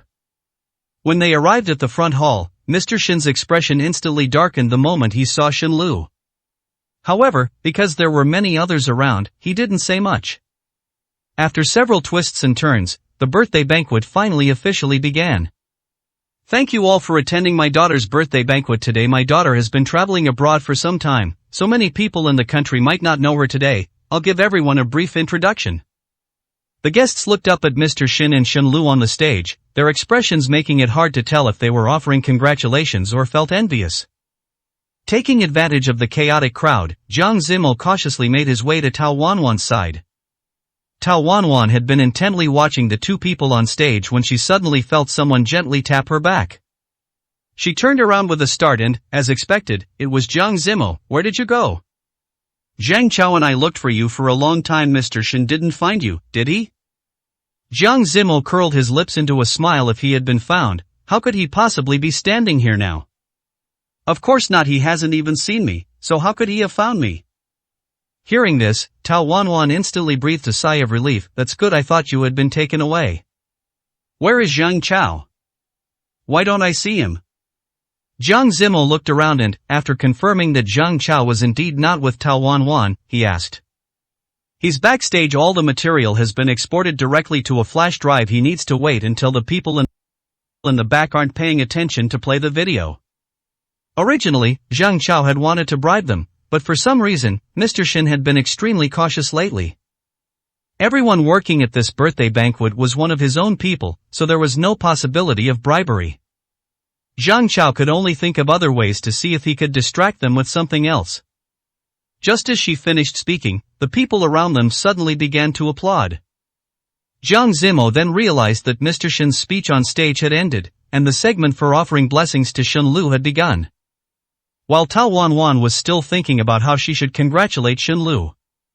Unexpectedly, the large screen in the back suddenly began to flicker. Footage of a group of people cornering Shen Xin flashed across the screen. That looks like that famous star from recently. Is this her new movie? I even watched her short drama, it was very good, and her acting was decent. Is she trying to use this birthday banquet for new promotion?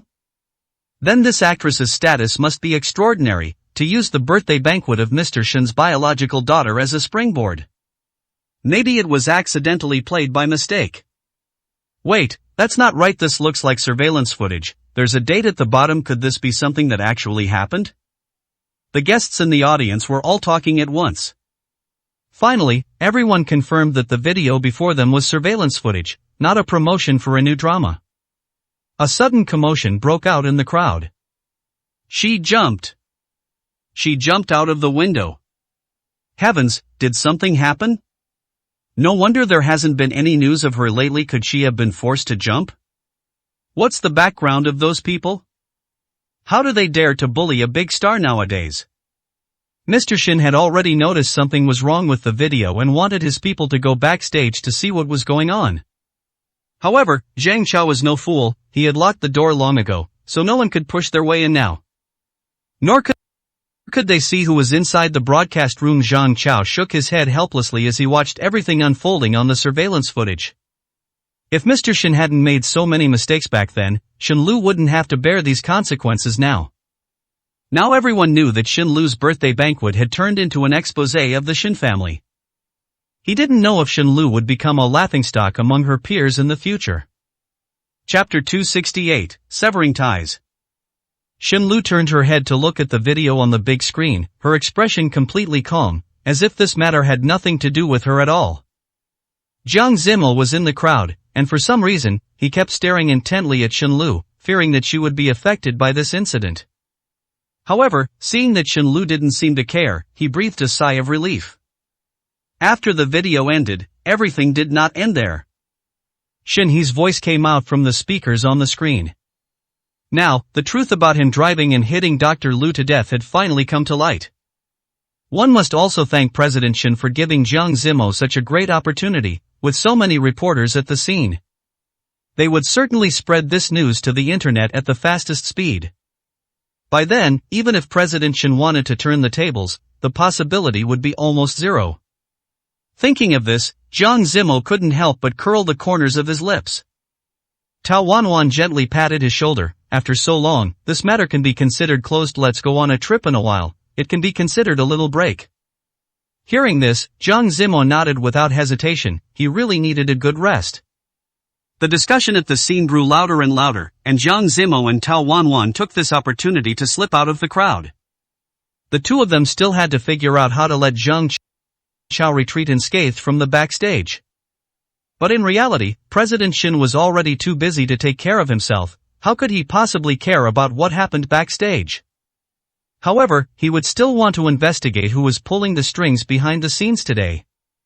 Tao Wanwan and Jiang Zimmel snuck backstage and saw two people standing at the door of the broadcasting room, appearing as if they were waiting in ambush. Jiang Zimmel rushed up without hesitation and fought them, knocking them to the ground in a few quick moves.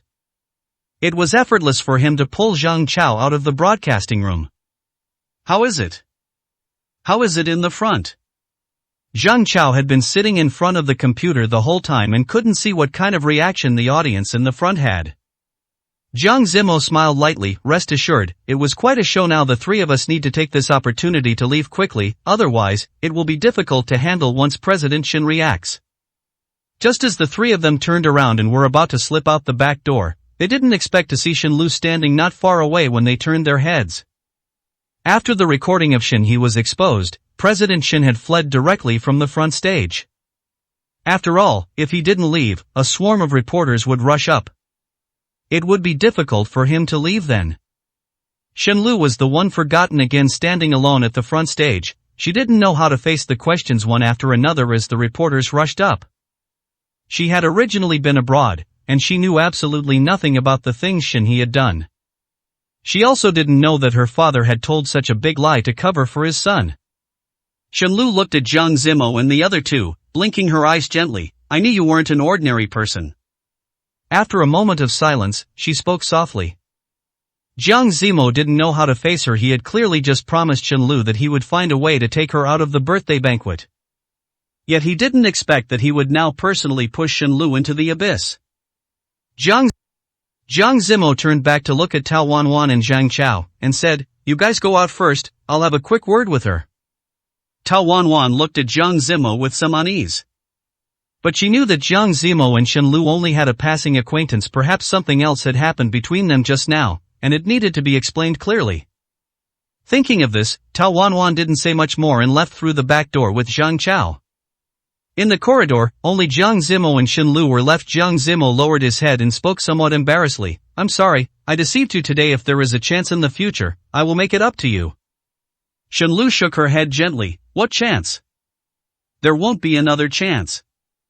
Starting today, the Shin group will completely disappear from the capital. I will fly far away. I never liked being here with them. It's exhausting to deal with them." Hearing Shenlu say this, Jiang Zimo actually breathed a sigh of relief. She already had a clear plan for her future, and Jiang Zimo had nothing left to worry about. "Since that's the case, if you need any help when you go abroad, you can just tell me." Shenlu nodded gently. Jiang Zimo already owed her, so naturally, she wouldn't stand on ceremony.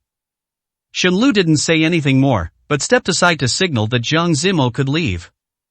Thinking that Tao Wanwan and Zhang Chao were still waiting outside, Jiang Zimo didn't dawdle and hurried out. The entrance of the venue was already surrounded by a crowd of reporters. The three of them sat in the car, watching such a scene, sighing in their hearts. After spending so much time, they didn't expect that the final execution would go so smoothly. After the Shin family's banquet, Jiang Zimo slept at home for 3 whole days. He slept without distinguishing between day and night, just eating and sleeping. After all, Jiang Zimo had been under too much mental pressure during this period. He hadn't even had a proper meal. Tao Wanwan hadn't been able to contact Jiang Zimo for several days. Feeling uneasy, she drove to the gate of the Jiang family with a bunch of fruit. When knocking on the door, Tao Wanwan hesitated a little, taking a few deep breaths nervously. But she didn't expect Butler Wang's voice to suddenly come from behind. "Miss Tao?" This voice appeared suddenly, giving Tao Wanwan a start. When she turned around and saw Butler Wang, she smiled awkwardly. "Butler Wang, so you are here." Butler Wang had met Tao Wanwan a few times before while accompanying Mother Jiang, and he knew that Mother Jiang liked Tao Wanwan very much. His attitude towards Tao Wanwan was naturally very respectful. "Why did Miss Tao come here suddenly today? Is there something you need to find our young Master Jiang for?" Tao Wanwan nodded vigorously, simply explaining the purpose of her visit.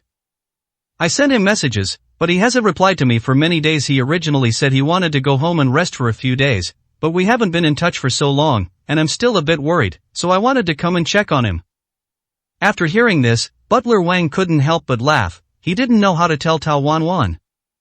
Their young master had been lying in his room for 3 whole days without coming out. He didn't know how he had been sleeping for these 3 days. He didn't even have time to reply to a message.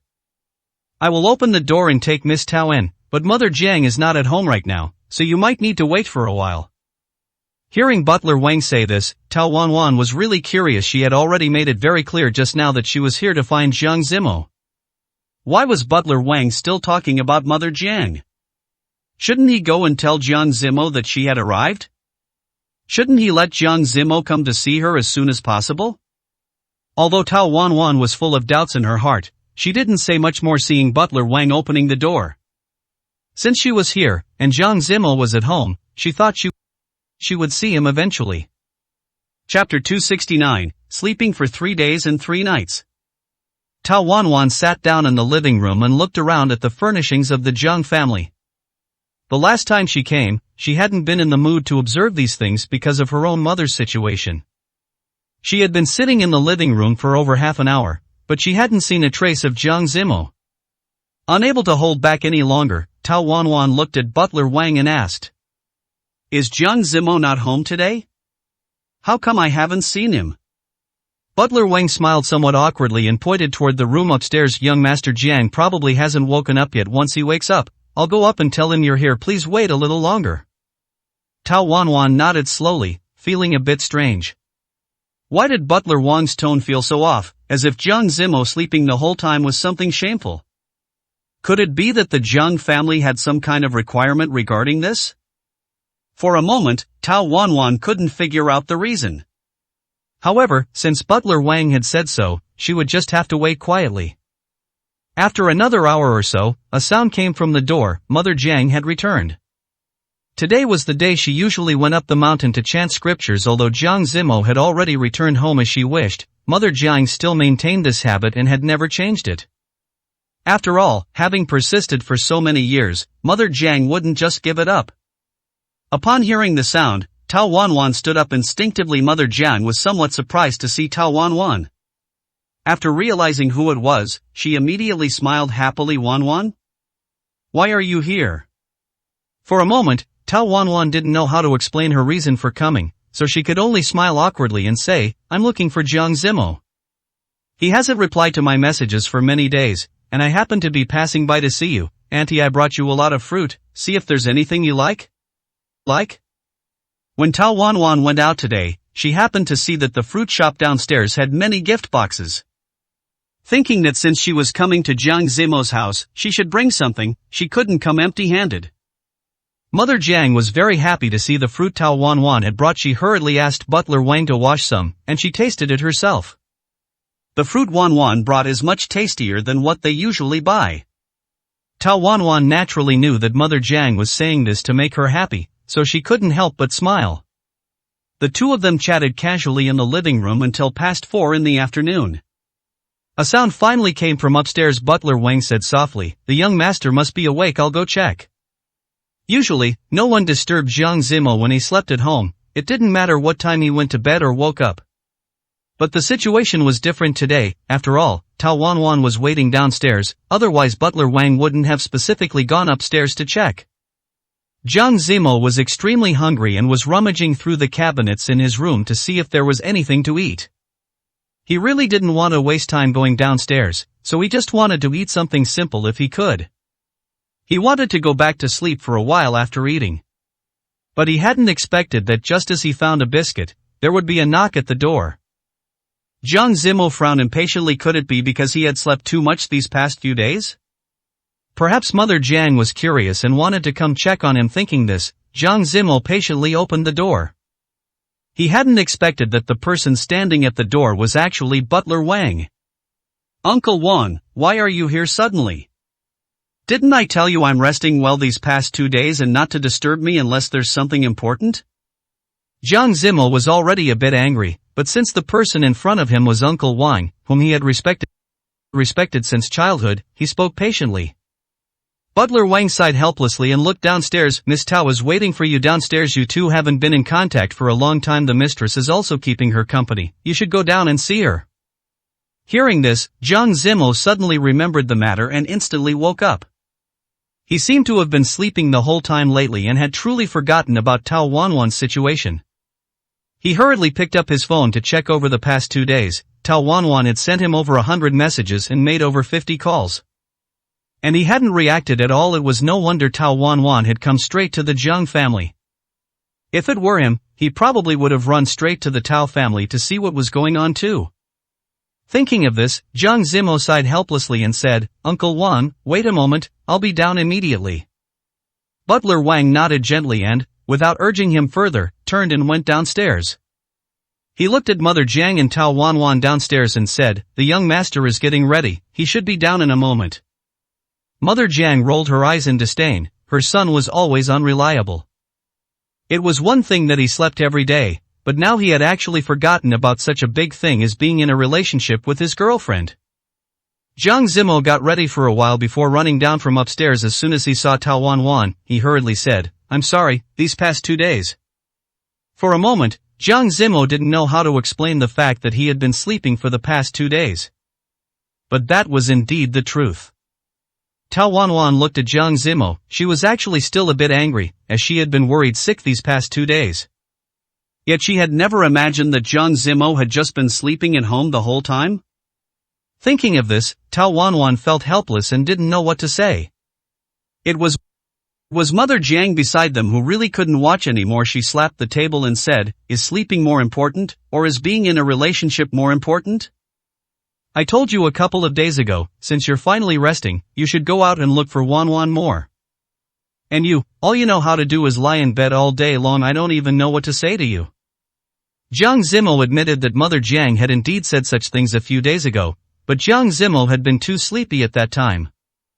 He hadn't taken what she said to heart, but at that time, Jiang Zimo hadn't expected that he would end up sleeping for such a long time. Looking at Jiang Zimo, who was at a loss, Tao Wanwan sighed, her heart softening. It's okay, auntie, as long as nothing happened to him, I can rest easy. Seeing how reasonable Tao Wanwan was, Mother Jiang liked her even more. You've really been wrong during this time. If he bullies you in any other way, just come directly to me. Chapter 270, Returning for a Paternity Test. Tao Wanwan didn't really have any serious business coming to find Jiang Zimo. She just wanted to confirm that he hadn't met with any accidents.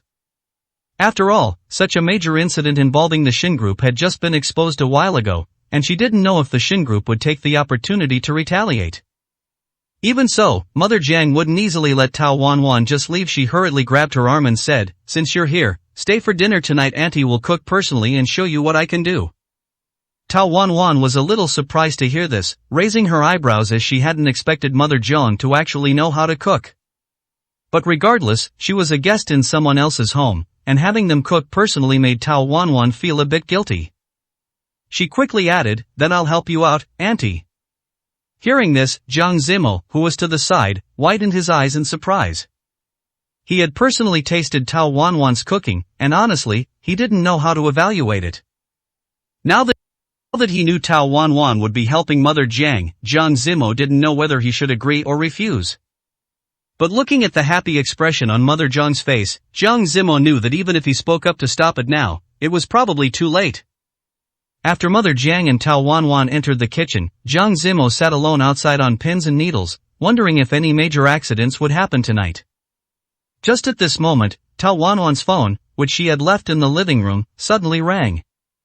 Jiang Zimo instinctively turned his head to look and only saw a string of numbers on the phone screen. There was no name saved. Thinking it probably wasn't an important call, Jiang Zimo didn't say anything more.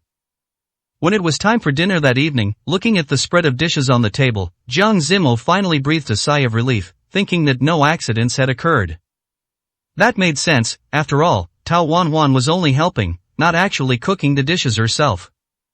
He still had confidence in his mother's culinary skills. When they were almost done eating, Jiang Zimo suddenly remembered the phone call from the afternoon.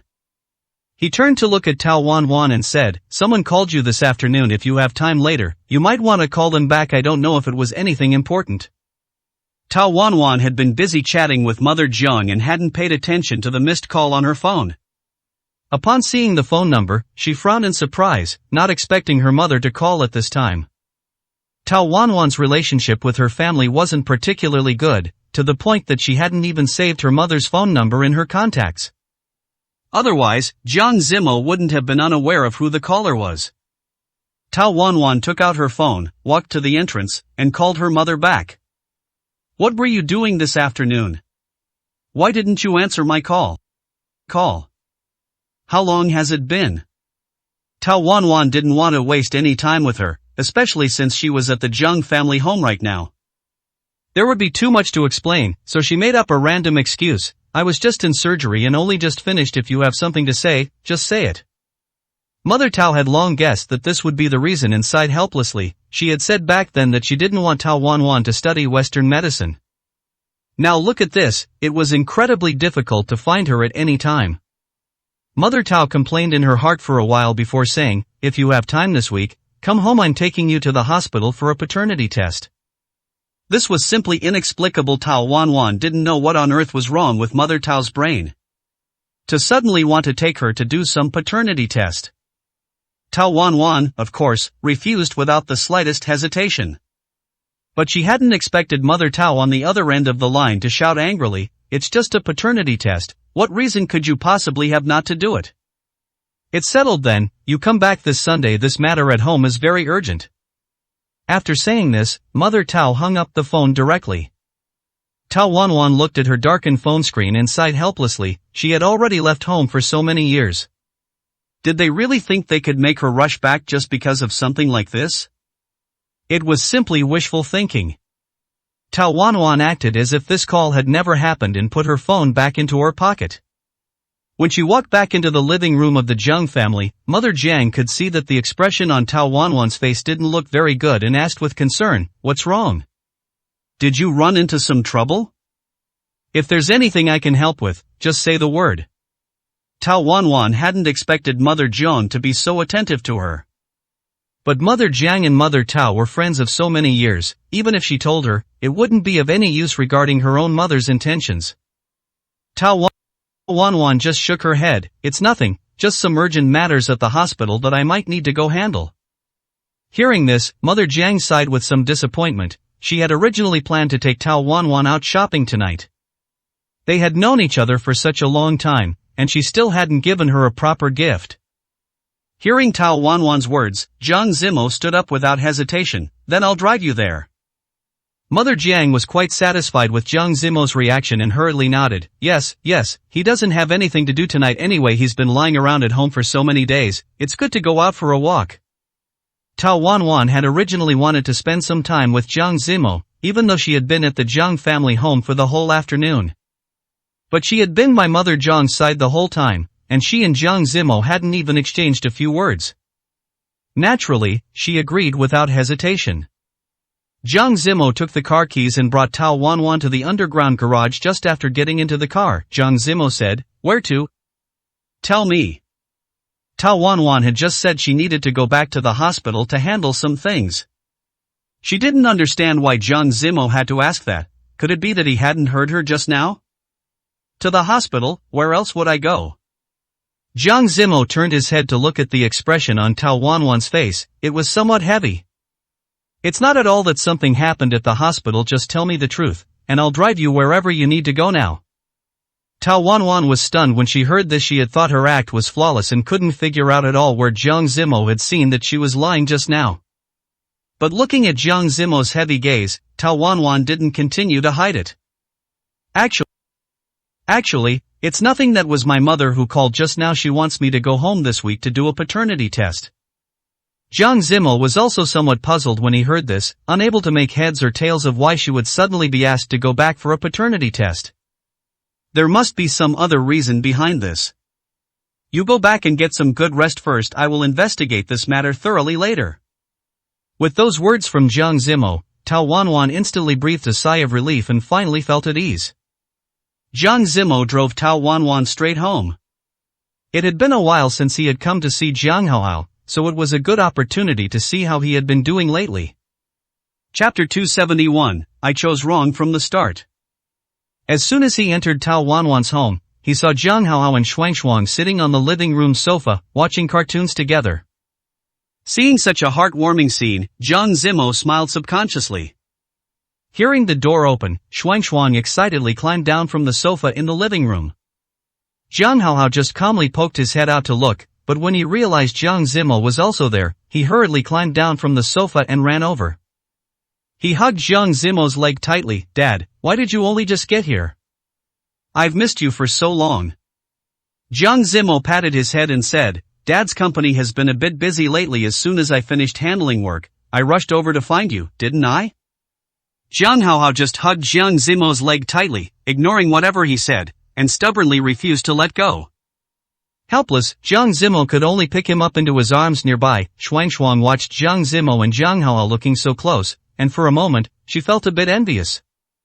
After all, before this, she had absolutely no idea that Jiang Zimo was actually Jiang Haohao's father. If she had known, she would definitely have become even better friends with Jiang Haohao. Jiang Zimo and Jiang Haohao chatted casually for a bit and learned that Jiang Haohao had been having a great time at Tao Wanwan's home lately, and his grades had even improved significantly. Jiang Zimo hesitated for a long time before asking about Jinanqing. "Your mother said that you haven't been answering her calls or responding to her messages lately. Why is that?" Upon hearing the word mother, Jiang Haohao immediately lowered his head. He didn't want to talk about his mother, nor did he want to mention that previous home. But since Jiang Zimo had already asked, Jiang Haohao lowered his head and spoke with some hesitation. "Every time Mom calls or texts, she just criticizes me. I've been very happy lately, and I don't want to keep listening to her criticisms. It makes me feel really upset." Although Jiang Zimo had long suspected that when Yi Nanqing called Jiang Haohao, she certainly wasn't saying anything pleasant. He hadn't expected Hao Hao to be so resistant. Jiang Zimo gently patted Hao Hao's back. He comforted him with a few words. Your mother is just anxious because she hasn't seen you for a while and wants you to go back as soon as possible, which is why she's so emotional. Upon hearing this, Jiang Hao Hao shook his head without a word, his expression looking somewhat anxious. I don't want to go back, Dad. Tell Mom that I'll be staying here with you for this period. I don't want to go back. Seeing Jiang Hao Hao's agitated tone, Jiang Zimo frowned slightly. He hadn't expected him to be so resistant to returning to the Yi family, but Jiang Zimo had already promised old Mrs. Yi that he would send Jiang Hao Hao over as soon as possible. Now that so much time had dragged on, Jiang Zimo didn't want to be someone who went back on his word.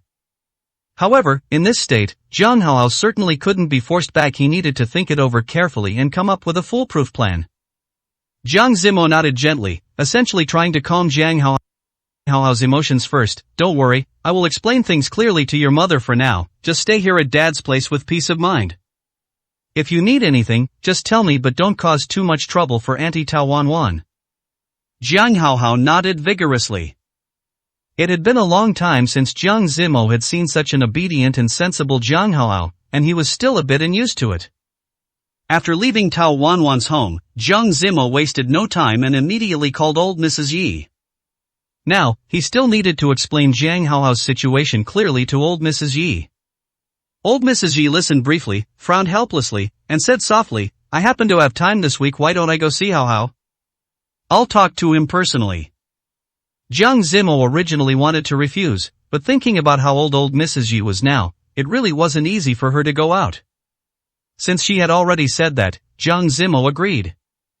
On Sunday, Jiang Hao Hao was originally eating happily with Tao Wan and the others. Originally, today was supposed to be a fun day with his dad sitting in the private room. Jiang Hao Hao had no idea that anything was amiss. Just when Jiang Hao Hao wanted to ask why his dad hadn't arrived yet, the door was suddenly pushed open. When he saw that the person entering was old Mrs. Yi and not Jiang Zimo, Jiang Hao Hao frowned unhappily. In the entire Yi family, the person he disliked the most was old Mrs. Yi. Although he couldn't bring himself to like Yi Nanqing either, she was still incomparable to old Mrs. Yi. Old Mrs. Yi always made him do many things he didn't like and would even scold him directly in front of many people. Upon seeing old Mrs. Yi, the smile on Jiang Hao Hao's face vanished instantly. Old Mrs. Yi also knew that her grandson had always held some grievances against her, but the situation was special now, and she needed to bring Jiang Hao Hao back as soon as possible. Tao Wan sensed that the atmosphere in the private room was a bit strange. Jiang Zimo was still stuck on the way and hadn't arrived yet, so she could only try her best to ease the tension between everyone. Hao Hao, look who this is? Haven't you and Grandma not seen each other for a long time? Hao Hao had never dared to defy old Mrs. Yi, so he lowered his head and nodded gently, but still didn't look up to meet old Mrs. Yi's eyes. A bitter smile appeared on old Mrs. Yi's face before coming. She had thought of many ways to persuade Jiang Hao Hao. But now, seeing Jiang Hao Hao's attitude of such rejection towards her, the old lady didn't know what to say. She just spoke awkwardly. Hao Hao, how have you been living outside recently? Mom has been missing you so much at home. She talks about you to Grandma every day. Jiang Hao Hao pursed his lips with a look of disdain. She wouldn't talk about me. She's busy thinking about how to go out and play with her friends every day. She doesn't care at all about how I'm doing out here. Old Mrs. Yi felt a bit awkward hearing this. This was indeed something Yi Nanqing would do. However, in this situation, she naturally couldn't continue the conversation along the lines of what Jiang Hao Hao said. Old Mrs. Yi could only brace herself and say, how could that be? Mom asks about you and mentions you at home every day, wanting to know if you're doing well outside and when you can come home? Upon hearing the words come home, Jiang Hao Hao reacted as if he had heard something akin to the apocalypse, and he instantly became agitated. I don't want to go back. I've already agreed with Dad that I'll be staying outside for this period, and I don't want to go back in the future either. Mom only knows how to go out and play, or deal with those things in the company. She doesn't care at all about how I'm doing. I don't want to go back. Dad treats me better. I should have chosen to be with Dad from the very beginning. Jiang Zimo, who had just walked to the door, heard every word Jiang Hao Hao said clearly, and for some reason, his heart suddenly felt a bit heavy. Chapter 272, The Child from the Countryside. Old Mrs. Yi naturally felt uncomfortable hearing these words, but since the other party was just a child, she, as an elder, could not say much. She could only do her best to soothe Jiang Haohao's emotions, as he clearly seemed very resistant to returning to live by Yi Nanqing's side. In that case, Grandma promises you, as long as you are willing to come back, I will make it clear to your mother that she must take good care of you and show you proper concern in the future. Absolutely nothing like what happened before will ever occur again. Sure enough, hearing these words made Jiang Haohao waver for a moment, just as he was about to give it some thought. Jiang Zimo suddenly pushed the door open and entered the private room. Old Mrs. Yi smiled gently when she saw Jiang Zimo. Haohao's expression changed in an instant. Daddy, you're finally here. I've been waiting for you for such a long time. Naturally, the meal ended in failure. Even though Jiang Haohao was slightly shaken, he would not agree so quickly.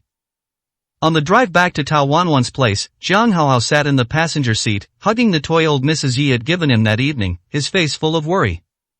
Why do you look so gloomy? Did you run into some trouble? Jiang Zimo asked with some concern, fearing that old Mrs. Ye's actions that night might have put pressure on Jiang Haohao. Jiang Haohao shook his head gently, leaving Jiang Zimo unable to tell what he was thinking. He didn't know how to tell Jiang Zimo what was on his mind, especially since he had promised so firmly just a while ago that Jiang Zimo must take him to live with him. But after hearing what old Mrs. Yi said, Jiang Haohao was truly wavering. Perhaps he should just go back to Yi Nanqing. After all, Gu Zihan and Daddy Gu were there too. As long as his mother could take good care of him like before, Jiang Haohao was not entirely opposed to going back. Jiang Haohao looked at Jiang Zimo and pursed his lips. Daddy, why do you think Mom doesn't pay attention to me like she used to?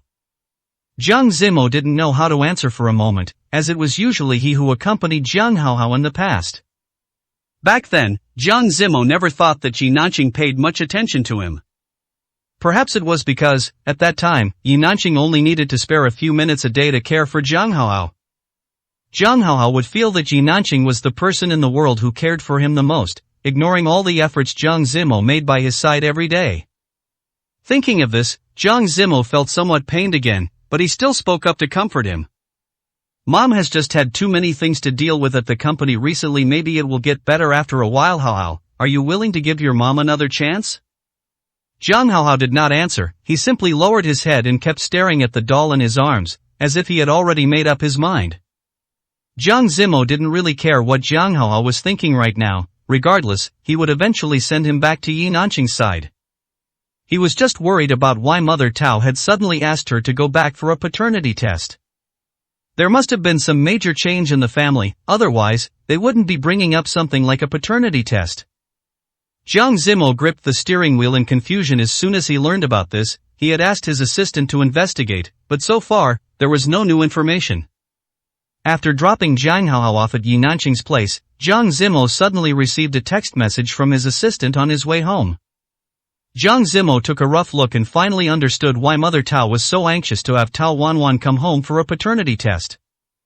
The next day, Jiang Zimo simply couldn't hold back and asked Tao Wanwan out. For the past 2 days, Tao Wanwan had been suffering from a terrible headache because of Mother Tao's phone calls. She didn't know what was going on. She was calling her frantically, urging her to go home for a paternity test. Tao Wanwan had already refused many times. Could it be that they weren't even sure if she was their biological child to begin with? Why bring up a paternity test so suddenly now?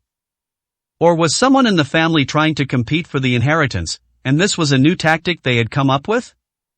Tao Wanwan had never had any interest in the family money. After leaving the Tao family, she had achieved financial independence and even had some savings now. Jiang Zimo could tell that Tao Wanwan hadn't been doing well lately, so he asked with some concern, "What's wrong? Is the family pushing you hard?" Tao Wanwan rubbed her temples and nodded gently. "Yeah, I've lost count of how many calls my mother makes to me a day. Every call is the same content, telling me to go back for a paternity test. I really don't understand what they are thinking." Jiang Zimo frowned slightly. He had spent the entire night thinking about how to tell Tao Wanwan the truth. Now that he saw Tao Wanwan, he felt a bit uneasy. Having known Jiang Zimo for so long, Tao Wanwan naturally knew what he was thinking. "What is it? Did you find something out? Feel free to speak, I can handle it. After all, I never really had any emotional connection with them anyway." Jiang Zimo sighed helplessly, turned his head to look at the scenery outside the window, and then spoke calmly. I heard that your father recently went to the countryside and brought back a woman about your age. They say that she might be the real daughter of the Tao family, and that you two were likely swapped by mistake on the day you were born. Tao Wanwan found it incredible to hear this. It seemed the plot of a novel was actually happening to her. Jiang Zimo himself couldn't believe it when he saw the news yesterday. After all, the Tao family had raised Tao Wanwan for so many years. How could such a huge mix-up happen now? Tao Wanwan lowered her head, leaving Jiang Zimo unable to tell what she was thinking. If that is really the case, perhaps I do need to go home once. Seeing that Tao Wanwan seemed a bit worried, Jiang Zimo quickly spoke up, if you need me to, I can accompany you back. Tao Wanwan looked up, stared at Jiang Zimo, and after a moment of silence, shook her head, don't worry, I can handle it. That same evening, Tao Wanwan went home and started packing her things. In fact, her mother could have just explained what was going on, and then Tao Wanwan wouldn't have been so resistant all along. It had dragged on until now before she finally went home to do this paternity test. Looking at the things in her suitcase, Tao Wanwan sat on the bed, feeling listless. She didn't know how to describe her current feelings, although she had been drifting away for so many years and had basically no contact with the people of the Tao family. Still, upon learning of this possibility, Tao Wanwan felt a sense of oppression in her heart. Chapter 273, Usurping the Nest. Tao Wanwan had originally intended to drive back by herself, but she didn't expect to see Jiang Zimo sitting on the living room sofa just as she went downstairs. When the two of them ate together yesterday, Tao Wanwan had already made it clear that she had no problem going home alone. She hadn't expected Jiang Zimo to actually show up. Upon seeing Jiang Zimo, Tao Wanwan widened her eyes in surprise and stammered, Why are you here? Are you here to see Hao? He should have already been taken to school by Auntie Chen. Jiang Zimo walked over to Tao Wanwan's side and took the luggage from her hands. I came for you. That simple sentence was like a calming pill for Tao Wanwan. Her heart, which had been drifting and anxious since last night, instantly settled down.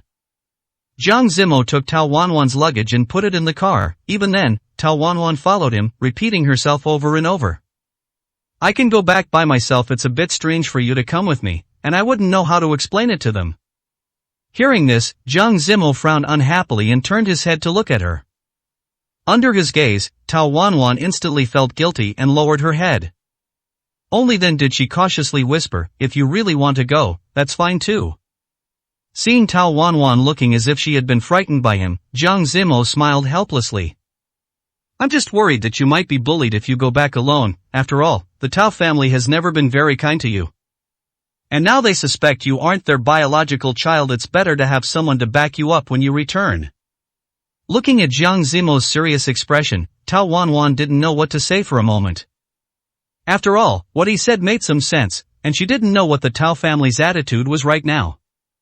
Whether they would favor that newly arrived biological daughter, or continue to protect the previously disobedient Tao Wanwan. On the way home, Tao Wanwan felt uneasy the entire time. Mother Tao even called several times, urging her to drive faster.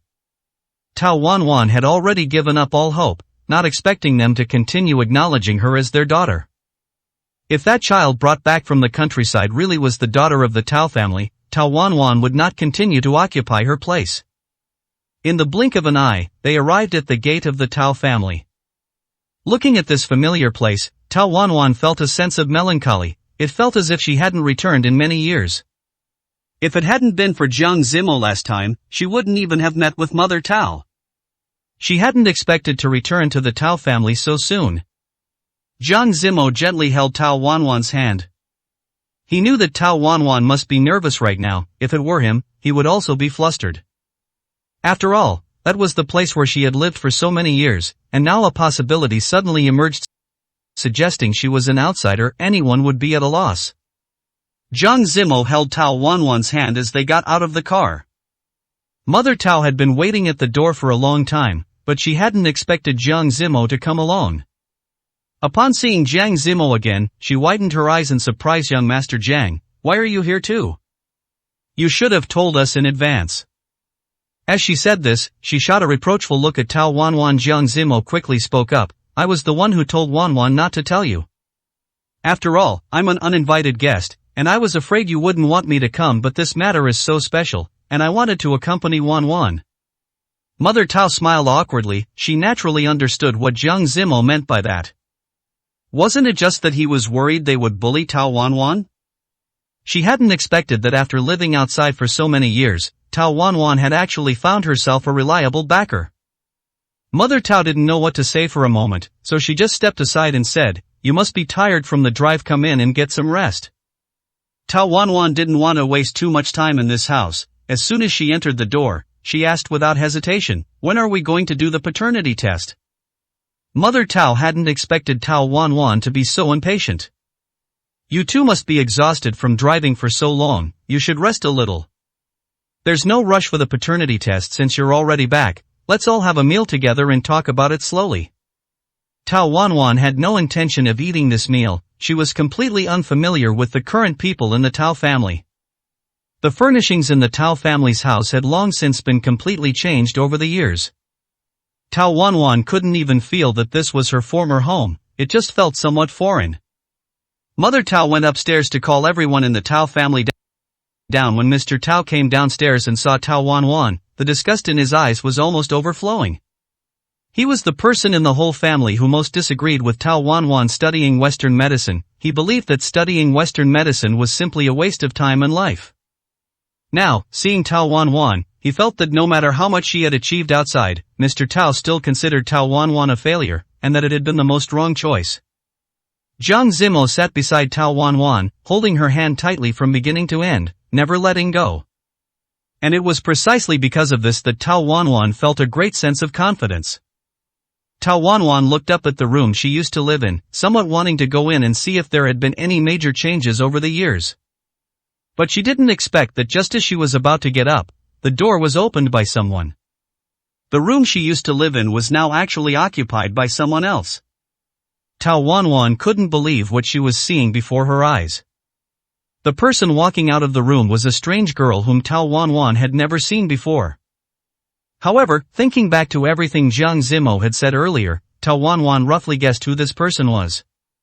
So, it was possible that she was the real daughter of the Tao family, but the room she was living in now was Tao Wan Wan's old room. Tao Wan Wan naturally felt a bit uncomfortable, and she frowned slightly as she looked at the girl's figure. Mother Tao was sitting opposite her and naturally saw the expression on Tao Wan Wan's face clearly. She said, "Anyway, you haven't come back to live here for so many years. Now that we have a guest, it's nothing for her to stay in your room, is it?" Although Tao Wan Wan was easygoing, she wasn't easygoing to that extent. Tao Wan Wan had a bit of a misophobia, and how could she possibly agree to someone else, a total stranger, staying in her room? It's not like there are no guest rooms in the house since she is a guest. Why doesn't she stay in the guest room instead of my room? Listening to Tao Wan Wan's aggressive words, Mother Tao smiled awkwardly. Chapter 274, Disguised as a Distant Cousin. Mr. Tao, who had been sitting on the side without speaking, felt a bit displeased upon hearing Tao Wan Wan's words. He tapped on the table and said, "Your room hasn't been lived in for so many years. It's empty anyway, so what's wrong with letting someone else stay there? You don't come back, so this room is of no use to you." Tao Wan Wan didn't want to argue with them in any case. Starting from today, once the results of the paternity test came out, she would have absolutely no relationship with the Tao family anymore. However, Jiang Zimo, who was sitting beside her, couldn't stand it anymore. He looked up at Mr. Tao and retorted without hesitation. "Is it possible that the Tao family, being so large, doesn't have another empty room? Why must you insist on giving away the room Tao Wan Wan used to occupy? Isn't this deliberately trying to make Tao Wan Wan uncomfortable?" Although Mr. Tao knew that the Jiang family was wealthy and powerful, and that Jiang Zimo was now the sole heir to the Jiang family, meaning the entire Jiang corporation would certainly be his.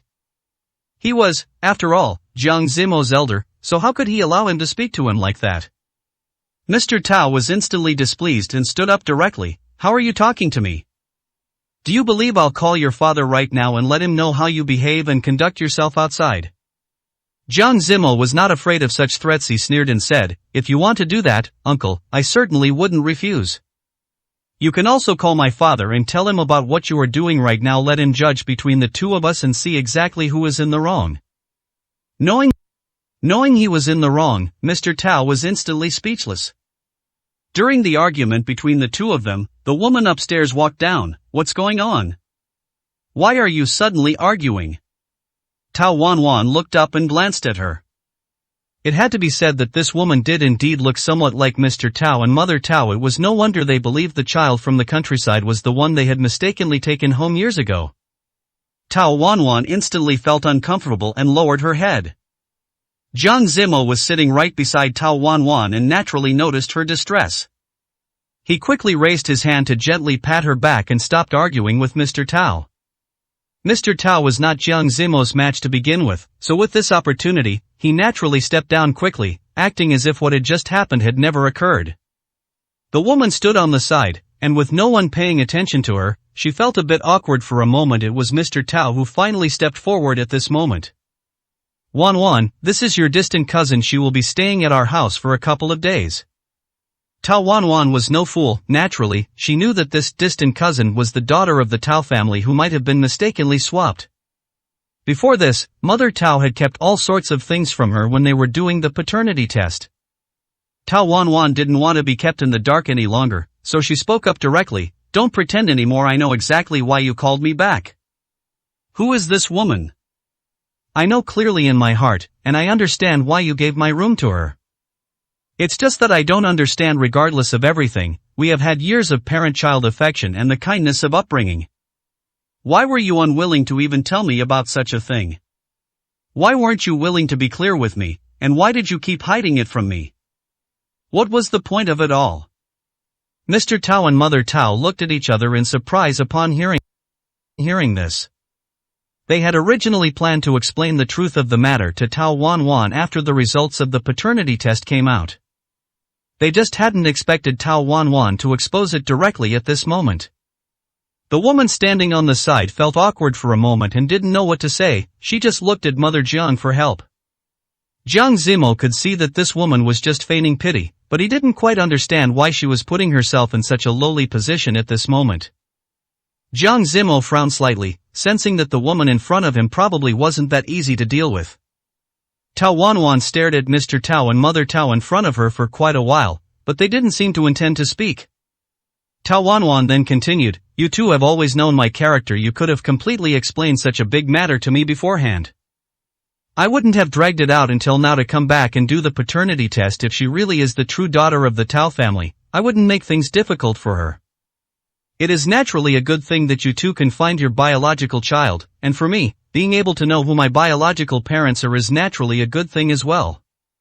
Hearing this, Mother Tao couldn't help but speak up to explain herself. Actually, your father and I aren't entirely sure what is going on either. We only heard that there is a genius of traditional Chinese medicine in the countryside. That's why we wanted to go over and take a look, and that was when we found out that years ago, their family had mistakenly swapped a child, and that she was not their biological child. It was such a coincidence that it happened to be the same day you were born and at the same hospital, which is why we both became suspicious. We thought about calling you back to see what was going on. We absolutely didn't have any other intentions. Even if you aren't our biological child, we will still treat you as our own. The affection of so many years of raising you will certainly not be forgotten just like that. They realized that the tone of Tao Wanwan's speech had become somewhat agitated. To be honest, Tao Wanwan didn't know if what she was saying was the truth or just empty words for the moment. After all, this mother of hers had always been two-faced, acting one way in front of people and another behind their backs. Tao Wanwan shook her head helplessly. Since things have reached this point, let's just do the paternity test first. Only after the paternity test results come out will we be able to clearly understand what is going on. Mother Tao hurriedly nodded in agreement, then turned her head to look at the woman standing on the side who seemed at a loss, and said, this is the one you just mentioned. He is Lu Fei. Perhaps you two will become good friends later. Tao Wanwan smiled awkwardly, feeling as if her mother's brain had been squeezed by a door. How could she say something like that? It was simply ridiculous. For Tao Wanwan, being able to tolerate him continuing to live in her room was already her absolute bottom line. She even wanted her to become friends with him, especially with that green tea act of his. She couldn't stand it. He only knew how to act pitiful on the side and didn't know how to stand up and defend himself a little. That afternoon, Tao Wanwan drove to the hospital with them. The results of the paternity test would take at least 3 days to come out. This meant that only after 3 days would Tao Wanwan be able to know who her biological parents really were. By then, the identity of the daughter of the Tao family would also be revealed. However, Tao Wanwan didn't care about any of this. She just quietly stayed by Jiang Zimo's side. For Tao Wanwan now, only by Jiang Zimo's side could she feel even a sliver of belonging. Perhaps what Mother Tao could do didn't even compare to a fraction of what Mother Jiang had done for her. Thinking this, Tao Wanwan felt extremely lonely. Chapter 275, Is He Really a Green Tea? That evening, Mother Tao kept Jiang Zimo and Tao Wanwan at the Tao family for dinner. Tao Wanwan had originally wanted to refuse, as the three of them seemed more like a family now. She and Jiang Zimo were just two outsiders, and no matter what, it was very uncomfortable. However, Mother Tao and Mr. Tao insisted, and in the end, Tao Wanwan had no choice but to agree. At the dining table, Jiang Zimo took a casual bite of food and his face instantly darkened. Could it be that everyone in the Tao family had such terrible cooking skills? How was the food today on par with what Tao Wanwan had made a few days ago? Tao Wanwan, sitting beside him, naturally realized the problem after taking a few bites and turned her head to look at Jiang Zimo with some embarrassment. Yet the three people beside them were eating as if they hadn't encountered anything wrong. Jiang Zimo and Tao Wanwan were too embarrassed to say much, but if Jiang Zimo looked closely, he could see that Lu Fei opposite them seemed to be forcing himself. He was forcing himself to eat everything in front of him. Seeing this, Jiang Zimo lowered his head, almost unable to hold back his laughter. Mother Tao, sitting opposite, noticed that Jiang Zimo seemed to be in a good mood, and only then did she quietly heave a sigh of relief. She casually brought up a topic and asked, "How is work lately? I heard from your mother that you plan to return to work at Jiang Corporation." This must have been what Mother Jiang had told Mother Tao before the young master of the capital incident was exposed. After all, at that time, Jiang Zimo had indeed promised Father Jiang that after the identity of the young master of the capital was completely exposed, he would honestly return to work at Jiang Corporation and would no longer continue to take over affairs at Lantu. However, some accidents happened later, and now Jiang Zimo was still working at Lantu and had not returned to Jiang Corporation as promised. Hearing Mother Tao's question, Jiang Zimo didn't know how to answer for a moment and just smiled awkwardly. The affairs at the previous company haven't been completely resolved yet, so it might take some more time, but I should be back to work at Jiang Corporation by next month. Mother Tao nodded slightly. She had always been very satisfied with Jiang Zimo. After all, he was the sole heir to Jiang Corporation, and all the assets of Jiang Corporation would be under Jiang Zimo's name in the future. Tao Wanwan would definitely not suffer by being with him. Thinking of this, Mother Tao couldn't help but nod slightly. Mr. Tao, sitting beside them, had had an argument with Jiang Zimo this morning, so the two had not spoken another word to each other all day. Jiang Zimo didn't want to waste his breath on him either and didn't continue to maintain a superficial relationship. After the meal, the people didn't say much to each other, and Lu Fei sat quietly on the side, like a transparent person. Mother Tao had originally wanted them to rest for a while in the living room, but Tao Wanwan really couldn't stand it. The atmosphere in this house was just too strange. It wasn't even as comfortable as when she stayed at the Jiang family. Tao Wanwan stood up, made up a random excuse, and pulled Jiang Zimo to the car, ready to leave. However, she didn't expect that as soon as the two went out, Lu Fei would follow them directly. "Sister Tao." Upon hearing this address, Tao Wanwan instantly frowned. She didn't know why, but she felt like it had aged her by 10 years. She turned her head to look at Lu Fei and asked with an unfriendly look in her eyes, "How old are you this year?" Lu Fei hadn't expected that the first thing Tao Wanwan would say to him was to ask this question. He said somewhat awkwardly, "I just turned 23 this year." After hearing this, Tao Wanwan realized that her question seemed a bit stupid. After all, Mother Tao had already said that she and Lu Fei were born in the same year, same month, and same day, and were even born at the same hospital, so the two of them were naturally the same age. Thinking of this, Tao Wanwan said, "Don't call me sister, we are the same age, so you can just call me by my name." Hearing this, Lu Fei felt a bit embarrassed and nervously squeezed his fingers. "Wanwan?" He spoke tentatively. Tao Wanwan nodded without hesitation and then continued to ask, "What did you come to find me for?" Is there something you want to say? Lu Fei knew that Tao Wanwan didn't welcome him and that her attitude toward him wasn't very friendly. However, he still wanted to make it clear to Tao Wanwan that he didn't hope to return to the Tao family that much. Actually, my biological parents know, perhaps they are my adoptive parents, they treat me very well.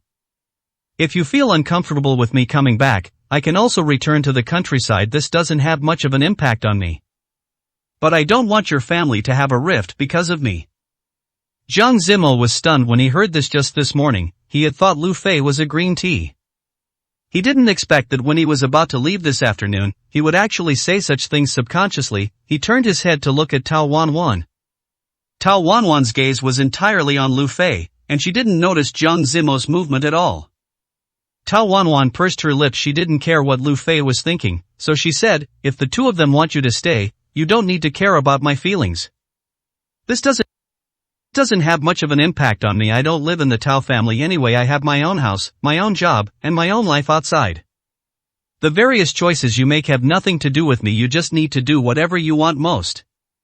Listening to every word Tao Wanwan said, Lu Fei's eyes were somewhat confused, as if he didn't quite understand, but he still nodded blankly.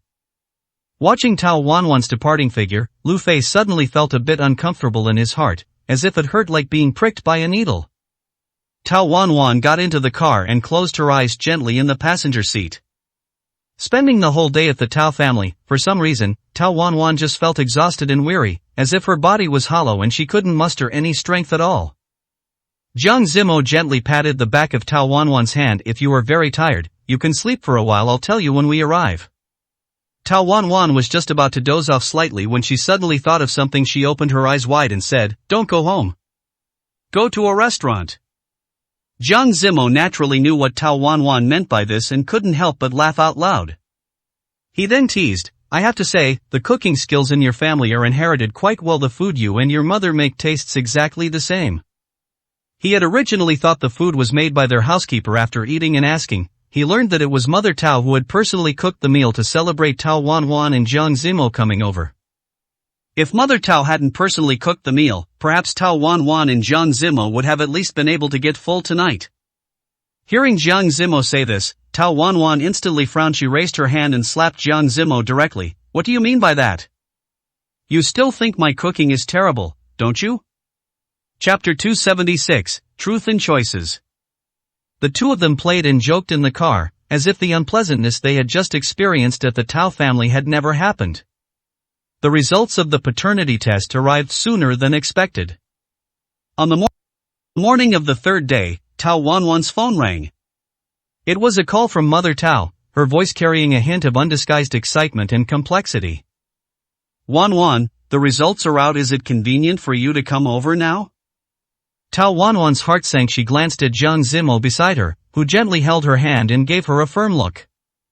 "Okay, we'll be there right away." She hung up the phone, took a deep breath, and tried to calm herself down. Jiang Zimo drove Tao Wanwan to the Tao family again. This time, the atmosphere at the Tao family was noticeably different. Mr. Tao and Mother Tao were sitting on the sofa in the living room with solemn expressions, while Lu Fei stood to the side, head lowered, expression unreadable. Seeing Tao Wanwan, Mother Tao stood up, clutching a document in her hand. "Wanwan, the results are out." Her voice trembled slightly. "You and us indeed have no blood relation." Although she had been mentally prepared, Tao Wanwan still felt a wave of dizziness. She took the document, her gaze sweeping over the cold numbers and conclusions, finally fixing on the words, "paternity excluded." Her fingers trembled slightly, but she quickly regained her composure. "So, Lu Fei is your biological daughter?" Tao Wanwan looked up, staring straight at Mother Tao. Mother Tao nodded, a flash of guilt in her eyes. "Yes, we didn't expect it to be this way, but Wanwan, you will always be our child, that will never change." Mr. Tao added from the side, "The hospital did indeed make a mistake back then, causing the two children to be swapped."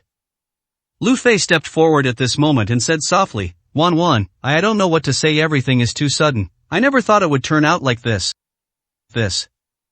Tao Wanwan looked at Lu Fei and suddenly felt that the sincerity in his eyes did not seem like a disguise.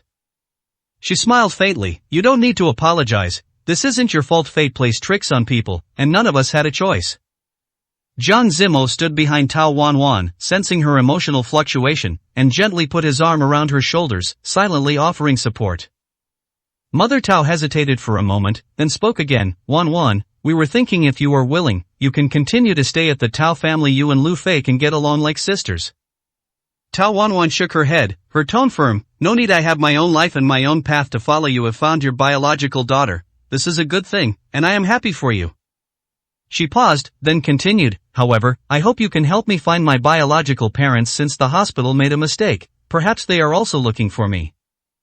Originally, she thought that finding Lu Fei's parents would be enough. But yesterday, Tao Wanwan learned that Lu Fei had been lost from home many years ago. Although he found his original home a few years later, the family members there were all gone, and he had absolutely no idea where his biological parents had gone. Tao Wanwan had originally thought that since she had found her biological parents, she should at least go and take a look. Now it seems that as for where her biological parents actually are, Tao Wanwan will have to search hard for them herself. Mr. Tao nodded quickly. That goes without saying, we will do our best to help you find out. Tao Wanwan smiled slightly, a flash of relief in her eyes. Thank you. Then if there is nothing else, we will leave now. When leaving the Tao family, Lu Fei chased after her. Wanwan.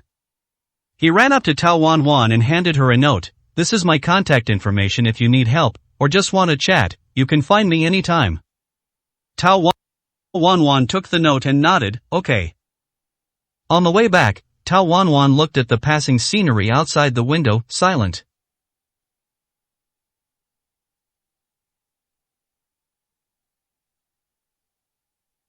Zimo glanced at her and asked softly, are you okay?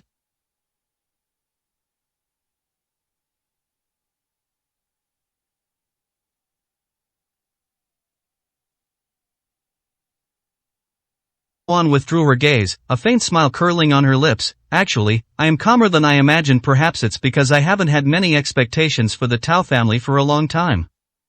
Jiang Zimo gripped the steering wheel tight, his eyes still showing a hint of worry as he looked at Tao Wanwan. What are your plans for next? First, find my biological parents, Tao Wanwan said. No matter the result, I want to figure out my own background. As for the rest, let nature take its course. Jiang Zimo smiled slightly. No matter what happens, I will be with you. Tao Wanwan turned to look at him, a touch of warmth in her eyes. Thank you, Zimo. The two of them had just driven home when they saw Hao Hao sitting alone on the living room sofa, as if he had something he wanted to say. Jiang Zimo looked at Hao Hao's eyes, as if he realized that Hao Hao was about to say something. Dad. Hao Hao nervously tugged at the corner of his shirt. He was extremely nervous at this moment. If you have something to say, just say it.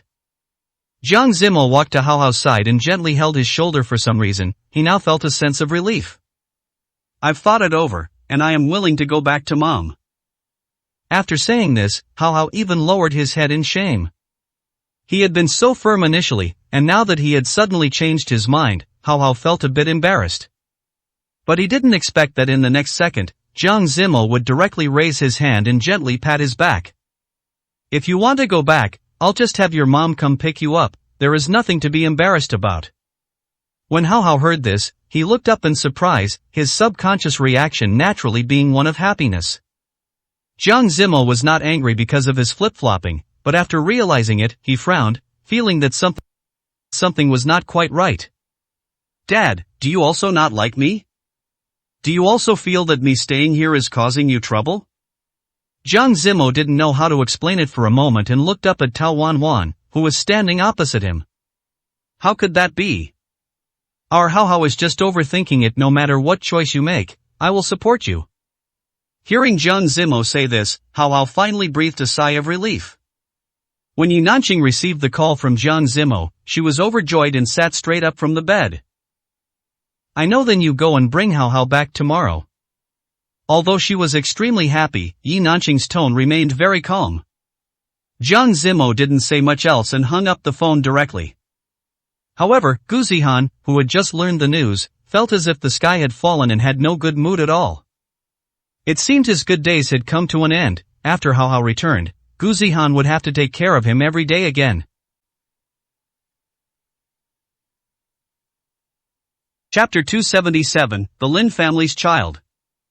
Yi Nanqing sat on the sofa, feeling incredibly happy. She didn't really care who Hao Hao ended up living with, she just didn't want that guy, Jiang Zimo, to get his way. The next day, after old Mrs. Yi woke up, she naturally heard the news. Without another word, she asked Jiang Zimo when Yi Nanqing would be coming to pick up Hao Hao, and decided to go over herself to check on the situation. Hao Hao never expected that simply returning home would cause such a fuss. Looking at the few people in the living room, he couldn't help but feel a little nervous. Tao Wanwan's house had never had so many people at once, and he was a bit overwhelmed. Fortunately, Jiang Zimo was there by her side the whole time, otherwise, Tao Wanwan really wouldn't have known how to ease the tension. Although Hao Hao had agreed to go back, ever since he saw Yi Nanqing today, he hadn't been willing to say a single word to her. As it happened, Yi Nanqing was also stubborn. Since Hao Hao wouldn't speak first, Yi Nanqing wasn't willing to talk either. The two of them just sat there stiffly, neither willing to be the first to acknowledge the other. Old Mrs. Yi, sitting nearby, couldn't bear it any longer and gently patted the back of Yi Nanqing's hand. Nanqing, it's not that I want to scold you, but no matter how busy you are with work, you shouldn't neglect our Hao Hao. He is a child now and is at the age where he needs a mother's care and affection. You must not make this mistake again in the future. Yi Nanqing pursed her lips, feeling a bit unconvinced, but regardless of anything else, the person opposite her was old Mrs. Yi, so she didn't dare to defy her. Grandma is right. Nanqing has noted it down, and I will definitely take good care of Hao Hao in the future. Even though it was just a perfunctory remark from Yi Nanqing, Hao Hao took it to heart. His eyes lit up instantly, and he looked at Yi Nanqing opposite him with disbelief. Everything she was saying now was naturally what Hao Hao wanted most. Old Mrs. Yi naturally noticed the change in Hao Hao's expression and quickly continued, since that's the case, let's hurry home. I specifically asked Auntie Lu to prepare your favorite food today, so let's go home and have a good meal. Hao Hao nodded vigorously and immediately followed in the footsteps of old Mrs. Yi and Yi Nanqing, ready to leave. When he reached the door, he suddenly remembered Jiang Zimo, who was still watching him from not far away. Hao Hao turned his head abruptly and said to Jiang Zimo, Dad, when I'm on break in a while, I'll come to visit you. Jiang Zimo nodded gently. Although that was what Hao Hao said, he knew in his heart that he didn't know when he would see Hao Hao again. Yi Nanqing, standing beside Hao Hao, just glanced back slightly at Jiang Zimo, her eyes full of provocation. If old Mrs. Yi hadn't been right there, Yi Nanqing would definitely have made Jiang Zimo feel thoroughly disgusted, but unfortunately, there was no chance today. Watching the backs of them as they left, Jiang Zimo finally let out a sigh of relief. Tao Wanwan, who was standing beside him, also relaxed. She sat on the sofa, looking as if all her energy had been drained away. Ever since she learned about the paternity test yesterday, she hadn't been able to sleep well, always feeling that there was an unresolved matter that she couldn't stop worrying about. Jiang Zimo poured her a glass of warm water. Seeing that Tao Wanwan had something on her mind, he gently placed it in front of her. Drink some water first. She took the glass but didn't drink. She just asked in a low voice, Zimo, do you think what kind of people my biological parents are? Jiang Zimo sat down beside her, his tone gentle. No matter who they are, at least one thing is certain, they must be looking for you, too. Tao Wanwan gave a bitter smile. Maybe, but if they really wanted to find me, how could there be no news for so many years? Jiang Zimo pondered for a moment and said, perhaps they didn't even know the babies were swapped, or perhaps they tried, but the trail went cold. Tao Wanwan was silent for a moment, then suddenly looked up at him. Zimo, I want to go to that hospital myself to check the records from that year.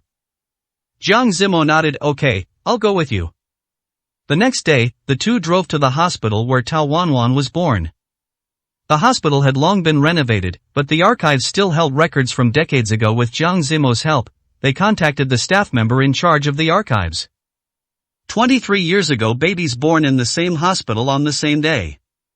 The staff member flipped through the yellowing record book, then suddenly her finger stopped. Found it. Tao Wanwan's heart rate suddenly accelerated. The staff member pushed up her glasses and read slowly. There were 5 baby girls born that day. Among them, 2 were highly likely to have been swapped. One is the child of the Tao family, and the other, she paused, is from the Lin family. The Lin family? Tao Wanwan was stunned. Which Lin family? The staff member shook her head. The record only says the Lin couple, no specific information. Jiang Zimo frowned. Can you find their contact information? The staff member looked troubled. It was too long ago, and the archive management back then wasn't perfect. A lot of the information was handwritten, and some is even blurry and unclear. Tao Wanwan took a deep breath. Then are there any other clues? The staff member thought for a moment, then suddenly said, right, the head nurse from back then might remember some details. Her surname is Zhou. She should be retired now, but I heard she still lives in an old residential area in the east of the city. After leaving the hospital, Tao Wanwan and Zhang Zimo headed straight to the east of the city. After asking around, they finally found head nurse Zhou in an old residential building. Head nurse Zhou was over 70 years old, with gray hair, but she was in high spirits. After hearing their purpose, she narrowed her eyes and recalled, 23 years ago there was indeed a Lin couple. Their child was born on the same day as the child of the Tao family. Tao Wanwan asked eagerly, do you remember what they looked like? Or, where they went afterward? Head nurse Zhou sighed. That couple, their family situation wasn't very good. The husband was a carpenter, and the wife was physically weak. There was almost an accident during the birth. She paused, her tone complex. Later, I heard they moved away, apparently to a small city in the south. Tao Wanwan's heart sank. The trail seemed to have gone cold again. Zhang Zimo held her hand and comforted her in a low voice. Don't worry, since we know the surname and the profession, we will definitely be able to find them. Head nurse Zhou looked at Tao Wanwan and suddenly said, girl, you look a bit like that Mrs. Lin. Tao Wanwan was stunned. Really? Head nurse Zhou nodded, especially the eyes. Chapter 278, The Road to Finding Kin.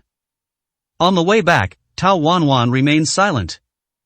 In fact, she didn't have any obsession regarding her biological parents. Whether she found them or not had no impact on Tao Wanwan now. The Tao family had nothing to do with Tao Wanwan anymore, and the hospital assets Tao Wanwan now possessed were fully capable of supporting her, making her even freer than before. She had even hesitated, wondering if she should just let it go.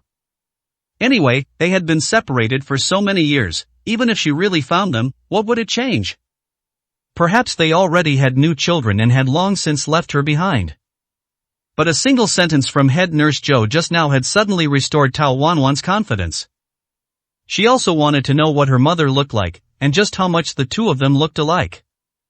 It wasn't until the car stopped downstairs at her home that she spoke up. Zhang Zimo, I want to go to the south to find them. Zhang Zimo turned his head to look at her, asking with some concern, are you sure? Tao Wanwan nodded almost without hesitation. This was the result of her careful consideration. Even if there is only a slight possibility, I want to try. Zhang Zimo smiled slightly. Okay, I will arrange my work and go with you. Hearing this, Tao Wanwan shook her head gently, her tone firm. No, this time I want to go by myself. Zhang Zimo frowned. Naturally, he was unwilling to let Tao Wanwan face it alone. Why? She looked out the window, her voice very soft. Some roads must be walked alone. Zhang Zimo was silent for a moment, then finally nodded. Okay, but you must promise me to stay in touch at all times. Seeing such a firm expression on Tao Wanwan's face, Zhang Zimo did not continue to insist. He was right, some things must be done by oneself. Tao Wanwan finally revealed a hint of a smile, sighing softly as she looked into the distance. 3 days later, Tao Wanwan set off alone on a train heading south. The train slowly pulled away from the platform, and the scenery outside the window gradually changed from city high-rises to open fields. Tao Wanwan leaned against the window, clutching a yellowed old photograph in her hand that was the only clue head nurse Zhou had given her. The photo showed the Lin couple from 23 years ago, with the hospital's maternity ward in the background. The woman in the photo had delicate features, and indeed, there was a certain resemblance in her brows and eyes. The man was tall and sturdy, with a simple, honest smile. Tao Wanwan's fingertips gently brushed over the photo, and a strange emotion welled up in her heart. It was already evening when she arrived at the small southern town. This small town was even quieter than Tao Wanwan had imagined. The streets were narrow, flanked by low, old-fashioned buildings, and the air was filled with the faint scent of osmanthus. Dragging her suitcase, she followed the vague address provided by head nurse Zhou and found an old guest house. The landlady was an enthusiastic middle-aged woman. Seeing she looked travel-worn, she initiated a conversation. Young lady, are you from out of town? Tao Wanwan nodded. She looked at the woman in front of her with some caution, and after determining she probably wasn't a bad person, she spoke, I'm here to find someone. Looking for whom? This place is small, maybe I know them. The landlady asked while registering her. Tao Wanwan hesitated for a moment, then took out the photo. Do you know this couple? They moved here many years ago. The husband's surname is Lin, and he is a carpenter. The landlady squinted at the photo, then suddenly slapped her thigh. Oh my, isn't this old Lin? Tao Wanwan's heart skipped a beat. You know them? I sure do. Old Lin used to work at the woodworking factory in the west of the city. His wife was in poor health and took medicine all year round. The landlady sighed. However, they moved away over a dozen years ago. Where did they move to? Tao Wanwan asked hurriedly. The landlady shook her head. I'm not sure about that. I only heard they went to the countryside further south, but nobody knows exactly where. Tao Wanwan's shoulders slumped slightly. Seeing her look dejected, the landlady comforted her. Young lady, if you really want to find them, you could go to the woodworking factory tomorrow and ask the old workers. They might know something. Early the next morning, Tao Wanwan went to the woodworking factory in the west of the city. The factory was already dilapidated, with only a few old workers left doing odd jobs. An old master with gray hair listened to her purpose, was silent for a while, and then said, Old Lin, he was an honest man with good craftsmanship, but unfortunately, he had bad luck. Tao Wanwan's heart tightened. What happened? The old master sighed. His wife was very ill, and they spent all their savings on her treatment. Later, I heard they returned to their hometown, but we don't know exactly where. Tao Wanwan gripped the photo tightly. Then do you know where his hometown is? The old master thought for a moment. It seems to be Qinghe village? Yes, Qinghe village, in the mountainous area further south. That afternoon, Tao Wanwan boarded the bus to Qinghe village. The bus jolted along the rugged mountain road for a full 4 hours, and the scenery outside the window gradually changed from plains to rolling green mountains. Throughout this journey, Tao Wanwan couldn't remember how long she had been traveling, but she didn't feel tired at all. Instead, she became increasingly excited and thrilled. At dusk, the bus finally stopped at the entrance of a remote village. Tao Wanwan got off the bus, gazed at the strange yet peaceful village before her, took a deep breath, and walked in. There were a few children playing at the village entrance. She walked up and asked softly, Little ones, do you know where Uncle Lin's house is? The children looked at each other, and one slightly older boy pointed to the end of the village. Over there, the most dilapidated house is it? Tao Wanwan looked in that direction and saw a low-tiled house at the end of the village. The courtyard wall had half collapsed, and the yard was overgrown with weeds. Her heart was pounding, and she walked step by step toward that house. The courtyard gate was ajar. She pushed it open gently and walked in. In the courtyard, a man with gray hair was sitting on a low stool, head bowed, repairing an old wooden stool. Hearing footsteps, he looked up, a flash of confusion passing through his cloudy eyes. Tao Wanwan stood in place, her throat tight. Clearly, this was the person she had always wanted to find, but now that he was right before her eyes, Tao Wanwan didn't know what to say. In the end, it was Uncle Lin who first noticed Tao Wanwan standing at the doorway of the house. He originally thought it was just a young person passing by who needed some help. Uncle Lin then walked over quickly, pushed the door open, looked at Tao Wanwan, and asked cautiously, Young person, is there something you need? Tao Wanwan stared at the man in front of her for a long time. Perhaps the other party noticed something was amiss. Just as he was about to ask again, he suddenly realized that the girl in front of him seemed a bit familiar. Young lady, is there something you need help with? Just tell me. Only then did Tao Wanwan recover slightly. I would like to ask, are you Uncle Lin? Uncle Lin didn't ask much more. Upon learning that the girl in front of him was looking for him, he immediately invited her into the house without saying another word. Hashtag 279 Chapter 279 Taking Father Back with Me. The man's voice trembled violently. His calloused hands gripped the photograph tightly, and his eyes were fixed intently on Tao Wanwan's face, as if confirming something. After Tao Wanwan entered the room, she had already told him everything that had happened around her during this time. He only felt his throat tighten and his heart pounding like a drum. She opened her mouth, but found she couldn't make a sound, so she could only nod gently. The man's eyes instantly turned red. He stumbled forward 2 steps, but then stopped abruptly, as if afraid of scaring her. His voice choked with emotion. How did you find your way here? Tao Wanwan's tears finally fell. I checked the hospital records and followed them all the way here.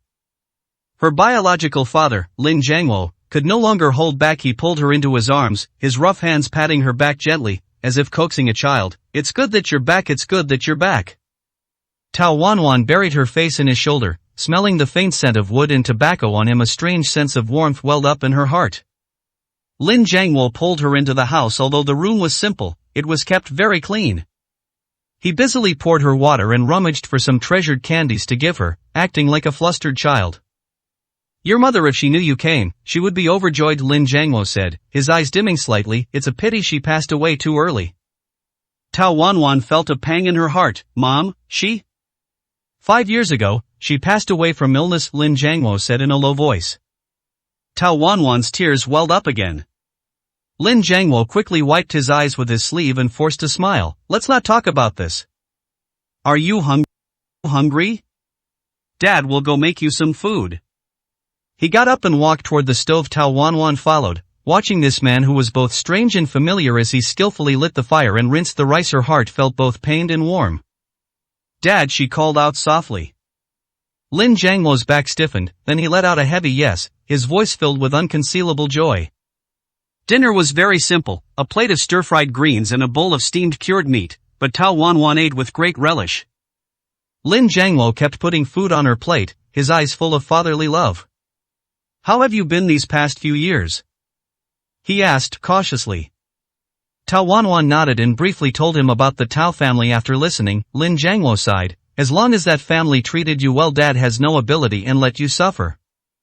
No, please don't say that. Tao Wanwan held his calloused hand. I'm doing very well now, really. Late at night, Tao Wanwan lay on the simple but clean wooden bed and sent a message to Jiang Zimo. I found him.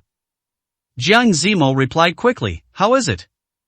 He's doing well, it's just that life has been too hard for him. She bit her lip and typed, I want to take him back to the city.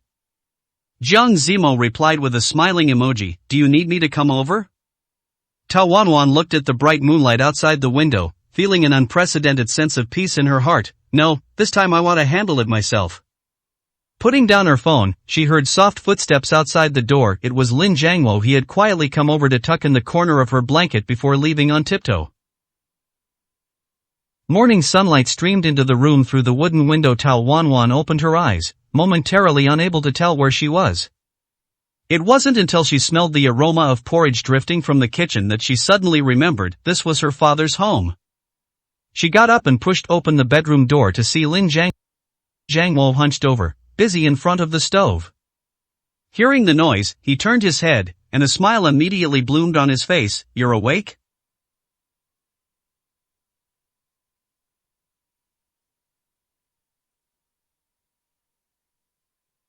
Dad made you sweet potato porridge and steamed some eggs.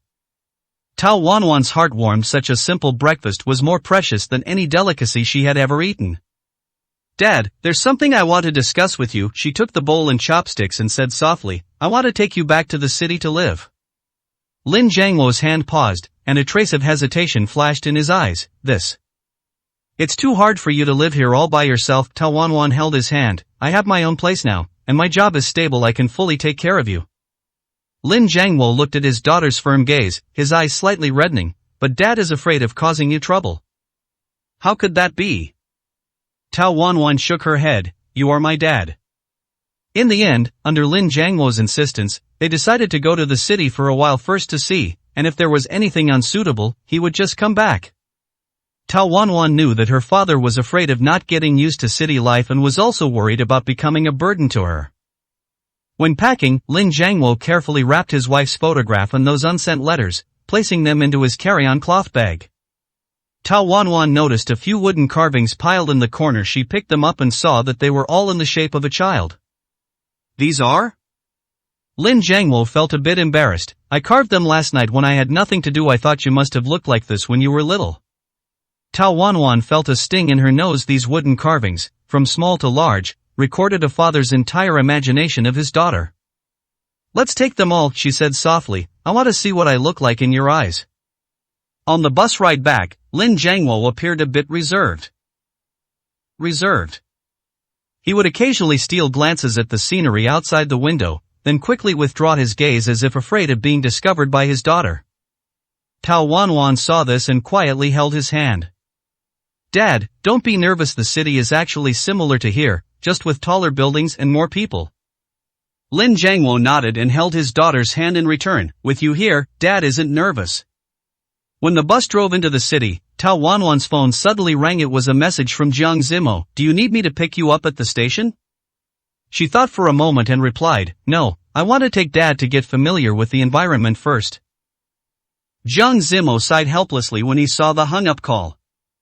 Recently, the work at Lanta hasn't been very busy, and Jiang Zimo had originally thought about going over to pick the two of them up. Regardless, Lin Jiangwo was his future father, and it would be good to make a good impression now. Although he could understand Tao Wanwan's desire to handle everything herself right now, Jiang Zimo still felt a bit uncomfortable. After thinking it over, he still left work early and went to the vegetable market. He had to make a good impression in front of Lin Jiangwo today no matter what. In the evening, Tao Wanwan brought Lin Jiangwo back to her apartment. Pushing open the door, she was surprised to find the dining table filled with food, and Jiang Zimo was walking out of the kitchen wearing an apron. You're back, he smiled and looked at Lin Jiangwo. Hello, uncle, I'm Jiang Zimo. Lin Jiangwo nodded awkwardly. Hello. Tao Wanwan widened her eyes. How did you? I guessed you would be back around this time, so I prepared dinner in advance. Jiang Zimo naturally took the luggage from Lin Jiangwo's hand. Uncle, please rest for a moment, we can eat right away. Chapter 280, Liver Cancer Diagnosis. Watching Jiang Zimo's busy figure, a warm current surged in Tao Wanwan's heart. She quietly walked to the kitchen and said softly, thank you. Jiang Zimo turned to look at her, his eyes full of tenderness. We are family, why say thank you? This sentence made Tao Wanwan's eyes redden. Yes, family, she had a father, a lover, and was no longer alone. At the dinner table, Lin Jiangwo gradually relaxed. Watching the tacit interaction between his daughter and Jiang Zimo, a look of gratification appeared in his eyes. Dad, try this. Tao Wanwan picked up a piece of fish and placed it in her father's bowl. Lin Jiangwo tasted a bite and suddenly smiled. Your cooking skills really take after your mother. Hearing this, Jiang Zimo lowered his head and smiled discreetly. Just a moment ago in the kitchen, Jiang Zimo had reminded Tao Wanwan that there was no need for her to cook personally. Now look, seeing the awkward expression on Lin Jiangwo's face, Tao Wanwan didn't know what to say for a moment. The next evening, Lin Jiangwo stood on the balcony, looking at the endless stream of traffic downstairs, his fingers unconsciously rubbing the rust on the railing. The sounds of the city surged in like a tide, car horns, voices, the roar of a distant construction site, all of this was jarringly unfamiliar to him. Dad, drink some honey water. Tao Wanwan walked to his side holding a cup and said softly. Lin Jiangwo took the cup and took a sip. The sweetness melted on his tongue, but it couldn't suppress the anxiety in his heart. Wanwan, this building is so high, what if there's a fire, how would we escape? Tao Wanwan was stunned, then laughed out loud. Dad, there are fire escapes here, and an automatic sprinkler system. She pointed to the red device on the ceiling. Look, it's very safe. Lin Jiangwo looked up at the small disc, his brows still tightly locked. Just then, the doorbell rang suddenly, and he was so startled he almost dropped the cup. It was Jiang Zimo, carrying 2 large bags of fresh vegetables. Uncle, the market had winter bamboo shoots that just arrived today. I guessed you would like them. Lin Jiangwo looked at the bamboo shoot tips covered in soil inside the plastic bag, and his eyes lit up. This is good stuff. Back in the village, your mother loved to make chicken soup with winter bamboo shoots. He suddenly stopped, and his cloudy eyes welled up with tears. Tao Wanwan and Jiang Zimo exchanged glances and tacitly changed the subject. Dad, will you teach me how to make yen du xian? Zimo bought some salted pork. The smell of cooking gradually drifted out of the kitchen. Lin Jiangwo tied on Tao Wanwan's pink apron and skillfully processed the winter bamboo shoots. Jiang Zimo was helping on the side when he was suddenly handed a kitchen knife. Cut the salted pork into dice, make sure they are even. Uncle, this knife. Jiang Zimo looked at the heavy bone-chopping knife in his hand, not knowing whether to laugh or cry. Use the back of the knife to flatten it first, then cut. Lin Jiangwo's demonstration was fluid, and the rhythm of the blade hitting the cutting board sounded like some kind of country tune. Tao Wanwan leaned against the doorframe, watching the two men busy in front of the stove, and suddenly felt that this cold apartment had gained some warmth. At the dinner table, Lin Jiangwo tasted a spoonful of soup, and his brows suddenly furrowed. The heat wasn't enough, the astringent taste of the bamboo shoots wasn't removed completely. I think it tastes very good. Just as Jiang Zimo was about to serve a second bowl, his hand was pressed down by the old man. No! Lin Jiangwo stood up abruptly. I'll go remake it. Tao Wanwan hurriedly pulled him back. Dad, really, there's no need. Why not? The old man stubbornly shook off her hand. This is the first time in 23 years my daughter is drinking soup I made. It cannot be substandard. The kitchen light stayed on until late at night. Tao Wanwan curled up on the sofa, listening to the rhythmic chopping sounds coming from inside. She suddenly remembered the night she had a fever as a child. Mother Tao had been in the kitchen making porridge just like this. But that pot of porridge ended up burnt. Mother Tao dropped the spoon, said it was troublesome, and turned to order takeout. Try this. When Lin Jiangwo brought out the clay pot, there were oil stains on his apron, but his eyes were shining bright.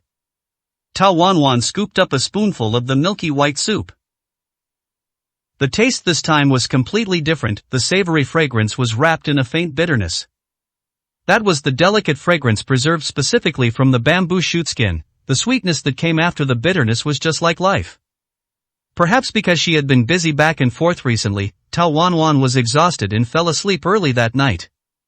Jiang Zimo had just finished dealing with work for the company and had intended to go downstairs to get a drink of water, but he hadn't expected to see Lin Jiangwo sitting in the living room, lost in thought, wondering what he was thinking about. Jiang Zimo walked over quickly, feeling a bit uneasy. Uncle, it's so late, why aren't you resting yet? Hearing the voice, Lin Jiangwo suddenly looked up, his eyes looking somewhat awkward as he gazed at Jiang Zimo. It's nothing, I just can't sleep. The bed upstairs is really too soft. I'm not sleeping very comfortably. Jiang Zimo nodded belatedly. He had indeed been inconsiderate about this matter. I'll make arrangements tomorrow to change the mattress for you. If you have any discomfort here, just tell me directly. After hearing this, Lin Jiangwo was naturally a bit embarrassed. That would be too much trouble for you. I'm just making do staying here for a few days. I still prefer life in the countryside, but I'm just taking this opportunity to see how Wanwan has been living these past few years. You also know, although I am her father, I never raised her, and no matter how I think about it, I feel I've let Wanwan down. Jiang Zimo walked to Lin Jiangwo's side and sat down. Uncle, you must not think that way. For Wanwan, being able to find you is already a very happy thing. Lin Jiangwo lowered his head, not knowing what he was thinking about, but it made people feel his mood was somewhat heavy. On the weekend morning, Tao Wanwan was awakened by her phone vibrating. Lu Fei's name flashed on the screen. She hesitated for a moment, then walked to the balcony to answer. Wanwan, can you come to the hospital? Lu Fei's voice was filled with tears. Mother has been diagnosed with liver cancer. Tao Wanwan's fingers gripping the phone tightened suddenly.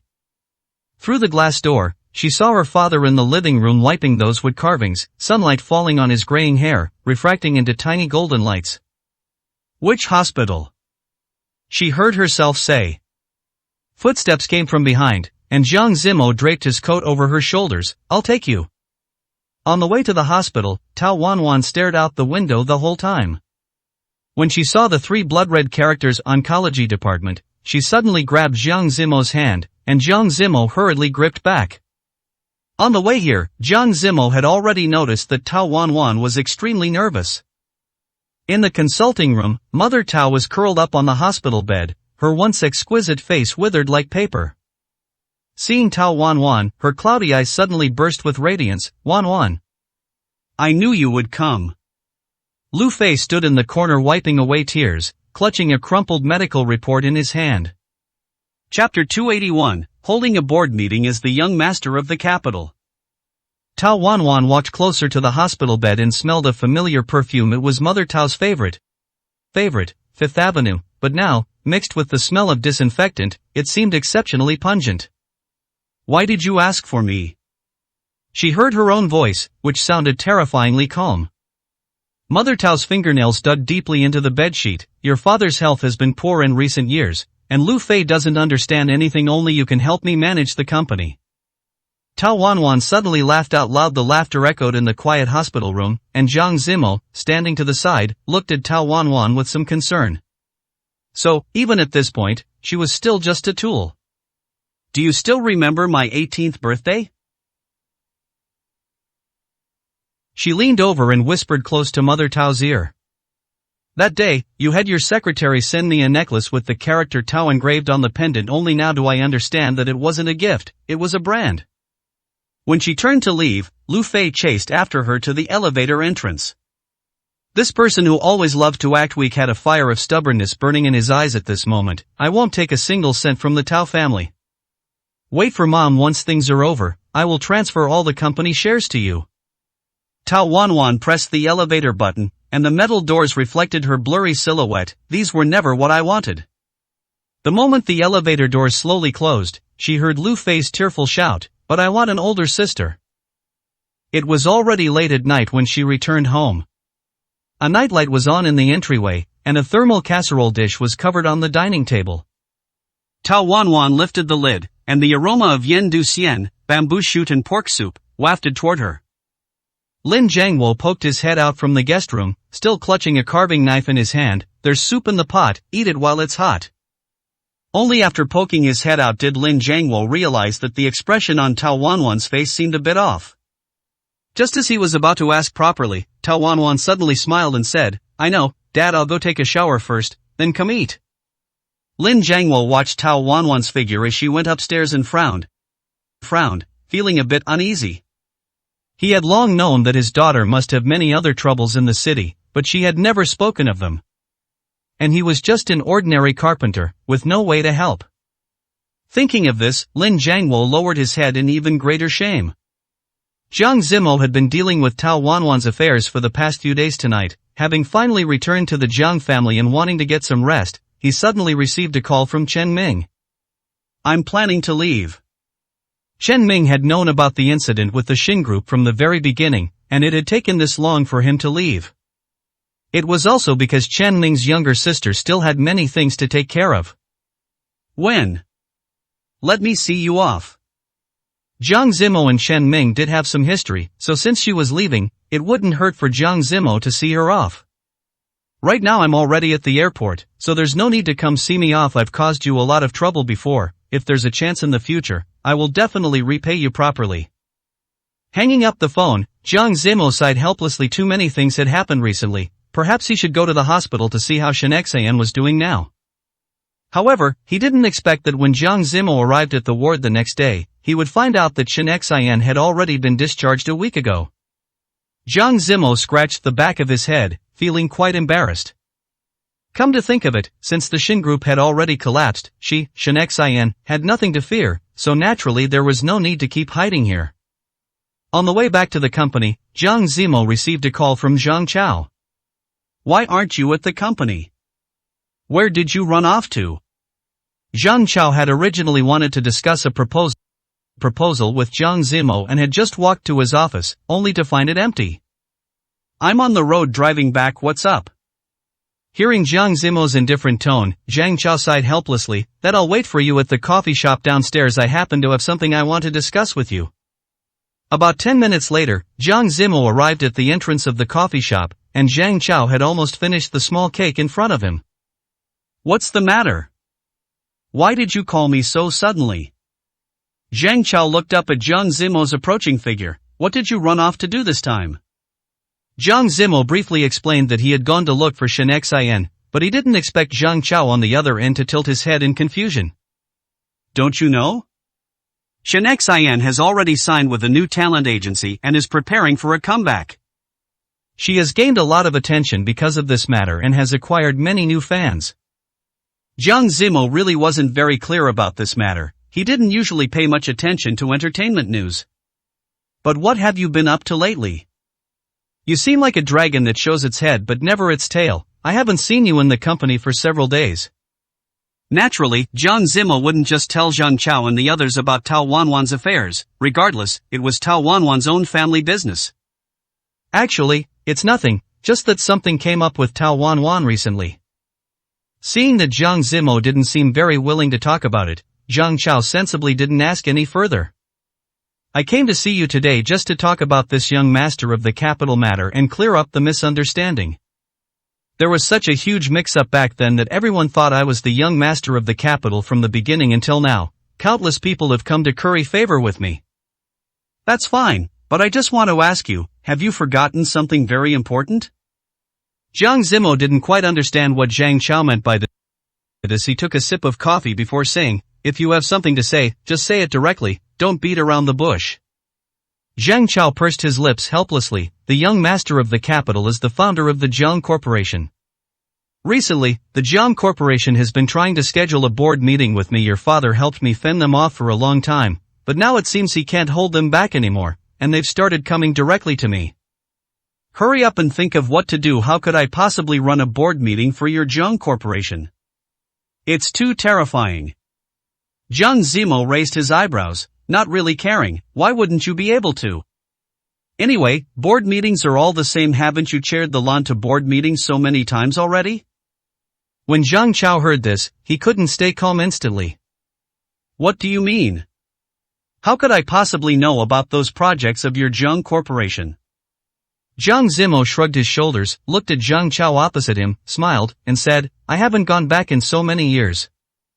I don't know what projects the Jiang Corporation has now either. The two of us are pretty much in the same boat. Hearing this, Zhang Chao suddenly felt that what Jiang Zimo said made some sense. Chapter 282, Reorganizing the Jiang Corporation. Zhang Chao stared at Jiang Zimo, his eyes filled with disbelief. Are you serious? You want me to attend the Jiang Corporation board meeting? That's your family business. Jiang Zimo smiled slightly, his tone relaxed. What, scared? Haven't you always wanted to experience what it's like to be the young master of the capital? That's not the same thing. Hearing this from Jiang Zimo, Zhang Chao even jumped up from where he was sitting. It was one thing when those people were sucking up to me before, but this is a board meeting. What if I get exposed? Jiang Zimo picked up his coffee and took a slow, deliberate sip. So what if you get exposed? I'm not exactly clear on the current situation at the Jiang Corporation. Anyway, it wouldn't hurt for you to go listen in. Maybe you can help me understand what's going on. Zhang Chao covered his forehead, feeling his temples throbbing. You're pushing me into a pit of fire. Don't worry, Jiang Zimo patted his shoulder. I'll prepare some materials for you in advance. You just need to do exactly as I say. Zhang Chao sighed helplessly, seeing how serious Jiang Zimo's gaze was. He couldn't say anything more. I must have owed you in my past life. If I had known it would come to this, I never would have agreed to help you impersonate this young master of the capital, but you have to promise me, if anything goes wrong, you have to save me immediately. Jiang Zimo nodded with a smile. Deal. The day of the board meeting arrived quickly. Wearing a crisp suit, Zhang Chao stood in the elevator of the Jiang Corporation building, his palms slightly sweaty. He repeatedly recited the key points Jiang Zimo had taught him, trying to calm himself down. As the elevator doors opened, several executives from the Jiang Corporation walked towards him. Upon seeing him, they immediately greeted him respectfully. Eldest young master, you've arrived. Zhang Chao forced a smile and nodded. Hello everyone. The meeting room was already full, and the atmosphere was heavy. Under everyone's gaze, Zhang Chao walked to the head of the table and sat down, feeling like he was sitting on pins and needles. He snuck a glance at his phone. Jiang Zimo had sent a message. Don't be nervous, just follow the plan. At this very moment, Jiang Zimo was sitting in the surveillance room, watching Zhang Chao on the monitor. He couldn't help but nervously wipe away some cold sweat. After the meeting began, the chief financial officer reported on the performance of the previous quarter. Zhang Chao was completely lost, but he still pretended to understand, nodding and occasionally interjecting. Continue. When it came time to discuss projects, a director suddenly asked, President Zhang, do you have any instructions regarding the new district development project? Zhang Chao's heart tightened. Jiang Zimo had never mentioned this project to him at all. But even so, with so many people present, Zhang Chao naturally couldn't give himself away. He cleared his throat, feigning composure. Regarding this project, I believe it still requires further research. We shouldn't be too hasty. The director frowned. But the initial investment has already been substantial. If we suspend it now, the losses will be significant. In the surveillance room, Jiang Zimo also realized that the situation was not looking good. If he let Zhang Chao continue to tough it out alone, something might really go wrong. Thinking of this, Zhang Zimo stood up, pushed open the door, and walked out. Beads of sweat appeared on Zhang Chao's forehead just as he didn't know how to respond. The meeting room door was suddenly pushed open. Everyone's gaze turned to the door. Zhang Zimo walked in. Apologies, I'm late. Zhang Zimo smiled slightly, his gaze sweeping over everyone before finally landing on Zhang Chao. President Zhang, your suggestion just now makes a lot of sense, but I think we could also listen to the opinions of the other directors. Zhang Chao felt a wave of relief and nodded quickly. Right, everyone, please feel free to share your thoughts. The directors looked at each other, clearly surprised by Zhang Zimo's appearance. One of the older directors spoke up. Zimo, why are you here? Zhang Zimo pulled out a chair and sat down, his tone calm. As a member of the Zhang family, it shouldn't be strange for me to come back and attend the board meeting, right? The meeting room immediately quieted down. Zhang Chao secretly let out a sigh of relief. He was finally saved. After the meeting ended, Zhang Chao hurriedly caught up with Zhang Zimo. Why did you suddenly show up? Didn't we agree that I would handle it? Zhang Zimo smiled. I saw that you couldn't hold on any longer, so I came to save the day, but you actually did pretty well. At least you didn't give yourself away. Zhang Chao rolled his eyes. You almost got me killed. Don't come to me for this kind of thing next time. Zhang Zimo patted his shoulder. Don't worry, there won't be a next time. However, today's events made me realize that the internal problems at the Zhang Corporation are even more numerous than I imagined. Zhang Chao asked curiously, what kind of problems? Zhang Zimo's gaze was deep. Some projects clearly have issues, yet no one raises any questions. It seems I will have to return personally to reorganize things. Zhang Chao was stunned. You're going back to the Zhang Corporation?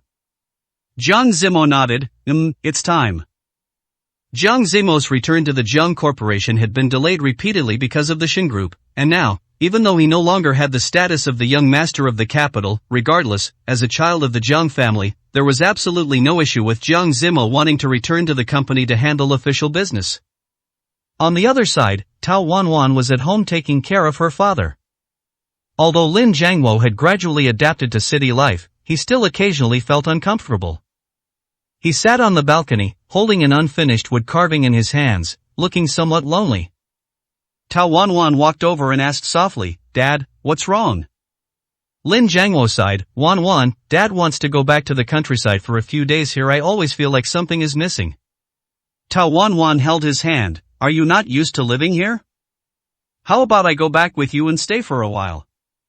Lin Jiangwo shook his head. No need, you're busy with work. Don't let it get in the way. I just want to go back and see the old neighbors, and maybe bring some things back. Tao Wanwan thought for a moment, then nodded. Alright, please be safe, and call me anytime if anything comes up. Lin Jiangwo showed a gratified smile. Alright.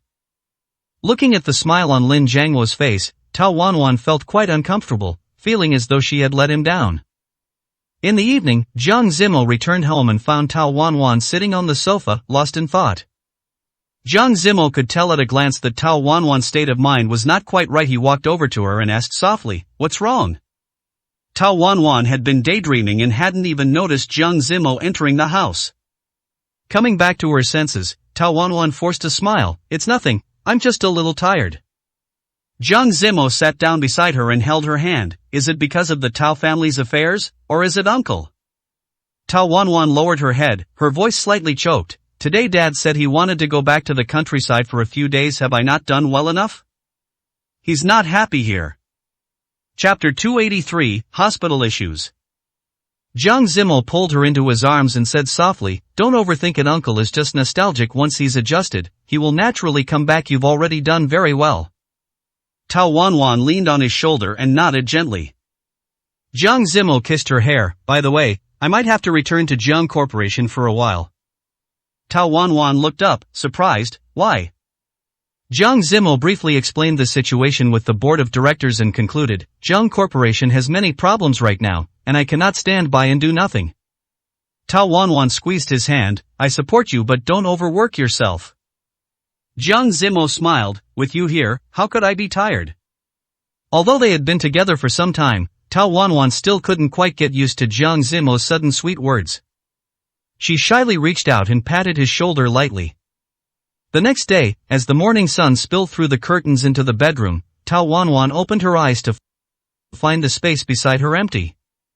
She reached out to touch the spot where Jiang Zimo had slept. The residual warmth remained, and there was a note on the bedside table.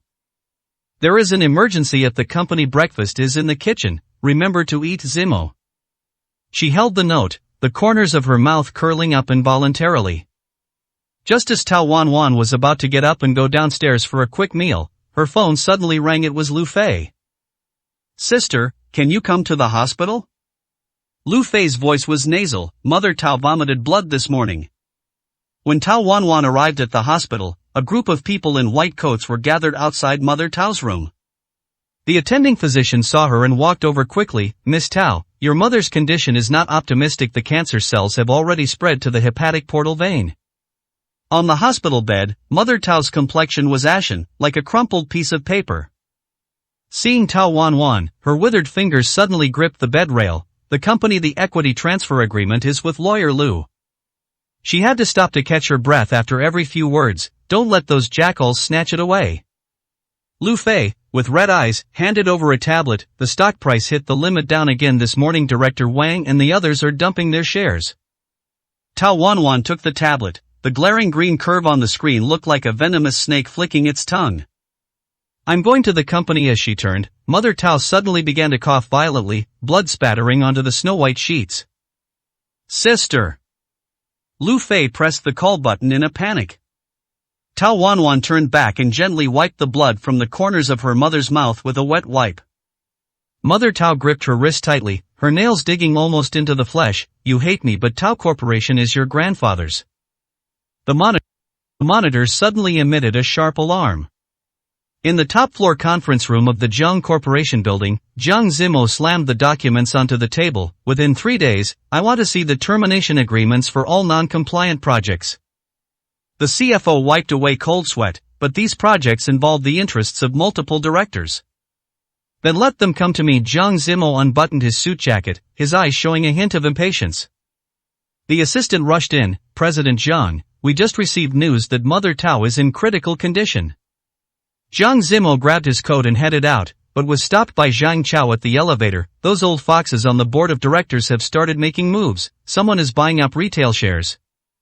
Find out the source of the funds. Jiang Zimo pressed the elevator button. Contact Director Li of the Securities Regulatory Commission and tell him I'm inviting him for tea. Outside the oncology emergency room, Tao Wanwan stared blankly at her blood-stained cuffs. Lu Fei sobbed. The nurse just said she might not make it through tonight. Tao Wanwan was no fool. Her years of medical training told her that there was clearly something wrong with Mother Tao's illness. It had only been confirmed as liver cancer a few days ago. How could it possibly progress this quickly? Even if the symptoms weren't obvious before, it was impossible that there hadn't been any signs at all. She had just severed ties with the Tao family, and now this had happened to Mother Tao.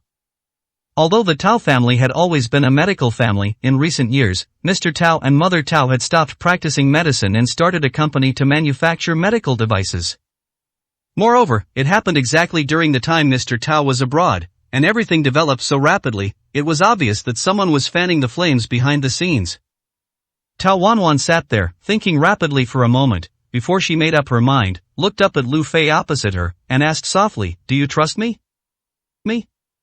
Lu Fei was stunned as he looked at Tao Wanwan, even though the two of them had no blood relation. But for some reason, when Lu Fei had first learned of Tao Wanwan's existence, he had been very happy and looked forward to meeting her. After meeting, that feeling of excitement had not disappeared, instead, it had only intensified. For Lu Fei, coming to the capital, the happiest thing was finding his biological parents, followed by having Tao Wanwan as his sister. Wanwan, I naturally trust you. Tao Wanwan had been separated from Mr. Tao and Mother Tao since she was a child, so she had never really had a tangible sense of family affection. She didn't even know how to face it. Now, seeing the determination in Lu Fei's eyes, Tao Wanwan felt a bit embarrassed and lowered her head. If you trust me, then arrange for Mother Tao to be transferred. Let her go to my hospital. Lu Fei had no idea that Tao Wanwan had her own hospital, and was stunned when he heard this. Your hospital?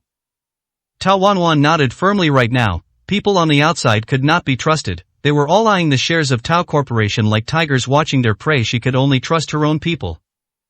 I am also a doctor. If Mother Tao goes to my hospital, she will definitely receive better treatment. Lu Fei finally reacted and nodded. I'll go talk to the doctor right now. Tao Wanwan nodded gently. No more than 10 minutes after Lu Fei left, the doctor pushed Mother Tao out of the emergency room. Seeing them, Tao Wanwan quickly stood up. What is my mother's condition now? The doctor was stunned to see only Tao Wanwan, and after a moment of silence, said, she is temporarily out of danger. We will need to see how she responds to subsequent chemotherapy. Tao Wanwan nodded gently. Sure enough, the earlier words about her not making it through tomorrow were just to scare Lu Fei. It seems this hospital really has some issues. Tao Wanwan sat by Mother Tao's bed, and after an unknown amount of time, Lu Fei returned with a furrowed brow and a look of distress on his face. You're back? What did the doctor say? When can the transfer procedures be processed? Lu Fei looked up at Tao Wanwan and frowned helplessly. They won't let me process the transfer. They said that Mother Tao is currently in a critical period, and if we arrange a transfer now, they cannot ensure that the patient can safely arrive at the next hospital. They are unwilling to take that risk. Chapter 284, Blocking Someone at the Hospital Room Door. After listening to Lu Fei, Tao Wanwan's eyes suddenly turned cold. She stood up, her voice calm but with unquestionable firmness. I will go and talk to them. Lu Fei pulled her sleeve, looking worried. Sister, their attitude is very tough. I'm afraid you. Tao Wanwan gently patted the back of his hand, interrupting him. Don't worry, I have a way. She walked quickly toward the doctor's office. When she pushed the door open, several doctors were whispering. Seeing her enter, their expressions clearly froze. One of the older doctors stood up, his tone formulaic. Miss Tao, regarding the transfer, we are also considering the patient's safety. Tao Wanwan looked him straight in the eye and slowly took a document out of her bag, placing it on the table. This is the qualification certificate of the hospital under my name and the transfer acceptance letter also. This is Mother Tao's latest blood test report. She paused, lowering her voice. The report shows that her abnormal liver function indicators do not match the pathological characteristics of a typical liver cancer patient. They look more like drug poisoning. The blood had been specially collected by Tao Wanwan and sent to her own hospital for testing. After all, the previous conjectures were just guesses, and there was no actual evidence. If the situation was as dangerous as they claimed, Tao Wanwan did not want to gamble with Mother Tao's life. But the final result proved that Tao Wanwan had not guessed wrong at all. They had turned a blind eye to such obvious abnormalities in Mother Tao's blood. How could there not be something fishy going on? The office fell silent instantly. The doctor's face changed, and he forced himself to remain calm. That's impossible. Our testing procedures are absolutely standard. Tao Wanwan sneered. Is that so? Then why not draw blood again now and have it tested by a third-party organization? Or... She picked up her phone. Shall I contact a friend at the health bureau to come and take a look? Beads of sweat seeped from the doctor's forehead. He exchanged glances with the others and finally relented. The transfer procedure requires a family member's signature. I am her daughter, so my signature is naturally valid. Tao Wanwan took back the document. As she turned to leave, she added, by the way, the Tao family's legal team will conduct a comprehensive review of your hospital's medical records. I hope you will cooperate. Walking out of the office, Tao Wanwan let out a long sigh of relief, only to see Lu Fei standing at the end of the corridor with someone else beside him, Jiang Zimo. Jiang Zimo strode over, his brows tightly locked. I've heard about the situation. I've already arranged the transfer vehicle. We can leave at any time. Tao Wanwan was a bit surprised. Why are you here? What about Jiang Corporation? Zhang Chao is keeping an eye on it. Jiang Zimo held her hand. It felt ice cold. Let's solve the immediate problem first. 3 hours later, Mother Tao was safely transferred to Tao Wanwan's own private hospital. Inside the VIP ward, new examinations began rapidly. Tao Wanwan personally supervised every procedure until the director of the laboratory department hurried over and handed her a report. Dean, abnormal components were indeed detected in the blood, suspected to be some kind of chemical agent. Tao Wanwan's fingers trembled slightly. The molecular formula on the report stung her eyes. This was a rare, highly toxic compound that could cause liver failure even in trace amounts. Lu Fei punched the wall, his voice choked with sobs. Who wants to harm Mother? Jiang Zimo said in a deep voice, the equity of Tao Corporation is the key. The other party clearly wants to seize power while things are chaotic. Tao Wanwan forced herself to calm down. The top priority now is detoxification treatment. There is a specific antidote for this compound. I will go prepare the medicine immediately. She turned to leave, but was held back by Jiang Zimo. Wait. Jiang Zimo took out his phone. On the screen was a message he had just received. Lawyer Lu was seriously injured in a car accident, and the equity documents are missing. Tao Wanwan's pupils shrank. This is a chain scheme. Since noon, all of Tao Wanwan's attention had been on Mother Tao, and she had actually forgotten about the equity documents. If the equity documents really fell into someone else's hands, it would be a fatal blow to Tao Corporation. Jiang Zimo quickly dialed a number. Zhang Chao, take people to the Tao Corporation headquarters immediately and secure all the directors' computers and communication records. After hanging up, he said to Tao Wanwan, you focus on treating Mother Tao, leave the outside matters to me. Tao Wanwan looked at him deeply at this moment. Tao Wanwan had many things she wanted to say, but she couldn't get them out. She just looked at Jiang Zimo and nodded vigorously. In the pharmacy room, as Tao Wanwan injected the medicine into the intravenous drip bottle, the door to the ward was suddenly pushed open.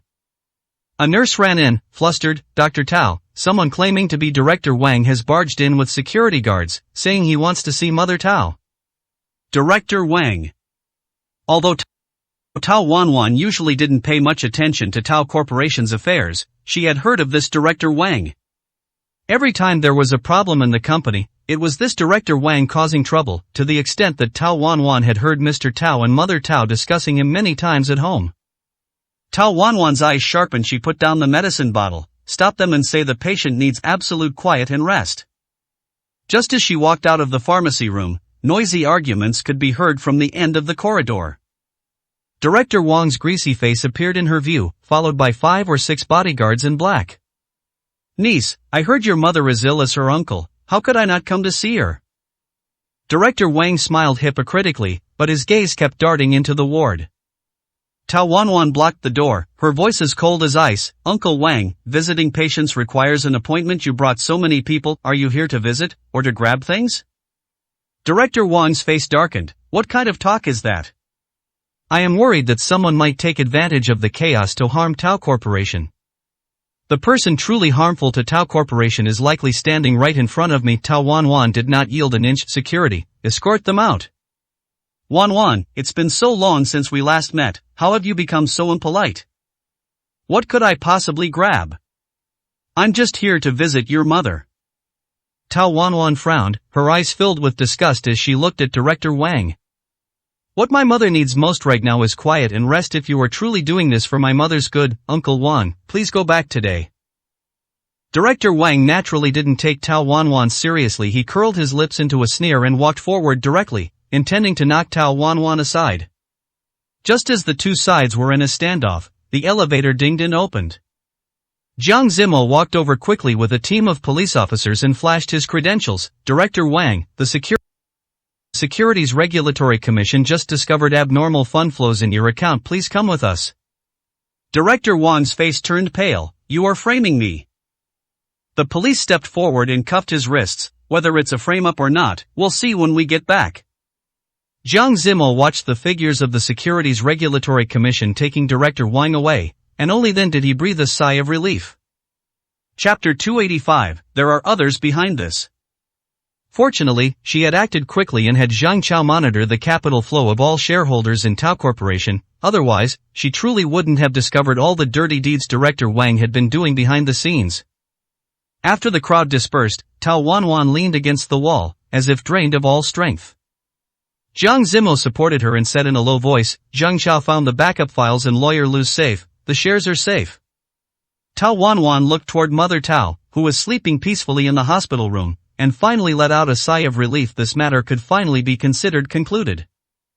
That's good. Once she wakes up, I'll finally be able to give an account of things. Mother Tao's condition gradually stabilized under the effect of the special antidote, but her body remained very weak.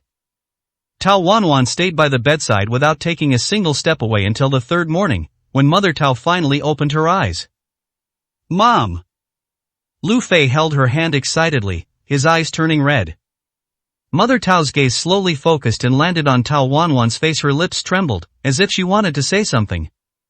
Tao Wanwan leaned over and asked softly, "Do you need anything?" Mother Tao struggled to lift her hand and gently touched her cheek, her voice hoarse, "I'm sorry." In all the years Tao Wanwan had lived, this was the first time she had heard those words from Mother Tao's mouth, and she couldn't help but feel a bit surprised. "Don't say these things now, just rest well." Mother Tao closed her eyes, then looked at Lu Fei and said weakly, "The company must not fall into chaos."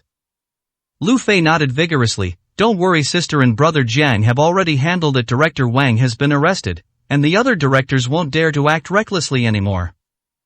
Mother Tao seemed to finally set her mind at ease and fell into a deep sleep again. Tao Wanwan walked out of the hospital room. Jiang Zimo was standing at the end of the hallway making a call, his expression cold and stern. Seeing her come out, he hung up the phone and walked over quickly. "Is Auntie Tao awake?" "Yes, but she's still very weak." Tao Wanwan rubbed her temples. "How is it going with Director Wang?" "The evidence is solid. Not only is he suspected of manipulating stock prices, but he is also colluding with overseas funds." Jiang Zimo sneered, "He won't be able to escape this time." Tao Wanwan nodded. After a moment of silence, she suddenly asked, "Jiang Zimo, do you think Mother Tao's poisoning was really done by Director Wang alone?" Jiang Zimo's gaze darkened. "What do you mean?" "Although Director Wang is greedy, poisoning isn't really his style," Tao Wanwan said in a low voice. "I suspect there is someone else behind this." Jiang Zimo pondered for a moment and said slowly, "I will have people continue to investigate." Tao Wanwan nodded gently. If the person behind this couldn't be completely rooted out, she really wouldn't be able to rest easy. Turning her head to look at Jiang Zimo standing beside her, Tao Wanwan spoke softly, "You've really worked hard during this recent period. If you hadn't been by my side, many times I wouldn't have known what I should do." Jiang Zimo reached out and gently patted Tao Wanwan on the head. "Isn't it a bit of an exaggeration to say it like that?" "You are much smarter than I imagined. I had originally intended to go to the hospital to warn you that something was wrong here. But by the time I arrived, you had already handled everything. I just needed to lend you a hand." Hearing this, Tao Wanwan couldn't help but pout. "That goes without saying when it comes to medical skills. If I claim to be second, no one would dare to claim to be first." Seeing Tao Wanwan acting so smug, Jiang Zimo really couldn't help but laugh. The two of them had originally planned to have a meal together, but they didn't expect Father Jiang to suddenly call, so Jiang Zimo had to go home first. Just as he entered the house, Mother Jiang immediately came up to him. "I heard that Auntie Tao had an accident? What exactly happened? I can't get in touch with her, and the news is talking about it every day. Have you been in contact with Wanwan? Is there anything we can help with?" Jiang Zimo held Mother Jiang's hands, which were trembling with nervousness. "Don't worry, Mom, everything has been resolved. I've been staying by Wanwan's side for the past few days, which is why I haven't come home." Hearing this, Mother Jiang finally breathed a sigh of relief. That's good as long as nothing bad happened, that's good. "Son, you did well, too. For this kind of thing, you have to stay by her side." Listening to Mother Jiang's words, Jiang Zimo sighed helplessly. How did the conversation shift again to talking about these useless things? "Where is Father? He called to tell me to come back, saying he had something to discuss with me." Perhaps it was because Mother Jiang was in a good mood today, but she didn't show any unhappiness about the fact that Father Jiang had been working in the study the whole time. Jiang Zimo went upstairs, raised his hand, and knocked on the door gently. After hearing Father Jiang say come in, he opened the door and walked in. "Father, you suddenly called me back. Did something happen?"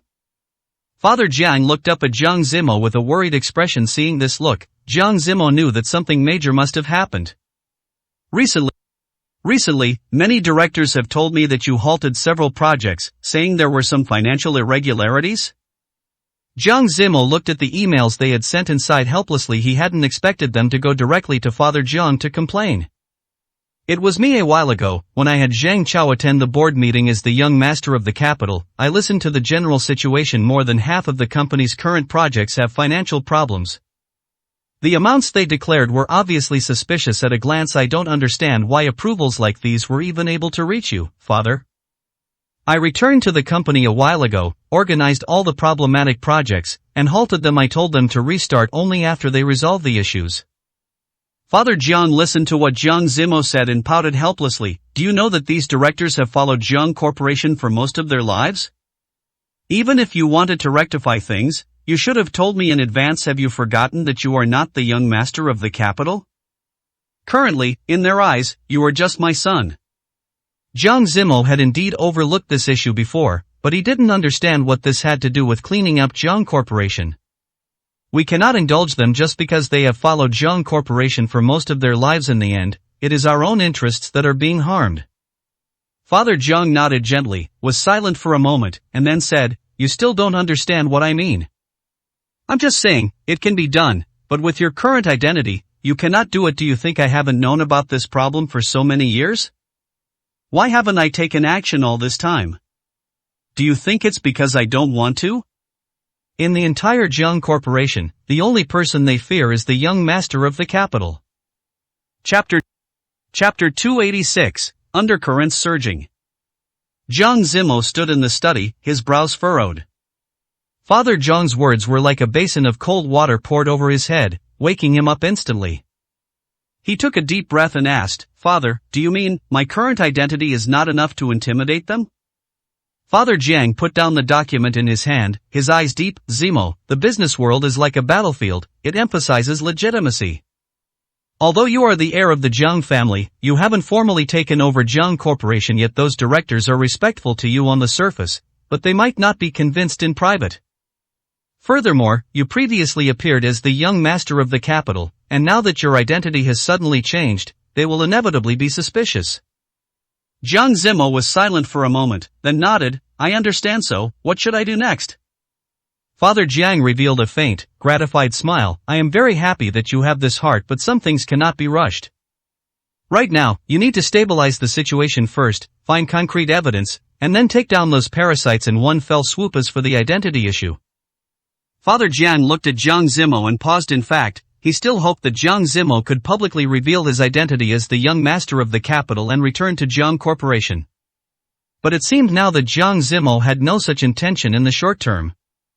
I will officially announce at the board meeting that you are taking over some affairs, to give you a legitimate title.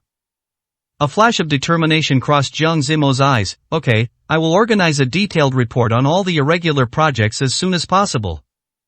After leaving the study, Jiang Zimo's mood did not lighten much. He stood in the hallway, looking at the nightscape outside the window, his thoughts swirling. At this moment, his phone vibrated. It was a message from Tao Wanwan. My mother's condition has stabilized, and she can be discharged after a few more days of observation. How are things on your end? The corners of Jiang Zimo's mouth lifted slightly, and he replied, Everything is going smoothly. I will come to the hospital to see you tomorrow. The next morning, Jiang Zimo arrived at the hospital early. When he pushed open the ward door, Tao Wanwan was sitting by the bed peeling an apple for Mother Tao. Sunlight streamed through the curtains onto her profile, making her look exceptionally gentle. You're here? Tao Wanwan looked up and smiled at him. Jiang Zimo nodded and walked to the bedside. Auntie looks much better today. Mother Tao leaned against the head of the bed. Although her complexion was still a bit pale, her spirits were clearly much better. She looked at Jiang Zimo and said softly, Zimo, this time it's all thanks to you and Wanwan. Jiang Zimo shook his head. Auntie, you are too kind, this is what I should do. Tao Wanwan handed the peeled apple to her mother and turned to Jiang Zimo. By the way, was there any new news from the police yesterday? Jiang Zimo lowered his voice. Although Director Wang has been arrested, he insists that the poisoning has nothing to do with him. I suspect there is someone else behind it, but there are no clues yet. Upon hearing this, Mother Tao's expression dimmed. It is we who have implicated you. Tao Wanwan held her mother's hand. Mom, don't say that. The most important thing now is for you to recover your health, leave the other matters to us. Mother Tao sighed, wanting to say something but stopping herself after a moment. She finally spoke. Actually, there is something I haven't told you. Before your father went abroad, he mentioned that someone inside the company was colluding with overseas forces, but he went abroad before he had time to investigate clearly. Tao Wanwan and Jiang Zimo looked at each other, both seeing gravity in the other's eyes. Auntie, do you know who that person is? Jiang Zimo asked. Mother Tao shook her head, lowering her eyes with a clear look of sadness. He didn't say explicitly, just warned me to be careful. Jiang Zimo's brows furrowed tightly. The current situation was even more confusing than he had imagined. If that's really the case, things have become complicated. After leaving the ward, Jiang Zimo and Tao Wanwan walked side by side in the hospital hallway. Who do you think the overseas forces my father mentioned could be? Tao Wanwan looked at the scenery outside the window. Now she didn't know how to describe the emotions in her heart. She just felt very chaotic. She had never cared about what problems were inside Tao Corporation before, and had never imagined that Mr. Tao and Mother Tao were actually facing such wolves and tigers. Jiang Zimo gently held Tao Wanwan's hand. With so many things happening in a row recently, he was a little worried about Tao Wanwan. He didn't know if she could handle such a big change on her own, and his gaze towards Tao Wanwan was full of worry. Recently, some of Tao Corporation's projects have indeed had foreign capital intervention, but on the surface, everything looks normal. If someone is truly colluding with overseas forces, their goal is likely not just equity. Tao Wanwan raised her head and looked at Jiang Zimo, saying firmly, in any case, we must investigate this clearly. Jiang Zimo looked at her and smiled slightly. Seeing Tao Wanwan's such firm gaze, he also felt moved for a moment. Don't worry, I have already asked my assistant to investigate. However, we may face greater risks next. Are you afraid? Tao Wanwan lifted her chin, a flash of stubbornness in her eyes. Afraid? That word doesn't exist in my dictionary. Jiang Zimo chuckled and couldn't help but ruffle her hair. Good, then we will face it together. Just as the two were leaning against each other, Lu Fei suddenly walked out of the elevator. Brother Jiang, Wanwan, you're here. Jiang Zimo had been a bit hesitant because he didn't see Lu Fei in the ward just now, but it seemed he had just gone home to pack things. Mother can be discharged in the next 2 days. I still want to thank you for your help during this time. As he spoke, Lu Fei bowed without hesitation. Tao Wanwan, realizing what was happening, hurriedly grabbed his arm. It's not that exaggerated. Although we have confirmed that we have no blood relationship, she is my mother. Regardless, it is only right and proper for me to do this. Lu Fei looked up at Tao Wanwan. Hearing them say this, Lu Fei felt relieved. Then after mother is discharged, Wanwan, you must come back to visit often. We are all waiting for you. Looking at Lu Fei's serious gaze, Tao Wanwan really didn't know how to refuse, so she nodded and agreed. It's strange to say, but the parent-child relationship that used to be so stiff has actually eased after Lu Fei returned to this home. Meanwhile, at the other end of the city. In a dim office, a man stood with his back to the door, swirling a glass of red wine in his hand. A deep voice came from the other end of the phone. Director Wang is already finished. What should we do next?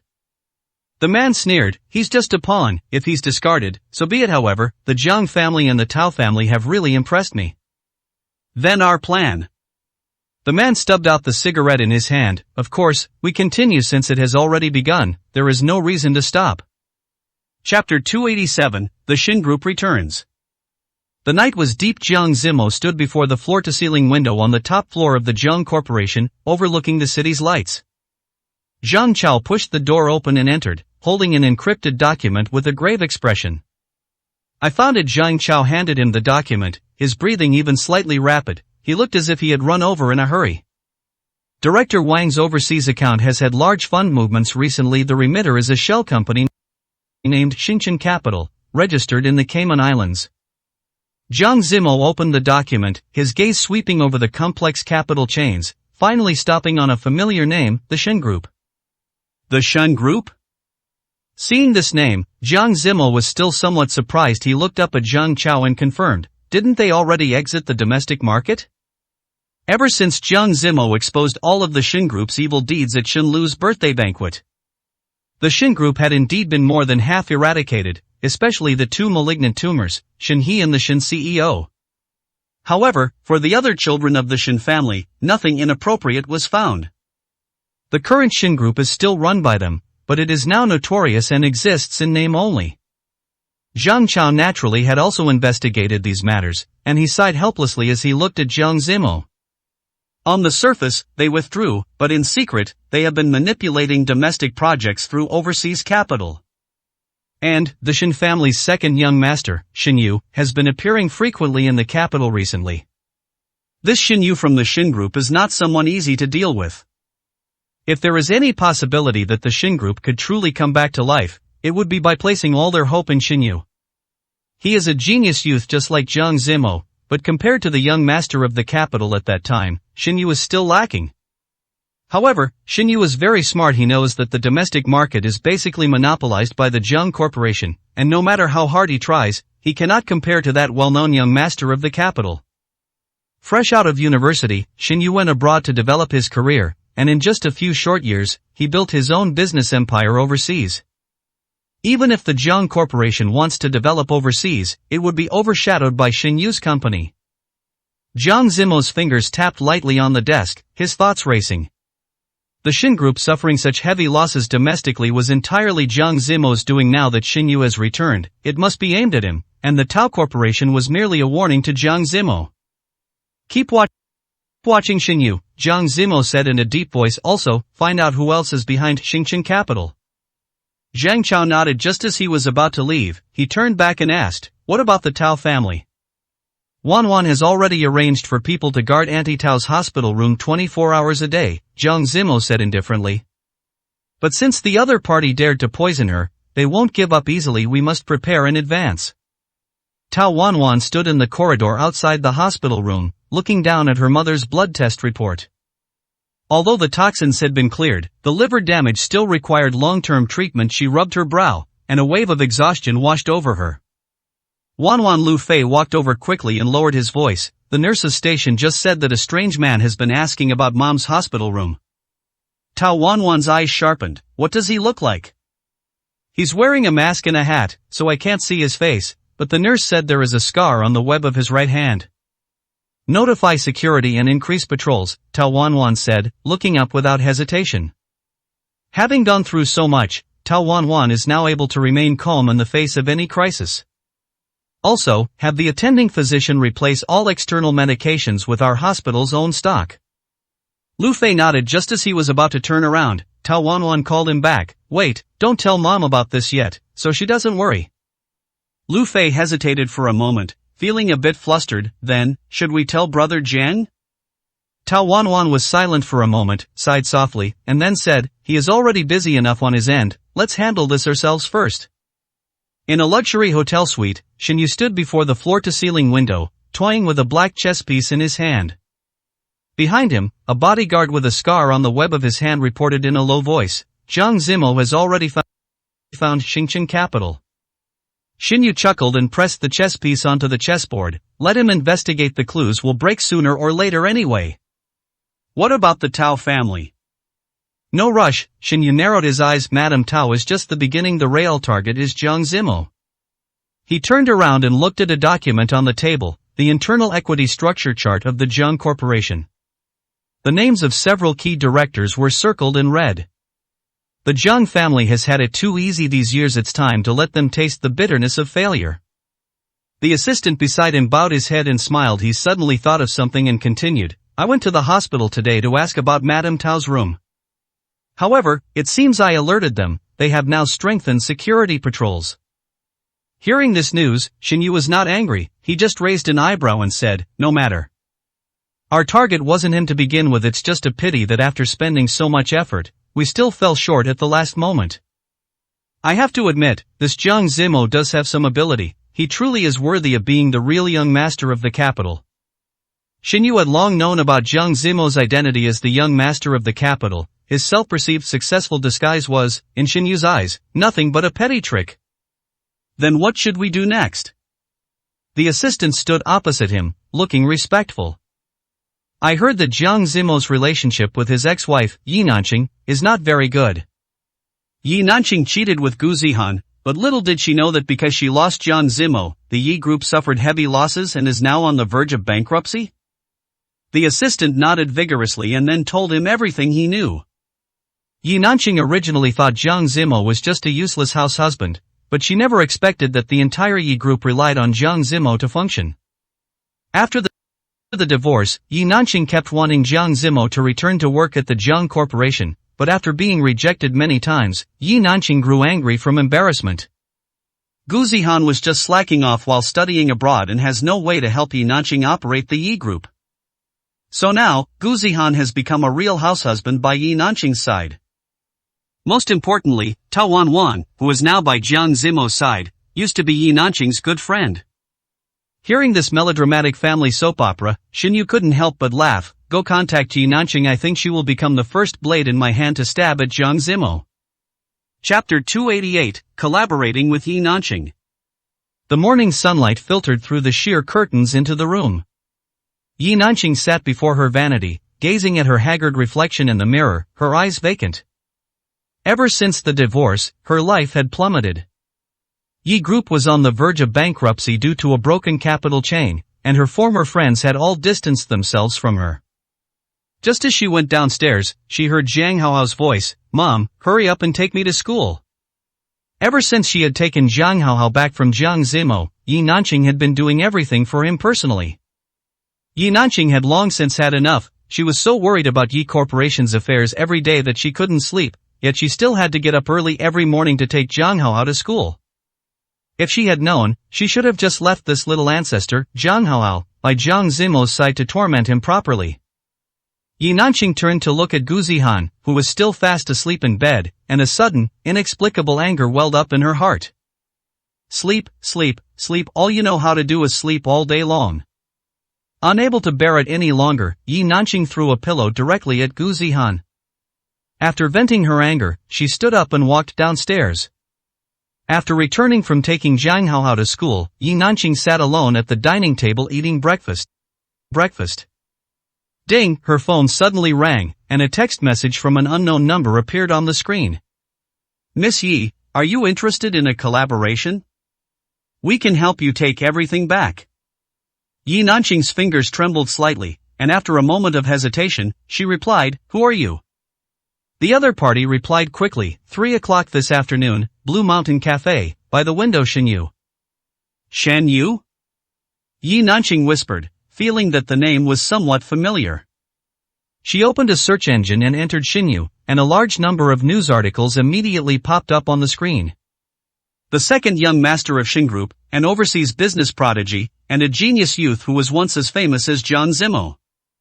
Her heart rate suddenly accelerated as a vague plan began to form in her mind. If she remembered correctly, the company Jiang Zimo had exposed previously was none other than Xin Group. Could it be that someone from Xin Group had returned for revenge and wanted to join forces with her?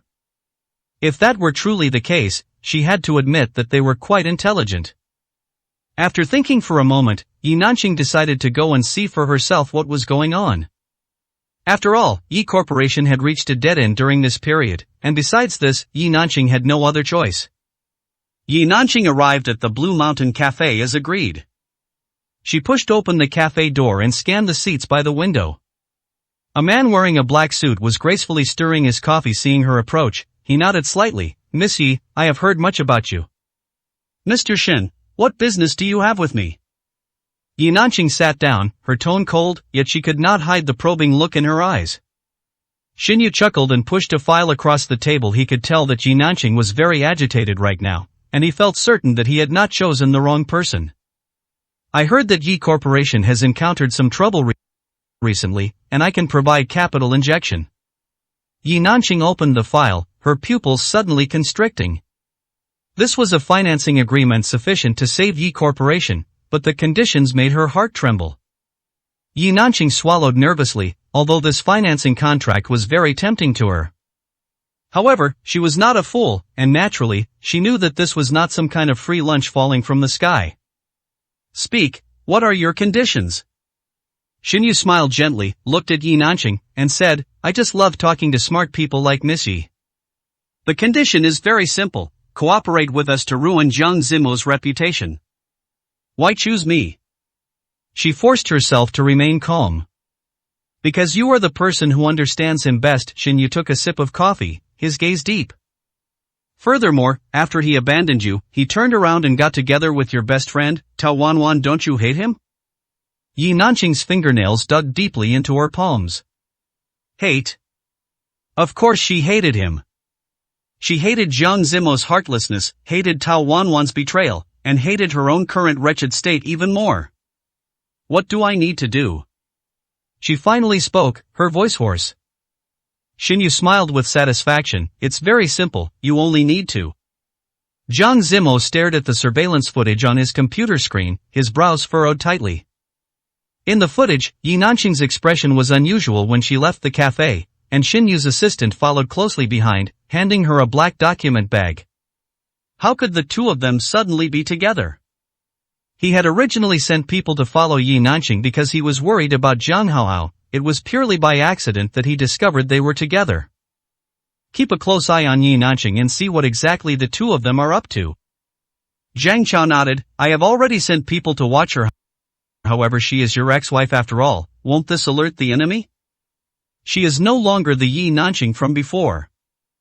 Jiang Zimo's eyes were cold. If she dares to join forces with Xin Yu, then don't blame me for not showing mercy. Just as he finished speaking, his phone rang. It was a message from Tao Wanwan. Suspicious individuals have appeared near the hospital again. Security caught one of them, but he insists that he is only there to visit a patient. Jiang Zimo immediately replied, I am coming over right now. Be careful of Yi Nanqing. She may have been in contact with Xin Yu. Tao Wanwan put away her phone and turned to say to Lu Fei, tighten security, especially regarding items sent by strangers. Reject them all without exception.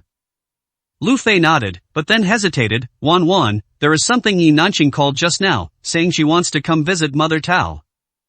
Her? Tao Wanwan was stunned. Why would she suddenly?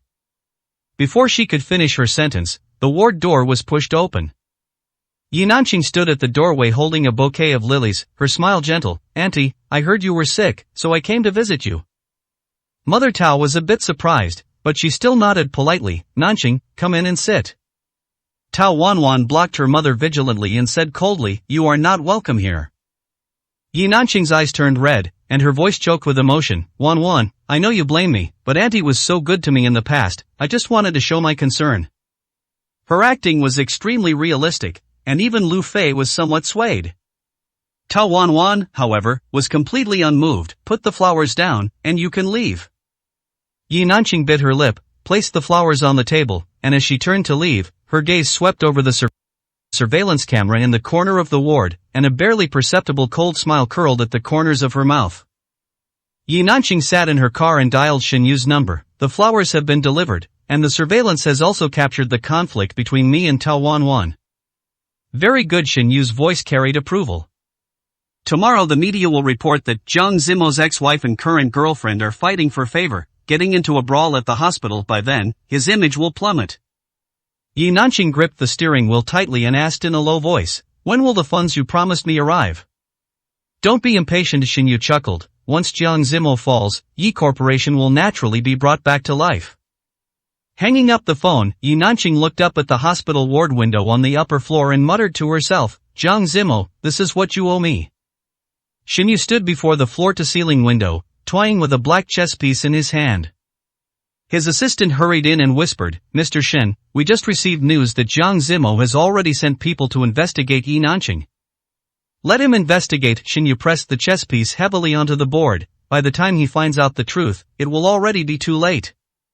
Chapter 289, Lilies with a Hint of Poison.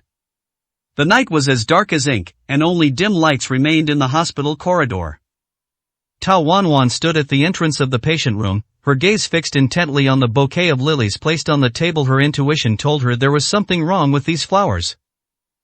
Lu Fei, take these flowers out and have them checked, Tao Wanwan said in a low voice. Lu Fei nodded, carefully picked up the bouquet, and quickly left the patient room.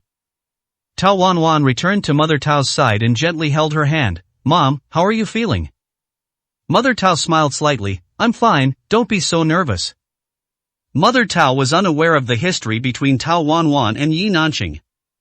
She only sensed that the atmosphere between the two of them during this meeting seemed unusual. Frowning with concern, she asked, why, are you two not on good terms now?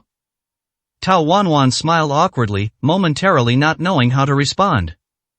After all, from Mother Tao's perspective, she was indeed in the wrong regarding this matter. Jiang Zimo was Yi Nanqing's ex-husband, and the fact that she was now with Jiang Zimo meant that, no matter how you looked at it, she had wronged Yi Nanqing. However, the situation between Yi Nanqing and Jiang Zimo was far too complicated, and Tao Wanwan didn't know how to explain it clearly to Mother Tao in just a few words. She could only find a random excuse to brush it off. It's nothing, we just had some conflicts a while ago. Him coming to see you at this time is definitely with ill intent. so it's better to be careful. Mother Tao nodded gently. She didn't want to interfere too much in the affairs of the young people anymore. Previously, she had wanted to manage everything, which was why her body had become so exhausted. Now, Mother Tao only wanted to rest well. If she could live a good life with her two daughters, that would be the best. Tao Wanwan forced a smile, but the unease in her heart grew stronger. After thinking it over, she took out her phone and told Jiang Zimo about Yi Nanqing's recent visit. Upon receiving this news, Jiang Zimo was equally surprised. Although he knew that Yi Nanqing and Xinyu were colluding, he hadn't expected them to act so quickly. Jiang Zimo frowned, still feeling uneasy. What did she come here to do? Did she say anything strange? Xinyu just contacted Yi Nanqing today. Her coming now must have a purpose. You need to be careful.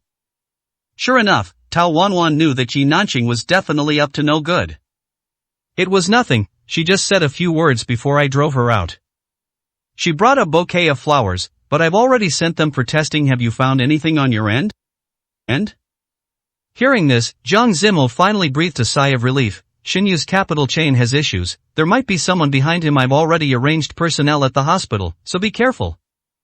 Tao Wanwan nodded gently. Compared to Mother Tao, she was actually quite worried about Jiang Zimo. She didn't know if he was being targeted by others now. At the same time, Zhang Chao pushed open the door to Jiang Zimo's office, his expression grave.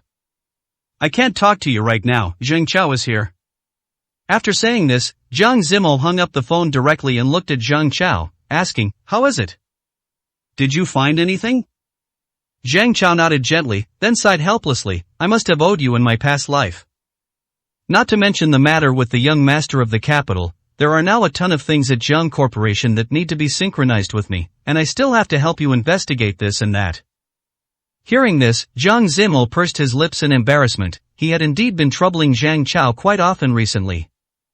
It will be fine once this period passes. I don't know what Xinyu is trying to do by coming over this time.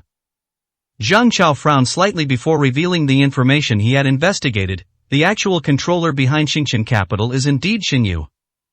But there must be a larger force behind it. Jiang Zimo's gaze darkened. It was exactly as he had imagined. Who is it?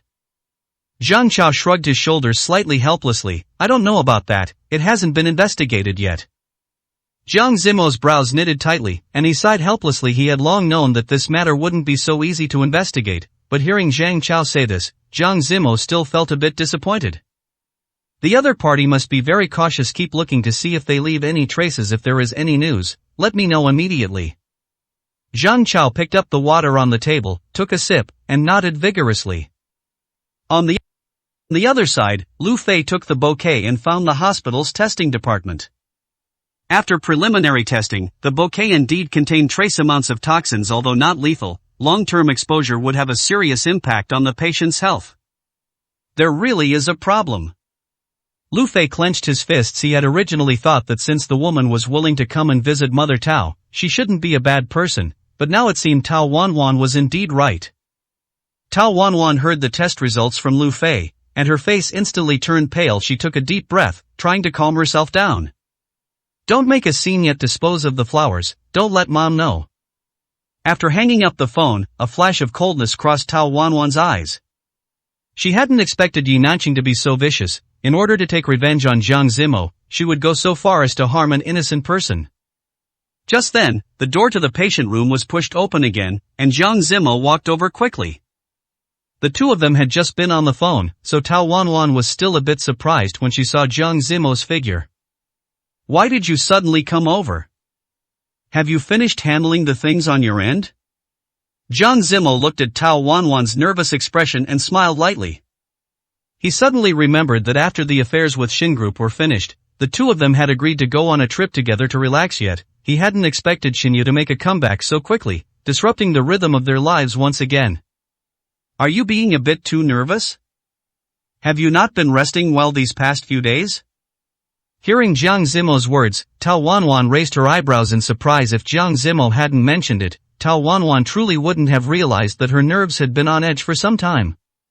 Isn't it because the situation is special? I'm terrified that some other accident might happen accidentally at such a critical moment. It's better to be careful. Jiang Zimo nodded gently. Although what Tao Wanwan said made some sense, he still hoped that Tao Wanwan could relax a little. "I'll take you somewhere tonight, and you should get some good rest." Tao Wanwan originally wanted to refuse, but seeing how persistent Jiang Zimo's gaze was, she nodded and agreed. Now that Yi Nanqing has joined forces with Xinyu, it's not very safe for Auntie to continue staying in your hospital. I will arrange a more secluded place. Let's arrange for Auntie to be transferred there today. Chapter 290, Returning to the Secret Base. Jiang Zimo's words made a lot of sense, and Tao Wanwan nodded without hesitation. In the dead of night, on the other side of the city, Xinyu stood before the floor-to-ceiling window, swirling a glass of red wine, a cold sneer on his lips. The assistant hurried in and whispered, "Mr. Shen, news has come from the hospital, the flowers were discovered." Xinyu chuckled lightly. "No matter, this is just the beginning." Jiang Zimo's reaction is indeed fast, but the more he acts like this, the more interesting the game becomes. The assistant hesitated for a moment. "What about Yi Nanqing?" Xinyu waved his hand, his emotions unreadable. "She did quite well, we can give her a little treat for now." That evening, after Tao Wanwan arranged for Mother Tao to have dinner, she left the hospital directly with Jiang Zimo by car. Once in the car, for some reason, Tao Wanwan suddenly felt exhausted and fell asleep in the passenger seat. After about 20 minutes, Tao Wanwan finally woke up and regained consciousness. She turned her head to look at Jiang Zimo beside her and shook her head slightly. "I'm sorry, I think I was just too tired, I accidentally fell asleep." Jiang Zimo smiled helplessly. "You've been watching over Mother Tao every day for this period, you must not have slept well. It's fine if you want to sleep a little longer, resting well is more important." Tao Wanwan smiled awkwardly. Jiang Zimo was right, she hadn't been resting well lately. Every night she had headaches because of the affairs of Tao Corporation and the Jiang family, leaving her with absolutely no sleepiness. "Where are we going?" Looking at the increasingly dark road ahead, Tao Wanwan asked in a panic. Jiang Zimo turned his head to look at her, unable to hold back a smile. "Why, are you afraid I'm going to sell you off? Don't you recognize this road?" Hearing Jiang Zimo say this, Tao Wanwan belatedly looked at the scenery around her. It was indeed somewhat familiar, but she couldn't recall where this place was. After a moment, light suddenly appeared in the distance, and Tao Wanwan finally remembered. This was the secret base that Jiang Zimo had brought her to before. Seeing the change in Tao Wanwan's expression, Jiang Zimo knew she must have recognized it. After stopping the car, Jiang Zimo smiled gently. "Do you remember what I told you before? Whenever I encounter any trouble, I come here to relax." Tao Wanwan stared at the scenery in front of her, momentarily stunned. Jiang Zimo, beside her, remained silent for a while before speaking again. "You've been working too hard lately, so I thought I'd bring you here to rest. Staying so tense all the time isn't a solution." Tao Wanwan turned her head to look at Jiang Zimo, moved, and didn't know what to say for a moment. "But you've been working hard too." After hearing this, Jiang Zimo just lowered his head and smiled, holding Tao Wanwan's hands without hesitation. "Get some good rest. There's only the two of us here, stop thinking about all that messy stuff." The two sat on the mountaintop until past 11 o'clock, and then Jiang Zimo drove down the mountain. The next day, Jiang Zimo was sleeping soundly when he was suddenly woken up by a call from Zhang Chao. "Are you still sleeping? Yi Nanqing and Tao Wanwan are trending on social media." Jiang Zimo squinted his eyes and opened his phone to check it. It turned out that someone had filmed Yi Nanqing visiting Mother Tao yesterday. Jiang Zimo's sleepiness vanished instantly. He sat up abruptly and clicked on the link Zhang Chao had sent. On the screen was a set of photos, Yi Nanqing standing at the door of Mother Tao's ward holding a bouquet of lilies, looking concerned. And another showed Tao Wanwan with a cold face pushing her out of the ward, with an even more glaring caption. "High society feud escalates. Yi Nanqing rejected while visiting best friend's mother. Tao Wanwan's rude attitude sparks controversy." The comments section had already exploded. Some accused Tao Wanwan of being narrow-minded, some speculated that Yi Nanqing was intentionally putting on a show, and some even dug up old accounts, mentioning the inside story of Jiang Zimo and Yi Nanqing's divorce. Why are those two still at it? Wasn't it already confirmed that Yi Nanqing cheated during the marriage? But people always deserve a chance to turn over a new leaf. She even brought flowers. You can't just turn someone away. I think Tao Wanwan went a bit too far this time. Regardless of whether Yi Nanqing cheated, isn't her being together with Jiang Zimo unfair to Tao Wanwan? I've wanted to say this for a long time, Tao Wanwan and Jiang Zimo don't look right no matter how you see it. Yi Nanqing has been very dignified, okay? This is obviously a setup. Jiang Zimo said coldly, his fingers gripping his phone tightly. Zhang Chao's voice came from the other end of the phone. The angle of the photos is too precise, it looks like it was planned well in advance.